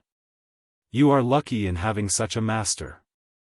"Yes, sir, I know I am. If I was to go through the world, I could not meet with a better. But I have always observed, that they who are good-natured when children, are good-natured when they grow up. And he was always the sweetest-tempered, most generous-hearted boy in the world." Elizabeth almost stared at her. "Can this be Mr. Darcy?" thought she. "His father was an excellent man," said Mrs. Gardiner. "Yes, ma'am, that he was indeed, and his son will be just like him, just as affable to the poor." Elizabeth listened, wondered, doubted, and was impatient for more. Mrs. Reynolds could interest her on no other point. She related the subject of the pictures, the dimensions of the rooms, and the price of the furniture, in vain. Mr. Gardiner, highly amused by the kind of family prejudice, to which he attributed her excessive commendation of her master, soon led again to the subject. And she dwelt with energy on his many merits, as they proceeded together up the great staircase. "He is the best landlord, and the best master," said she, "that ever lived. Not like the wild young men nowadays, who think of nothing but themselves. There is not one of his tenants or servants but what will give him a good name. Some people call him proud. But I am sure I never saw anything of it. To my fancy, it is only because he does not rattle away like other young men." "In what an amiable light does this place him," thought Elizabeth. "This fine account of him," whispered her aunt, as they walked, "is not quite consistent with his behavior to our poor friend. Perhaps we might be deceived. That is not very likely. Our authority was too good." On reaching the spacious lobby above, they were shown into a very pretty sitting-room, lately fitted up with greater elegance and lightness than the apartments below. And were informed that it was but just done, to give pleasure to Miss Darcy, who had taken a liking to the room, when last at Pemberley. "He is certainly a good brother," said Elizabeth, as she walked towards one of the windows. Mrs. Reynolds anticipated Miss Darcy's delight, when she should enter the room. "And this is always the way with him," she added. "Whatever can give his sister any pleasure, is sure to be done in a moment. There is nothing he would not do for her." The picture gallery, and 2 or 3 of the principal bedrooms, were all that remained to be shown. In the former were many good paintings, but Elizabeth knew nothing of the art. And from such as had been already visible below, she had willingly turned to look at some drawings of Miss Darcy's, in crayons, whose subjects were usually more interesting. And also more intelligible. In the gallery there were many family portraits, but they could have little to fix the attention of a stranger. Elizabeth walked on in quest of the only face whose features would be known to her. At last it arrested her, and she beheld a striking resemblance of Mr. Darcy, with such a smile over the face, as she remembered to have sometimes seen, when he looked at her. She stood several minutes before the picture in earnest contemplation, and returned to it again before they quitted the gallery. Mrs. Reynolds informed them, that it had been taken in his father's lifetime. There was certainly at this moment, in Elizabeth's mind, a more gentle sensation towards the original, than she had ever felt in the height of their acquaintance. The commendation bestowed on him by Mrs. Reynolds was of no trifling nature. What praise is more valuable than the praise of an intelligent servant? As a brother, a landlord, a master, she considered how many people's happiness were in his guardianship, how much of pleasure or pain it was in his power to bestow. How much of good or evil must be done by him. Every idea that had been brought forward by the housekeeper was favorable to his character, and as she stood before the canvas, on which he was represented, and fixed his eyes upon herself, she thought of his regard with a deeper sentiment of gratitude than it had ever raised before. She remembered its warmth, and softened its impropriety of expression. When all of the house that was open to general inspection had been seen, they returned downstairs, and taking leave of the housekeeper, were consigned over to the gardener, who met them at the hall door. As they walked across the lawn towards the river, Elizabeth turned back to look again. Her uncle and aunt stopped also, and while the former was conjecturing as to the date of the building, the owner of it himself suddenly came forward from the road, which led behind it to the stables. They were within 20 yards of each other, and so abrupt was his appearance, that it was impossible to avoid his sight. Their eyes instantly met, and the cheeks of each were overspread with the deepest blush. He absolutely started, and for a moment seemed immovable from surprise. But shortly recovering himself, advanced towards the party, and spoke to Elizabeth, if not in terms of perfect composure, at least of perfect civility. She had instinctively turned away. But, stopping on his approach, received his compliments with an embarrassment impossible to be overcome. Had his first appearance, or his resemblance to the picture they had just been examining, been insufficient to assure the other two that they now saw Mr. Darcy, the gardener's expression of surprise, on beholding his master, must immediately have told it. They stood a little aloof while he was talking to their niece, who, astonished and confused, scarcely dared lift her eyes to his face, and knew not what answer she returned to his civil inquiries after her family. Amazed at the alteration in his manner since they last parted, every sentence that he uttered was increasing her embarrassment.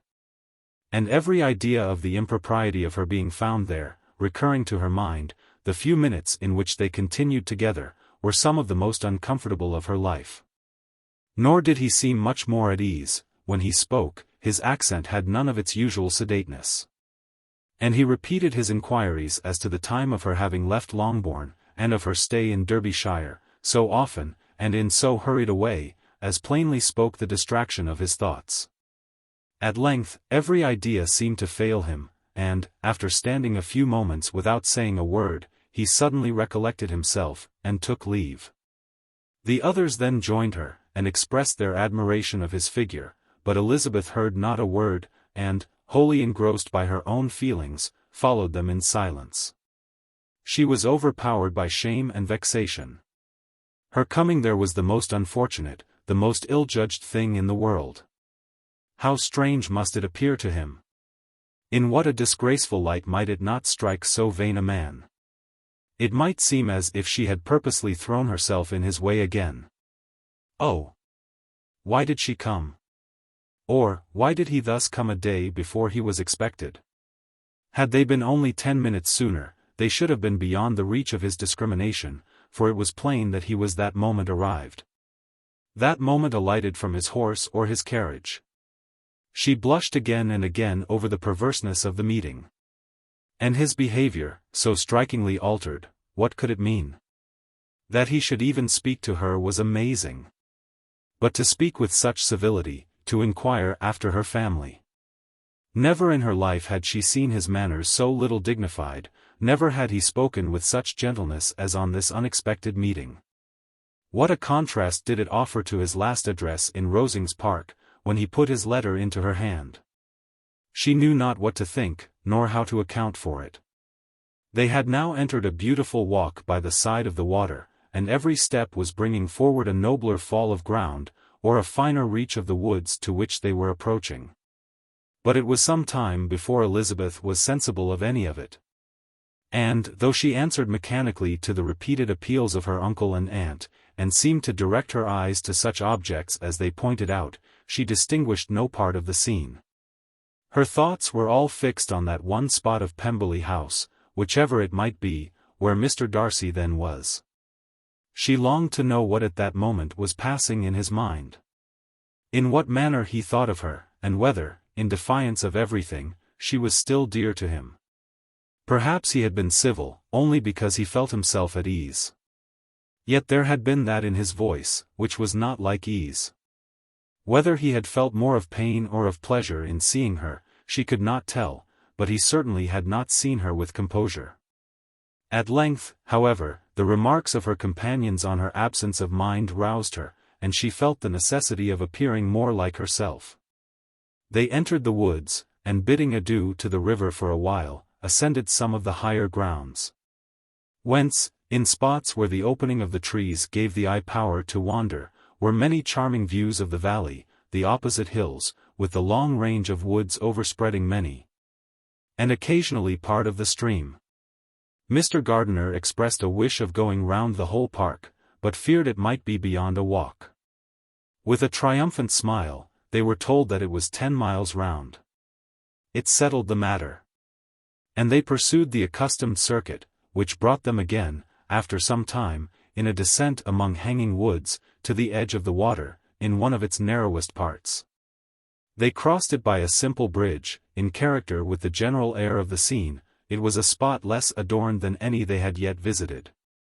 And the valley, here contracted into a glen, allowed room only for the stream, and a narrow walk amidst the rough coppice wood which bordered it. Elizabeth longed to explore its windings. But when they had crossed the bridge, and perceived their distance from the house, Mrs. Gardiner, who was not a great walker, could go no farther, and thought only of returning to the carriage as quickly as possible. Her niece was, therefore, obliged to submit, and they took their way towards the house on the opposite side of the river, in the nearest direction. But their progress was slow, for Mr. Gardiner, though seldom able to indulge the taste, was very fond of fishing, and was so much engaged in watching the occasional appearance of some trout in the water, and talking to the man about them, that he advanced but little. Whilst wandering on in this slow manner, they were again surprised, and Elizabeth's astonishment was quite equal to what it had been at first, by the sight of Mr. Darcy approaching them. And at no great distance. The walk being here less sheltered than on the other side, allowed them to see him before they met. Elizabeth, however astonished, was at least more prepared for an interview than before, and resolved to appear and to speak with calmness, if he really intended to meet them. For a few moments, indeed, she felt that he would probably strike into some other path. This idea lasted while a turning in the walk concealed him from their view. The turning past, he was immediately before them.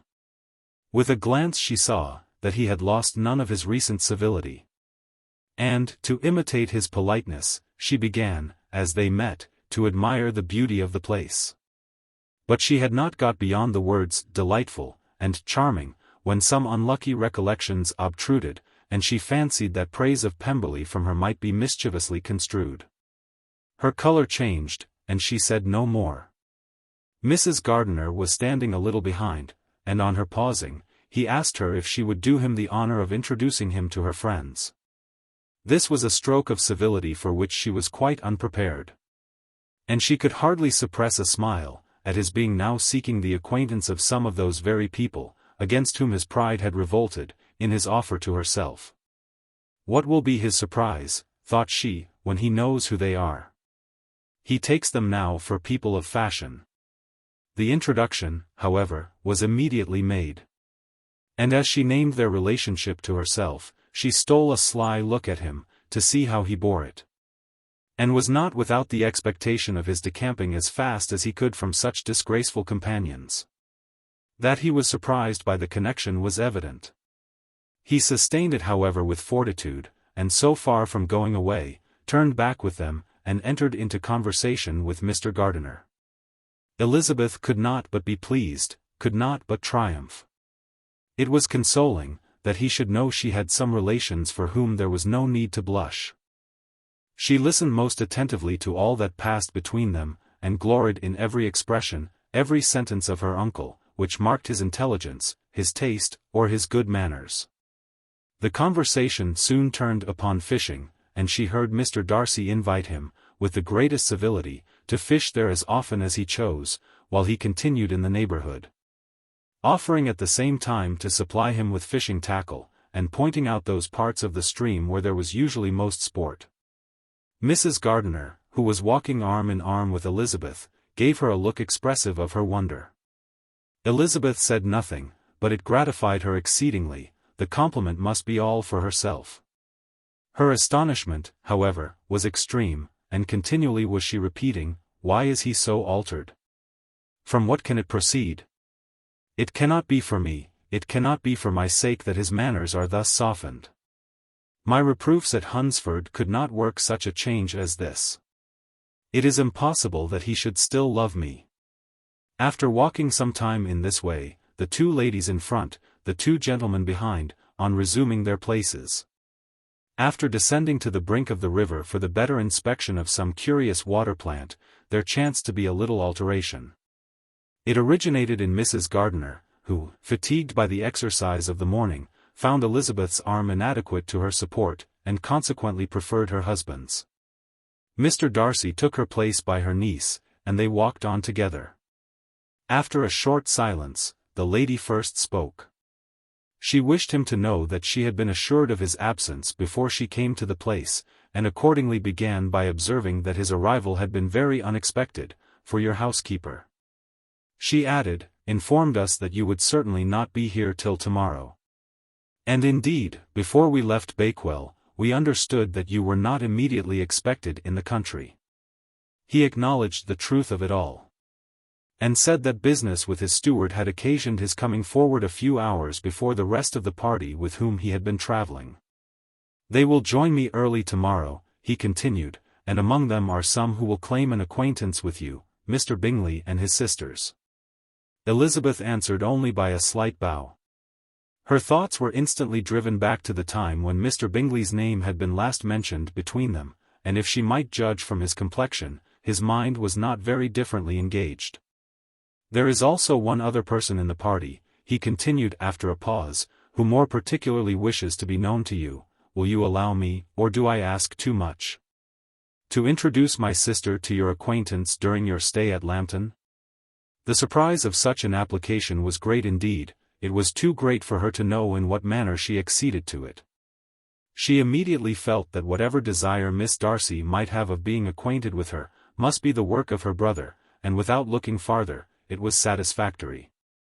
It was gratifying to know that his resentment had not made him think really ill of her. They now walked on in silence, each of them deep in thought. Elizabeth was not comfortable. That was impossible, but she was flattered and pleased.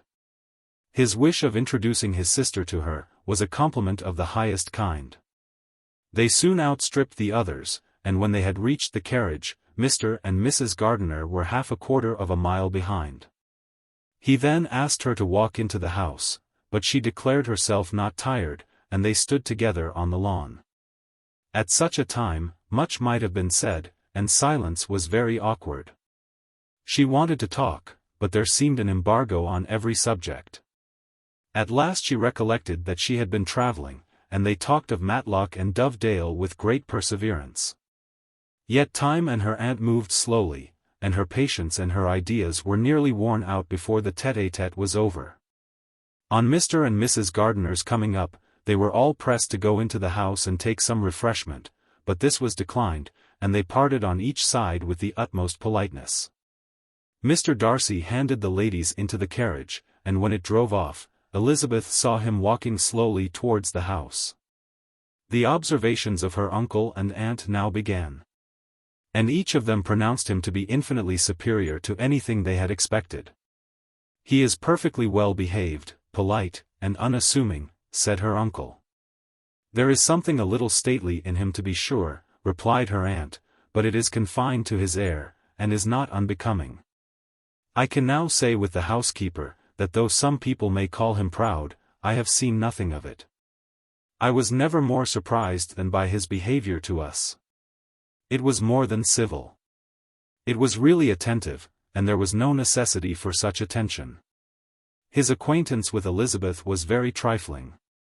"To be sure, Lizzie," said her aunt, "he is not so handsome as Wickham.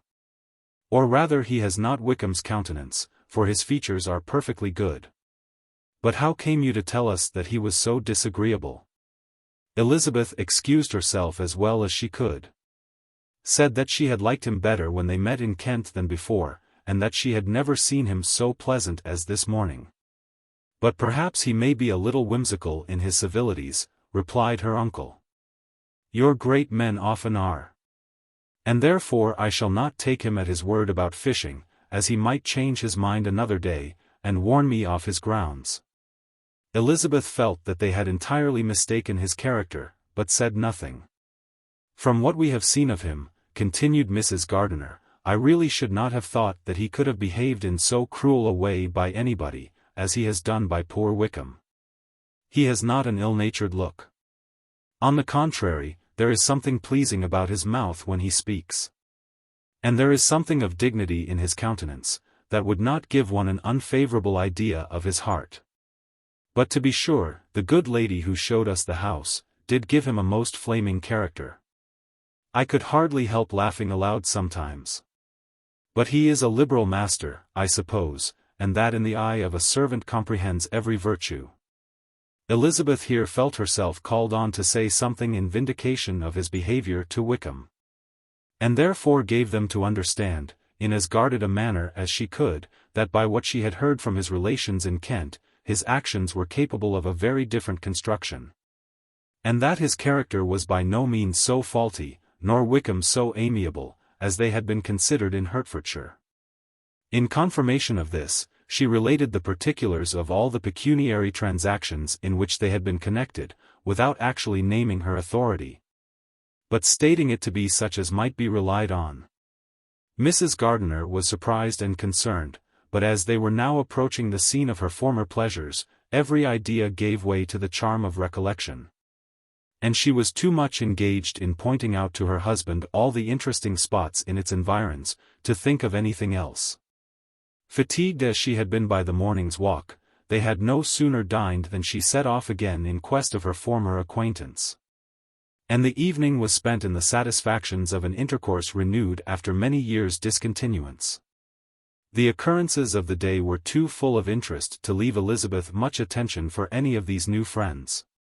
And she could do nothing but think, and think with wonder, of Mr. Darcy's civility, and above all, of his wishing her to be acquainted with his sister. Chapter 44. Elizabeth had settled it that Mr. Darcy would bring his sister to visit her, the very day after her reaching Pemberley. And was consequently resolved not to be out of sight of the inn the whole of that morning. But her conclusion was false. For on the very morning after their own arrival at Lambton, these visitors came. They had been walking about the place with some of their new friends, and were just returned to the inn to dress themselves for dining with the same family, when the sound of a carriage drew them to a window, and they saw a gentleman and lady in a curricle, driving up the street. Elizabeth, immediately recognizing the livery, guessed what it meant, and imparted no small degree of surprise to her relations, by acquainting them with the honor which she expected. Her uncle and aunt were all amazement. And the embarrassment of her manner as she spoke, joined to the circumstance itself, and many of the circumstances of the preceding day, opened to them a new idea on the business. Nothing had ever suggested it before, but they now felt that there was no other way of accounting for such attentions from such a quarter, than by supposing a partiality for their niece. While these newly born notions were passing in their heads, the perturbation of Elizabeth's feelings was every moment increasing. She was quite amazed at her own discomposure. But amongst other causes of disquiet, she dreaded lest the partiality of the brother should have said too much in her favor. And more than commonly anxious to please, she naturally suspected that every power of pleasing would fail her. She retreated from the window, fearful of being seen. And as she walked up and down the room, endeavoring to compose herself, saw such looks of inquiring surprise in her uncle and aunt, as made everything worse.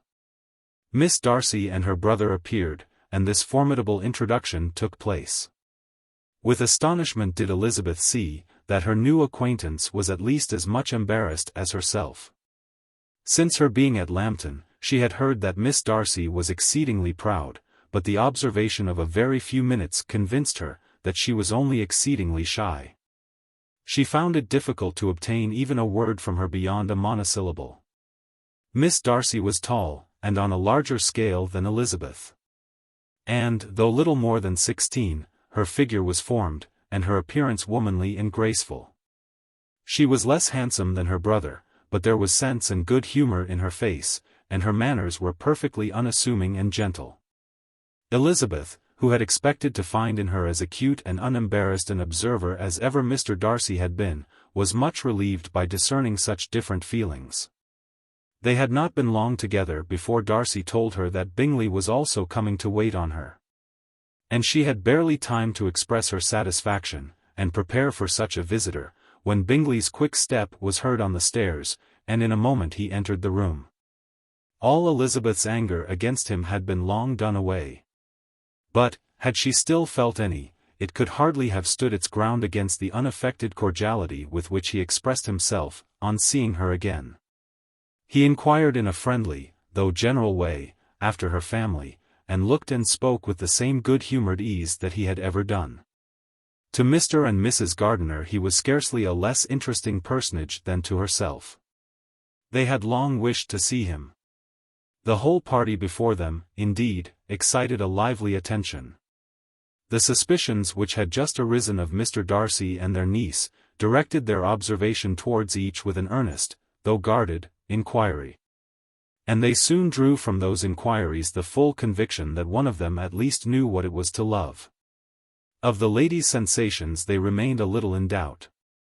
But that the gentleman was overflowing with admiration was evident enough. Elizabeth, on her side, had much to do. She wanted to ascertain the feelings of each of her visitors, she wanted to compose her own, and to make herself agreeable to all. And in the latter object, where she feared most to fail, she was most sure of success, for those to whom she endeavored to give pleasure were prepossessed in her favor. Bingley was ready, Georgiana was eager, and Darcy determined to be pleased. In seeing Bingley, her thoughts naturally flew to her sister, and oh, how ardently did she long to know whether any of his were directed in a like manner. Sometimes she could fancy that he talked less than on former occasions, and once or twice pleased herself with the notion that as he looked at her, he was trying to trace a resemblance. But, though this might be imaginary, she could not be deceived as to his behavior to Miss Darcy, who had been set up as a rival of Jane. No look appeared on either side that spoke particular regard. Nothing occurred between them that could justify the hopes of his sister. On this point she was soon satisfied. And 2 or 3 little circumstances occurred ere they parted, which, in her anxious interpretation, denoted a recollection of Jane, not untinctured by tenderness.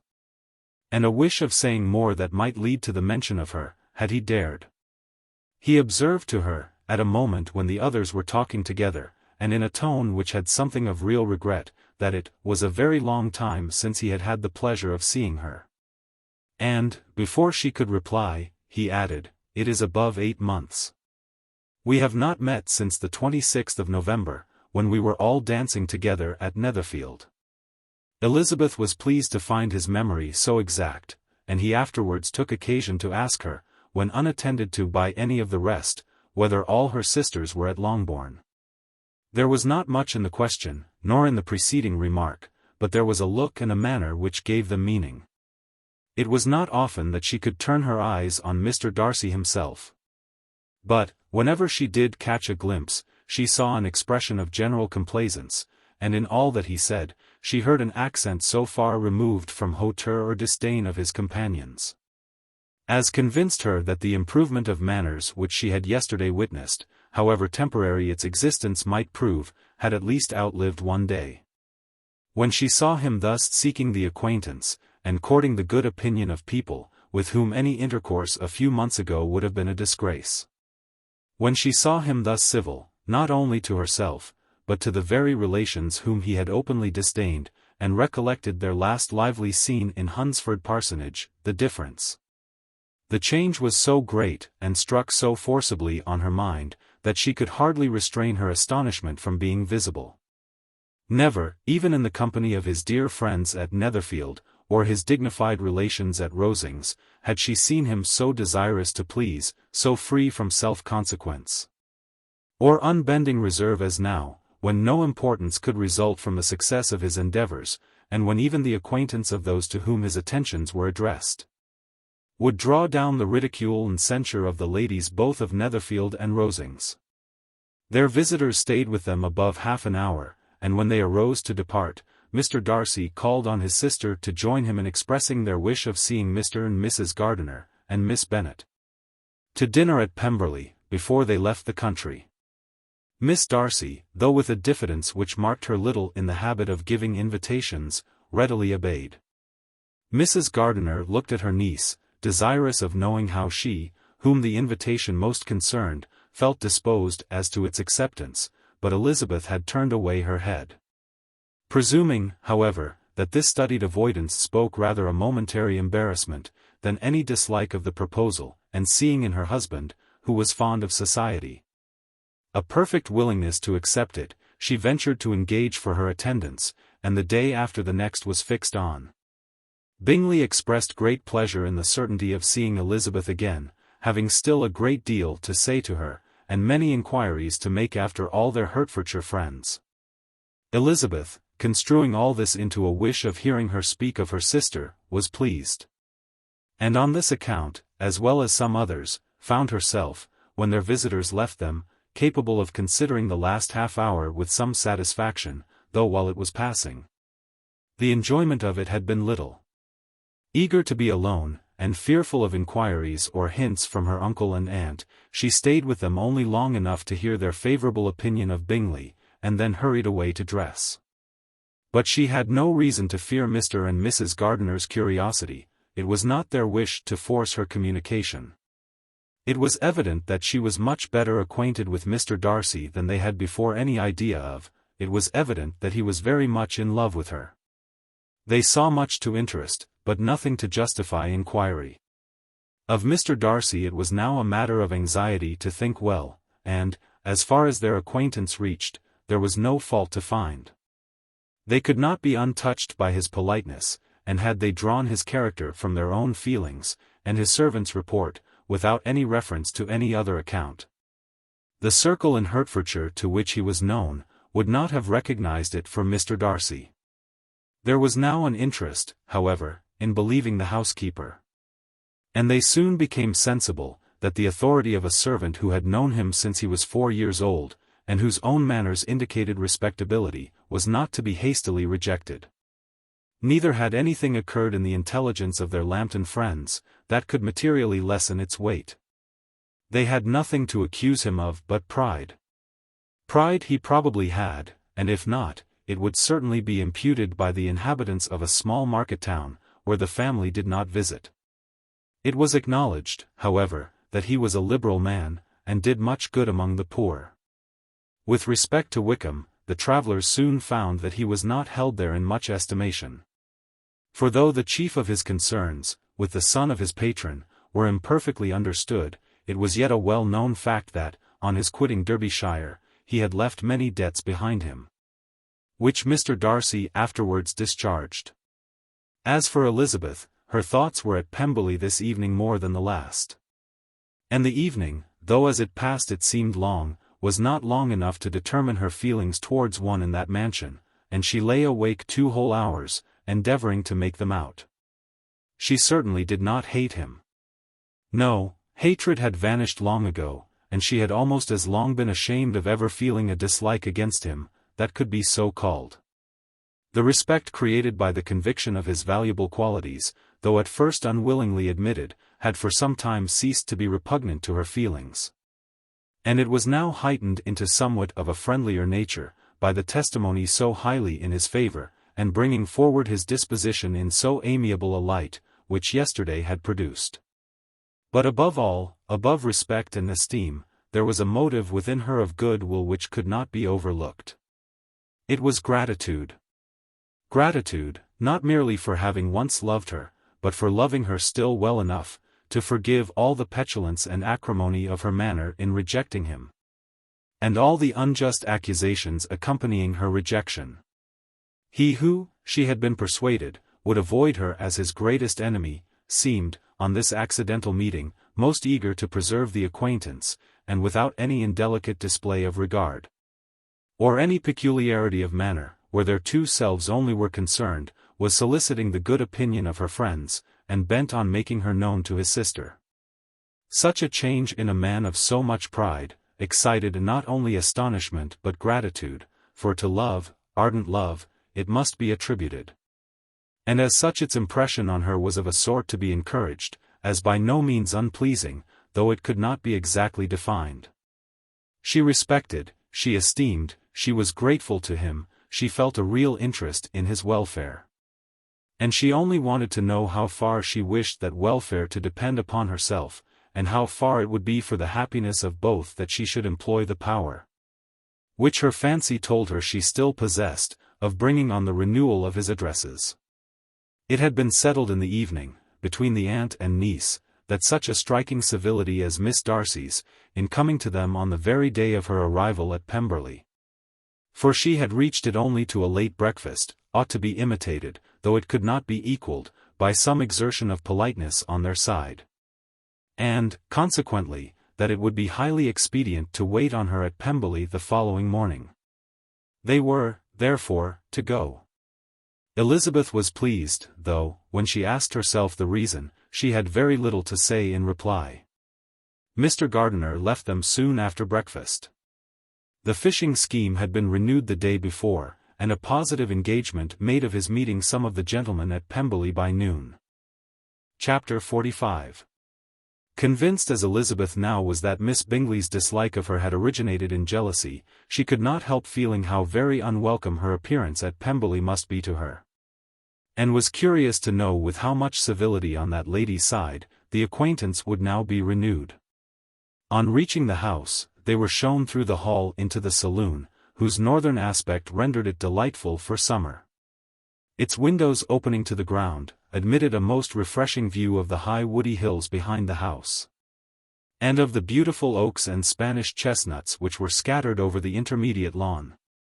In this room they were received by Miss Darcy, who was sitting there with Mrs. Hurst and Miss Bingley, and the lady with whom she lived in London. Georgiana's reception of them was very civil, but attended with all that embarrassment which, though proceeding from shyness and the fear of doing wrong, would easily give to those who felt themselves inferior the belief of her being proud and reserved. Mrs. Gardiner and her niece, however, did her justice, and pitied her. By Mrs. Hurst and Miss Bingley, they were noticed only by a curtsy.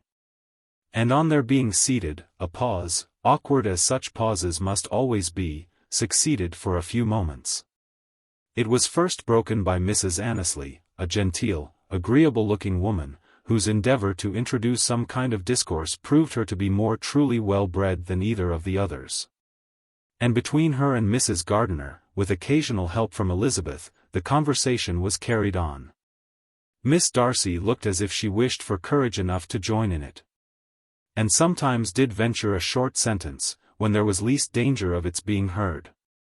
Elizabeth soon saw that she was herself closely watched by Miss Bingley, and that she could not speak a word, especially to Miss Darcy, without calling her attention. This observation would not have prevented her from trying to talk to the latter, had they not been seated at an inconvenient distance, but she was not sorry to be spared the necessity of saying much. Her own thoughts were employing her. She expected every moment that some of the gentlemen would enter the room. She feared that the master of the house might be amongst them. And whether she wished or feared it most, she could scarcely determine. After sitting in this manner a quarter of an hour, without hearing Miss Bingley's voice, Elizabeth was roused by receiving from her a cold inquiry after the health of her family. She answered with equal indifference and brevity, and the other said no more.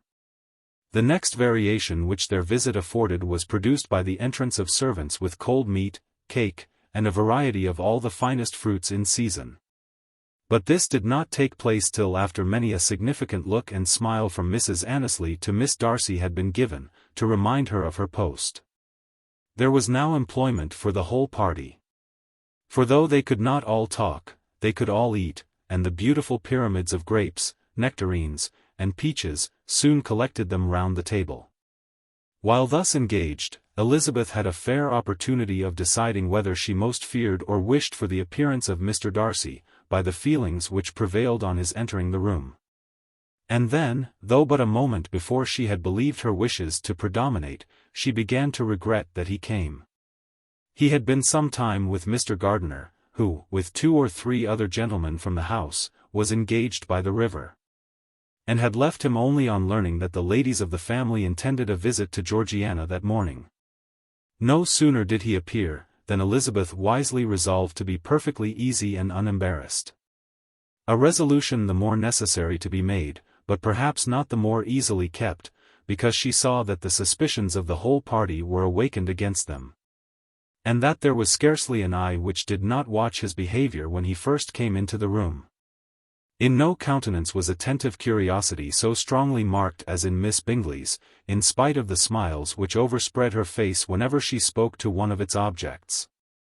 For jealousy had not yet made her desperate, and her attentions to Mr. Darcy were by no means over. Miss Darcy, on her brother's entrance, exerted herself much more to talk.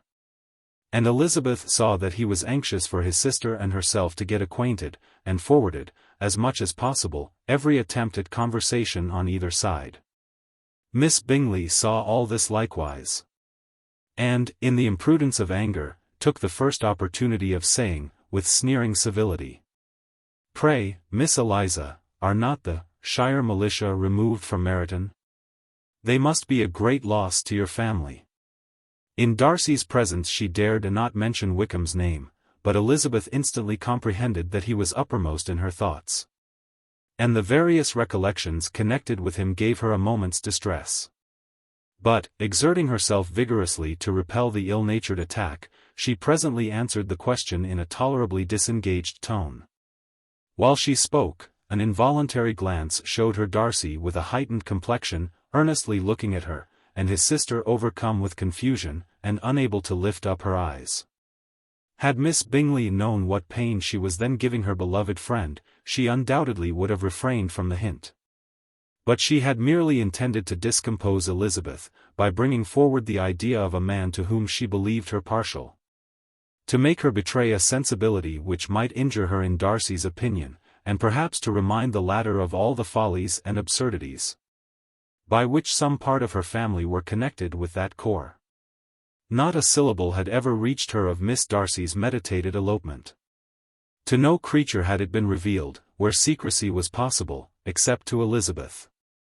And from all Bingley's connections her brother was particularly anxious to conceal it, from that very wish which Elizabeth had long ago attributed to him, of their becoming hereafter her own. He had certainly formed such a plan, and without meaning that it should affect his endeavour to separate him from Miss Bennet. It is probable that it might add something to his lively concern for the welfare of his friend. Elizabeth's collected behaviour, however, soon quieted his emotion. And as Miss Bingley, vexed and disappointed, dared not approach nearer to Wickham, Georgiana also recovered in time, though not enough to be able to speak any more. Her brother, whose eye she feared to meet, scarcely recollected her interest in the affair, and the very circumstance which had been designed to turn his thoughts from Elizabeth seemed to have fixed them on her more, and more cheerfully. Their visit did not continue long after the question and answer above mentioned. And while Mr. Darcy was attending them to their carriage, Miss Bingley was venting her feelings in criticisms on Elizabeth's person, behaviour, and dress. But Georgiana would not join her. Her brother's recommendation was enough to ensure her favour, his judgment could not err, and he had spoken in such terms of Elizabeth as to leave Georgiana without the power of finding her otherwise than lovely and amiable. When Darcy returned to the saloon, Miss Bingley could not help repeating to him some part of what she had been saying to his sister. "How very ill Elizabeth Bennet looks this morning, Mr. Darcy," she cried. "I never in my life saw anyone so much altered as she is since the winter. She is grown so brown and coarse. Louisa and I were agreeing that we should not have known her again." However little Mr. Darcy might have liked such an address, he contented himself with coolly replying that he perceived no other alteration than her being rather tanned, no miraculous consequence of travelling in the summer. "For my own part," she rejoined, "I must confess that I never could see any beauty in her. Her face is too thin, her complexion has no brilliancy, and her features are not at all handsome. Her nose wants character, there is nothing marked in its lines. Her teeth are tolerable, but not out of the common way. And as for her eyes, which have sometimes been called so fine, I never could perceive anything extraordinary in them. They have a sharp, shrewish look, which I do not like at all. And in her air altogether, there is a self-sufficiency without fashion, which is intolerable." Persuaded as Miss Bingley was that Darcy admired Elizabeth, this was not the best method of recommending herself, but angry people are not always wise. And in seeing him at last look somewhat nettled, she had all the success she expected. He was resolutely silent however. And, from a determination of making him speak, she continued. "I remember, when we first knew her in Hertfordshire, how amazed we all were to find that she was a reputed beauty. And I particularly recollect your saying one night, after they had been dining at Netherfield, 'She a beauty, I should as soon call her mother a wit.' But afterwards she seemed to improve on you, and I believe you thought her rather pretty at one time." "Yes," replied Darcy, who could contain himself no longer, "but that was only when I first knew her. For it is many months since I have considered her as one of the handsomest women of my acquaintance." He then went away, and Miss Bingley was left to all the satisfaction of having forced him to say what gave no one any pain but herself. Mrs. Gardiner and Elizabeth talked of all that had occurred, during their visit, as they returned, except what had particularly interested them both. The looks and behaviour of everybody they had seen were discussed, except of the person who had mostly engaged their attention. They talked of his sister, his friends, his house, his fruit, of everything but himself. Yet Elizabeth was longing to know what Mrs. Gardiner thought of him, and Mrs. Gardiner would have been highly gratified by her niece's beginning the subject. Chapter 46. Elizabeth had been a good deal disappointed in not finding a letter from Jane, on their first arrival at Lambton. And this disappointment had been renewed on each of the mornings that had now been spent there. But on the third, her repining was over, and her sister justified by the receipt of 2 letters from her at once, on one of which was marked that it had been missent elsewhere. Elizabeth was not surprised at it, as Jane had written the direction remarkably ill. They had just been preparing to walk as the letters came in. And her uncle and aunt, leaving her to enjoy them in quiet, set off by themselves. The one missent must be first attended to, it had been written 5 days ago. The beginning contained an account of all their little parties and engagements, with such news as the country afforded. But the latter half, which was dated a day later, and written in evident agitation, gave more important intelligence.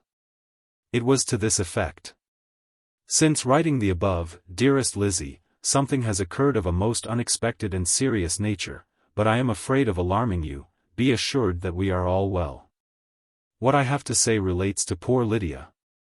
An express came at 12 last night, just as we were all gone to bed, from Colonel Forster, to inform us that she was gone off to Scotland with one of his officers, to own the truth, with Wickham. Imagine our surprise. To Kitty, however, it does not seem so wholly unexpected. I am very, very sorry. so imprudent a match on both sides. But I am willing to hope the best, and that his character has been misunderstood. Thoughtless and indiscreet, I can easily believe him, but this step, and let us rejoice over it, marks nothing bad at heart. His choice is disinterested at least, for he must know my father can give her nothing. Our poor mother is sadly grieved. My father bears it better. How thankful am I, that we never let them know what has been said against him. We must forget it ourselves. They were off Saturday night about 12, as is conjectured, but were not missed till yesterday morning at 8. The express was sent off directly. My dear Lizzie, they must have passed within 10 miles of us. Colonel Forster gives us reason to expect him here soon. Lydia left a few lines for his wife, informing her of their intention. I must conclude, for I cannot be long from my poor mother. I am afraid you will not be able to make it out, but I hardly know what I have written. Without allowing herself time for consideration, and scarcely knowing what she felt, Elizabeth on finishing this letter instantly seized the other, and opening it with the utmost impatience, read as follows. It had been written a day later than the conclusion of the first. By this time, my dearest sister, you have received my hurried letter. I wish this may be more intelligible, but though not confined for time, my head is so bewildered that I cannot answer for being coherent. Dearest Lizzie, I hardly know what I would write, but I have bad news for you, and it cannot be delayed. Imprudent as a marriage between Mr. Wickham and our poor Lydia would be, we are now anxious to be assured it has taken place, for there is but too much reason to fear they are not gone to Scotland. Colonel Forster came yesterday, having left Brighton the day before, not many hours after the express. Though Lydia's short letter to Mrs. F. gave them to understand that they were going to Gretna Green, something was dropped by Denny expressing his belief that W. never intended to go there, or to marry Lydia at all, which was repeated to Colonel F., who instantly taking the alarm, set off from B., intending to trace their route. He did trace them easily to Clapham, but no farther, for on entering that place they removed into a hackney coach and dismissed the chaise that brought them from Epsom. All that is known after this is, that they were seen to continue the London road. I know not what to think. After making every possible inquiry on that side London, Colonel F. came on into Hertfordshire, anxiously renewing them at all the turnpikes, and at the inns in Barnet and Hatfield, but without any success. No such people had been seen to pass through. With the kindest concern he came on to Longbourn, and broke his apprehensions to us in a manner most creditable to his heart. I am sincerely grieved for him and Mrs. F. But no one can throw any blame on them. Our distress, my dear Lizzie, is very great. My father and mother believe the worst, but I cannot think so ill of him. Many circumstances might make it more eligible for them to be married privately in town than to pursue their first plan. And even if he could form such a design against a young woman of Lydia's connections, which is not likely, can I suppose her so lost to everything? Impossible. I grieve to find, however, that Colonel F. is not disposed to depend upon their marriage. He shook his head when I expressed my hopes, and said he feared W. was not a man to be trusted. My poor mother is really ill and keeps her room. Could she exert herself it would be better, but this is not to be expected, and as to my father, I never in my life saw him so affected. Poor Kitty has anger for having concealed their attachment, but as it was a matter of confidence one cannot wonder. I am truly glad, dearest Lizzie, that you have been spared something of these distressing scenes, but now as the first shock is over, shall I own that I long for your return? I am not so selfish, however, as to press for it, if inconvenient. Adieu. I take up my pen again to do, what I have just told you I would not, but circumstances are such, that I cannot help earnestly begging you all to come here, as soon as possible. I know my dear uncle and aunt so well, that I am not afraid of requesting it, though I have still something more to ask of the former.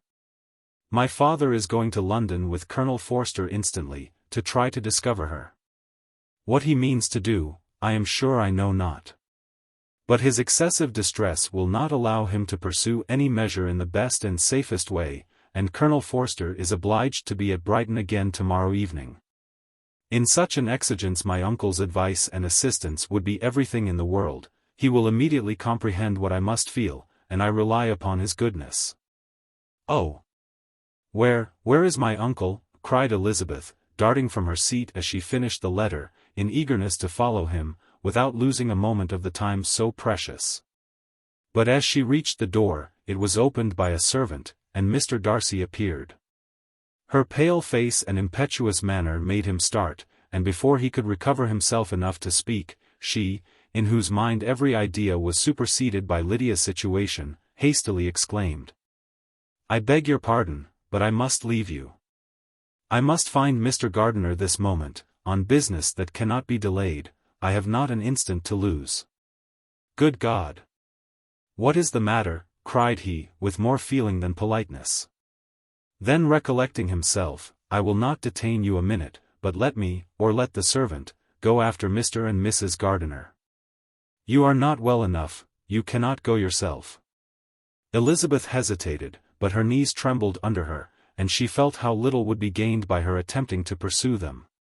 Calling back the servant, therefore, she commissioned him, though in so breathless an accent as made her almost unintelligible, to fetch his master and mistress home, instantly. On his quitting the room, she sat down, unable to support herself, and looking so miserably ill, that it was impossible for Darcy to leave her, or to refrain from saying, in a tone of gentleness and commiseration, "Let me call your maid. Is there nothing you could take, to give you present relief? A glass of wine, shall I get you one? You are very ill." "No, I thank you," she replied, endeavoring to recover herself. "There is nothing the matter with me. I am quite well. I am only distressed by some dreadful news which I have just received from Longbourn." She burst into tears as she alluded to it, and for a few minutes could not speak another word. Darcy, in wretched suspense, could only say something indistinctly of his concern, and observe her in compassionate silence. At length, she spoke again. "I have just had a letter from Jane, with such dreadful news. It cannot be concealed from anyone. My youngest sister has left all her friends, has eloped. Has thrown herself into the power of Mr. Wickham. They are gone off together from Brighton. You know him too well to doubt the rest. She has no money, no connections, nothing that can tempt him to, she is lost forever." Darcy was fixed in astonishment. "When I consider," she added, in a yet more agitated voice, "that I might have prevented it, I who knew what he was. Had I but explained some part of it only, some part of what I learnt, to my own family. Had his character been known, this could not have happened. But it is all too late now. I am grieved, indeed," cried Darcy, grieved, shocked. "But is it certain, absolutely certain?" "Oh yes. They left Brighton together on Sunday night, and were traced almost to London, but not beyond. They are certainly not gone to Scotland." "And what has been done, what has been attempted, to recover her?" "My father is gone to London, and Jane has written to beg my uncle's immediate assistance, and we shall be off, I hope, in half an hour. But nothing can be done. I know very well that nothing can be done. How is such a man to be worked on? How are they even to be discovered? I have not the smallest hope. It is every way horrible." Darcy shook his head in silent acquiescence. "When my eyes were opened to his real character. Oh! Had I known what I ought, what I dared, to do. But I knew not, I was afraid of doing too much. Wretched mistake." Darcy made no answer. He seemed scarcely to hear her, and was walking up and down the room in earnest meditation, his brow contracted, his air gloomy. Elizabeth soon observed, and instantly understood it. Her power was sinking, everything must sink under such a proof of family weakness, such an assurance of the deepest disgrace. She could neither wonder nor condemn, but the belief of his self-conquest brought nothing consolatory to her bosom, afforded no palliation of her distress. It was, on the contrary, exactly calculated to make her understand her own wishes, and never had she so honestly felt that she could have loved him, as now, when all love must be vain. But self, though it would intrude, could not engross her. Lydia, the humiliation, the misery, she was bringing on them all, soon swallowed up every private care. And covering her face with her handkerchief, Elizabeth was soon lost to everything else.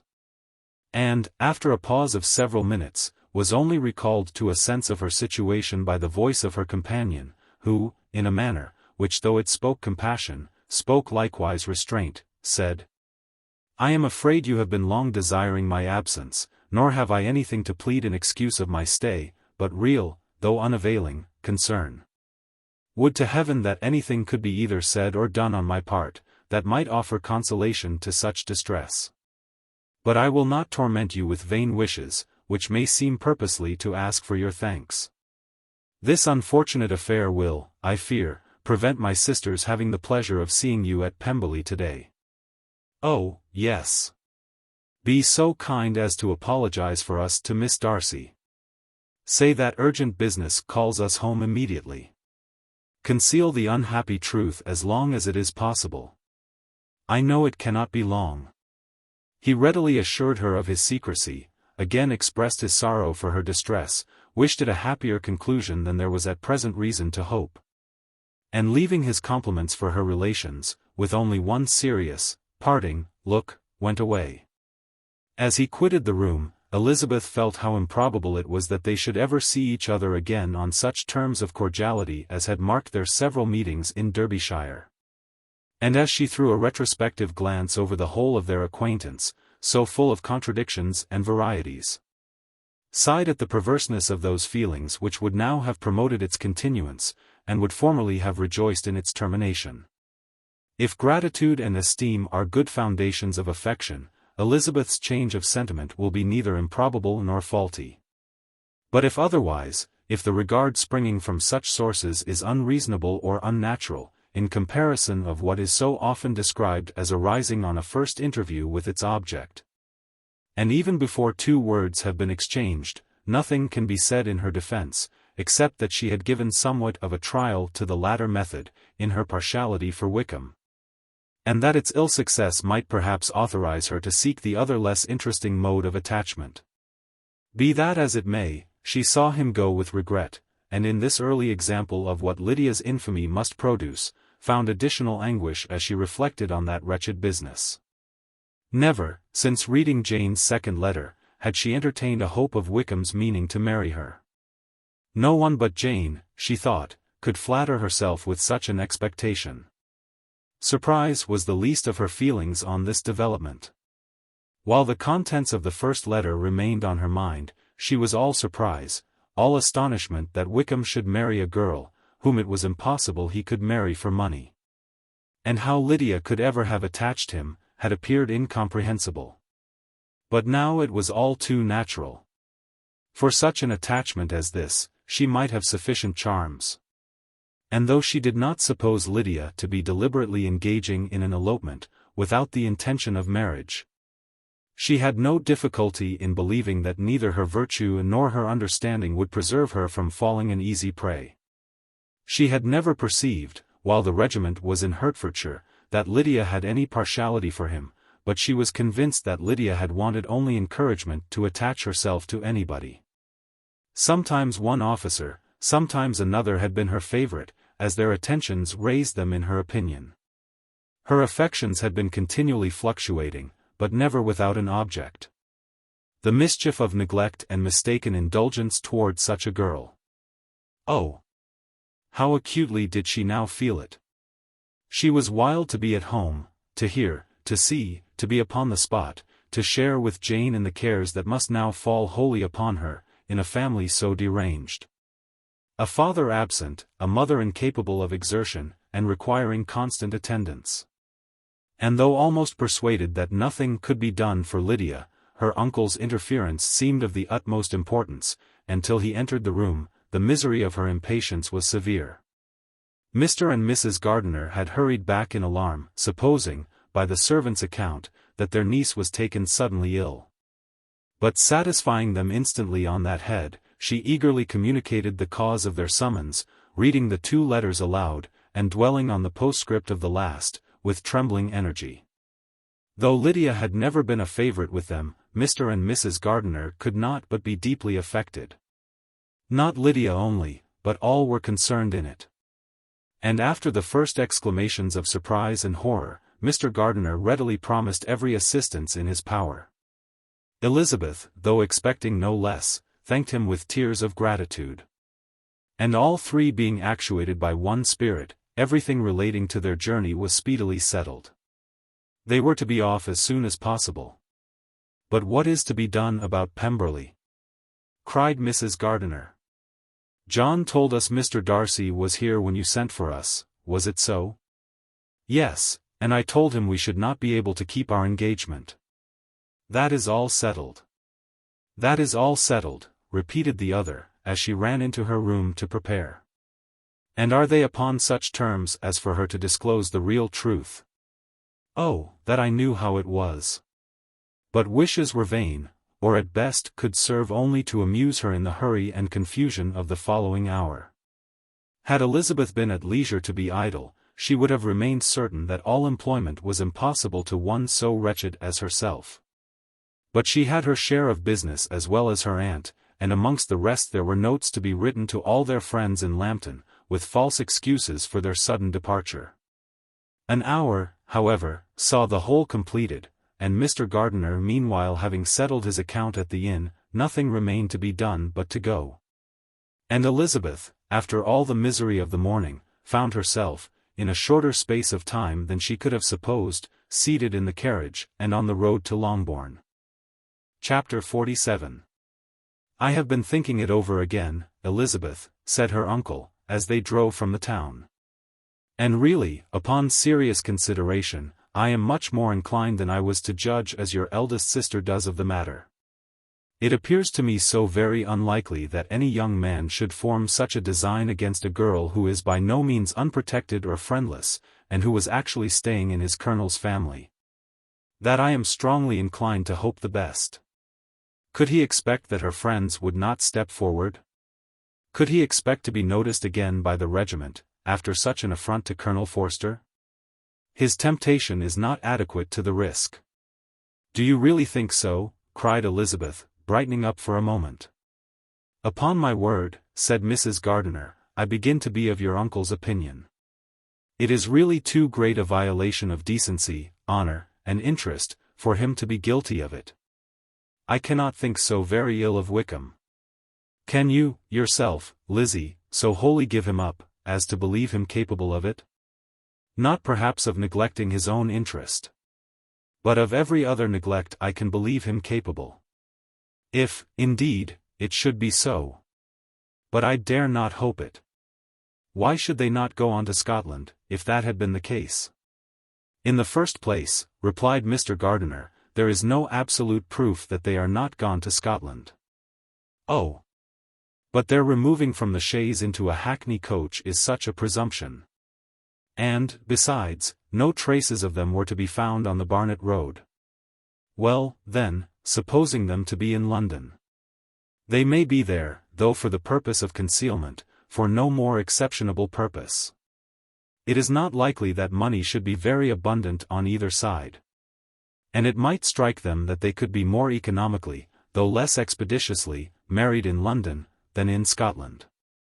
But why all this secrecy? Why any fear of detection? Why must their marriage be private? Oh!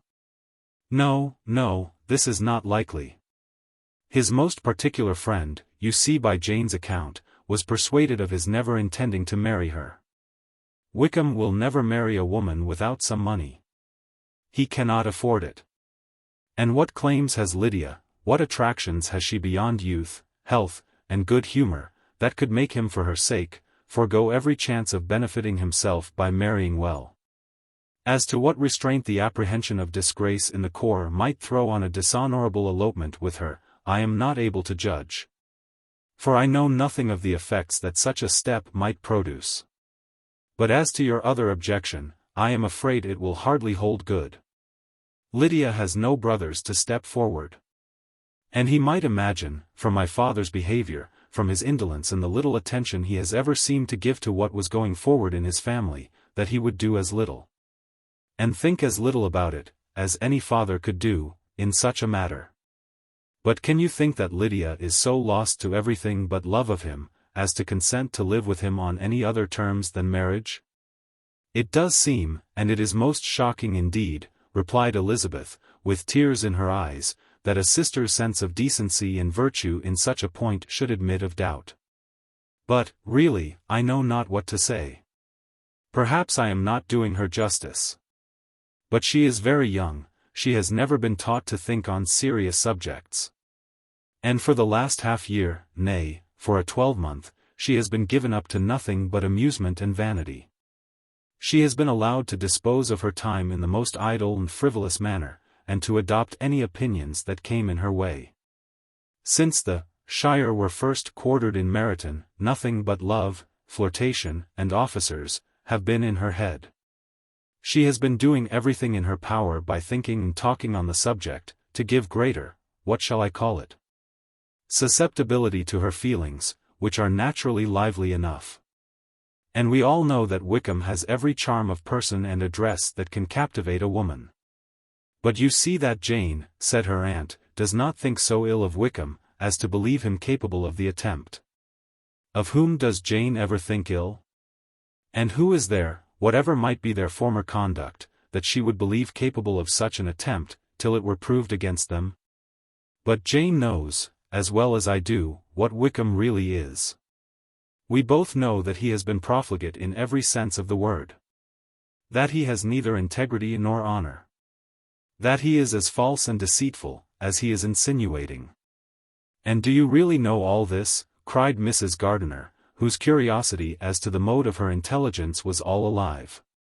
I do, indeed, replied Elizabeth, colouring. I told you the other day, of his infamous behaviour to Mr. Darcy. And you, yourself, when last at Longbourn, heard in what manner he spoke of the man, who had behaved with such forbearance and liberality towards him. And there are other circumstances which I am not at liberty, which it is not worth while to relate, but his lies about the whole Pemberley family are endless. From what he said of Miss Darcy, I was thoroughly prepared to see a proud, reserved, disagreeable girl. Yet he knew to the contrary himself.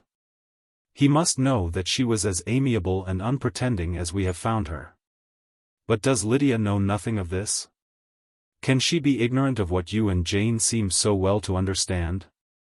Oh, yes. That is the worst of all. Till I was in Kent, and saw so much both of Mr. Darcy and his relation, Colonel Fitzwilliam, I was ignorant of the truth myself. And when I returned home, the shire was to leave Meryton in a week or fortnight's time. As that was the case, neither Jane, to whom I related the whole, nor I, thought it necessary to make our knowledge public. For of what use could it apparently be to anyone, that the good opinion which all the neighbourhood had of him, should then be overthrown?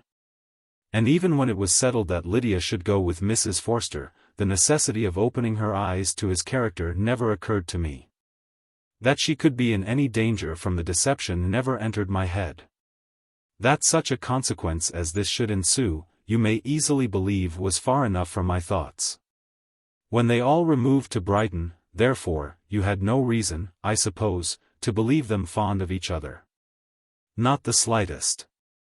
I can remember no symptom of affection on either side. And had anything of the kind been perceptible, you must be aware that ours is not a family on which it could be thrown away. When first he entered the corps, she was ready enough to admire him. But so we all were. Every girl in, or near Meryton, was out of her senses about him for the first 2 months. But he never distinguished her by any particular attention, and, consequently, after a moderate period of extravagant and wild admiration, her fancy for him gave way, and others of the regiment, who treated her with more distinction, again became her favourites. It may be easily believed, that however little of novelty could be added to their fears, hopes, and conjectures, on this interesting subject, by its repeated discussion, no other could detain them from it long, during the whole of the journey. From Elizabeth's thoughts it was never absent. Fixed there by the keenest of all anguish, self-reproach, she could find no interval of ease or forgetfulness.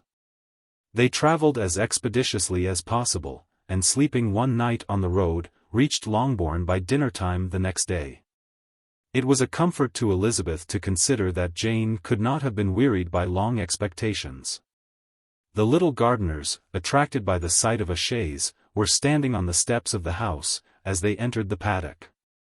And when the carriage drove up to the door, the joyful surprise that lighted up their faces, and displayed itself over their whole bodies, in a variety of capers and frisks, was the first pleasing earnest of their welcome. Elizabeth jumped out, and, after giving each of them a hasty kiss, hurried into the vestibule, where Jane, who came running downstairs from her mother's apartment, immediately met her. Elizabeth, as she affectionately embraced her, whilst tears filled the eyes of both, lost not a moment in asking whether anything had been heard of the fugitives. "Not yet," replied Jane. "But now that my dear uncle is come, I hope everything will be well. Is my father in town?" "Yes, he went on Tuesday as I wrote you word." "And have you heard from him often?" "We have heard only once. He wrote me a few lines on Wednesday, to say that he had arrived in safety, and to give me his directions, which I particularly begged him to do.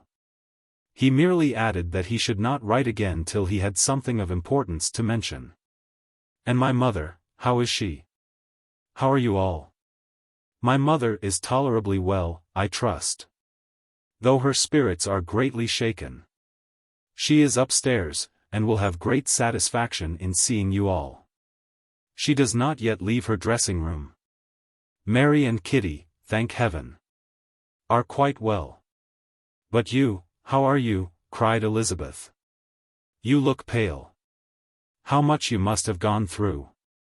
Her sister, however, assured her of her being perfectly well.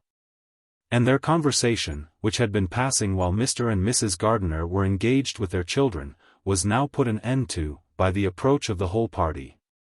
Jane ran to her uncle and aunt, and welcomed and thanked them both, with alternate smiles and tears. When they were all in the drawing-room, the questions which Elizabeth had already asked, were of course repeated by the others, and they soon found that Jane had no intelligence to give. The sanguine hope of good, however, which the benevolence of her heart suggested, had not yet deserted her. She still expected that it would all end well, and that every morning would bring some letter, either from Lydia or her father, to explain their proceedings, and perhaps announce the marriage. Mrs. Bennet, to whose apartment they all repaired, after a few minutes' conversation together, received them exactly as might be expected.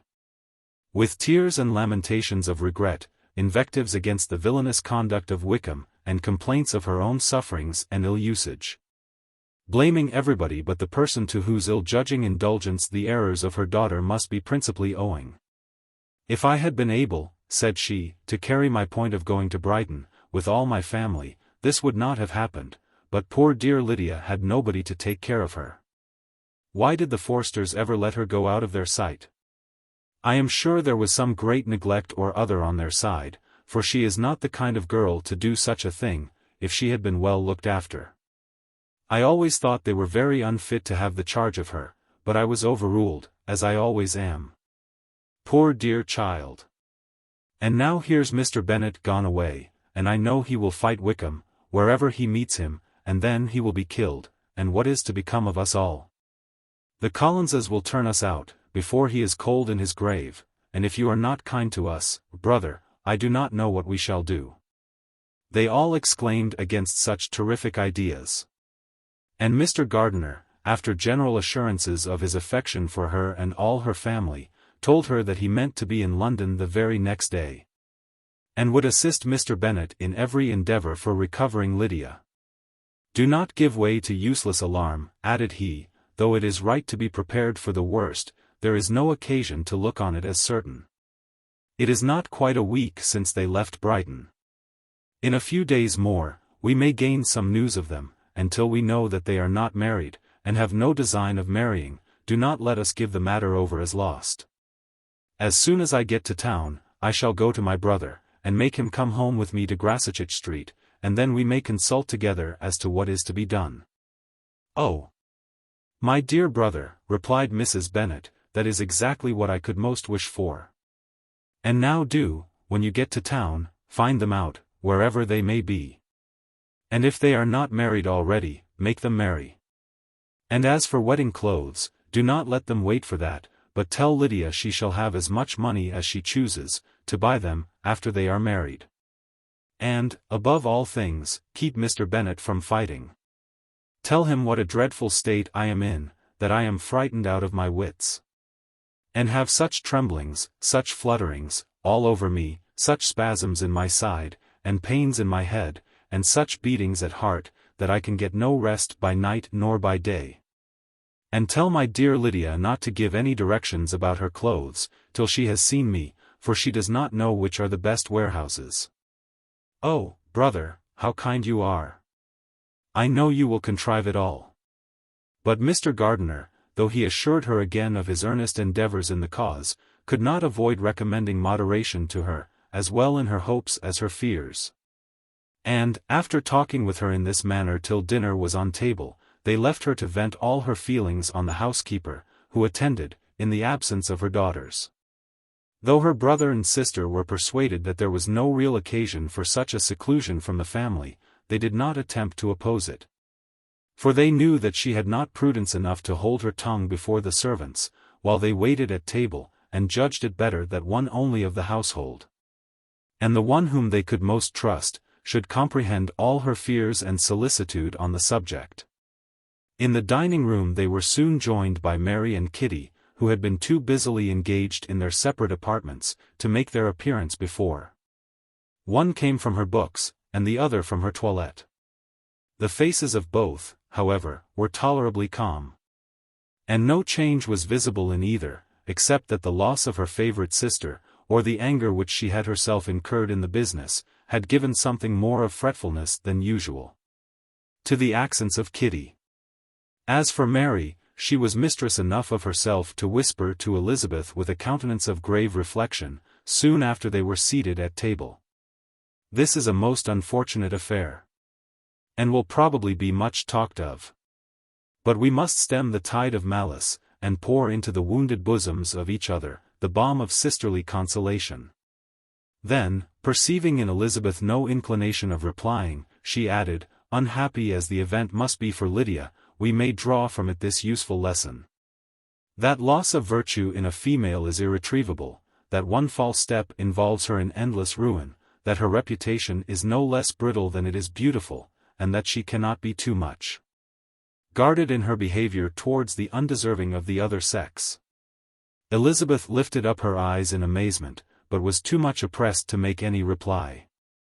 Mary, however, continued to console herself with such kind of moral extractions from the evil before them. In the afternoon, the two elder Miss Bennets were able to be for half an hour by themselves. And Elizabeth instantly availed herself of the opportunity of making many inquiries, which Jane was equally eager to satisfy. After joining in general lamentations over the dreadful sequel of this event, which Elizabeth considered as all but certain, and Miss Bennet could not assert to be wholly impossible, the former continued the subject, by saying, "But tell me all and everything about it, which I have not already heard. Give me farther particulars. What did Colonel Forster say? Had they no apprehension of anything before the elopement took place? They must have seen them together forever." Colonel Forster did own that he had often suspected some partiality, especially on Lydia's side, but nothing to give him any alarm. "I am so grieved for him. His behavior was attentive and kind to the utmost. He was coming to us, in order to assure us of his concern, before he had any idea of their not being gone to Scotland. When that apprehension first got abroad, it hastened his journey." "And was Denny convinced that Wickham would not marry? Did he know of their intending to go off? Had Colonel Forster seen Denny himself?" "Yes. But when questioned by him, Denny denied knowing anything of their plan, and would not give his real opinion about it. He did not repeat his persuasion of their not marrying, and from that, I am inclined to hope, he might have been misunderstood before. And till Colonel Forster came himself, not one of you entertained a doubt, I suppose, of their being really married? How was it possible that such an idea should enter our brains? I felt a little uneasy, a little fearful of my sister's happiness with him in marriage, because I knew that his conduct had not been always quite right. My father and mother knew nothing of that, they only felt how imprudent a match it must be. Kitty then owned, with a very natural triumph on knowing more than the rest of us, that in Lydia's last letter, she had prepared her for such a step. She had known, it seems, of their being in love with each other, many weeks. But not before they went to Brighton? No, I believe not. And did Colonel Forster appear to think ill of Wickham himself? Does he know his real character? I must confess that he did not speak so well of Wickham as he formerly did. He believed him to be imprudent and extravagant. And since this sad affair has taken place, it is said, that he left Meryton greatly in debt, but I hope this may be false. Oh, Jane, had we been less secret, had we told what we knew of him, this could not have happened. Perhaps it would have been better, replied her sister. But to expose the former faults of any person, without knowing what their present feelings were, seemed unjustifiable. We acted with the best intentions. Could Colonel Forster repeat the particulars of Lydia's note to his wife? He brought it with him for us to see. Jane then took it from her pocketbook, and gave it to Elizabeth. These were the contents.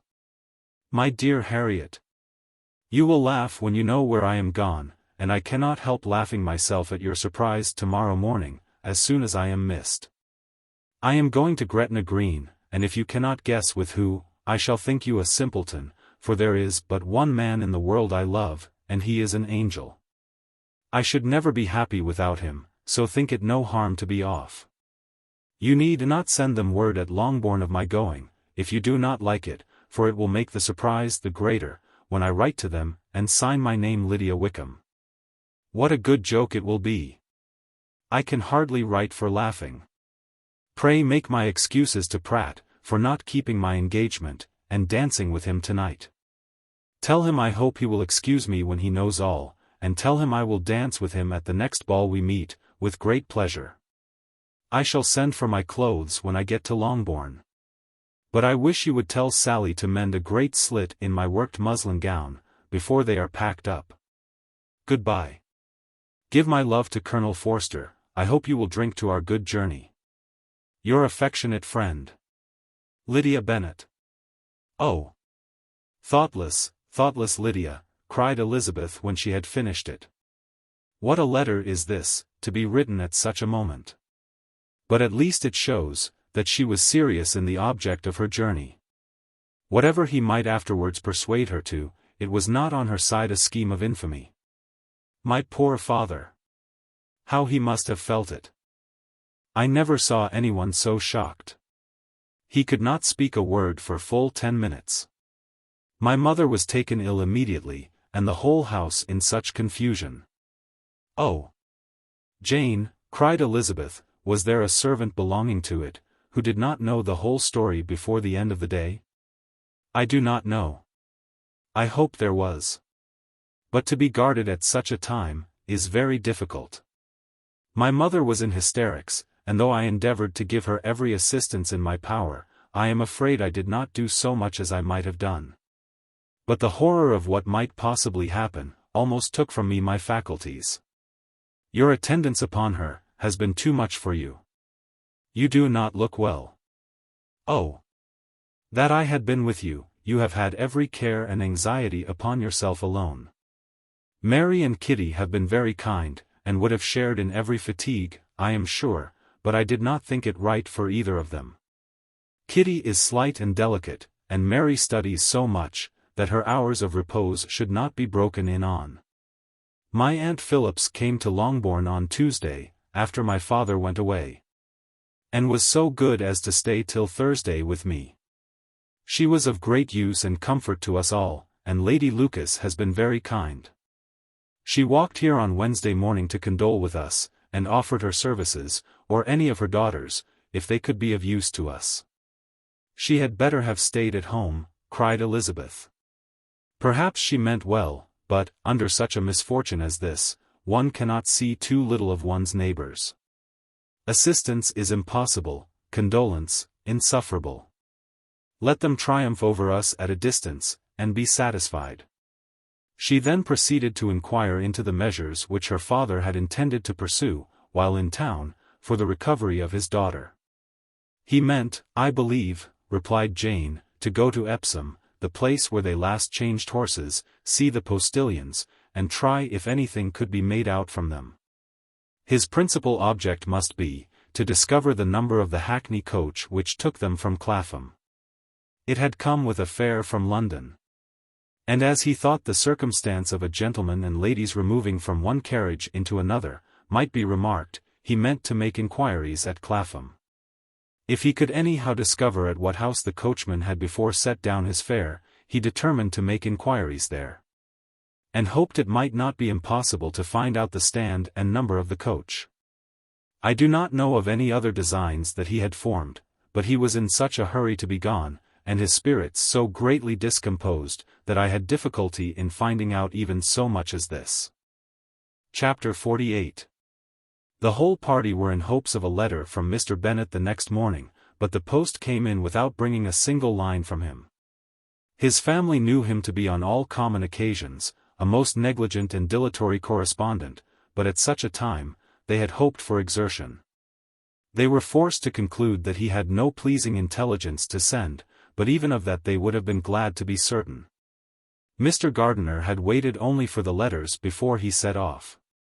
When he was gone, they were certain at least of receiving constant information of what was going on, and their uncle promised, at parting, to prevail on Mr. Bennet to return to Longbourn as soon as he could, to the great consolation of his sister, who considered it as the only security for her husband's not being killed in a duel. Mrs. Gardiner and the children were to remain in Hertfordshire a few days longer, as the former thought her presence might be serviceable to her nieces. She shared in their attendance on Mrs. Bennet, and was a great comfort to them, in their hours of freedom. Their other aunt also visited them frequently, and always, as she said, with the design of cheering and heartening them up.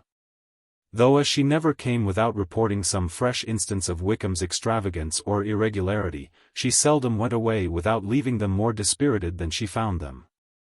All Meryton seemed striving to blacken the man, who, but 3 months before, had been almost an angel of light. He was declared to be in debt to every tradesman in the place, and his intrigues, all honored with the title of seduction, had been extended into every tradesman's family. Everybody declared that he was the wickedest young man in the world, and everybody began to find out, that they had always distrusted the appearance of his goodness. Elizabeth, though she did not credit above half of what was said, believed enough to make her former assurance of her sister's ruin still more certain. And even Jane, who believed still less of it, became almost hopeless, more especially as the time was now come, when if they had gone to Scotland, which she had never before entirely despaired of, they must in all probability have gained some news of them. Mr. Gardiner left Longbourn on Sunday. On Tuesday, his wife received a letter from him. It told them, that on his arrival, he had immediately found out his brother, and persuaded him to come to Gracechurch Street. That Mr. Bennet had been to Epsom and Clapham, before his arrival, but without gaining any satisfactory information. And that he was now determined to inquire at all the principal hotels in town, as Mr. Bennet thought it possible they might have gone to one of them, on their first coming to London, before they procured lodgings. Mr. Gardiner himself did not expect any success from this measure, but as his brother was eager in it, he meant to assist him in pursuing it.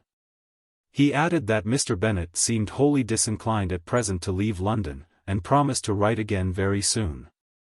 There was also a postscript to this effect. I have written to Colonel Forster to desire him to find out, if possible, from some of the young man's intimates in the regiment, whether Wickham has any relations or connections who would be likely to know in what part of the town he has now concealed himself. If there were anyone that one could apply to with a probability of gaining such a clue as that, it might be of essential consequence. At present we have nothing to guide us. Colonel Forster will, I dare say, do everything in his power to satisfy us on this head. But, on second thoughts, perhaps Lizzie could tell us what relations he has now living, better than any other person. Elizabeth was at no loss to understand from whence this deference for her authority proceeded. But it was not in her power to give any information of so satisfactory a nature as the compliment deserved. She had never heard of his having had any relations, except a father and mother, both of whom had been dead many years. It was possible, however, that some of his companions in the shire might be able to give more information. And, though she was not very sanguine in expecting it, the application was a something to look forward to. Every day at Longbourn was now a day of anxiety. But the most anxious part of each was when the post was expected. The arrival of letters was the first grand object of every morning's impatience. Through letters, whatever of good or bad was to be told, would be communicated, and every succeeding day was expected to bring some news of importance. But before they heard again from Mr. Gardiner, a letter arrived for their father, from a different quarter, from Mr. Collins. Which, as Jane had received directions to open all that came for him in his absence, she accordingly read. And Elizabeth, who knew what curiosities his letters always were, looked over her, and read it likewise. It was as follows. My dear Sir, I feel myself called upon, by our relationship, and my situation in life, to condole with you on the grievous affliction you are now suffering under. Of which we were yesterday informed by a letter from Hertfordshire. Be assured, my dear Sir, that Mrs. Collins and myself sincerely sympathize with you, and all your respectable family, in your present distress, which must be of the bitterest kind.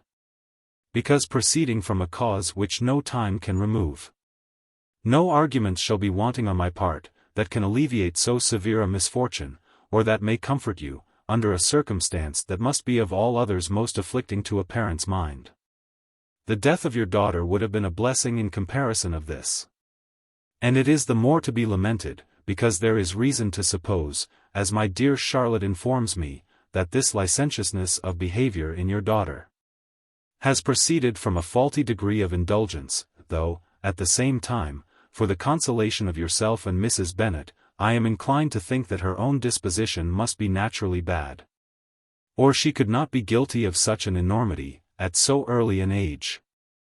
Howsoever that may be, you are grievously to be pitied, in which opinion I am not only joined by Mrs. Collins, but likewise by Lady Catherine and her daughter, to whom I have related the affair. They agree with me in apprehending that this false step in one daughter will be injurious to the fortunes of all the others, for who, as Lady Catherine herself condescendingly says, will connect themselves with such a family. And this consideration leads me moreover to reflect with augmented satisfaction on a certain event of last November, for had it been otherwise, I must have been involved in all your sorrow and disgrace. Let me advise you then, my dear Sir, to console yourself as much as possible, to throw off your unworthy child from your affection forever, and leave her to reap the fruits of her own heinous offense. I am, dear Sir, etc. etc. Mr. Gardiner did not write again till he had received an answer from Colonel Forster, and then he had nothing of a pleasant nature to send. It was not known that Wickham had a single relation, with whom he kept up any connection, and it was certain that he had no near one living. His former acquaintance had been numerous. But since he had been in the militia, it did not appear that he was on terms of particular friendship with any of them. There was no one, therefore, who could be pointed out, as likely to give any news of him. And in the wretched state of his own finances, there was a very powerful motive for secrecy, in addition to his fear of discovery by Lydia's relations. For it had just transpired that he had left gaming debts behind him, to a very considerable amount. Colonel Forster believed that more than £1,000 would be necessary to clear his expenses at Brighton. He owed a good deal in the town, but his debts of honour were still more formidable. Mr. Gardiner did not attempt to conceal these particulars from the Longbourn family. Jane heard them with horror. A gamester, she cried. This is wholly unexpected. I had not an idea of it. Mr. Gardiner added in his letter, that they might expect to see their father at home on the following day, which was Saturday. Rendered spiritless by the ill success of all their endeavors, he had yielded to his brother-in-law's entreaty that he would return to his family, and leave it to him to do whatever occasion might suggest to be advisable for continuing their pursuit. When Mrs. Bennet was told of this, she did not express so much satisfaction as her children expected, considering what her anxiety for his life had been before. "What, is he coming home, and without poor Lydia?" she cried. "Sure he will not leave London before he has found them. Who is to fight Wickham, and make him marry her, if he comes away?" As Mrs. Gardiner began to wish to be at home, it was settled that she and her children should go to London, at the same time that Mr. Bennet came from it. The coach, therefore, took them the first stage of their journey, and brought its master back to Longbourn. Mrs. Gardiner went away in all the perplexity about Elizabeth and her Derbyshire friend, that had attended her from that part of the world. His name had never been voluntarily mentioned before them by her niece. And the kind of half-expectation which Mrs. Gardiner had formed, of their being followed by a letter from him, had ended in nothing. Elizabeth had received none since her return, that could come from Pemberley. The present unhappy state of the family rendered any other excuse for the lowness of her spirits unnecessary. Nothing, therefore, could be fairly conjectured from that, though Elizabeth, who was by this time tolerably well acquainted with her own feelings, was perfectly aware that, had she known nothing of Darcy, she could have borne the dread of Lydia's infamy somewhat better. It would have spared her, she thought, one sleepless night out of two. When Mr. Bennet arrived, he had all the appearance of his usual philosophic composure. He said as little as he had ever been in the habit of saying, made no mention of the business that had taken him away, and it was some time before his daughters had courage to speak of it. It was not till the afternoon, when he joined them at tea, that Elizabeth ventured to introduce the subject. And then, on her briefly expressing her sorrow for what he must have endured, he replied, "Say nothing of that. Who should suffer but myself? It has been my own doing, and I ought to feel it." "You must not be too severe upon yourself," replied Elizabeth. "You may well warn me against such an evil. Human nature is so prone to fall into it. No, Lizzie, let me once in my life feel how much I have been to blame. I am not afraid of being overpowered by the impression. It will pass away soon enough. Do you suppose them to be in London?" "Yes, where else can they be so well concealed?" "And Lydia used to want to go to London," added Kitty. "She is happy, then," said her father, drily. "And her residence there will probably be of some duration." Then, after a short silence, he continued, "Lizzie, I bear you no ill will for being justified in your advice to me last May, which, considering the event, shows some greatness of mind." They were interrupted by Miss Bennet, who came to fetch her mother's tea. "This is a parade," cried he, "which does one good, it gives such an elegance to misfortune. Another day I will do the same, I will sit in my library, in my night-cap and powdering gown, and give as much trouble as I can, or, perhaps, I may defer it, till Kitty runs away." "I am not going to run away, Papa," said Kitty, fretfully. "If I should ever go to Brighton, I would behave better than Lydia." "You go to Brighton? I would not trust you so near it as Eastbourne for £50. No, Kitty, I have at last learnt to be cautious, and you will feel the effects of it. No officer is ever to enter my house again, nor even to pass through the village. Balls will be absolutely prohibited, unless you stand up with one of your sisters. And you are never to stir out of doors, till you can prove that you have spent 10 minutes of every day in a rational manner." Kitty, who took all these threats in a serious light, began to cry. "Well, well," said he, "do not make yourself unhappy. If you are a good girl for the next 10 years, I will take you to a review at the end of them." Chapter 49.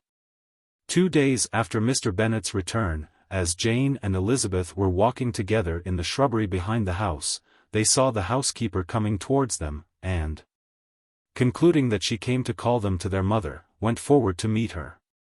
But, instead of the expected summons, when they approached her, she said to Miss Bennet, "I beg your pardon, madam, for interrupting you.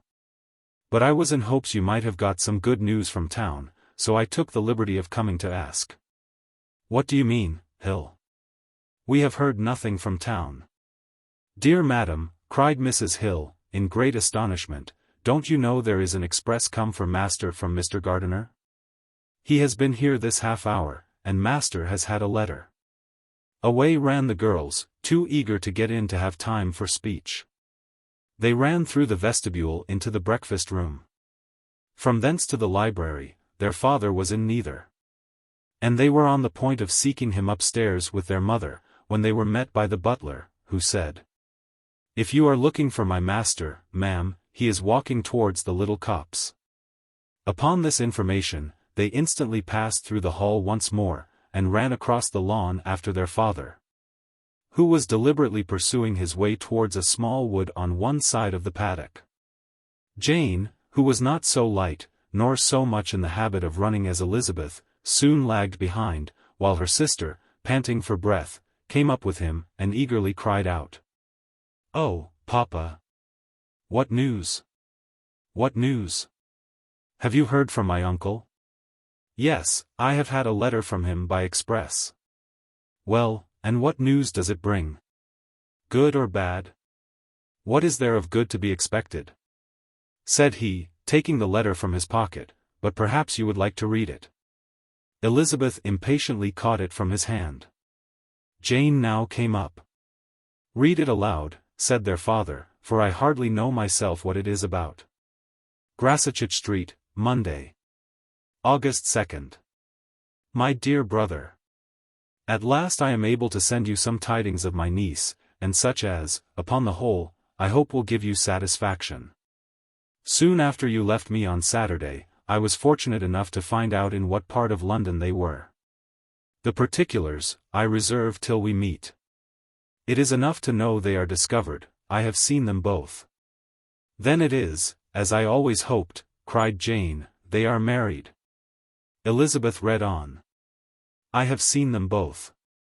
They are not married, nor can I find there was any intention of being so.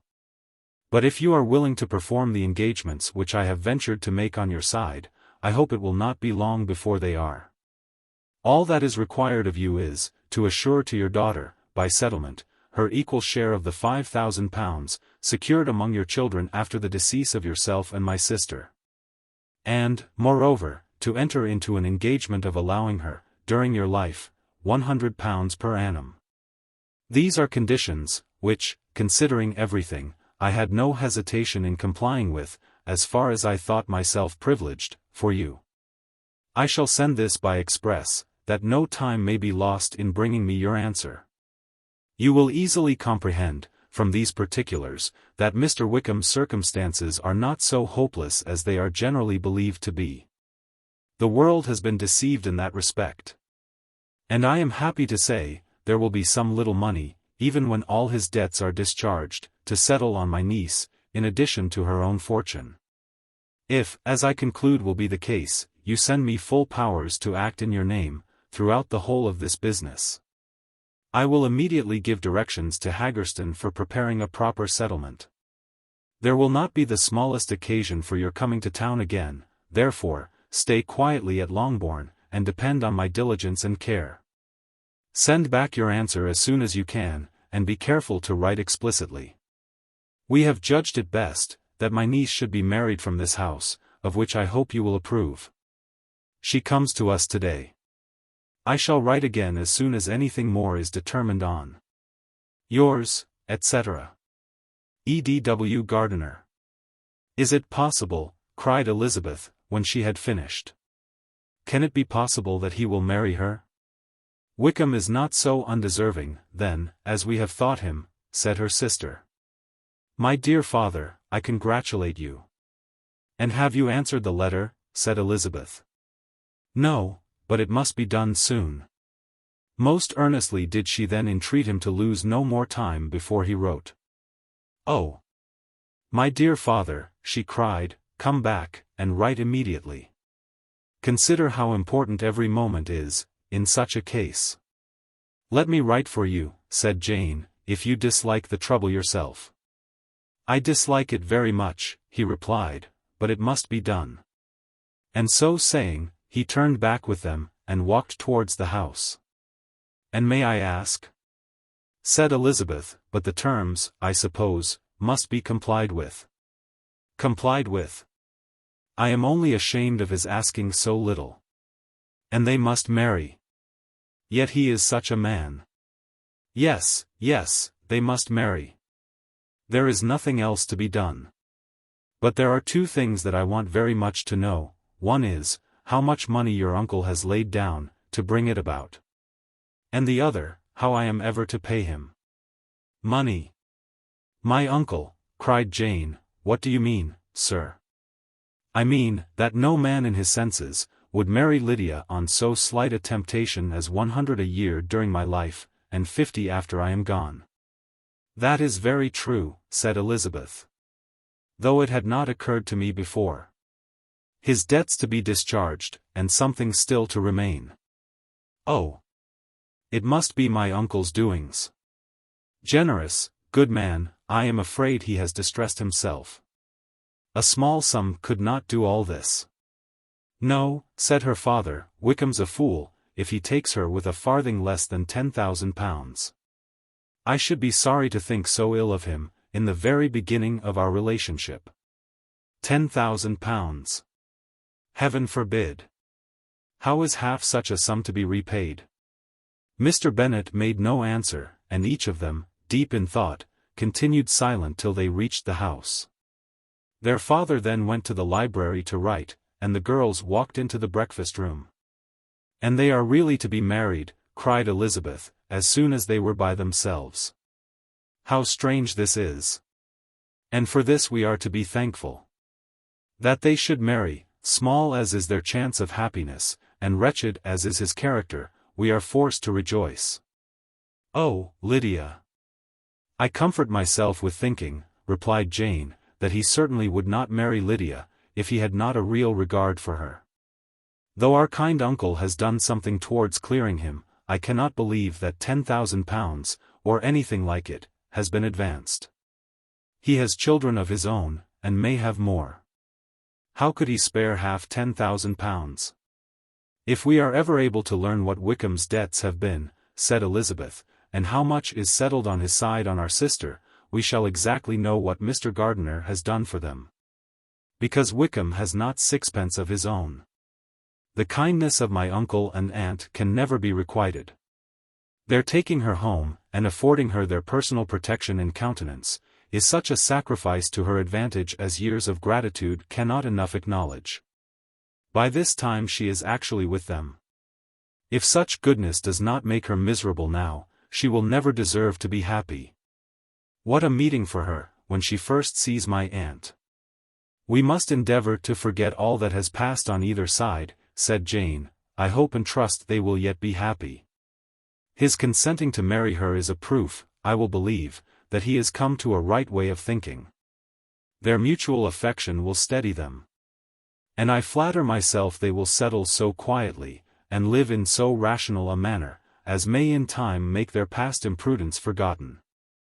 "Their conduct has been such," replied Elizabeth, "as neither you, nor I, nor anybody, can ever forget. It is useless to talk of it." It now occurred to the girls that their mother was in all likelihood perfectly ignorant of what had happened. They went to the library, therefore, and asked their father whether he would not wish them to make it known to her. He was writing, and, without raising his head, coolly replied, "Just as you please. May we take my uncle's letter to read to her?"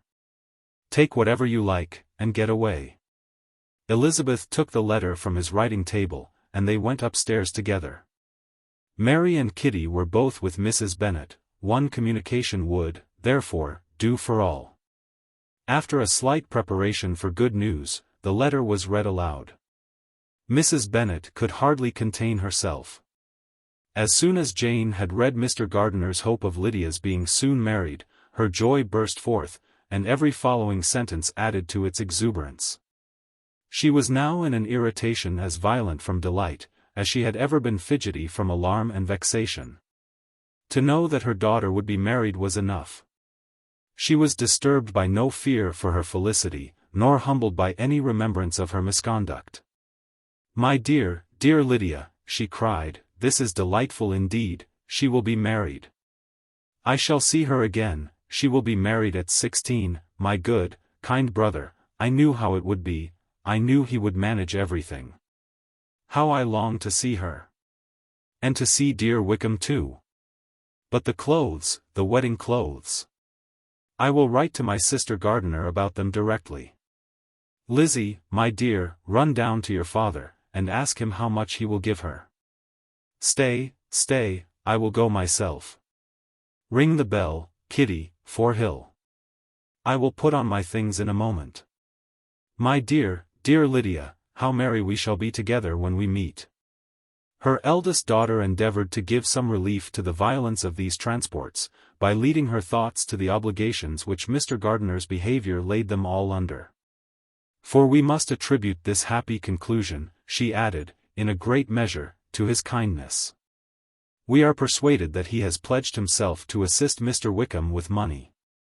"Well," cried her mother, "it is all very right, who should do it but her own uncle?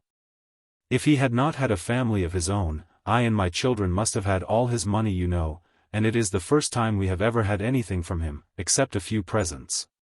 Well, I am so happy. In a short time, I shall have a daughter married. Mrs. Wickham. How well it sounds. And she was only 16 last June. My dear Jane, I am in such a flutter, that I am sure I can't write. So I will dictate, and you write for me.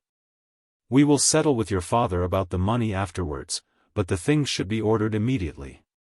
She was then proceeding to all the particulars of calico, muslin, and cambric, and would shortly have dictated some very plentiful orders, had not Jane, though with some difficulty, persuaded her to wait, till her father was at leisure to be consulted. One day's delay, she observed, would be of small importance, and her mother was too happy, to be quite so obstinate as usual. Other schemes too came into her head. "I will go to Meryton," said she, "as soon as I am dressed, and tell the good news to my sister Phillips. And as I come back, I can call on Lady Lucas and Mrs. Long. Kitty, run down and order the carriage. An airing would do me a great deal of good, I am sure. Girls, can I do anything for you in Meryton? Oh! Here comes Hill. My dear Hill, have you heard the good news? Miss Lydia is going to be married, and you shall all have a bowl of punch, to make merry at her wedding." Mrs. Hill began instantly to express her joy. Elizabeth received her congratulations amongst the rest, and then, sick of this folly, took refuge in her own room, that she might think with freedom. Poor Lydia's situation must, at best, be bad enough, but that it was no worse, she had need to be thankful. She felt it so. And though, in looking forward, neither rational happiness nor worldly prosperity could be justly expected for her sister, in looking back to what they had feared, only 2 hours ago, she felt all the advantages of what they had gained. Chapter 50. Mr. Bennet had very often wished, before this period of his life, that, instead of spending his whole income, he had laid by an annual sum, for the better provision of his children, and of his wife. If she survived him. He now wished it more than ever. Had he done his duty in that respect, Lydia need not have been indebted to her uncle, for whatever of honor or credit could now be purchased for her. The satisfaction of prevailing on one of the most worthless young men in Great Britain to be her husband might then have rested in its proper place. He was seriously concerned, that a cause of so little advantage to anyone, should be forwarded at the sole expense of his brother-in-law, and he was determined, if possible, to find out the extent of his assistance, and to discharge the obligation as soon as he could. When first Mr. Bennet had married, economy was held to be perfectly useless, for, of course, they were to have a son. This son was to join in cutting off the entail, as soon as he should be of age, and the widow and younger children would by that means be provided for. 5 daughters successively entered the world, but yet the son was to come, and Mrs. Bennet, for many years after Lydia's birth, had been certain that he would. This event had at last been despaired of, but it was then too late to be saving. Mrs. Bennet had no turn for economy, and her husband's love of independence had alone prevented their exceeding their income. £5,000 was settled by marriage articles on Mrs. Bennet and the children. But in what proportions it should be divided amongst the latter, depended on the will of the parents. This was one point, with regard to Lydia at least, which was now to be settled, and Mr. Bennet could have no hesitation in acceding to the proposal before him. In terms of grateful acknowledgment for the kindness of his brother, though expressed most concisely, he then delivered on paper his perfect approbation of all that was done, and his willingness to fulfill the engagements that had been made for him. He had never before supposed that, could Wickham be prevailed on to marry his daughter, it would be done with so little inconvenience to himself, as by the present arrangement. He would scarcely be £10 a year the loser, by the 100 that was to be paid them. For, what with her board and pocket allowance, and the continual presents in money, which passed to her, through her mother's hands, Lydia's expenses had been very little within that sum. That it would be done with such trifling exertion on his side, too, was another very welcome surprise, for his chief wish at present was to have as little trouble in the business as possible. When the first transports of rage which had produced his activity in seeking her were over, he naturally returned to all his former indolence. His letter was soon dispatched. For though dilatory in undertaking business, he was quick in its execution. He begged to know farther particulars of what he was indebted to his brother, but was too angry with Lydia to send any message to her. The good news quickly spread through the house, and with proportionate speed through the neighborhood. It was borne in the latter with decent philosophy. To be sure it would have been more for the advantage of conversation, had Miss Lydia Bennet come upon the town. Or, as the happiest alternative, been secluded from the world, in some distant farmhouse. But there was much to be talked of, in marrying her. And the good-natured wishes for her well-doing, which had proceeded before, from all the spiteful old ladies in Meryton, lost but little of their spirit in this change of circumstances. Because with such a husband, her misery was considered certain. It was a fortnight since Mrs. Bennet had been downstairs, but on this happy day, she again took her seat at the head of her table, and in spirits oppressively high. No sentiment of shame gave a damp to her triumph. The marriage of a daughter, which had been the first object of her wishes since Jane was 16, was now on the point of accomplishment. And her thoughts and her words ran wholly on those attendants of elegant nuptials, fine muslins, new carriages, and servants.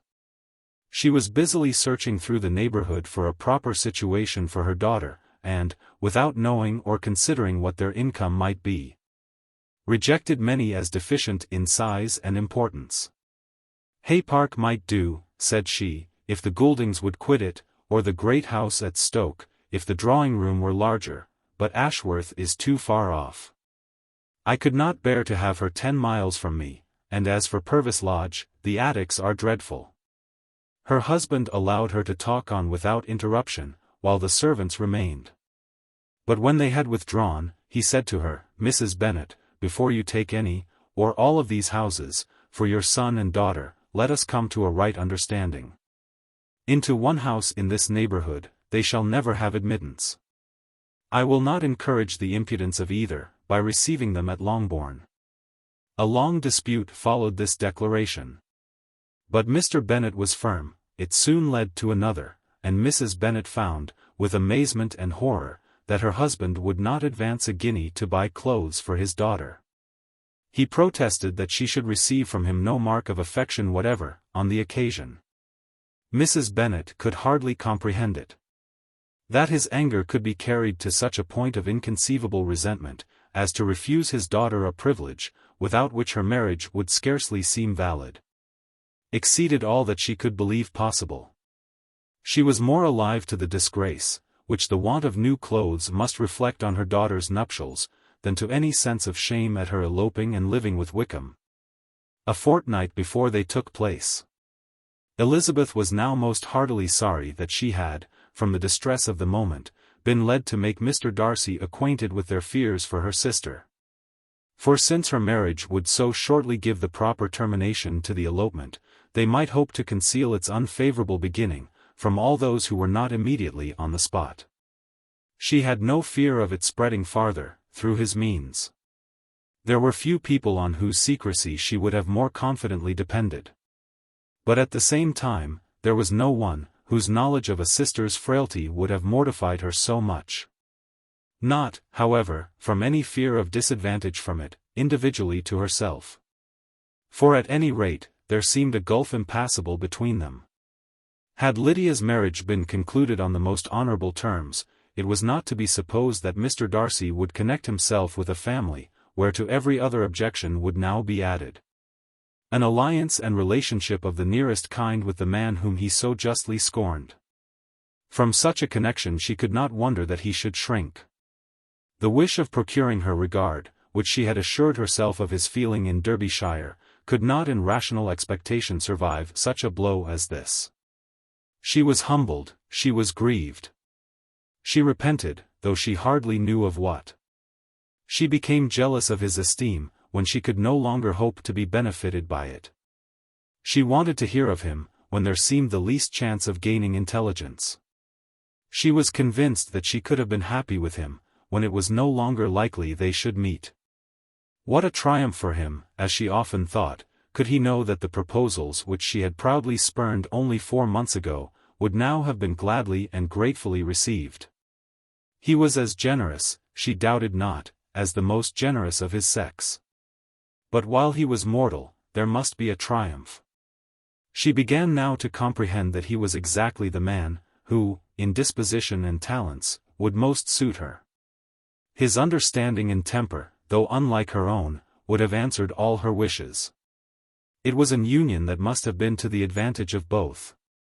By her ease and liveliness, his mind might have been softened, his manners improved, and from his judgment, information, and knowledge of the world, she must have received benefit of greater importance. But no such happy marriage could now teach the admiring multitude what connubial felicity really was. An union of a different tendency, and precluding the possibility of the other, was soon to be formed in their family. How Wickham and Lydia were to be supported in tolerable independence, she could not imagine.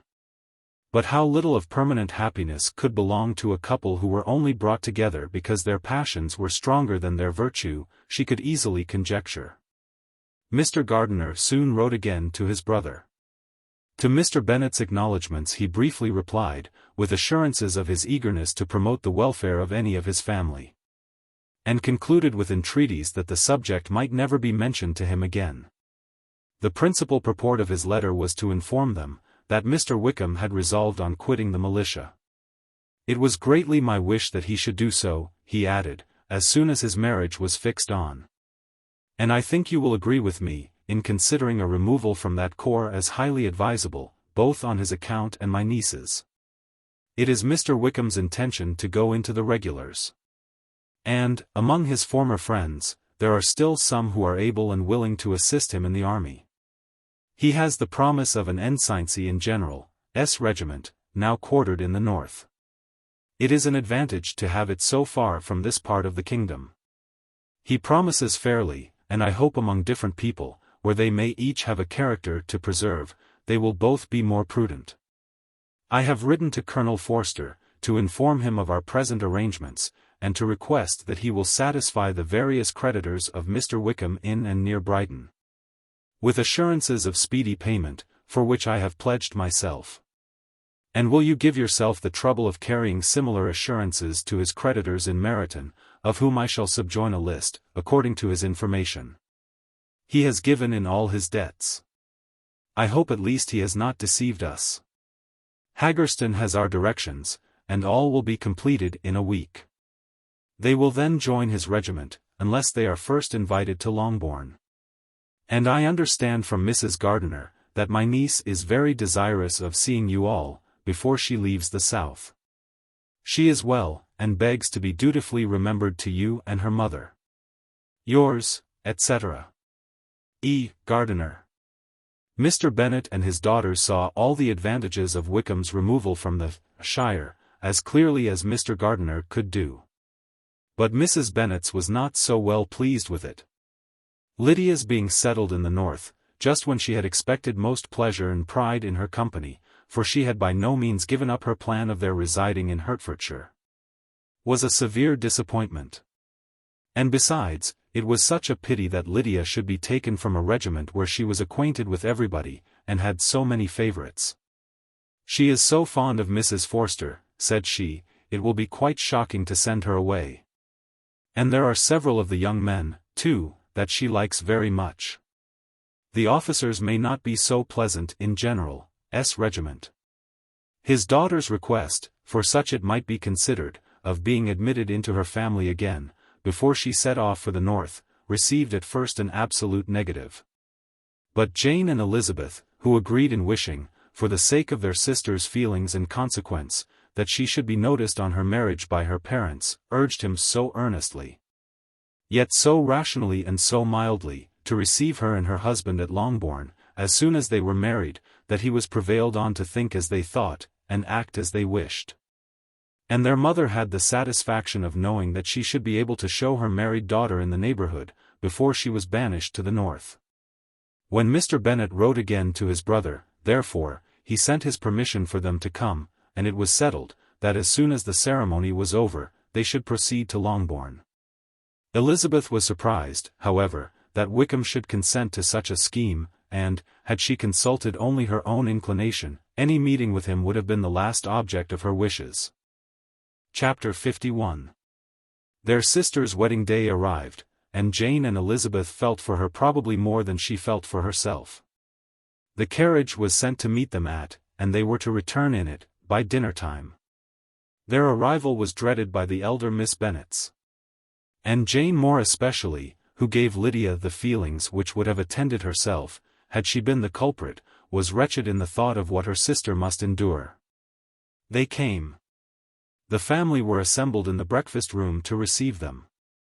Smiles decked the face of Mrs. Bennet, as the carriage drove up to the door. Her husband looked impenetrably grave. Her daughters, alarmed, anxious, uneasy. Lydia's voice was heard in the vestibule, the door was thrown open, and she ran into the room. Her mother stepped forwards, embraced her, and welcomed her with rapture. Gave her hand with an affectionate smile to Wickham, who followed his lady, and wished them both joy, with an alacrity which showed no doubt of their happiness. Their reception from Mr. Bennet, to whom they then turned, was not quite so cordial. His countenance rather gained in austerity, and he scarcely opened his lips. The easy assurance of the young couple, indeed, was enough to provoke him.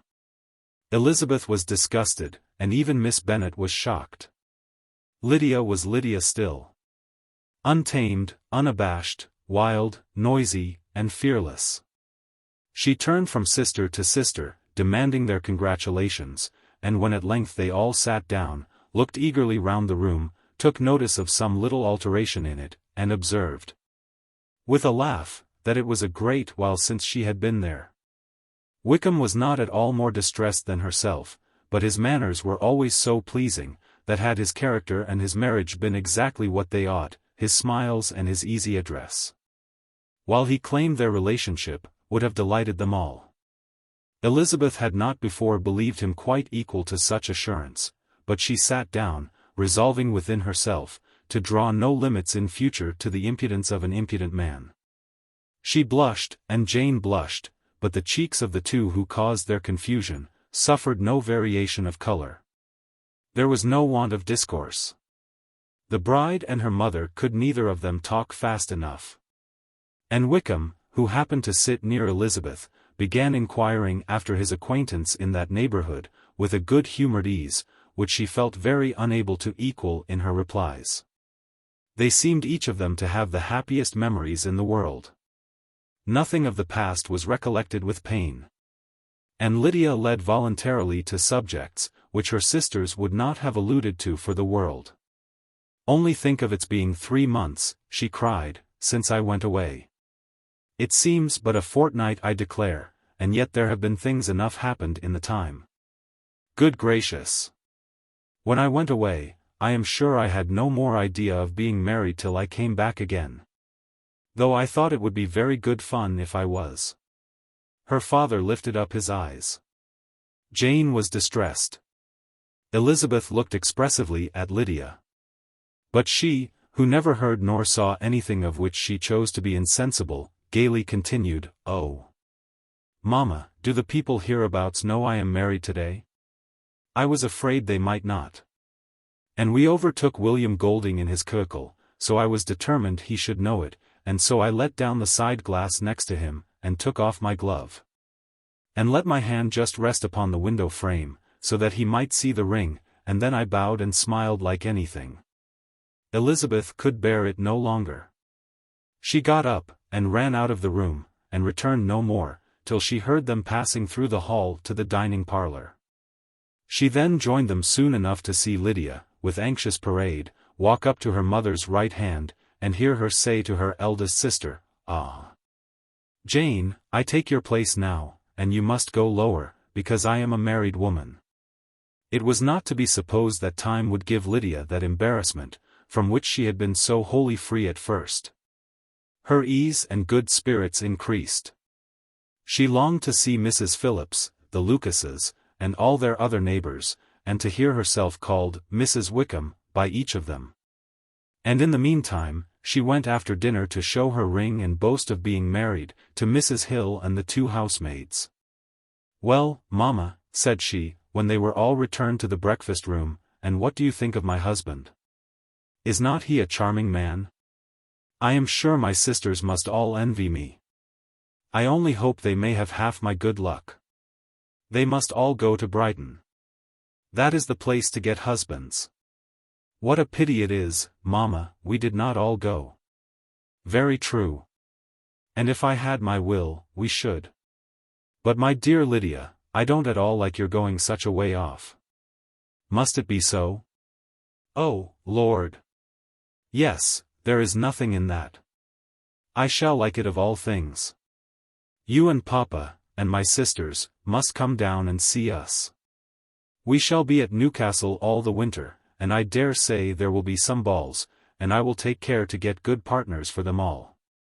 "I should like it beyond anything," said her mother. "And then when you go away, you may leave one or two of my sisters behind you. And I dare say I shall get husbands for them before the winter is over." "I thank you for my share of the favor," said Elizabeth, "but I do not particularly like your way of getting husbands." Their visitors were not to remain above 10 days with them. Mr. Wickham had received his commission before he left London, and he was to join his regiment at the end of a fortnight. No one but Mrs. Bennet regretted that their stay would be so short, and she made the most of the time, by visiting about with her daughter, and having very frequent parties at home. These parties were acceptable to all. To avoid a family circle was even more desirable to such as did think, than such as did not. Wickham's affection for Lydia was just what Elizabeth had expected to find it, not equal to Lydia's for him. She had scarcely needed her present observation to be satisfied, from the reason of things, that their elopement had been brought on by the strength of her love, rather than by his. And she would have wondered why, without violently caring for her, he chose to elope with her at all, had she not felt certain that his flight was rendered necessary by distress of circumstances. And if that were the case, he was not the young man to resist an opportunity of having a companion. Lydia was exceedingly fond of him. He was her dear Wickham on every occasion. No one was to be put in competition with him. He did everything best in the world, and she was sure he would kill more birds on the 1st of September, than anybody else in the country. One morning, soon after their arrival, as she was sitting with her two elder sisters, she said to Elizabeth, "Lizzie, I never gave you an account of my wedding, I believe. You were not by, when I told Mamma, and the others, all about it. Are not you curious to hear how it was managed?" "No, really," replied Elizabeth. "I think there cannot be too little said on the subject." "La! You are so strange. But I must tell you how it went off. We were married, you know, at St. Clement's, because Wickham's lodgings were in that parish. And it was settled that we should all be there by 11 o'clock. My uncle and aunt and I were to go together. And the others were to meet us at the church. Well, Monday morning came, and I was in such a fuss. I was so afraid, you know, that something would happen to put it off, and then I should have gone quite distracted. And there was my aunt, all the time I was dressing, preaching and talking away just as if she was reading a sermon. However, I did not hear above 1 word in 10, for I was thinking, you may suppose, of my dear Wickham. I longed to know whether he would be married in his blue coat. Well, and so we breakfasted at 10 as usual. I thought it would never be over, for, by the by, you are to understand, that my uncle and aunt were horrid unpleasant all the time I was with them. If you'll believe me, I did not once put my foot out of doors, though I was there a fortnight. Not one party, or scheme, or anything. To be sure, London was rather thin, but however the little theatre was open. Well, and so just as the carriage came to the door, my uncle was called away upon business to that horrid man Mr. Stone. And then, you know, when once they get together, there is no end of it. Well, I was so frightened I did not know what to do, for my uncle was to give me away. And if we were beyond the hour, we could not be married all day. But, luckily, he came back again in 10 minutes' time, and then we all set out. However, I recollected afterwards, that if he had been prevented going, the wedding need not be put off, for Mr. Darcy might have done as well. Mr. Darcy, repeated Elizabeth, in utter amazement. Oh, yes, he was to come there with Wickham, you know. But gracious me! I quite forgot. I ought not to have said a word about it. I promised them so faithfully. What will Wickham say? It was to be such a secret. If it was to be secret, said Jane, say not another word on the subject. You may depend upon my seeking no further. Oh! Certainly, said Elizabeth, though burning with curiosity, we will ask you no questions. Thank you, said Lydia, for if you did, should certainly tell you all, and then Wickham would be angry. On such encouragement to ask, Elizabeth was forced to put it out of her power, by running away. But to live in ignorance on such a point was impossible. Or at least it was impossible not to try for information. Mr. Darcy had been at her sister's wedding. It was exactly a scene, and exactly among people, where he had apparently least to do, and least temptation to go. Conjectures as to the meaning of it, rapid and wild, hurried into her brain. But she was satisfied with none. Those that best pleased her, as placing his conduct in the noblest light, seemed most improbable. She could not bear such suspense. And hastily seizing a sheet of paper, wrote a short letter to her aunt, to request an explanation of what Lydia had dropped, if it were compatible with the secrecy which had been intended. You may readily comprehend, she added, what my curiosity must be to know how a person unconnected with any of us, and, comparatively speaking, a stranger to our family, should have been amongst you at such a time. Pray write instantly, and let me understand it, unless it is, for very cogent reasons, to remain in the secrecy which Lydia seems to think necessary. And then I must endeavor to be satisfied with ignorance. Not that I shall, though, she added to herself, as she finished the letter. And my dear aunt, if you do not tell me in an honorable manner, I shall certainly be reduced to tricks and stratagems to find it out. Jane's delicate sense of honor would not allow her to speak to Elizabeth privately of what Lydia had let fall. Elizabeth was glad of it. Till it appeared whether her inquiries would receive any satisfaction, she had rather be without a confidant. Chapter 52. Elizabeth had the satisfaction of receiving an answer to her letter, as soon as she possibly could. She was no sooner in possession of it, than hurrying into the little copse, where she was least likely to be interrupted, she sat down on one of the benches, and prepared to be happy. For the length of the letter convinced her that it did not contain a denial. Grasachich Street, September 6th. My dear niece, I have just received your letter, and shall devote this whole morning to answering it, as I foresee that a little writing will not comprise what I have to tell you. I must confess myself surprised by your application. I did not expect it from you. Don't think me angry, however, for I only mean to let you know, that I had not imagined such inquiries to be necessary on your side. If you do not choose to understand me, forgive my impertinence. Your uncle is as much surprised as I am, and nothing but the belief of your being a party concerned, would have allowed him to act as he has done. But if you are really innocent and ignorant, I must be more explicit. On the very day of my coming home from Longbourn, your uncle had a most unexpected visitor. Mr. Darcy called, and was shut up with him several hours. It was all over before I arrived, so my curiosity was not so dreadfully racked as yours seems to have been.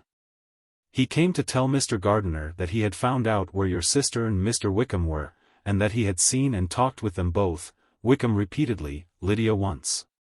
From what I can collect, he left Derbyshire only one day after ourselves, and came to town with the resolution of hunting for them.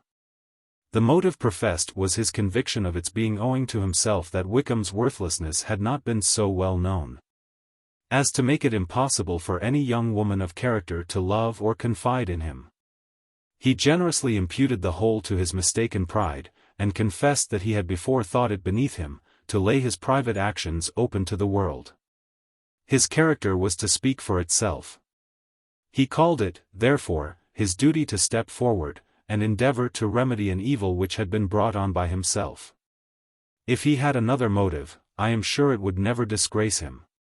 He had been some days in town before he was able to discover them, but he had something to direct his search, which was more than we had.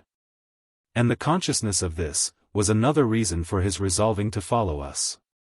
There is a lady, it seems, a Mrs. Young, who was some time ago governess to Miss Darcy, and was dismissed from her charge on some cause of disapprobation, though he did not say what. She then took a large house in Edward Street, and has since maintained herself by letting lodgings. This Mrs. Young was, he knew, intimately acquainted with Wickham.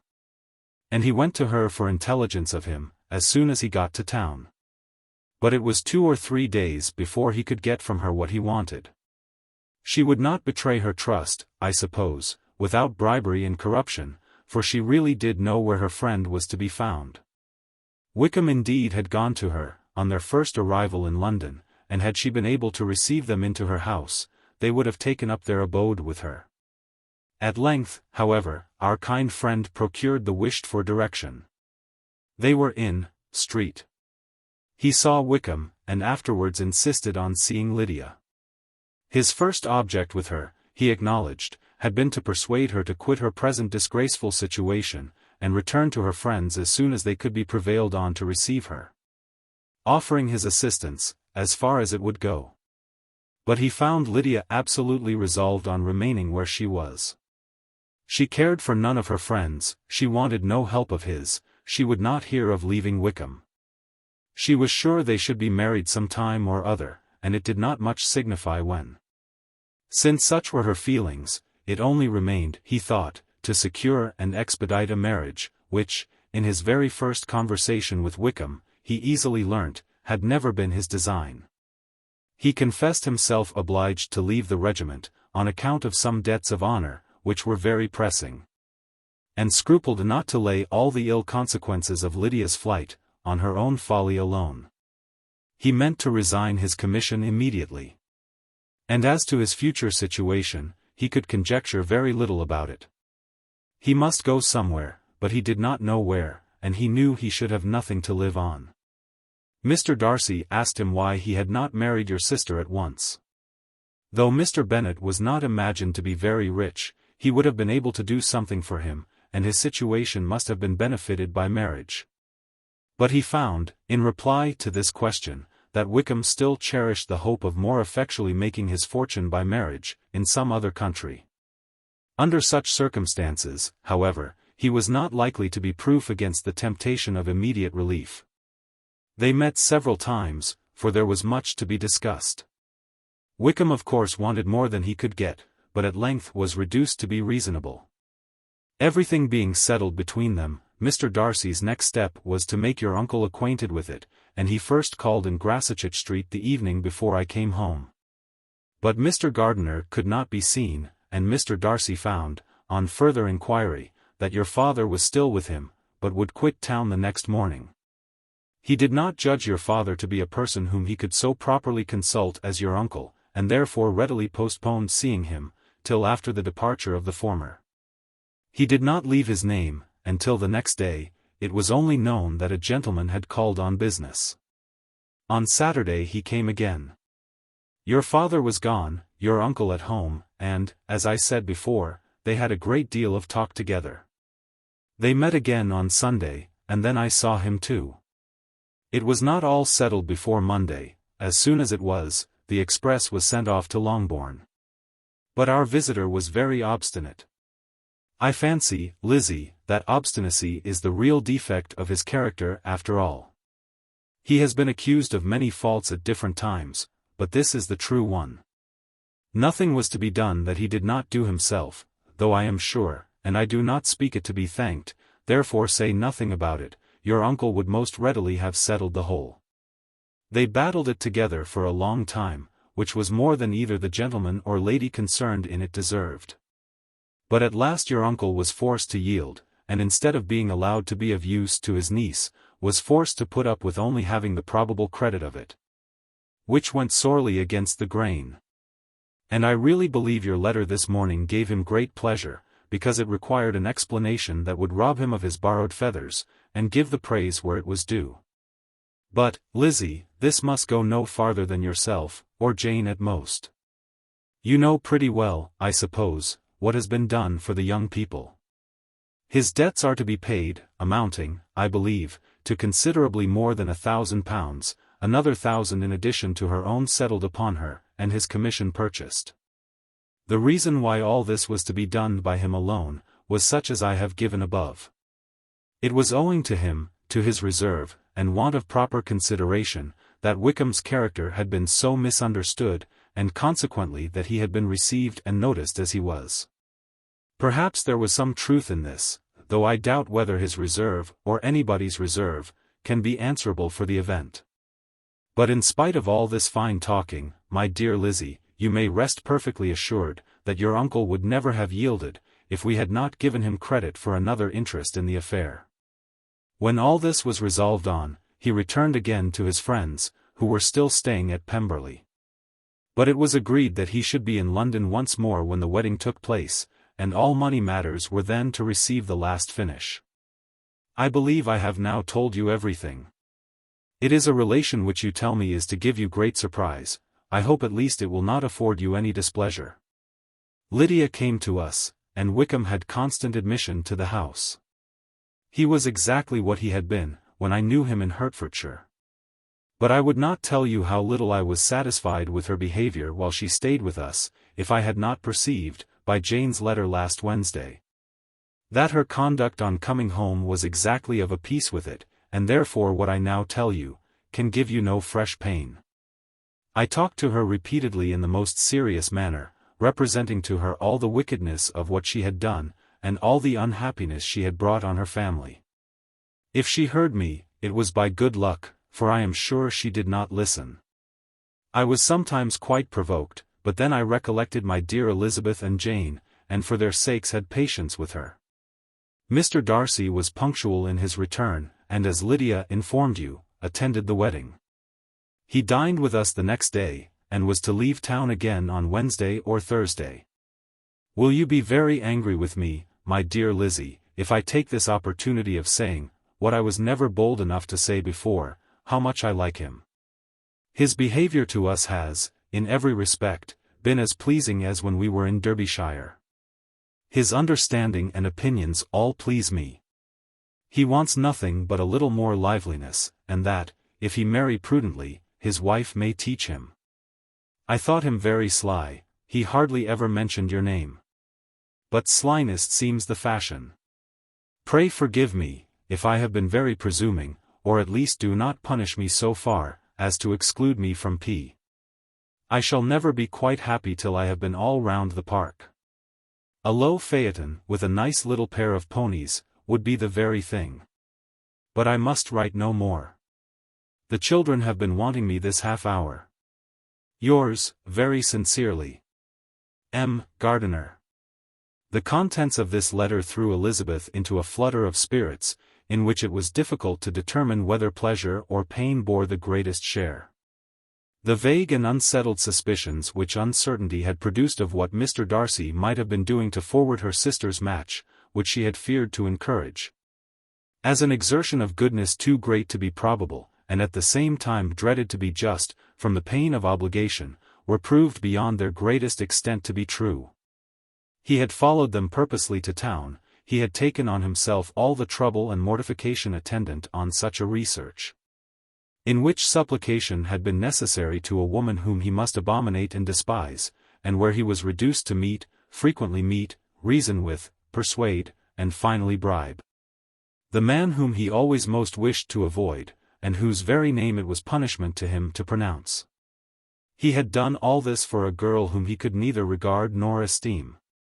Her heart did whisper that he had done it for her. But it was a hope shortly checked by other considerations, and she soon felt that even her vanity was insufficient, when required to depend on his affection for her. For a woman who had already refused him, as able to overcome a sentiment so natural as abhorrence against relationship with Wickham, brother-in-law of Wickham, every kind of pride must revolt from the connection. He had to be sure done much. She was ashamed to think how much. But he had given a reason for his interference, which asked no extraordinary stretch of belief. It was reasonable that he should feel he had been wrong. He had liberality, and he had the means of exercising it. And though she would not place herself as his principal inducement, she could, perhaps, believe, that remaining partiality for her might assist his endeavors in a cause where her peace of mind must be materially concerned. It was painful, exceedingly painful, to know that they were under obligations to a person who could never receive a return. They owed the restoration of Lydia, her character, everything to him. Oh! How heartily did she grieve over every ungracious sensation she had ever encouraged, every saucy speech she had ever directed towards him. For herself she was humbled, but she was proud of him. Proud that in a cause of compassion and honor, he had been able to get the better of himself. She read over her aunt's commendation of him again and again. It was hardly enough, but it pleased her. She was even sensible of some pleasure, though mixed with regret, on finding how steadfastly both she and her uncle had been persuaded that affection and confidence subsisted between Mr. Darcy and herself. She was roused from her seat, and her reflections, by someone's approach, and before she could strike into another path, she was overtaken by Wickham. "I am afraid I interrupt your solitary ramble, my dear sister," said he, as he joined her. "You certainly do," she replied with a smile. "But it does not follow that the interruption must be unwelcome. I should be sorry indeed, if it were. We were always good friends, and now we are better." "True. Are the others coming out?" "I do not know. Mrs. Bennet and Lydia are going in the carriage to Meryton. And so, my dear sister, I find from our uncle and aunt, that you have actually seen Pemberley." She replied in the affirmative. "I almost envy you the pleasure, and yet I believe it would be too much for me, or else I could take it in my way to Newcastle." "And you saw the old housekeeper, I suppose?" "Poor Reynolds, she was always very fond of me. But of course she did not mention my name to you." "Yes, she did." "And what did she say?" "That you were gone into the army, and she was afraid had not turned out well. At such a distance as that, you know, things are strangely misrepresented." "Certainly," he replied, biting his lips. Elizabeth hoped she had silenced him, but he soon afterward said, "I was surprised to see Darcy in town last month. We passed each other several times. I wonder what he can be doing there." "Perhaps preparing for his marriage with Miss de Bourgh," said Elizabeth. "It must be something particular, to take him there at this time of year." "Undoubtedly. Did you see him while you were at Lambton? I thought I understood from the gardeners that you had." "Yes, he introduced us to his sister." "And do you like her?" "Very much. I have heard, indeed, that she is uncommonly improved within this year or two. When I last saw her, she was not very promising. I am very glad you liked her. I hope she will turn out well. I dare say she will, she has got over the most trying age. Did you go by the village of Kimpton? I do not recollect that we did. I mention it, because it is the living which I ought to have had. A most delightful place, excellent parsonage house. It would have suited me in every respect. How should you have liked making sermons? Exceedingly well. I should have considered it as part of my duty, and the exertion would soon have been nothing. One ought not to repine. But, to be sure, it would have been such a thing for me. The quiet, the retirement of such a life, would have answered all my ideas of happiness. But it was not to be. Did you ever hear Darcy mention the circumstance, when you were in Kent? I have heard from authority, which I thought is good, that it was left you conditionally only, and at the will of the present patron. You have. Yes, there was something in that. I told you so from the first, you may remember. I did hear, too, that there was a time, when sermon-making was not so palatable to you as it seems to be at present. That you actually declared your resolution of never taking orders, and that the business had been compromised accordingly. You did. And it was not wholly without foundation. You may remember what I told you on that point, when first we talked of it. They were now almost at the door of the house, for she had walked fast to get rid of him. And unwilling for her sister's sake, to provoke him, she only said in reply, with a good-humored smile, "Come, Mr. Wickham, we are brother and sister, you know. Do not let us quarrel about the past. In future, I hope we shall be always of one mind." She held out her hand.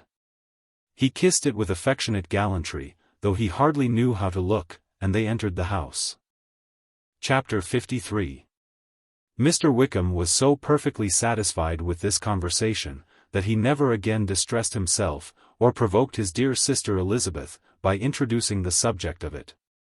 And she was pleased to find that she had said enough to keep him quiet. The day of his and Lydia's departure soon came, and Mrs. Bennet was forced to submit to a separation, which, as her husband by no means entered into her scheme of their all going to Newcastle, was likely to continue at least a 12-month. "Oh, my dear Lydia," she cried, "when shall we meet again?" "Oh, Lord! I don't know. Not these 2 or 3 years perhaps. Write to me very often, my dear. As often as I can. But you know married women have never much time for writing. My sisters may write to me. They will have nothing else to do." Mr. Wickham's adieus were much more affectionate than his wife's. He smiled, looked handsome, and said many pretty things. "He is as fine a fellow," said Mr. Bennet, as soon as they were out of the house, "as ever I saw. He simpers, and smirks, and makes love to us all. I am prodigiously proud of him. I defy even Sir William Lucas himself to produce a more valuable son-in-law." The loss of her daughter made Mrs. Bennet very dull for several days. "I often think," said she, "that there is nothing so bad as parting with one's friends. One seems so forlorn without them." "This is the consequence, you see, madam, of marrying a daughter," said Elizabeth. "It must make you better satisfied that your other 4 are single." "It is no such thing. Lydia does not leave me because she is married, but only because her husband's regiment happens to be so far off. If that had been nearer, she would not have gone so soon." But the spiritless condition which this event threw her into was shortly relieved, and her mind opened again to the agitation of hope by an article of news, which then began to be in circulation. The housekeeper at Netherfield had received orders to prepare for the arrival of her master, who was coming down in a day or 2, to shoot there for several weeks. Mrs. Bennet was quite in the fidgets. She looked at Jane, and smiled, and shook her head by turns. "Well, well, and so Mr. Bingley is coming down, sister," for Mrs. Phillips first brought her the news. "Well, so much the better. Not that I care about it, though. He is nothing to us, you know, and I am sure I never want to see him again." But, however, he is very welcome to come to Netherfield, if he likes it. And who knows what may happen? But that is nothing to us.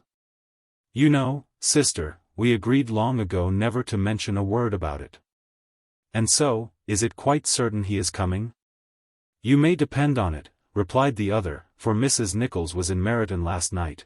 I saw her passing by, and went out myself on purpose to know the truth of it.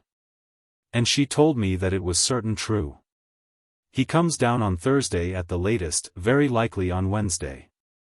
She was going to the butcher's, she told me, on purpose to order in some meat on Wednesday, and she has got 3 couple of ducks, just fit to be killed. Miss Bennet had not been able to hear of his coming, without changing colour. It was many months since she had mentioned his name to Elizabeth. But now, as soon as they were alone together, she said, I saw you look at me today, Lizzie, when my aunt told us of the present report, and I know I appeared distressed. But don't imagine it was from any silly cause. I was only confused for the moment, because I felt that I should be looked at. I do assure you, that the news does not affect me either with pleasure or pain. I am glad of one thing, that he comes alone, because we shall see the less of him. Not that I am afraid of myself, but I dread other people's remarks. Elizabeth did not know what to make of it.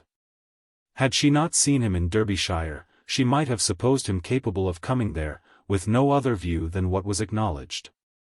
But she still thought him partial to Jane, and she wavered as to the greater probability of his coming there with his friend's permission, or being bold enough to come without it.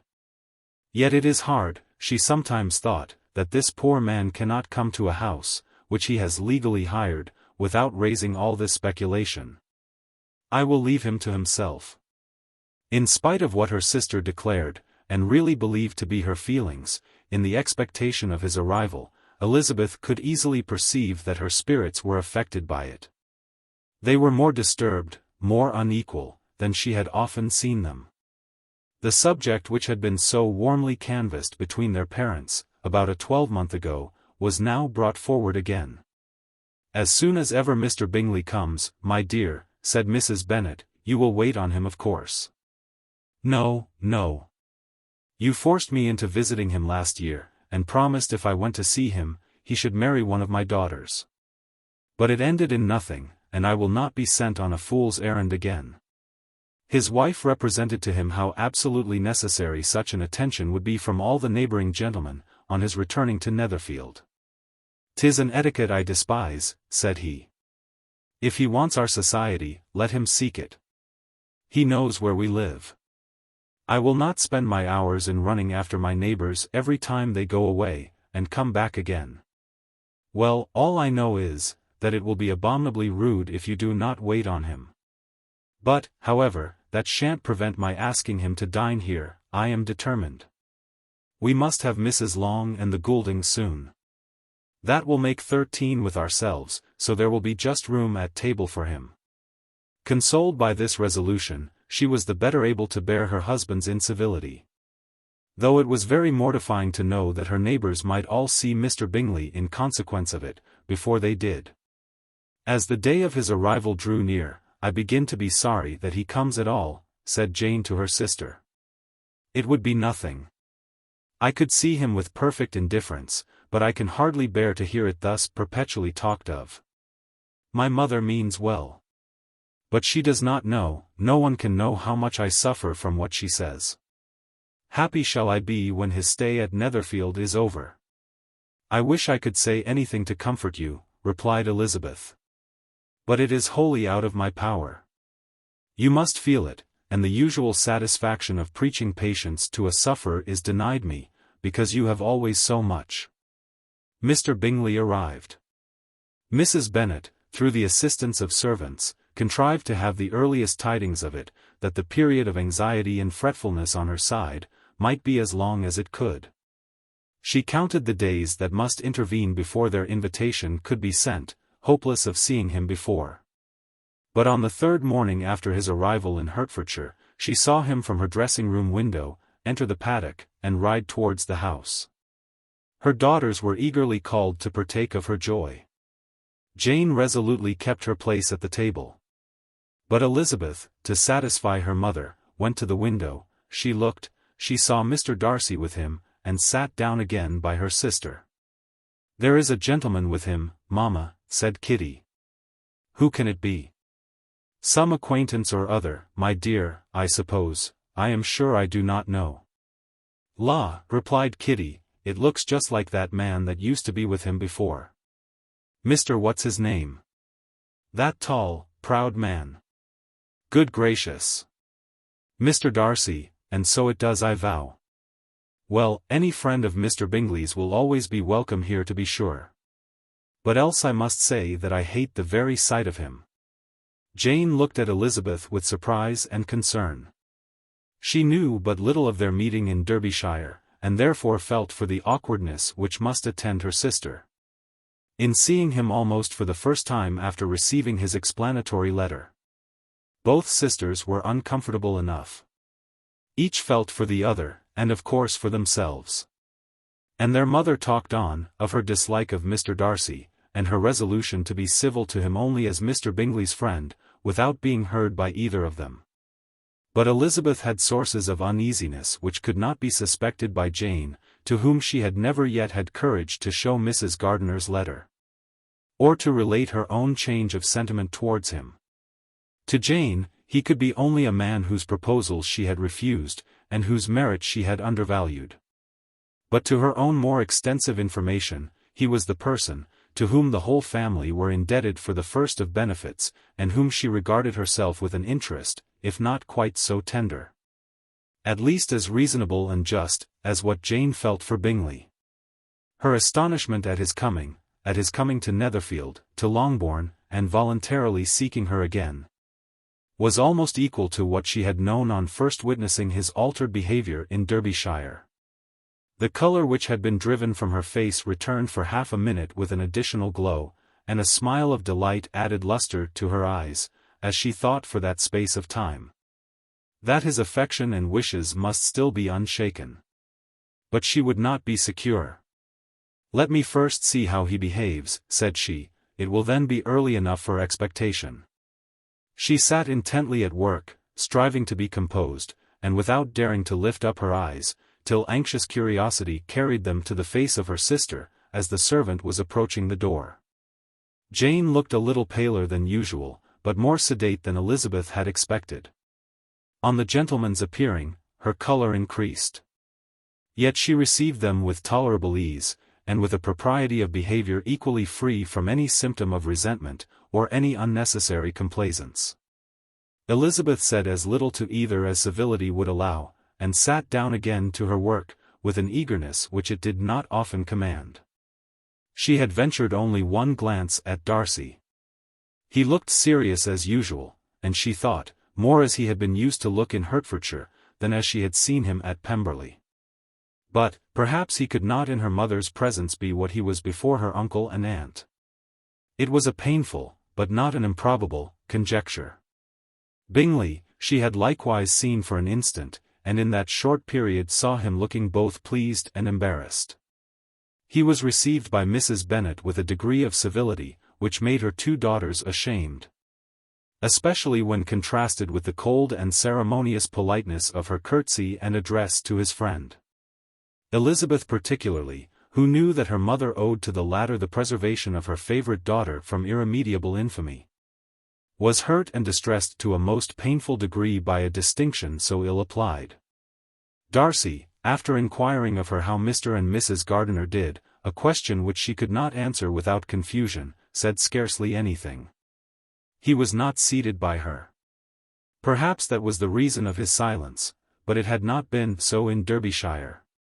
There he had talked to her friends, when he could not to herself. But now several minutes elapsed, without bringing the sound of his voice. And when occasionally, unable to resist the impulse of curiosity, she raised her eyes to his face, she as often found him looking at Jane, as at herself, and frequently on no object but the ground. More thoughtfulness, and less anxiety to please than when they last met, were plainly expressed. She was disappointed, and angry with herself for being so. "Could I expect it to be otherwise?" said she. "Yet why did he come? She was in no humor for conversation with anyone but himself, and to him she had hardly courage to speak. She inquired after his sister, but could do no more. "It is a long time, Mr. Bingley, since you went away," said Mrs. Bennet. He readily agreed to it. "I began to be afraid you would never come back again. People did say, you meant to quit the place entirely at Michaelmas, but, however, I hope it is not true. A great many changes have happened in the neighborhood, since you went away. Miss Lucas is married and settled. And one of my own daughters. I suppose you have heard of it, indeed, you must have seen it in the papers. It was in the Times and the Courier, I know. Though it was not put in as it ought to be. It was only said, lately, George Wickham, Esq. To Miss Lydia Bennet, without there being a syllable said of her father, or the place where she lived, or anything. It was my brother Gardiner's drawing up too, and I wonder how he came to make such an awkward business of it. Did you see it?" Bingley replied that he did, and made his congratulations. Elizabeth dared not lift up her eyes. How Mr. Darcy looked, therefore, she could not tell. "It is a delightful thing, to be sure, to have a daughter well married," continued her mother, "but at the same time, Mr. Bingley, it is very hard to have her taken such away from me. They are gone down to Newcastle, a place quite northward, it seems, and there they are to stay, I do not know how long. His regiment is there. For I suppose you have heard of his leaving the shire, and of his being gone into the regulars. Thank heaven. He has some friends, though perhaps not so many as he deserves." Elizabeth, who knew this to be levelled at Mr. Darcy, was in such misery of shame, that she could hardly keep her seat. It drew from her, however, the exertion of speaking, which nothing else had so effectually done before, and she asked Bingley whether he meant to make any stay in the country at present. "A few weeks, he believed." "When you have killed all your own birds, Mr. Bingley," said her mother, "I beg you will come here, and shoot as many as you please, on Mr. Bennet's manor. I am sure he will be vastly happy to oblige you, and will save all the best of the coveys for you." Elizabeth's misery increased, at such unnecessary, such officious attention. Were the same fair prospect to arise at present as had flattered them a year ago, everything, she was persuaded, would be hastening to the same vexatious conclusion. At that instant she felt that years of happiness could not make Jane or herself amends for moments of such painful confusion. "The first wish of my heart," said she to herself, "is never more to be in company with either of them. Their society can afford no pleasure that will atone for such wretchedness as this. Let me never see either one or the other again." Yet the misery, for which years of happiness were to offer no compensation, received soon afterwards material relief. From observing how much the beauty of her sister rekindled the admiration of her former lover. When first he came in, he had spoken to her but little, but every 5 minutes seemed to be giving her more of his attention. He found her as handsome as she had been last year. As good-natured, and as unaffected, though not quite so chatty. Jane was anxious that no difference should be perceived in her at all, and was really persuaded that she talked as much as ever. But her mind was so busily engaged, that she did not always know when she was silent. When the gentlemen rose to go away, Mrs. Bennet was mindful of her intended civility, and they were invited and engaged to dine at Longbourn in a few days' time.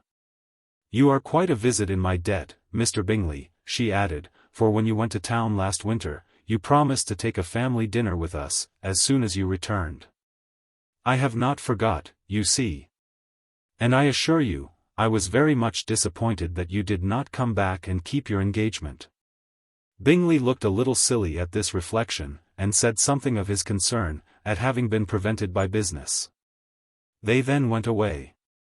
Mrs. Bennet had been strongly inclined to ask them to stay and dine there, that day. But, though she always kept a very good table, she did not think anything less than 2 courses could be good enough for a man on whom she had such anxious designs. Or satisfy the appetite and pride of one who had 10,000 a year. Chapter 54. As soon as they were gone, Elizabeth walked out to recover her spirits, or in other words, to dwell without interruption on those subjects that must deaden them more. Mr. Darcy's behavior astonished and vexed her. Why, if he came only to be silent, grave, and indifferent, said she, did he come at all? She could settle it in no way that gave her pleasure. He could be still amiable, still pleasing, to my uncle and aunt, when he was in town, and why not to me? If he fears me, why come hither? If he no longer cares for me, why silent? Teasing, man. I will think no more about him. Her resolution was for a short time involuntarily kept by the approach of her sister, who joined her with a cheerful look, which showed her better satisfied with their visitors than Elizabeth. Now, said she, that this first meeting is over, I feel perfectly easy. I know my own strength, and I shall never be embarrassed again by his coming. I am glad he dines here on Tuesday. It will then be publicly seen, that on both sides, we meet only as common and indifferent acquaintance. Yes, very indifferent indeed, said Elizabeth, laughingly. Oh, Jane, take care. My dear Lizzie, you cannot think me so weak, as to be in danger now. I think you are in very great danger of making him as much in love with you as ever. They did not see the gentleman again till Tuesday. And Mrs. Bennet, in the meanwhile, was giving way to all the happy schemes, which the good humour, and common politeness of Bingley, in half an hour's visit, had revived. On Tuesday there was a large party assembled at Longbourn, and the two who were most anxiously expected, to the credit of their punctuality as sportsmen, were in very good time. When they repaired to the dining-room, Elizabeth eagerly watched to see whether Bingley would take the place, which, in all their former parties, had belonged to him, by her sister. Her prudent mother, occupied by the same ideas, forbore to invite him to sit by herself. On entering the room, he seemed to hesitate. But Jane happened to look round, and happened to smile, it was decided. He placed himself by her. Elizabeth, with a triumphant sensation, looked towards his friend. He bore it with noble indifference, and she would have imagined that Bingley had received his sanction to be happy, had she not seen his eyes likewise turned towards Mr. Darcy, with an expression of half-laughing alarm. His behaviour to her sister was such during dinner time, as showed an admiration of her, which, though more guarded than formerly, persuaded Elizabeth that if left wholly to himself, Jane's happiness, and his own, would be speedily secured. Though she dared not depend upon the consequence, she yet received pleasure from observing his behaviour. It gave her all the animation that her spirits could boast. For she was in no cheerful humour. Mr. Darcy was almost as far from her, as the table could divide them. He was on one side of her mother. She knew how little such a situation would give pleasure to either, or make either appear to advantage. She was not near enough to hear any of their discourse, but she could see how seldom they spoke to each other, and how formal and cold was their manner, whenever they did. Her mother's ungraciousness made the sense of what they owed him more painful to Elizabeth's mind. And she would, at times, have given anything to be privileged to tell him, that his kindness was neither unknown nor unfelt by the whole of the family. She was in hopes that the evening would afford some opportunity of bringing them together. That the whole of the visit would not pass away without enabling them to enter into something more of conversation, than the mere ceremonious salutation attending his entrance. Anxious and uneasy, the period which passed in the drawing-room, before the gentleman came, was wearisome and dull to a degree, that almost made her uncivil. She looked forward to their entrance, as the point on which all her chance of pleasure for the evening must depend. If he does not come to me, then, said she, I shall give him up forever. The gentleman came, and she thought he looked as if he would have answered her hopes, but, alas! The ladies had crowded round the table, where Miss Bennet was making tea, and Elizabeth pouring out the coffee, in so close a confederacy that there was not a single vacancy near her which would admit of a chair. And on the gentleman's approaching, one of the girls moved closer to her than ever, and said, in a whisper, "The men shan't come and part us, I am determined. We want none of them, do we?" Darcy had walked away to another part of the room. She followed him with her eyes, envied everyone to whom he spoke, had scarcely patience enough to help anybody to coffee. And then was enraged against herself for being so silly. A man who has once been refused. How could I ever be foolish enough to expect a renewal of his love? Is there one among the sex, who would not protest against such a weakness as a second proposal to the same woman? There is no indignity so abhorrent to their feelings. She was a little revived, however, by his bringing back his coffee cup himself, and she seized the opportunity of saying, "Is your sister at Pemberley still?" "Yes, she will remain there till Christmas." "And quite alone? Have all her friends left her?" "Mrs. Annesley is with her. The others have been gone on to Scarborough, these 3 weeks." She could think of nothing more to say, but if he wished to converse with her, he might have better success. He stood by her, however, for some minutes, in silence. And, at last, on the young lady's whispering to Elizabeth again, he walked away. When the tea things were removed, and the card tables placed, the ladies all rose, and Elizabeth was then hoping to be soon joined by him. When all her views were overthrown by seeing him fall a victim to her mother's rapacity for whist players, and in a few moments after seated with the rest of the party. She now lost every expectation of pleasure. They were confined for the evening at different tables, and she had nothing to hope but that his eyes were so often turned towards her side of the room as to make him play as unsuccessfully as herself. Mrs. Bennet had designed to keep the 2 Netherfield gentlemen to supper, but their carriage was unluckily ordered before any of the others, and she had no opportunity of detaining them. "Well, girls," said she, as soon as they were left to themselves, "what say you to the day? I think everything has passed off uncommonly well, I assure you. The dinner was as well dressed as any I ever saw. The venison was roasted to a turn, and everybody said they never saw so fat a haunch. The soup was 50 times better than what we had at the Lucases last week, and even Mr. Darcy acknowledged that the partridges were remarkably well done. And I suppose he has 2 or 3 French cooks at least. And, my dear Jane, I never saw you look in greater beauty. Mrs. Long said so too, for I asked her whether you did not. And what do you think she said besides? Ah! Mrs. Bennet, we shall have her at Netherfield at last. She did indeed. I do think Mrs. Long is as good a creature as ever lived, and her nieces are very pretty behaved girls, and not at all handsome. I like them prodigiously. Mrs. Bennet, in short, was in very great spirits. She had seen enough of Bingley's behaviour to Jane, to be convinced that she would get him at last. And her expectations of advantage to her family, when in a happy humour, were so far beyond reason, that she was quite disappointed at not seeing him there again the next day, to make his proposals. "It has been a very agreeable day," said Miss Bennet to Elizabeth. "The party seemed so well selected, so suitable one with the other. I hope we may often meet again." Elizabeth smiled.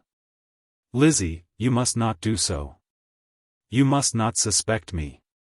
It mortifies me. I assure you that I have now learnt to enjoy his conversation as an agreeable and sensible young man, without having a wish beyond it. I am perfectly satisfied from what his manners now are, that he never had any design of engaging my affection. It is only that he is blessed with greater sweetness of address, and a stronger desire of generally pleasing than any other man." "You are very cruel," said her sister, "you will not let me smile, and are provoking me to it every moment. How hard it is in some cases to be believed. And how impossible in others. But why should you wish to persuade me that I feel more than I acknowledge? That is a question which I hardly know how to answer. We all love to instruct, though we can teach only what is not worth knowing. Forgive me, and if you persist in indifference, do not make me your confidant." Chapter 55. A few days after this visit, Mr. Bingley called again, and alone.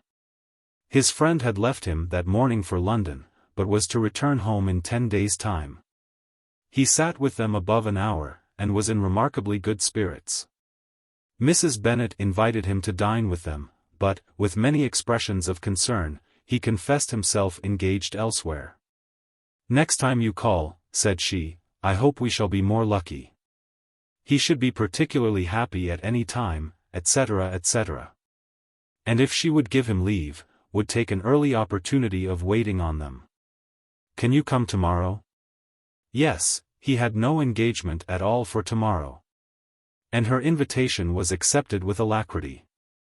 He came, and in such very good time, that the ladies were none of them dressed. In ran Mrs. Bennet to her daughter's room, in her dressing gown, and with her hair half finished, crying out, "My dear Jane, make haste and hurry down. He is come, Mr. Bingley is come. He is, indeed. Make haste, make haste. Here, Sarah, come to Miss Bennet this moment, and help her on with her gown. Never mind Miss Lizzie's hair. We will be down as soon as we can," said Jane. "But I dare say Kitty is forwarder than either of us, for she went upstairs half an hour ago." "Oh! Hang Kitty! What has she to do with it? Come, be quick, be quick. Where is your sash, my dear?" But when her mother was gone, Jane would not be prevailed on to go down without one of her sisters. The same anxiety to get them by themselves was visible again in the evening. After tea, Mr. Bennet retired to the library, as was his custom, and Mary went upstairs to her instrument. Two obstacles of the five being thus removed, Mrs. Bennet sat looking and winking at Elizabeth and Catherine for a considerable time, without making any impression on them. Elizabeth would not observe her, and when at last Kitty did, she very innocently said, "What is the matter, mamma? What do you keep winking at me for? What am I to do?" "Nothing, child, nothing. I did not wink at you." She then sat still 5 minutes longer. But unable to waste such a precious occasion, she suddenly got up, and saying to Kitty, "Come here, my love, I want to speak to you," took her out of the room. Jane instantly gave a look at Elizabeth, which spoke her distress at such premeditation, and her entreaty that she would not give into it. In a few minutes, Mrs. Bennet half opened the door and called out, "Lizzie, my dear, I want to speak with you." Elizabeth was forced to go. "We may as well leave them by themselves, you know," said her mother as soon as she was in the hall. "Kitty and I are going upstairs to sit in my dressing room." Elizabeth made no attempt to reason with her mother, but remained quietly in the hall, till she and Kitty were out of sight, then returned into the drawing-room. Mrs. Bennet's schemes for this day were ineffectual. Bingley was everything that was charming, except the professed lover of her daughter. His ease and cheerfulness rendered him a most agreeable addition to their evening party. And he bore with the ill-judged officiousness of the mother, and heard all her silly remarks with a forbearance and command of countenance, particularly grateful to the daughter. He scarcely needed an invitation to stay supper. And before he went away, an engagement was formed, chiefly through his own and Mrs. Bennet's means, for his coming next morning to shoot with her husband. After this day, Jane said no more of her indifference. Not a word passed between the sisters concerning Bingley. But Elizabeth went to bed in the happy belief that all must speedily be concluded, unless Mr. Darcy returned within the stated time. Seriously, however, she felt tolerably persuaded that all this must have taken place with that gentleman's concurrence. Bingley was punctual to his appointment. And he and Mr. Bennet spent the morning together, as had been agreed on. The latter was much more agreeable than his companion expected. There was nothing of presumption or folly in Bingley that could provoke his ridicule, or disgust him into silence, and he was more communicative, and less eccentric than the other had ever seen him. Bingley of course returned with him to dinner, and in the evening Mrs. Bennet's invention was again at work to get everybody away from him and her daughter. Elizabeth, who had a letter to write, went into the breakfast-room for that purpose soon after tea. For as the others were all going to sit down to cards, she could not be wanted to counteract her mother's schemes. But on returning to the drawing-room, when her letter was finished, she saw, to her infinite surprise, there was reason to fear that her mother had been too ingenious for her. On opening the door, she perceived her sister and Bingley standing together over the hearth, as if engaged in earnest conversation. And had this led to no suspicion, the faces of both as they hastily turned round, and moved away from each other, would have told it all. Their situation was awkward enough. But hers she thought was still worse. Not a syllable was uttered by either. And Elizabeth was on the point of going away again, when Bingley, who as well as the other had sat down, suddenly rose, and whispering a few words to her sister, ran out of the room. Jane could have no reserves from Elizabeth, where confidence would give pleasure. And instantly embracing her, acknowledged, with the liveliest emotion, that she was the happiest creature in the world. "'Tis too much," she added, "by far too much. I do not deserve it. Oh! Why is not everybody as happy?" Elizabeth's congratulations were given with a sincerity, a warmth, a delight, which words could but poorly express.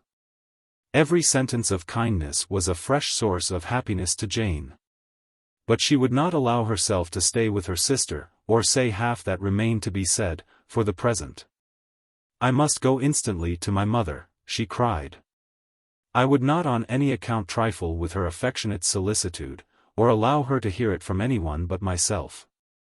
He is gone to my father already. Oh! Lizzie, to know that what I have to relate will give such pleasure to all my dear family. How shall I bear so much happiness?" She then hastened away to her mother, who had purposely broken up the card party, and was sitting upstairs with Kitty. Elizabeth, who was left by herself, now smiled at the rapidity and ease with which an affair was finally settled, that had given them so many previous months of suspense and vexation. "And this," said she, "is the end of all his friend's anxious circumspection. Of all his sister's falsehood and contrivance. The happiest, wisest, most reasonable end." In a few minutes she was joined by Bingley, whose conference with her father had been short and to the purpose. "Where is your sister?" said he hastily, as he opened the door. "With my mother upstairs. She will be down in a moment, I dare say." He then shut the door, and coming up to her, claimed the good wishes and affection of a sister. Elizabeth honestly and heartily expressed her delight in the prospect of their relationship. They shook hands with great cordiality. And then till her sister came down, she had to listen to all he had to say, of his own happiness, and of Jane's perfections. And in spite of his being a lover, Elizabeth really believed all his expectations of felicity to be rationally founded, because they had for basis the excellent understanding and super-excellent disposition of Jane, and a general similarity of feeling and taste between her and himself. It was an evening of no common delight to them all. The satisfaction of Miss Bennet's mind gave a glow of such sweet animation to her face, as made her look handsomer than ever. Kitty simpered and smiled, and hoped her turn was coming soon. Mrs. Bennet could not give her consent, or speak her approbation in terms warm enough to satisfy her feelings, though she talked to Bingley of nothing else, for half an hour. And when Mr. Bennet joined them at supper, his voice and manner plainly showed how really happy he was. Not a word, however, passed his lips in allusion to it, till their visitor took his leave for the night, but as soon as he was gone, he turned to his daughter and said, "Jane, I congratulate you. You will be a very happy woman." Jane went to him instantly, kissed him, and thanked him for his goodness. "You are a good girl," he replied, "and I have great pleasure in thinking you will be so happily settled. I have not a doubt of your doing very well together. Your tempers are by no means unlike. You are each of you so complying, that nothing will ever be resolved on, so easy, that every servant will cheat you, and so generous, that you will always exceed your income. I hope not so. Imprudence or thoughtlessness in money matters would be unpardonable in me. Exceed their income. My dear Mr. Bennet," cried his wife, "what are you talking of? Why, he has 4,000 or 5,000 a year, and very likely more." Then addressing her daughter, "Oh! My dear, dear Jane, I am so happy. I am sure I shan't get a wink of sleep all night.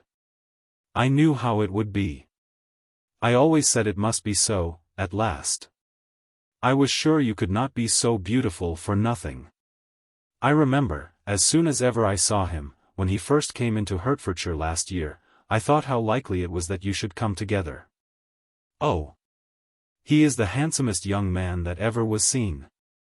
Wickham, Lydia, were all forgotten. Jane was beyond competition her favourite child. At that moment, she cared for no other. Her younger sisters soon began to make interest with her for objects of happiness which she might in future be able to dispense. Mary petitioned for the use of the library at Netherfield. And Kitty begged very hard for a few balls there every winter. Bingley, from this time, was of course a daily visitor at Longbourn, coming frequently before breakfast, and always remaining till after supper. Unless when some barbarous neighbour, who could not be enough detested, had given him an invitation to dinner, which he thought himself obliged to accept. Elizabeth had now but little time for conversation with her sister, for while he was present, Jane had no attention to bestow on anyone else. But she found herself considerably useful to both of them, in those hours of separation that must sometimes occur. In the absence of Jane, he always attached himself to Elizabeth, for the pleasure of talking of her, and when Bingley was gone, Jane constantly sought the same means of relief. "He has made me so happy," said she, one evening, by telling me, that he was totally ignorant of my being in town last spring. I had not believed it possible. "I suspected as much," replied Elizabeth. "But how did he account for it?" "It must have been his sister's doing. They were certainly no friends to his acquaintance with me, which I cannot wonder at, since he might have chosen so much more advantageously in many respects.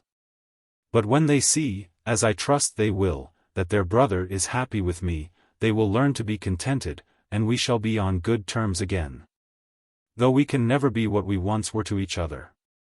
"That is the most unforgiving speech," said Elizabeth, "that I ever heard you utter. Good girl! It would vex me, indeed, to see you again the dupe of Miss Bingley's pretended regard. Would you believe it, Lizzie, that when he went to town last November, he really loved me, and nothing but a persuasion of my being indifferent, would have prevented his coming down again. He made a little mistake to be sure, but it is to the credit of his modesty." This naturally introduced a panegyric from Jane on his diffidence, and the little value he put on his own good qualities. Elizabeth was pleased to find, that he had not betrayed the interference of his friend, for, though Jane had the most generous and forgiving heart in the world, she knew it was a circumstance which must prejudice her against him. "I am certainly the most fortunate creature that ever existed," cried Jane. "Oh! Lizzie, why am I thus singled from my family, and blessed above them all? If I could but see you as happy! If there were but such another man for you! If you were to give me 40 such men, I never could be so happy as you. Till I have your disposition, your goodness, I never can have your happiness. No, no, let me shift for myself, and, perhaps, if I have very good luck, I may meet with another Mr. Collins in time." The situation of affairs in the Longbourn family could not be long a secret. Mrs. Bennet was privileged to whisper it to Mrs. Phillips, and she ventured, without any permission, to do the same by all her neighbours in Meryton. The Bennets were speedily pronounced to be the luckiest family in the world, though only a few weeks before, when Lydia had first run away, they had been generally proved to be marked out for misfortune. Chapter 56. One morning, about a week after Bingley's engagement with Jane had been formed, as he and the females of the family were sitting together in the dining-room, their attention was suddenly drawn to the window by the sound of a carriage, and they perceived a chaise and 4 driving up the lawn. It was too early in the morning for visitors, and besides, the equipage did not answer to that of any of their neighbours. The horses were post, and neither the carriage, nor the livery of the servant who preceded it, were familiar to them. As it was certain, however, that somebody was coming, Bingley instantly prevailed on Miss Bennet to avoid the confinement of such an intrusion, and walk away with him into the shrubbery. They both set off, and the conjectures of the remaining 3 continued, though with little satisfaction, till the door was thrown open and their visitor entered. It was Lady Catherine de Bourgh. They were of course all intending to be surprised, but their astonishment was beyond their expectation. And on the part of Mrs. Bennet and Kitty, though she was perfectly unknown to them, even inferior to what Elizabeth felt. She entered the room with an air more than usually ungracious, made no other reply to Elizabeth's salutation, than a slight inclination of the head, and sat down without saying a word. Elizabeth had mentioned her name to her mother, on her ladyship's entrance, though no request of introduction had been made. Mrs. Bennet, all amazement, though flattered by having a guest of such high importance, received her with the utmost politeness. After sitting for a moment in silence, she said very stiffly to Elizabeth, "I hope you are well, Miss Bennet. That lady, I suppose, is your mother?" Elizabeth replied very concisely that she was. "And that, I suppose, is one of your sisters?" "Yes, madam," said Mrs. Bennet, delighted to speak to a Lady Catherine. "She is my youngest girl but one. My youngest of all, is lately married, and my eldest is somewhere about the grounds, walking with a young man, who I believe will soon become a part of the family." "You have a very small park here," returned Lady Catherine after a short silence. "It is nothing in comparison of Rosings, my lady, I dare say. But I assure you it is much larger than Sir William Lucas's. This must be a most inconvenient sitting room for the evening. In summer, the windows are full west." Mrs. Bennet assured her that they never sat there after dinner, and then added, "May I take the liberty of asking your ladyship whether you left Mr. and Mrs. Collins well?" "Yes, very well. I saw them the night before last." Elizabeth now expected that she would produce a letter for her from Charlotte, as it seemed the only probable motive for her calling. But no letter appeared, and she was completely puzzled. Mrs. Bennet, with great civility, begged her ladyship to take some refreshment. But Lady Catherine very resolutely, and not very politely, declined eating anything. And then rising up, said to Elizabeth, "Miss Bennet, there seemed to be a prettyish kind of a little wilderness on one side of your lawn.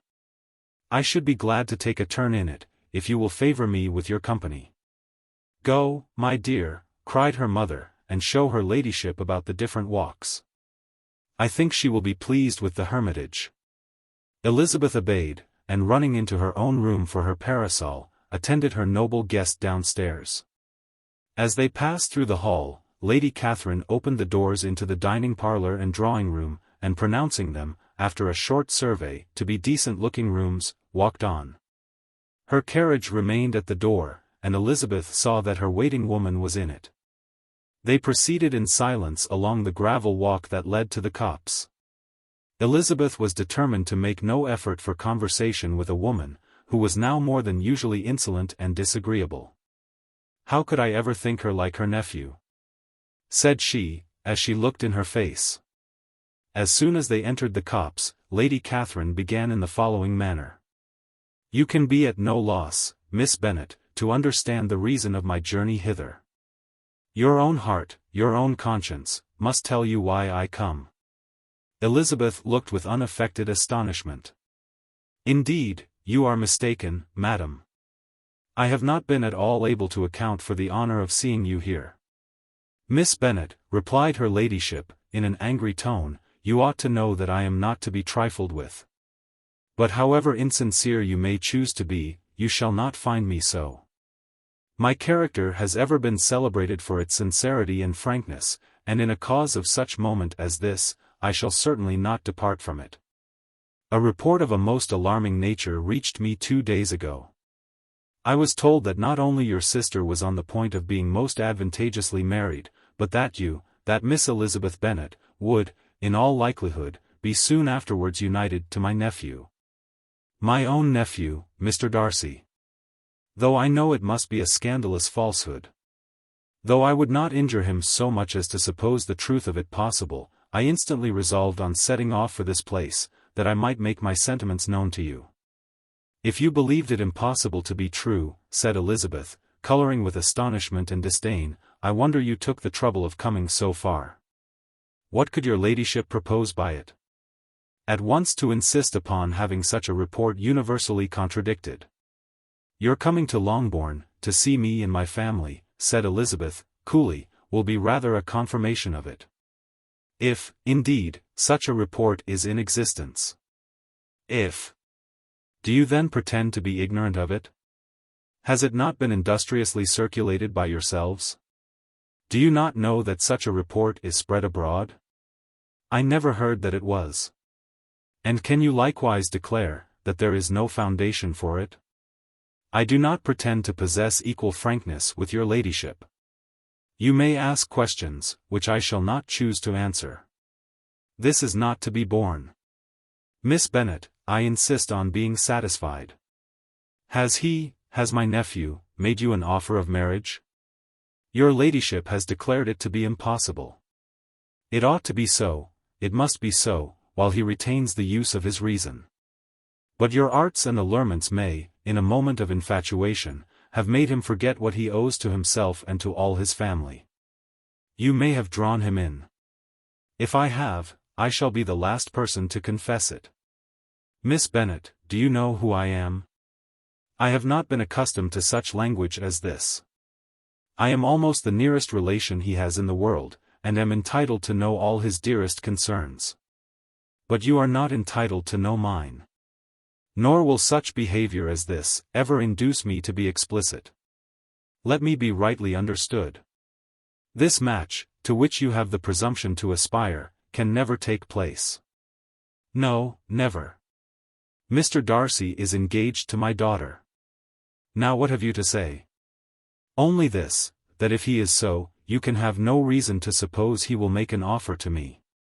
Lady Catherine hesitated for a moment, and then replied. The engagement between them is of a peculiar kind. From their infancy, they have been intended for each other. It was the favorite wish of his mother, as well as of hers. While in their cradles, we planned the union, and now, at the moment when the wishes of both sisters would be accomplished, in their marriage, to be prevented by a young woman of inferior birth. Of no importance in the world, and wholly unallied to the family. Do you pay no regard to the wishes of his friends? To his tacit engagement with Miss de Bourgh? Are you lost to every feeling of propriety and delicacy? Have you not heard me say, that from his earliest hours he was destined for his cousin? Yes, and I had heard it before. But what is that to me? If there is no other objection to my marrying your nephew, I shall certainly not be kept from it, by knowing that his mother and aunt wished him to marry Miss de Bourgh. You both did as much as you could, in planning the marriage. Its completion depended on others. If Mr. Darcy is neither by honor nor inclination confined to his cousin, why is not he to make another choice? And if I am that choice, why may not I accept him? Because honor, decorum, prudence, nay, interest, forbid it. Yes, Miss Bennet, interest. For do not expect to be noticed by his family or friends, if you wilfully act against the inclinations of all. You will be censured, slighted, and despised, by everyone connected with him. Your alliance will be a disgrace, your name will never even be mentioned by any of us. These are heavy misfortunes, replied Elizabeth. But the wife of Mr. Darcy must have such extraordinary sources of happiness necessarily attached to her situation, that she could, upon the whole, have no cause to repine. Obstinate, headstrong girl. I am ashamed of you. Is this your gratitude for my attentions to you last spring? Is nothing due to me on that score? Let us sit down. You are to understand, Miss Bennet, that I came here with the determined resolution of carrying my purpose, nor will I be dissuaded from it. I have not been used to submit to any person's whims. I have not been in the habit of brooking disappointment. That will make your ladyship's situation at present more pitiable, but it will have no effect on me. I will not be interrupted. Hear me in silence. My daughter and my nephew are formed for each other. They are descended on the maternal side, from the same noble line. And, on the father's, from respectable, honorable, and ancient, though untitled families. Their fortune on both sides is splendid. They are destined for each other by the voice of every member of their respective houses, and what is to divide them? The upstart pretensions of a young woman without family, connections, or fortune. Is this to be endured? But it must not, shall not be. If you were sensible of your own good, you would not wish to quit the sphere in which you have been brought up. In marrying your nephew, I should not consider myself as quitting that sphere. He is a gentleman, I am a gentleman's daughter, so far we are equal. True. You are a gentleman's daughter. But who was your mother? Who are your uncles and aunts? Do not imagine me ignorant of their condition. Whatever my connections may be, said Elizabeth, if your nephew does not object to them, they can be nothing to you. Tell me once for all, are you engaged to him? Though Elizabeth would not, for the mere purpose of obliging Lady Catherine, have answered this question, she could not but say, after a moment's deliberation, I am not. Lady Catherine seemed pleased. And will you promise me never to enter into such an engagement? I will make no promise of the kind. Miss Bennet, I am shocked and astonished. I expected to find a more reasonable young woman. But do not deceive yourself into a belief that I will ever recede. I shall not go away, till you have given me the assurance I require. And I certainly never shall give it. I am not to be intimidated into anything so wholly unreasonable. Your ladyship wants Mr. Darcy to marry your daughter. But would my giving you the wished-for promise make their marriage at all more probable? Supposing him to be attached to me, would my refusing to accept his hand make him wish to bestow it on his cousin? Allow me to say, Lady Catherine, that the arguments with which you have supported this extraordinary application have been as frivolous as the application was ill-judged. You have widely mistaken my character, if you think I can be worked on by such persuasions as these. How far your nephew might approve of your interference in his affairs, I cannot tell.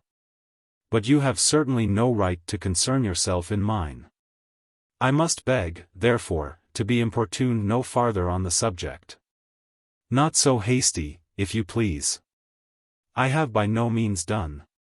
To all the objections I have already urged, I have still another to add. I am no stranger to the particulars of your youngest sister's infamous elopement. I know it all.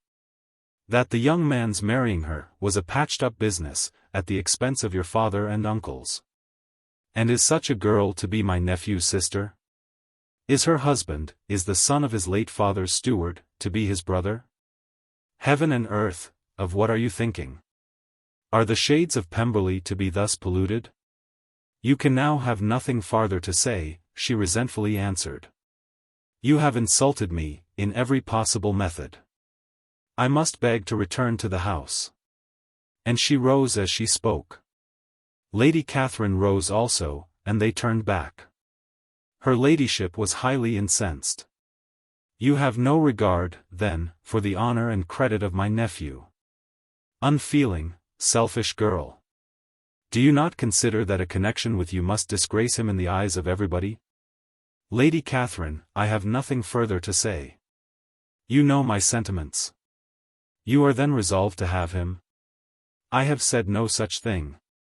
I am only resolved to act in that manner which will, in my own opinion, constitute my happiness, without reference to you, or to any person so wholly unconnected with me.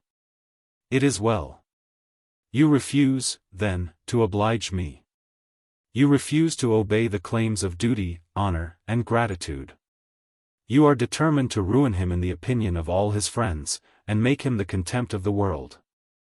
Neither duty, nor honor, nor gratitude, replied Elizabeth, have any possible claim on me, in the present instance. No principle of either would be violated by my marriage with Mr. Darcy.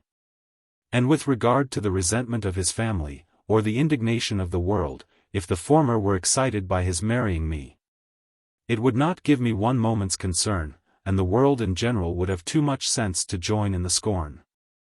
And this is your real opinion. This is your final resolve. Very well. I shall now know how to act.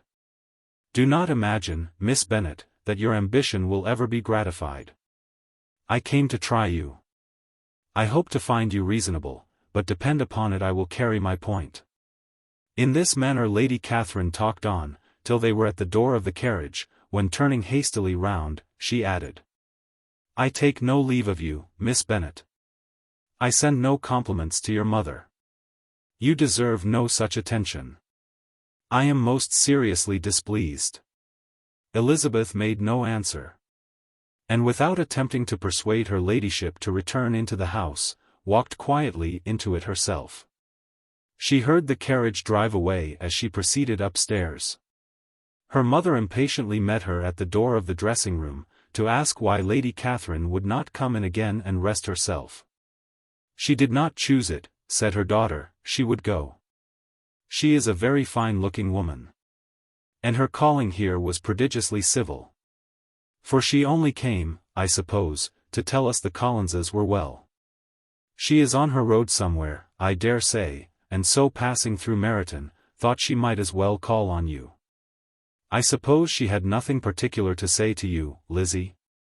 Elizabeth was forced to give into a little falsehood here, for to acknowledge the substance of their conversation was impossible. Chapter 57.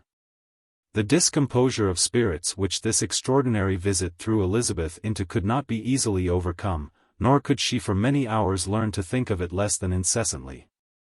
Lady Catherine, it appeared, had actually taken the trouble of this journey from Rosings, for the sole purpose of breaking off her supposed engagement with Mr. Darcy.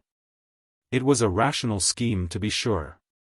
But from what the report of their engagement could originate, Elizabeth was at a loss to imagine. Till she recollected that his being the intimate friend of Bingley, and her being the sister of Jane, was enough, at a time when the expectation of one wedding made everybody eager for another to supply the idea. She had not herself forgotten to feel that the marriage of her sister must bring them more frequently together. And her neighbours at Lucas Lodge, therefore, for through their communication with the Collinses, the report she concluded had reached Lady Catherine, had only set that down as almost certain and immediate, which she had looked forward to as possible, at some future time. In revolving Lady Catherine's expressions, however, she could not help feeling some uneasiness as to the possible consequence of her persisting in this interference. From what she had said of her resolution to prevent their marriage, it occurred to Elizabeth that she must meditate an application to her nephew. And how he might take a similar representation of the evils attached to a connection with her, she dared not pronounce. She knew not the exact degree of his affection for his aunt, or his dependence on her judgment, but it was natural to suppose that he thought much higher of her ladyship than she could do. And it was certain, that in enumerating the miseries of a marriage with one, whose immediate connections were so unequal to his own, his aunt would address him on his weakest side. With his notions of dignity, he would probably feel that the arguments, which to Elizabeth had appeared weak and ridiculous, contained much good sense and solid reasoning. If he had been wavering before as to what he should do, which had often seemed likely, the advice and entreaty of so near a relation might settle every doubt, and determine him at once to be as happy, as dignity unblemished could make him. In that case he would return no more. Lady Catherine might see him in her way through town, and his engagement to Bingley of coming again to Netherfield must give way. If, therefore, an excuse for not keeping his promise should come to his friend within a few days, she added, I shall know how to understand it. I shall then give over every expectation, every wish of his constancy. If he is satisfied with only regretting me, when he might have obtained my affections and hand, I shall soon cease to regret him at all. The surprise of the rest of the family on hearing who their visitor had been, was very great. But they obligingly satisfied it with the same kind of supposition which had appeased Mrs. Bennet's curiosity, and Elizabeth was spared from much teasing on the subject. The next morning, as she was going downstairs, she was met by her father, who came out of his library with a letter in his hand. Lizzie, said he, I was going to look for you, come into my room. She followed him thither, and her curiosity to know what he had to tell her, was heightened by the supposition of its being in some manner connected with the letter he held. It suddenly struck her that it might be from Lady Catherine, and she anticipated with dismay all the consequent explanations. She followed her father to the fireplace, and they both sat down. He then said, "I have received a letter this morning that has astonished me exceedingly. As it principally concerns yourself, you ought to know its contents. I did not know before, that I had 2 daughters on the brink of matrimony. Let me congratulate you on a very important conquest." The color now rushed into Elizabeth's cheeks in the instantaneous conviction of its being a letter from the nephew, instead of the aunt. And she was undetermined whether most to be pleased that he explained himself at all, or offended that his letter was not rather addressed to herself. When her father continued, "You look conscious. Young ladies have great penetration in such matters as these, but I think I may defy even your sagacity to discover the name of your admirer. This letter is from Mr. Collins." "From Mr. Collins? And what can he have to say?" "Something very much to the purpose, of course. He begins with congratulations on the approaching nuptials of my eldest daughter, of which it seems he has been told, by some of the good-natured, gossiping Lucases. I shall not sport with your impatience by reading what he says on that point. What relates to yourself, is as follows: having thus offered you the sincere congratulations of Mrs. Collins and myself on this happy event, let me now add a short hint on the subject of another, of which we have been advertised by the same authority. Your daughter Elizabeth, it is presumed, will not long bear the name of Bennet, after her elder sister has resigned it, and the chosen partner of her fate may be reasonably looked up to as one of the most illustrious personages in this land. Can you possibly guess, Lizzie, who is meant by this? This young gentleman is blessed in a peculiar way, with everything the heart of mortal can most desire: splendid property, noble kindred, and extensive patronage. Yet in spite of all these temptations, let me warn my cousin Elizabeth, and yourself, of what evils you may incur, by a precipitate closure with this gentleman's proposals, which, of course, you will be inclined to take immediate advantage of. Have you any idea, Lizzie, who this gentleman is? But now it comes out. My motive for cautioning you is as follows. We have reason to imagine that his aunt, Lady Catherine de Bourgh, does not look on the match with a friendly eye. Mr. Darcy, you see, is the man. Now, Lizzie, I think I have surprised you. Could he, or the Lucases, have pitched on any man within the circle of our acquaintance, whose name would have given the lie more effectually to what they related? Mr. Darcy, who never looks at any woman but to see a blemish, and who probably never looked at you in his life. It is admirable." Elizabeth tried to join in her father's pleasantry, but could only force one most reluctant smile. Never had his wit been directed in a manner so little agreeable to her. "Are you not diverted?" "Oh, yes." Pray read on. After mentioning the likelihood of this marriage to her ladyship last night, she immediately, with her usual condescension, expressed what she felt on the occasion. When it became apparent, that on the score of some family objections on the part of my cousin, she would never give her consent to what she termed so disgraceful a match, I thought it my duty to give the speediest intelligence of this to my cousin, that she and her noble admirer may be aware of what they are about, and not run hastily into a marriage which has not been properly sanctioned. Mr. Collins, moreover, adds, "I am truly rejoiced that my cousin Lydia's sad business has been so well hushed up, and am only concerned that their living together before the marriage took place should be so generally known. I must not, however, neglect the duties of my station, or refrain from declaring my amazement at hearing that you received the young couple into your house as soon as they were married. It was an encouragement of vice, and had I been the rector of Longbourn, should very strenuously have opposed it. You ought certainly to forgive them as a Christian, but never to admit them in your sight, or allow their names to be mentioned in your hearing. That is his notion of Christian forgiveness. The rest of his letter is only about his dear Charlotte's situation, and his expectation of a young olive branch. But, Lizzie, you look as if you did not enjoy it. You are not going to be missish, I hope, and pretend to be affronted at an idle report. For what do we live but to make sport for our neighbors, and laugh at them in our turn?" "Oh!" cried Elizabeth, "I am excessively diverted. But it is so strange. Yes, that is what makes it amusing. Had they fixed on any other man it would have been nothing. But his perfect indifference, and your pointed dislike, make it so delightfully absurd. Much as I abominate writing, I would not give up Mr. Collins's correspondence for any consideration. Nay, when I read a letter of his, I cannot help giving him the preference even over Wickham, much as I value the impudence and hypocrisy of my son-in-law. And pray, Lizzie, what said Lady Catherine about this report? Did she call to refuse her consent? To this question his daughter replied only with a laugh. And as it had been asked without the least suspicion, she was not distressed by his repeating it.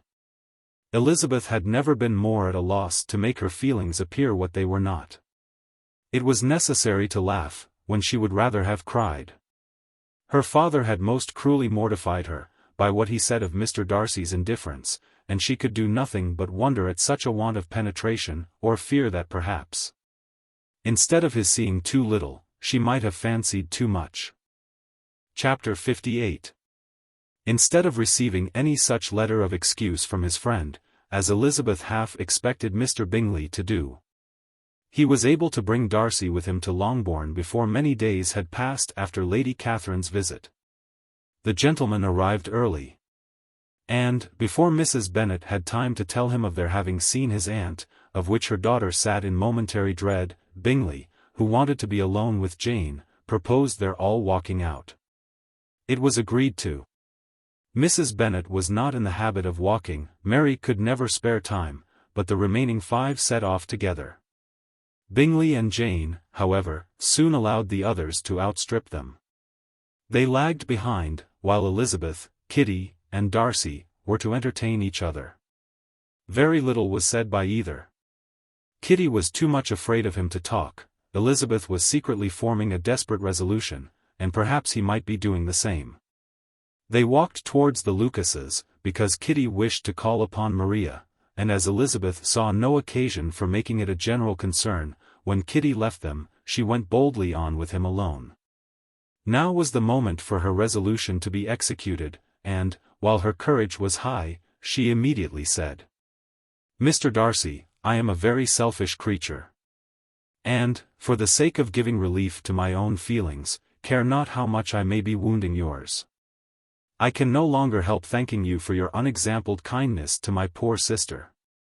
Ever since I have known it, I have been most anxious to acknowledge to you how gratefully I feel it.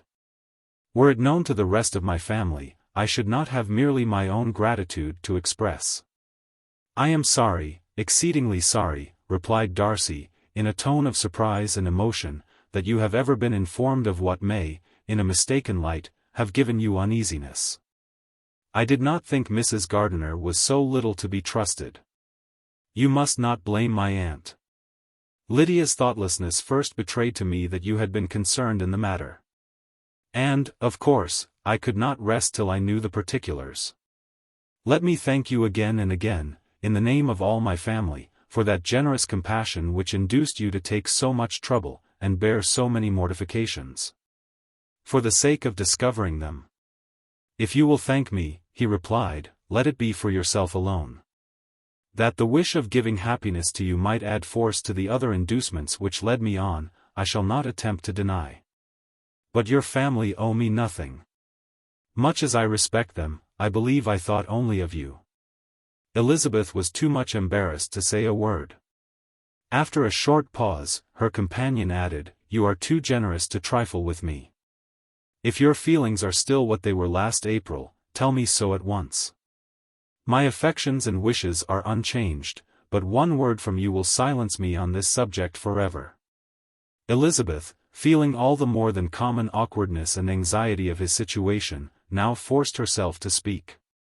And immediately, though not very fluently, gave him to understand that her sentiments had undergone so material a change since the period to which he alluded, as to make her receive with gratitude and pleasure his present assurances.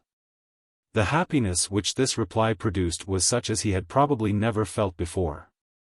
And he expressed himself on the occasion as sensibly and as warmly as a man violently in love can be supposed to do. Had Elizabeth been able to encounter his eye, she might have seen how well the expression of heartfelt delight, diffused over his face, became him. But, though she could not look, she could listen, and he told her of feelings, which, in proving of what importance she was to him, made his affection every moment more valuable. They walked on, without knowing in what direction. There was too much to be thought, and felt, and said, for attention to any other objects. She soon learnt that they were indebted for their present good understanding to the efforts of his aunt, who did call on him in her return through London, and there relate her journey to Longbourn. Its motive, and the substance of her conversation with Elizabeth. Dwelling emphatically on every expression of the latter, which, in her ladyship's apprehension, peculiarly denoted her perverseness and assurance. In the belief that such a relation must assist her endeavours to obtain that promise from her nephew, which she had refused to give. But, unluckily for her ladyship, its effect had been exactly contrariwise. "It taught me to hope," said he, "as I had scarcely ever allowed myself to hope before.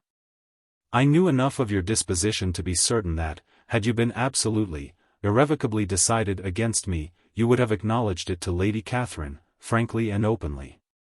Elizabeth coloured and laughed as she replied, "Yes, you know enough of my frankness to believe me capable of that. After abusing you so abominably to your face, I could have no scruple in abusing you to all your relations. What did you say of me, that I did not deserve? For though your accusations were ill-founded, formed on mistaken premises, my behaviour to you at the time had merited the severest reproof. It was unpardonable. I cannot think of it without abhorrence. We will not quarrel for the greater share of blame annexed to that evening," said Elizabeth. "The conduct of neither, if strictly examined, will be irreproachable, but since then we have both, I hope, improved in civility.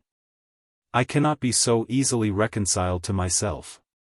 The recollection of what I then said, of my conduct, my manners, my expressions during the whole of it, is now, and has been many months, inexpressibly painful to me. Your reproof, so well applied, I shall never forget, had you behaved in a more gentlemanlike manner. Those were your words. You know not, you can scarcely conceive, how they have tortured me. Though it was some time, I confess, before I was reasonable enough to allow their justice. I was certainly very far from expecting them to make so strong an impression. I had not the smallest idea of their being ever felt in such a way. I can easily believe it. You thought me then devoid of every proper feeling, I am sure you did. The turn of your countenance I shall never forget, as you said that I could not have addressed you in any possible way, that would induce you to accept me. Oh! Do not repeat what I then said. These recollections will not do at all. I assure you, that I have long been most heartily ashamed of it." Darcy mentioned his letter. "Did it," said he, "did it soon make you think better of me? Did you, on reading it, give any credit to its contents?" She explained what its effect on her had been, and how gradually all her former prejudices had been removed. "I knew," said he, "that what I wrote must give you pain, but it was necessary. I hope you have destroyed the letter. There was one part especially, the opening of it, which I should dread your having the power of reading again. I can remember some expressions which might justly make you hate me. The letter shall certainly be burnt, if you believe it essential to the preservation of my regard. But, though we have both reason to think my opinions not entirely unalterable, they are not, I hope, quite so easily changed as that implies." "When I wrote that letter," replied Darcy, "I believed myself perfectly calm and cool, but I am since convinced that it was written in a dreadful bitterness of spirit. The letter, perhaps, began in bitterness, but it did not end so. The adieu is charity itself. But think no more of the letter. The feelings of the person who wrote, and the person who received it, are now so widely different from what they were then, that every unpleasant circumstance attending it, ought to be forgotten. You must learn some of my philosophy. Think only of the past as its remembrance gives you pleasure. I cannot give you credit for any philosophy of the kind. Your retrospections must be so totally void of reproach, that the contentment arising from them, is not of philosophy, but what is much better, of ignorance. But with me, it is not so. Painful recollections will intrude, which cannot, which ought not to be repelled. I have been a selfish being all my life, in practice, though not in principle. As a child I was taught what was right, but I was not taught to correct my temper. I was given good principles, but left to follow them in pride and conceit. Unfortunately an only son, for many years an only child, I was spoilt by my parents, who though good themselves, my father particularly, all that was benevolent and amiable, allowed, encouraged. Almost taught me to be selfish and overbearing, to care for none beyond my own family circle, to think meanly of all the rest of the world. To wish at least to think meanly of their sense and worth compared with my own. Such I was, from 8 to 28, and such I might still have been but for you, dearest, loveliest Elizabeth. What do I not owe you? You taught me a lesson, hard indeed at first, but most advantageous. By you, I was properly humbled. I came to you without a doubt of my reception. You showed me how insufficient were all my pretensions to please a woman worthy of being pleased. Had you then persuaded yourself that I should? Indeed I had. What will you think of my vanity?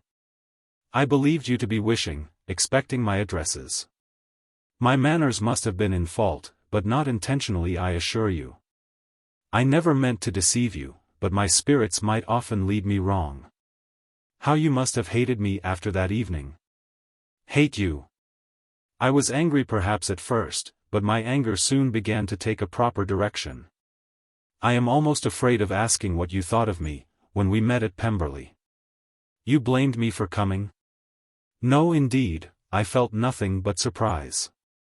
Your surprise could not be greater than mine in being noticed by you. My conscience told me that I deserved no extraordinary politeness, and I confess that I did not expect to receive more than my due. My object then, replied Darcy, was to show you, by every civility in my power, that I was not so mean as to resent the past. And I hope to obtain your forgiveness, to lessen your ill opinion, by letting you see that your reproofs had been attended to. How soon any other wishes introduced themselves I can hardly tell, but I believe in about half an hour after I had seen you. He then told her of Georgiana's delight in her acquaintance, and of her disappointment at its sudden interruption. Which naturally leading to the cause of that interruption, she soon learnt that his resolution of following her from Derbyshire in quest of her sister had been formed before he quitted the inn. And that his gravity and thoughtfulness there had arisen from no other struggles than what such a purpose must comprehend. She expressed her gratitude again, but it was too painful a subject to each, to be dwelt on farther. After walking several miles in a leisurely manner, and too busy to know anything about it, they found at last, on examining their watches, that it was time to be at home. What could become of Mr. Bingley and Jane, was a wonder which introduced the discussion of their affairs. Darcy was delighted with their engagement. His friend had given him the earliest information of it. I must ask whether you were surprised, said Elizabeth. Not at all. When I went away, I felt that it would soon happen. That is to say, you had given your permission. I guessed as much. And though he exclaimed at the term, she found that it had been pretty much the case. On the evening before my going to London, said he, I made a confession to him, which I believe I ought to have made long ago. I told him of all that had occurred to make my former interference in his affairs absurd and impertinent. His surprise was great. He had never had the slightest suspicion. I told him, moreover, that I believed myself mistaken in supposing, as I had done, that your sister was indifferent to him. And as I could easily perceive that his attachment to her was unabated, I felt no doubt of their happiness together. Elizabeth could not help smiling at his easy manner of directing his friend. Did you speak from your own observation, said she, when you told him that my sister loved him, or merely from my information last spring? From the former. I had narrowly observed her during the 2 visits which I had lately made her here, and I was convinced of her affection. And your assurance of it, I suppose, carried immediate conviction to him. It did. Bingley is most unaffectedly modest. His diffidence had prevented his depending on his own judgment in so anxious a case, but his reliance on mine made everything easy. I was obliged to confess one thing, which for a time, and not unjustly, offended him. I could not allow myself to conceal that your sister had been in town 3 months last winter, that I had known it, and purposely kept it from him. He was angry. But his anger, I am persuaded, lasted no longer than he remained in any doubt of your sister's sentiments. He has heartily forgiven me now. Elizabeth longed to observe that Mr. Bingley had been a most delightful friend, so easily guided that his worth was invaluable, but she checked herself. She remembered that he had yet to learn to be laughed at, and it was rather too early to begin. In anticipating the happiness of Bingley, which of course was to be inferior only to his own, he continued the conversation till they reached the house. In the hall they parted.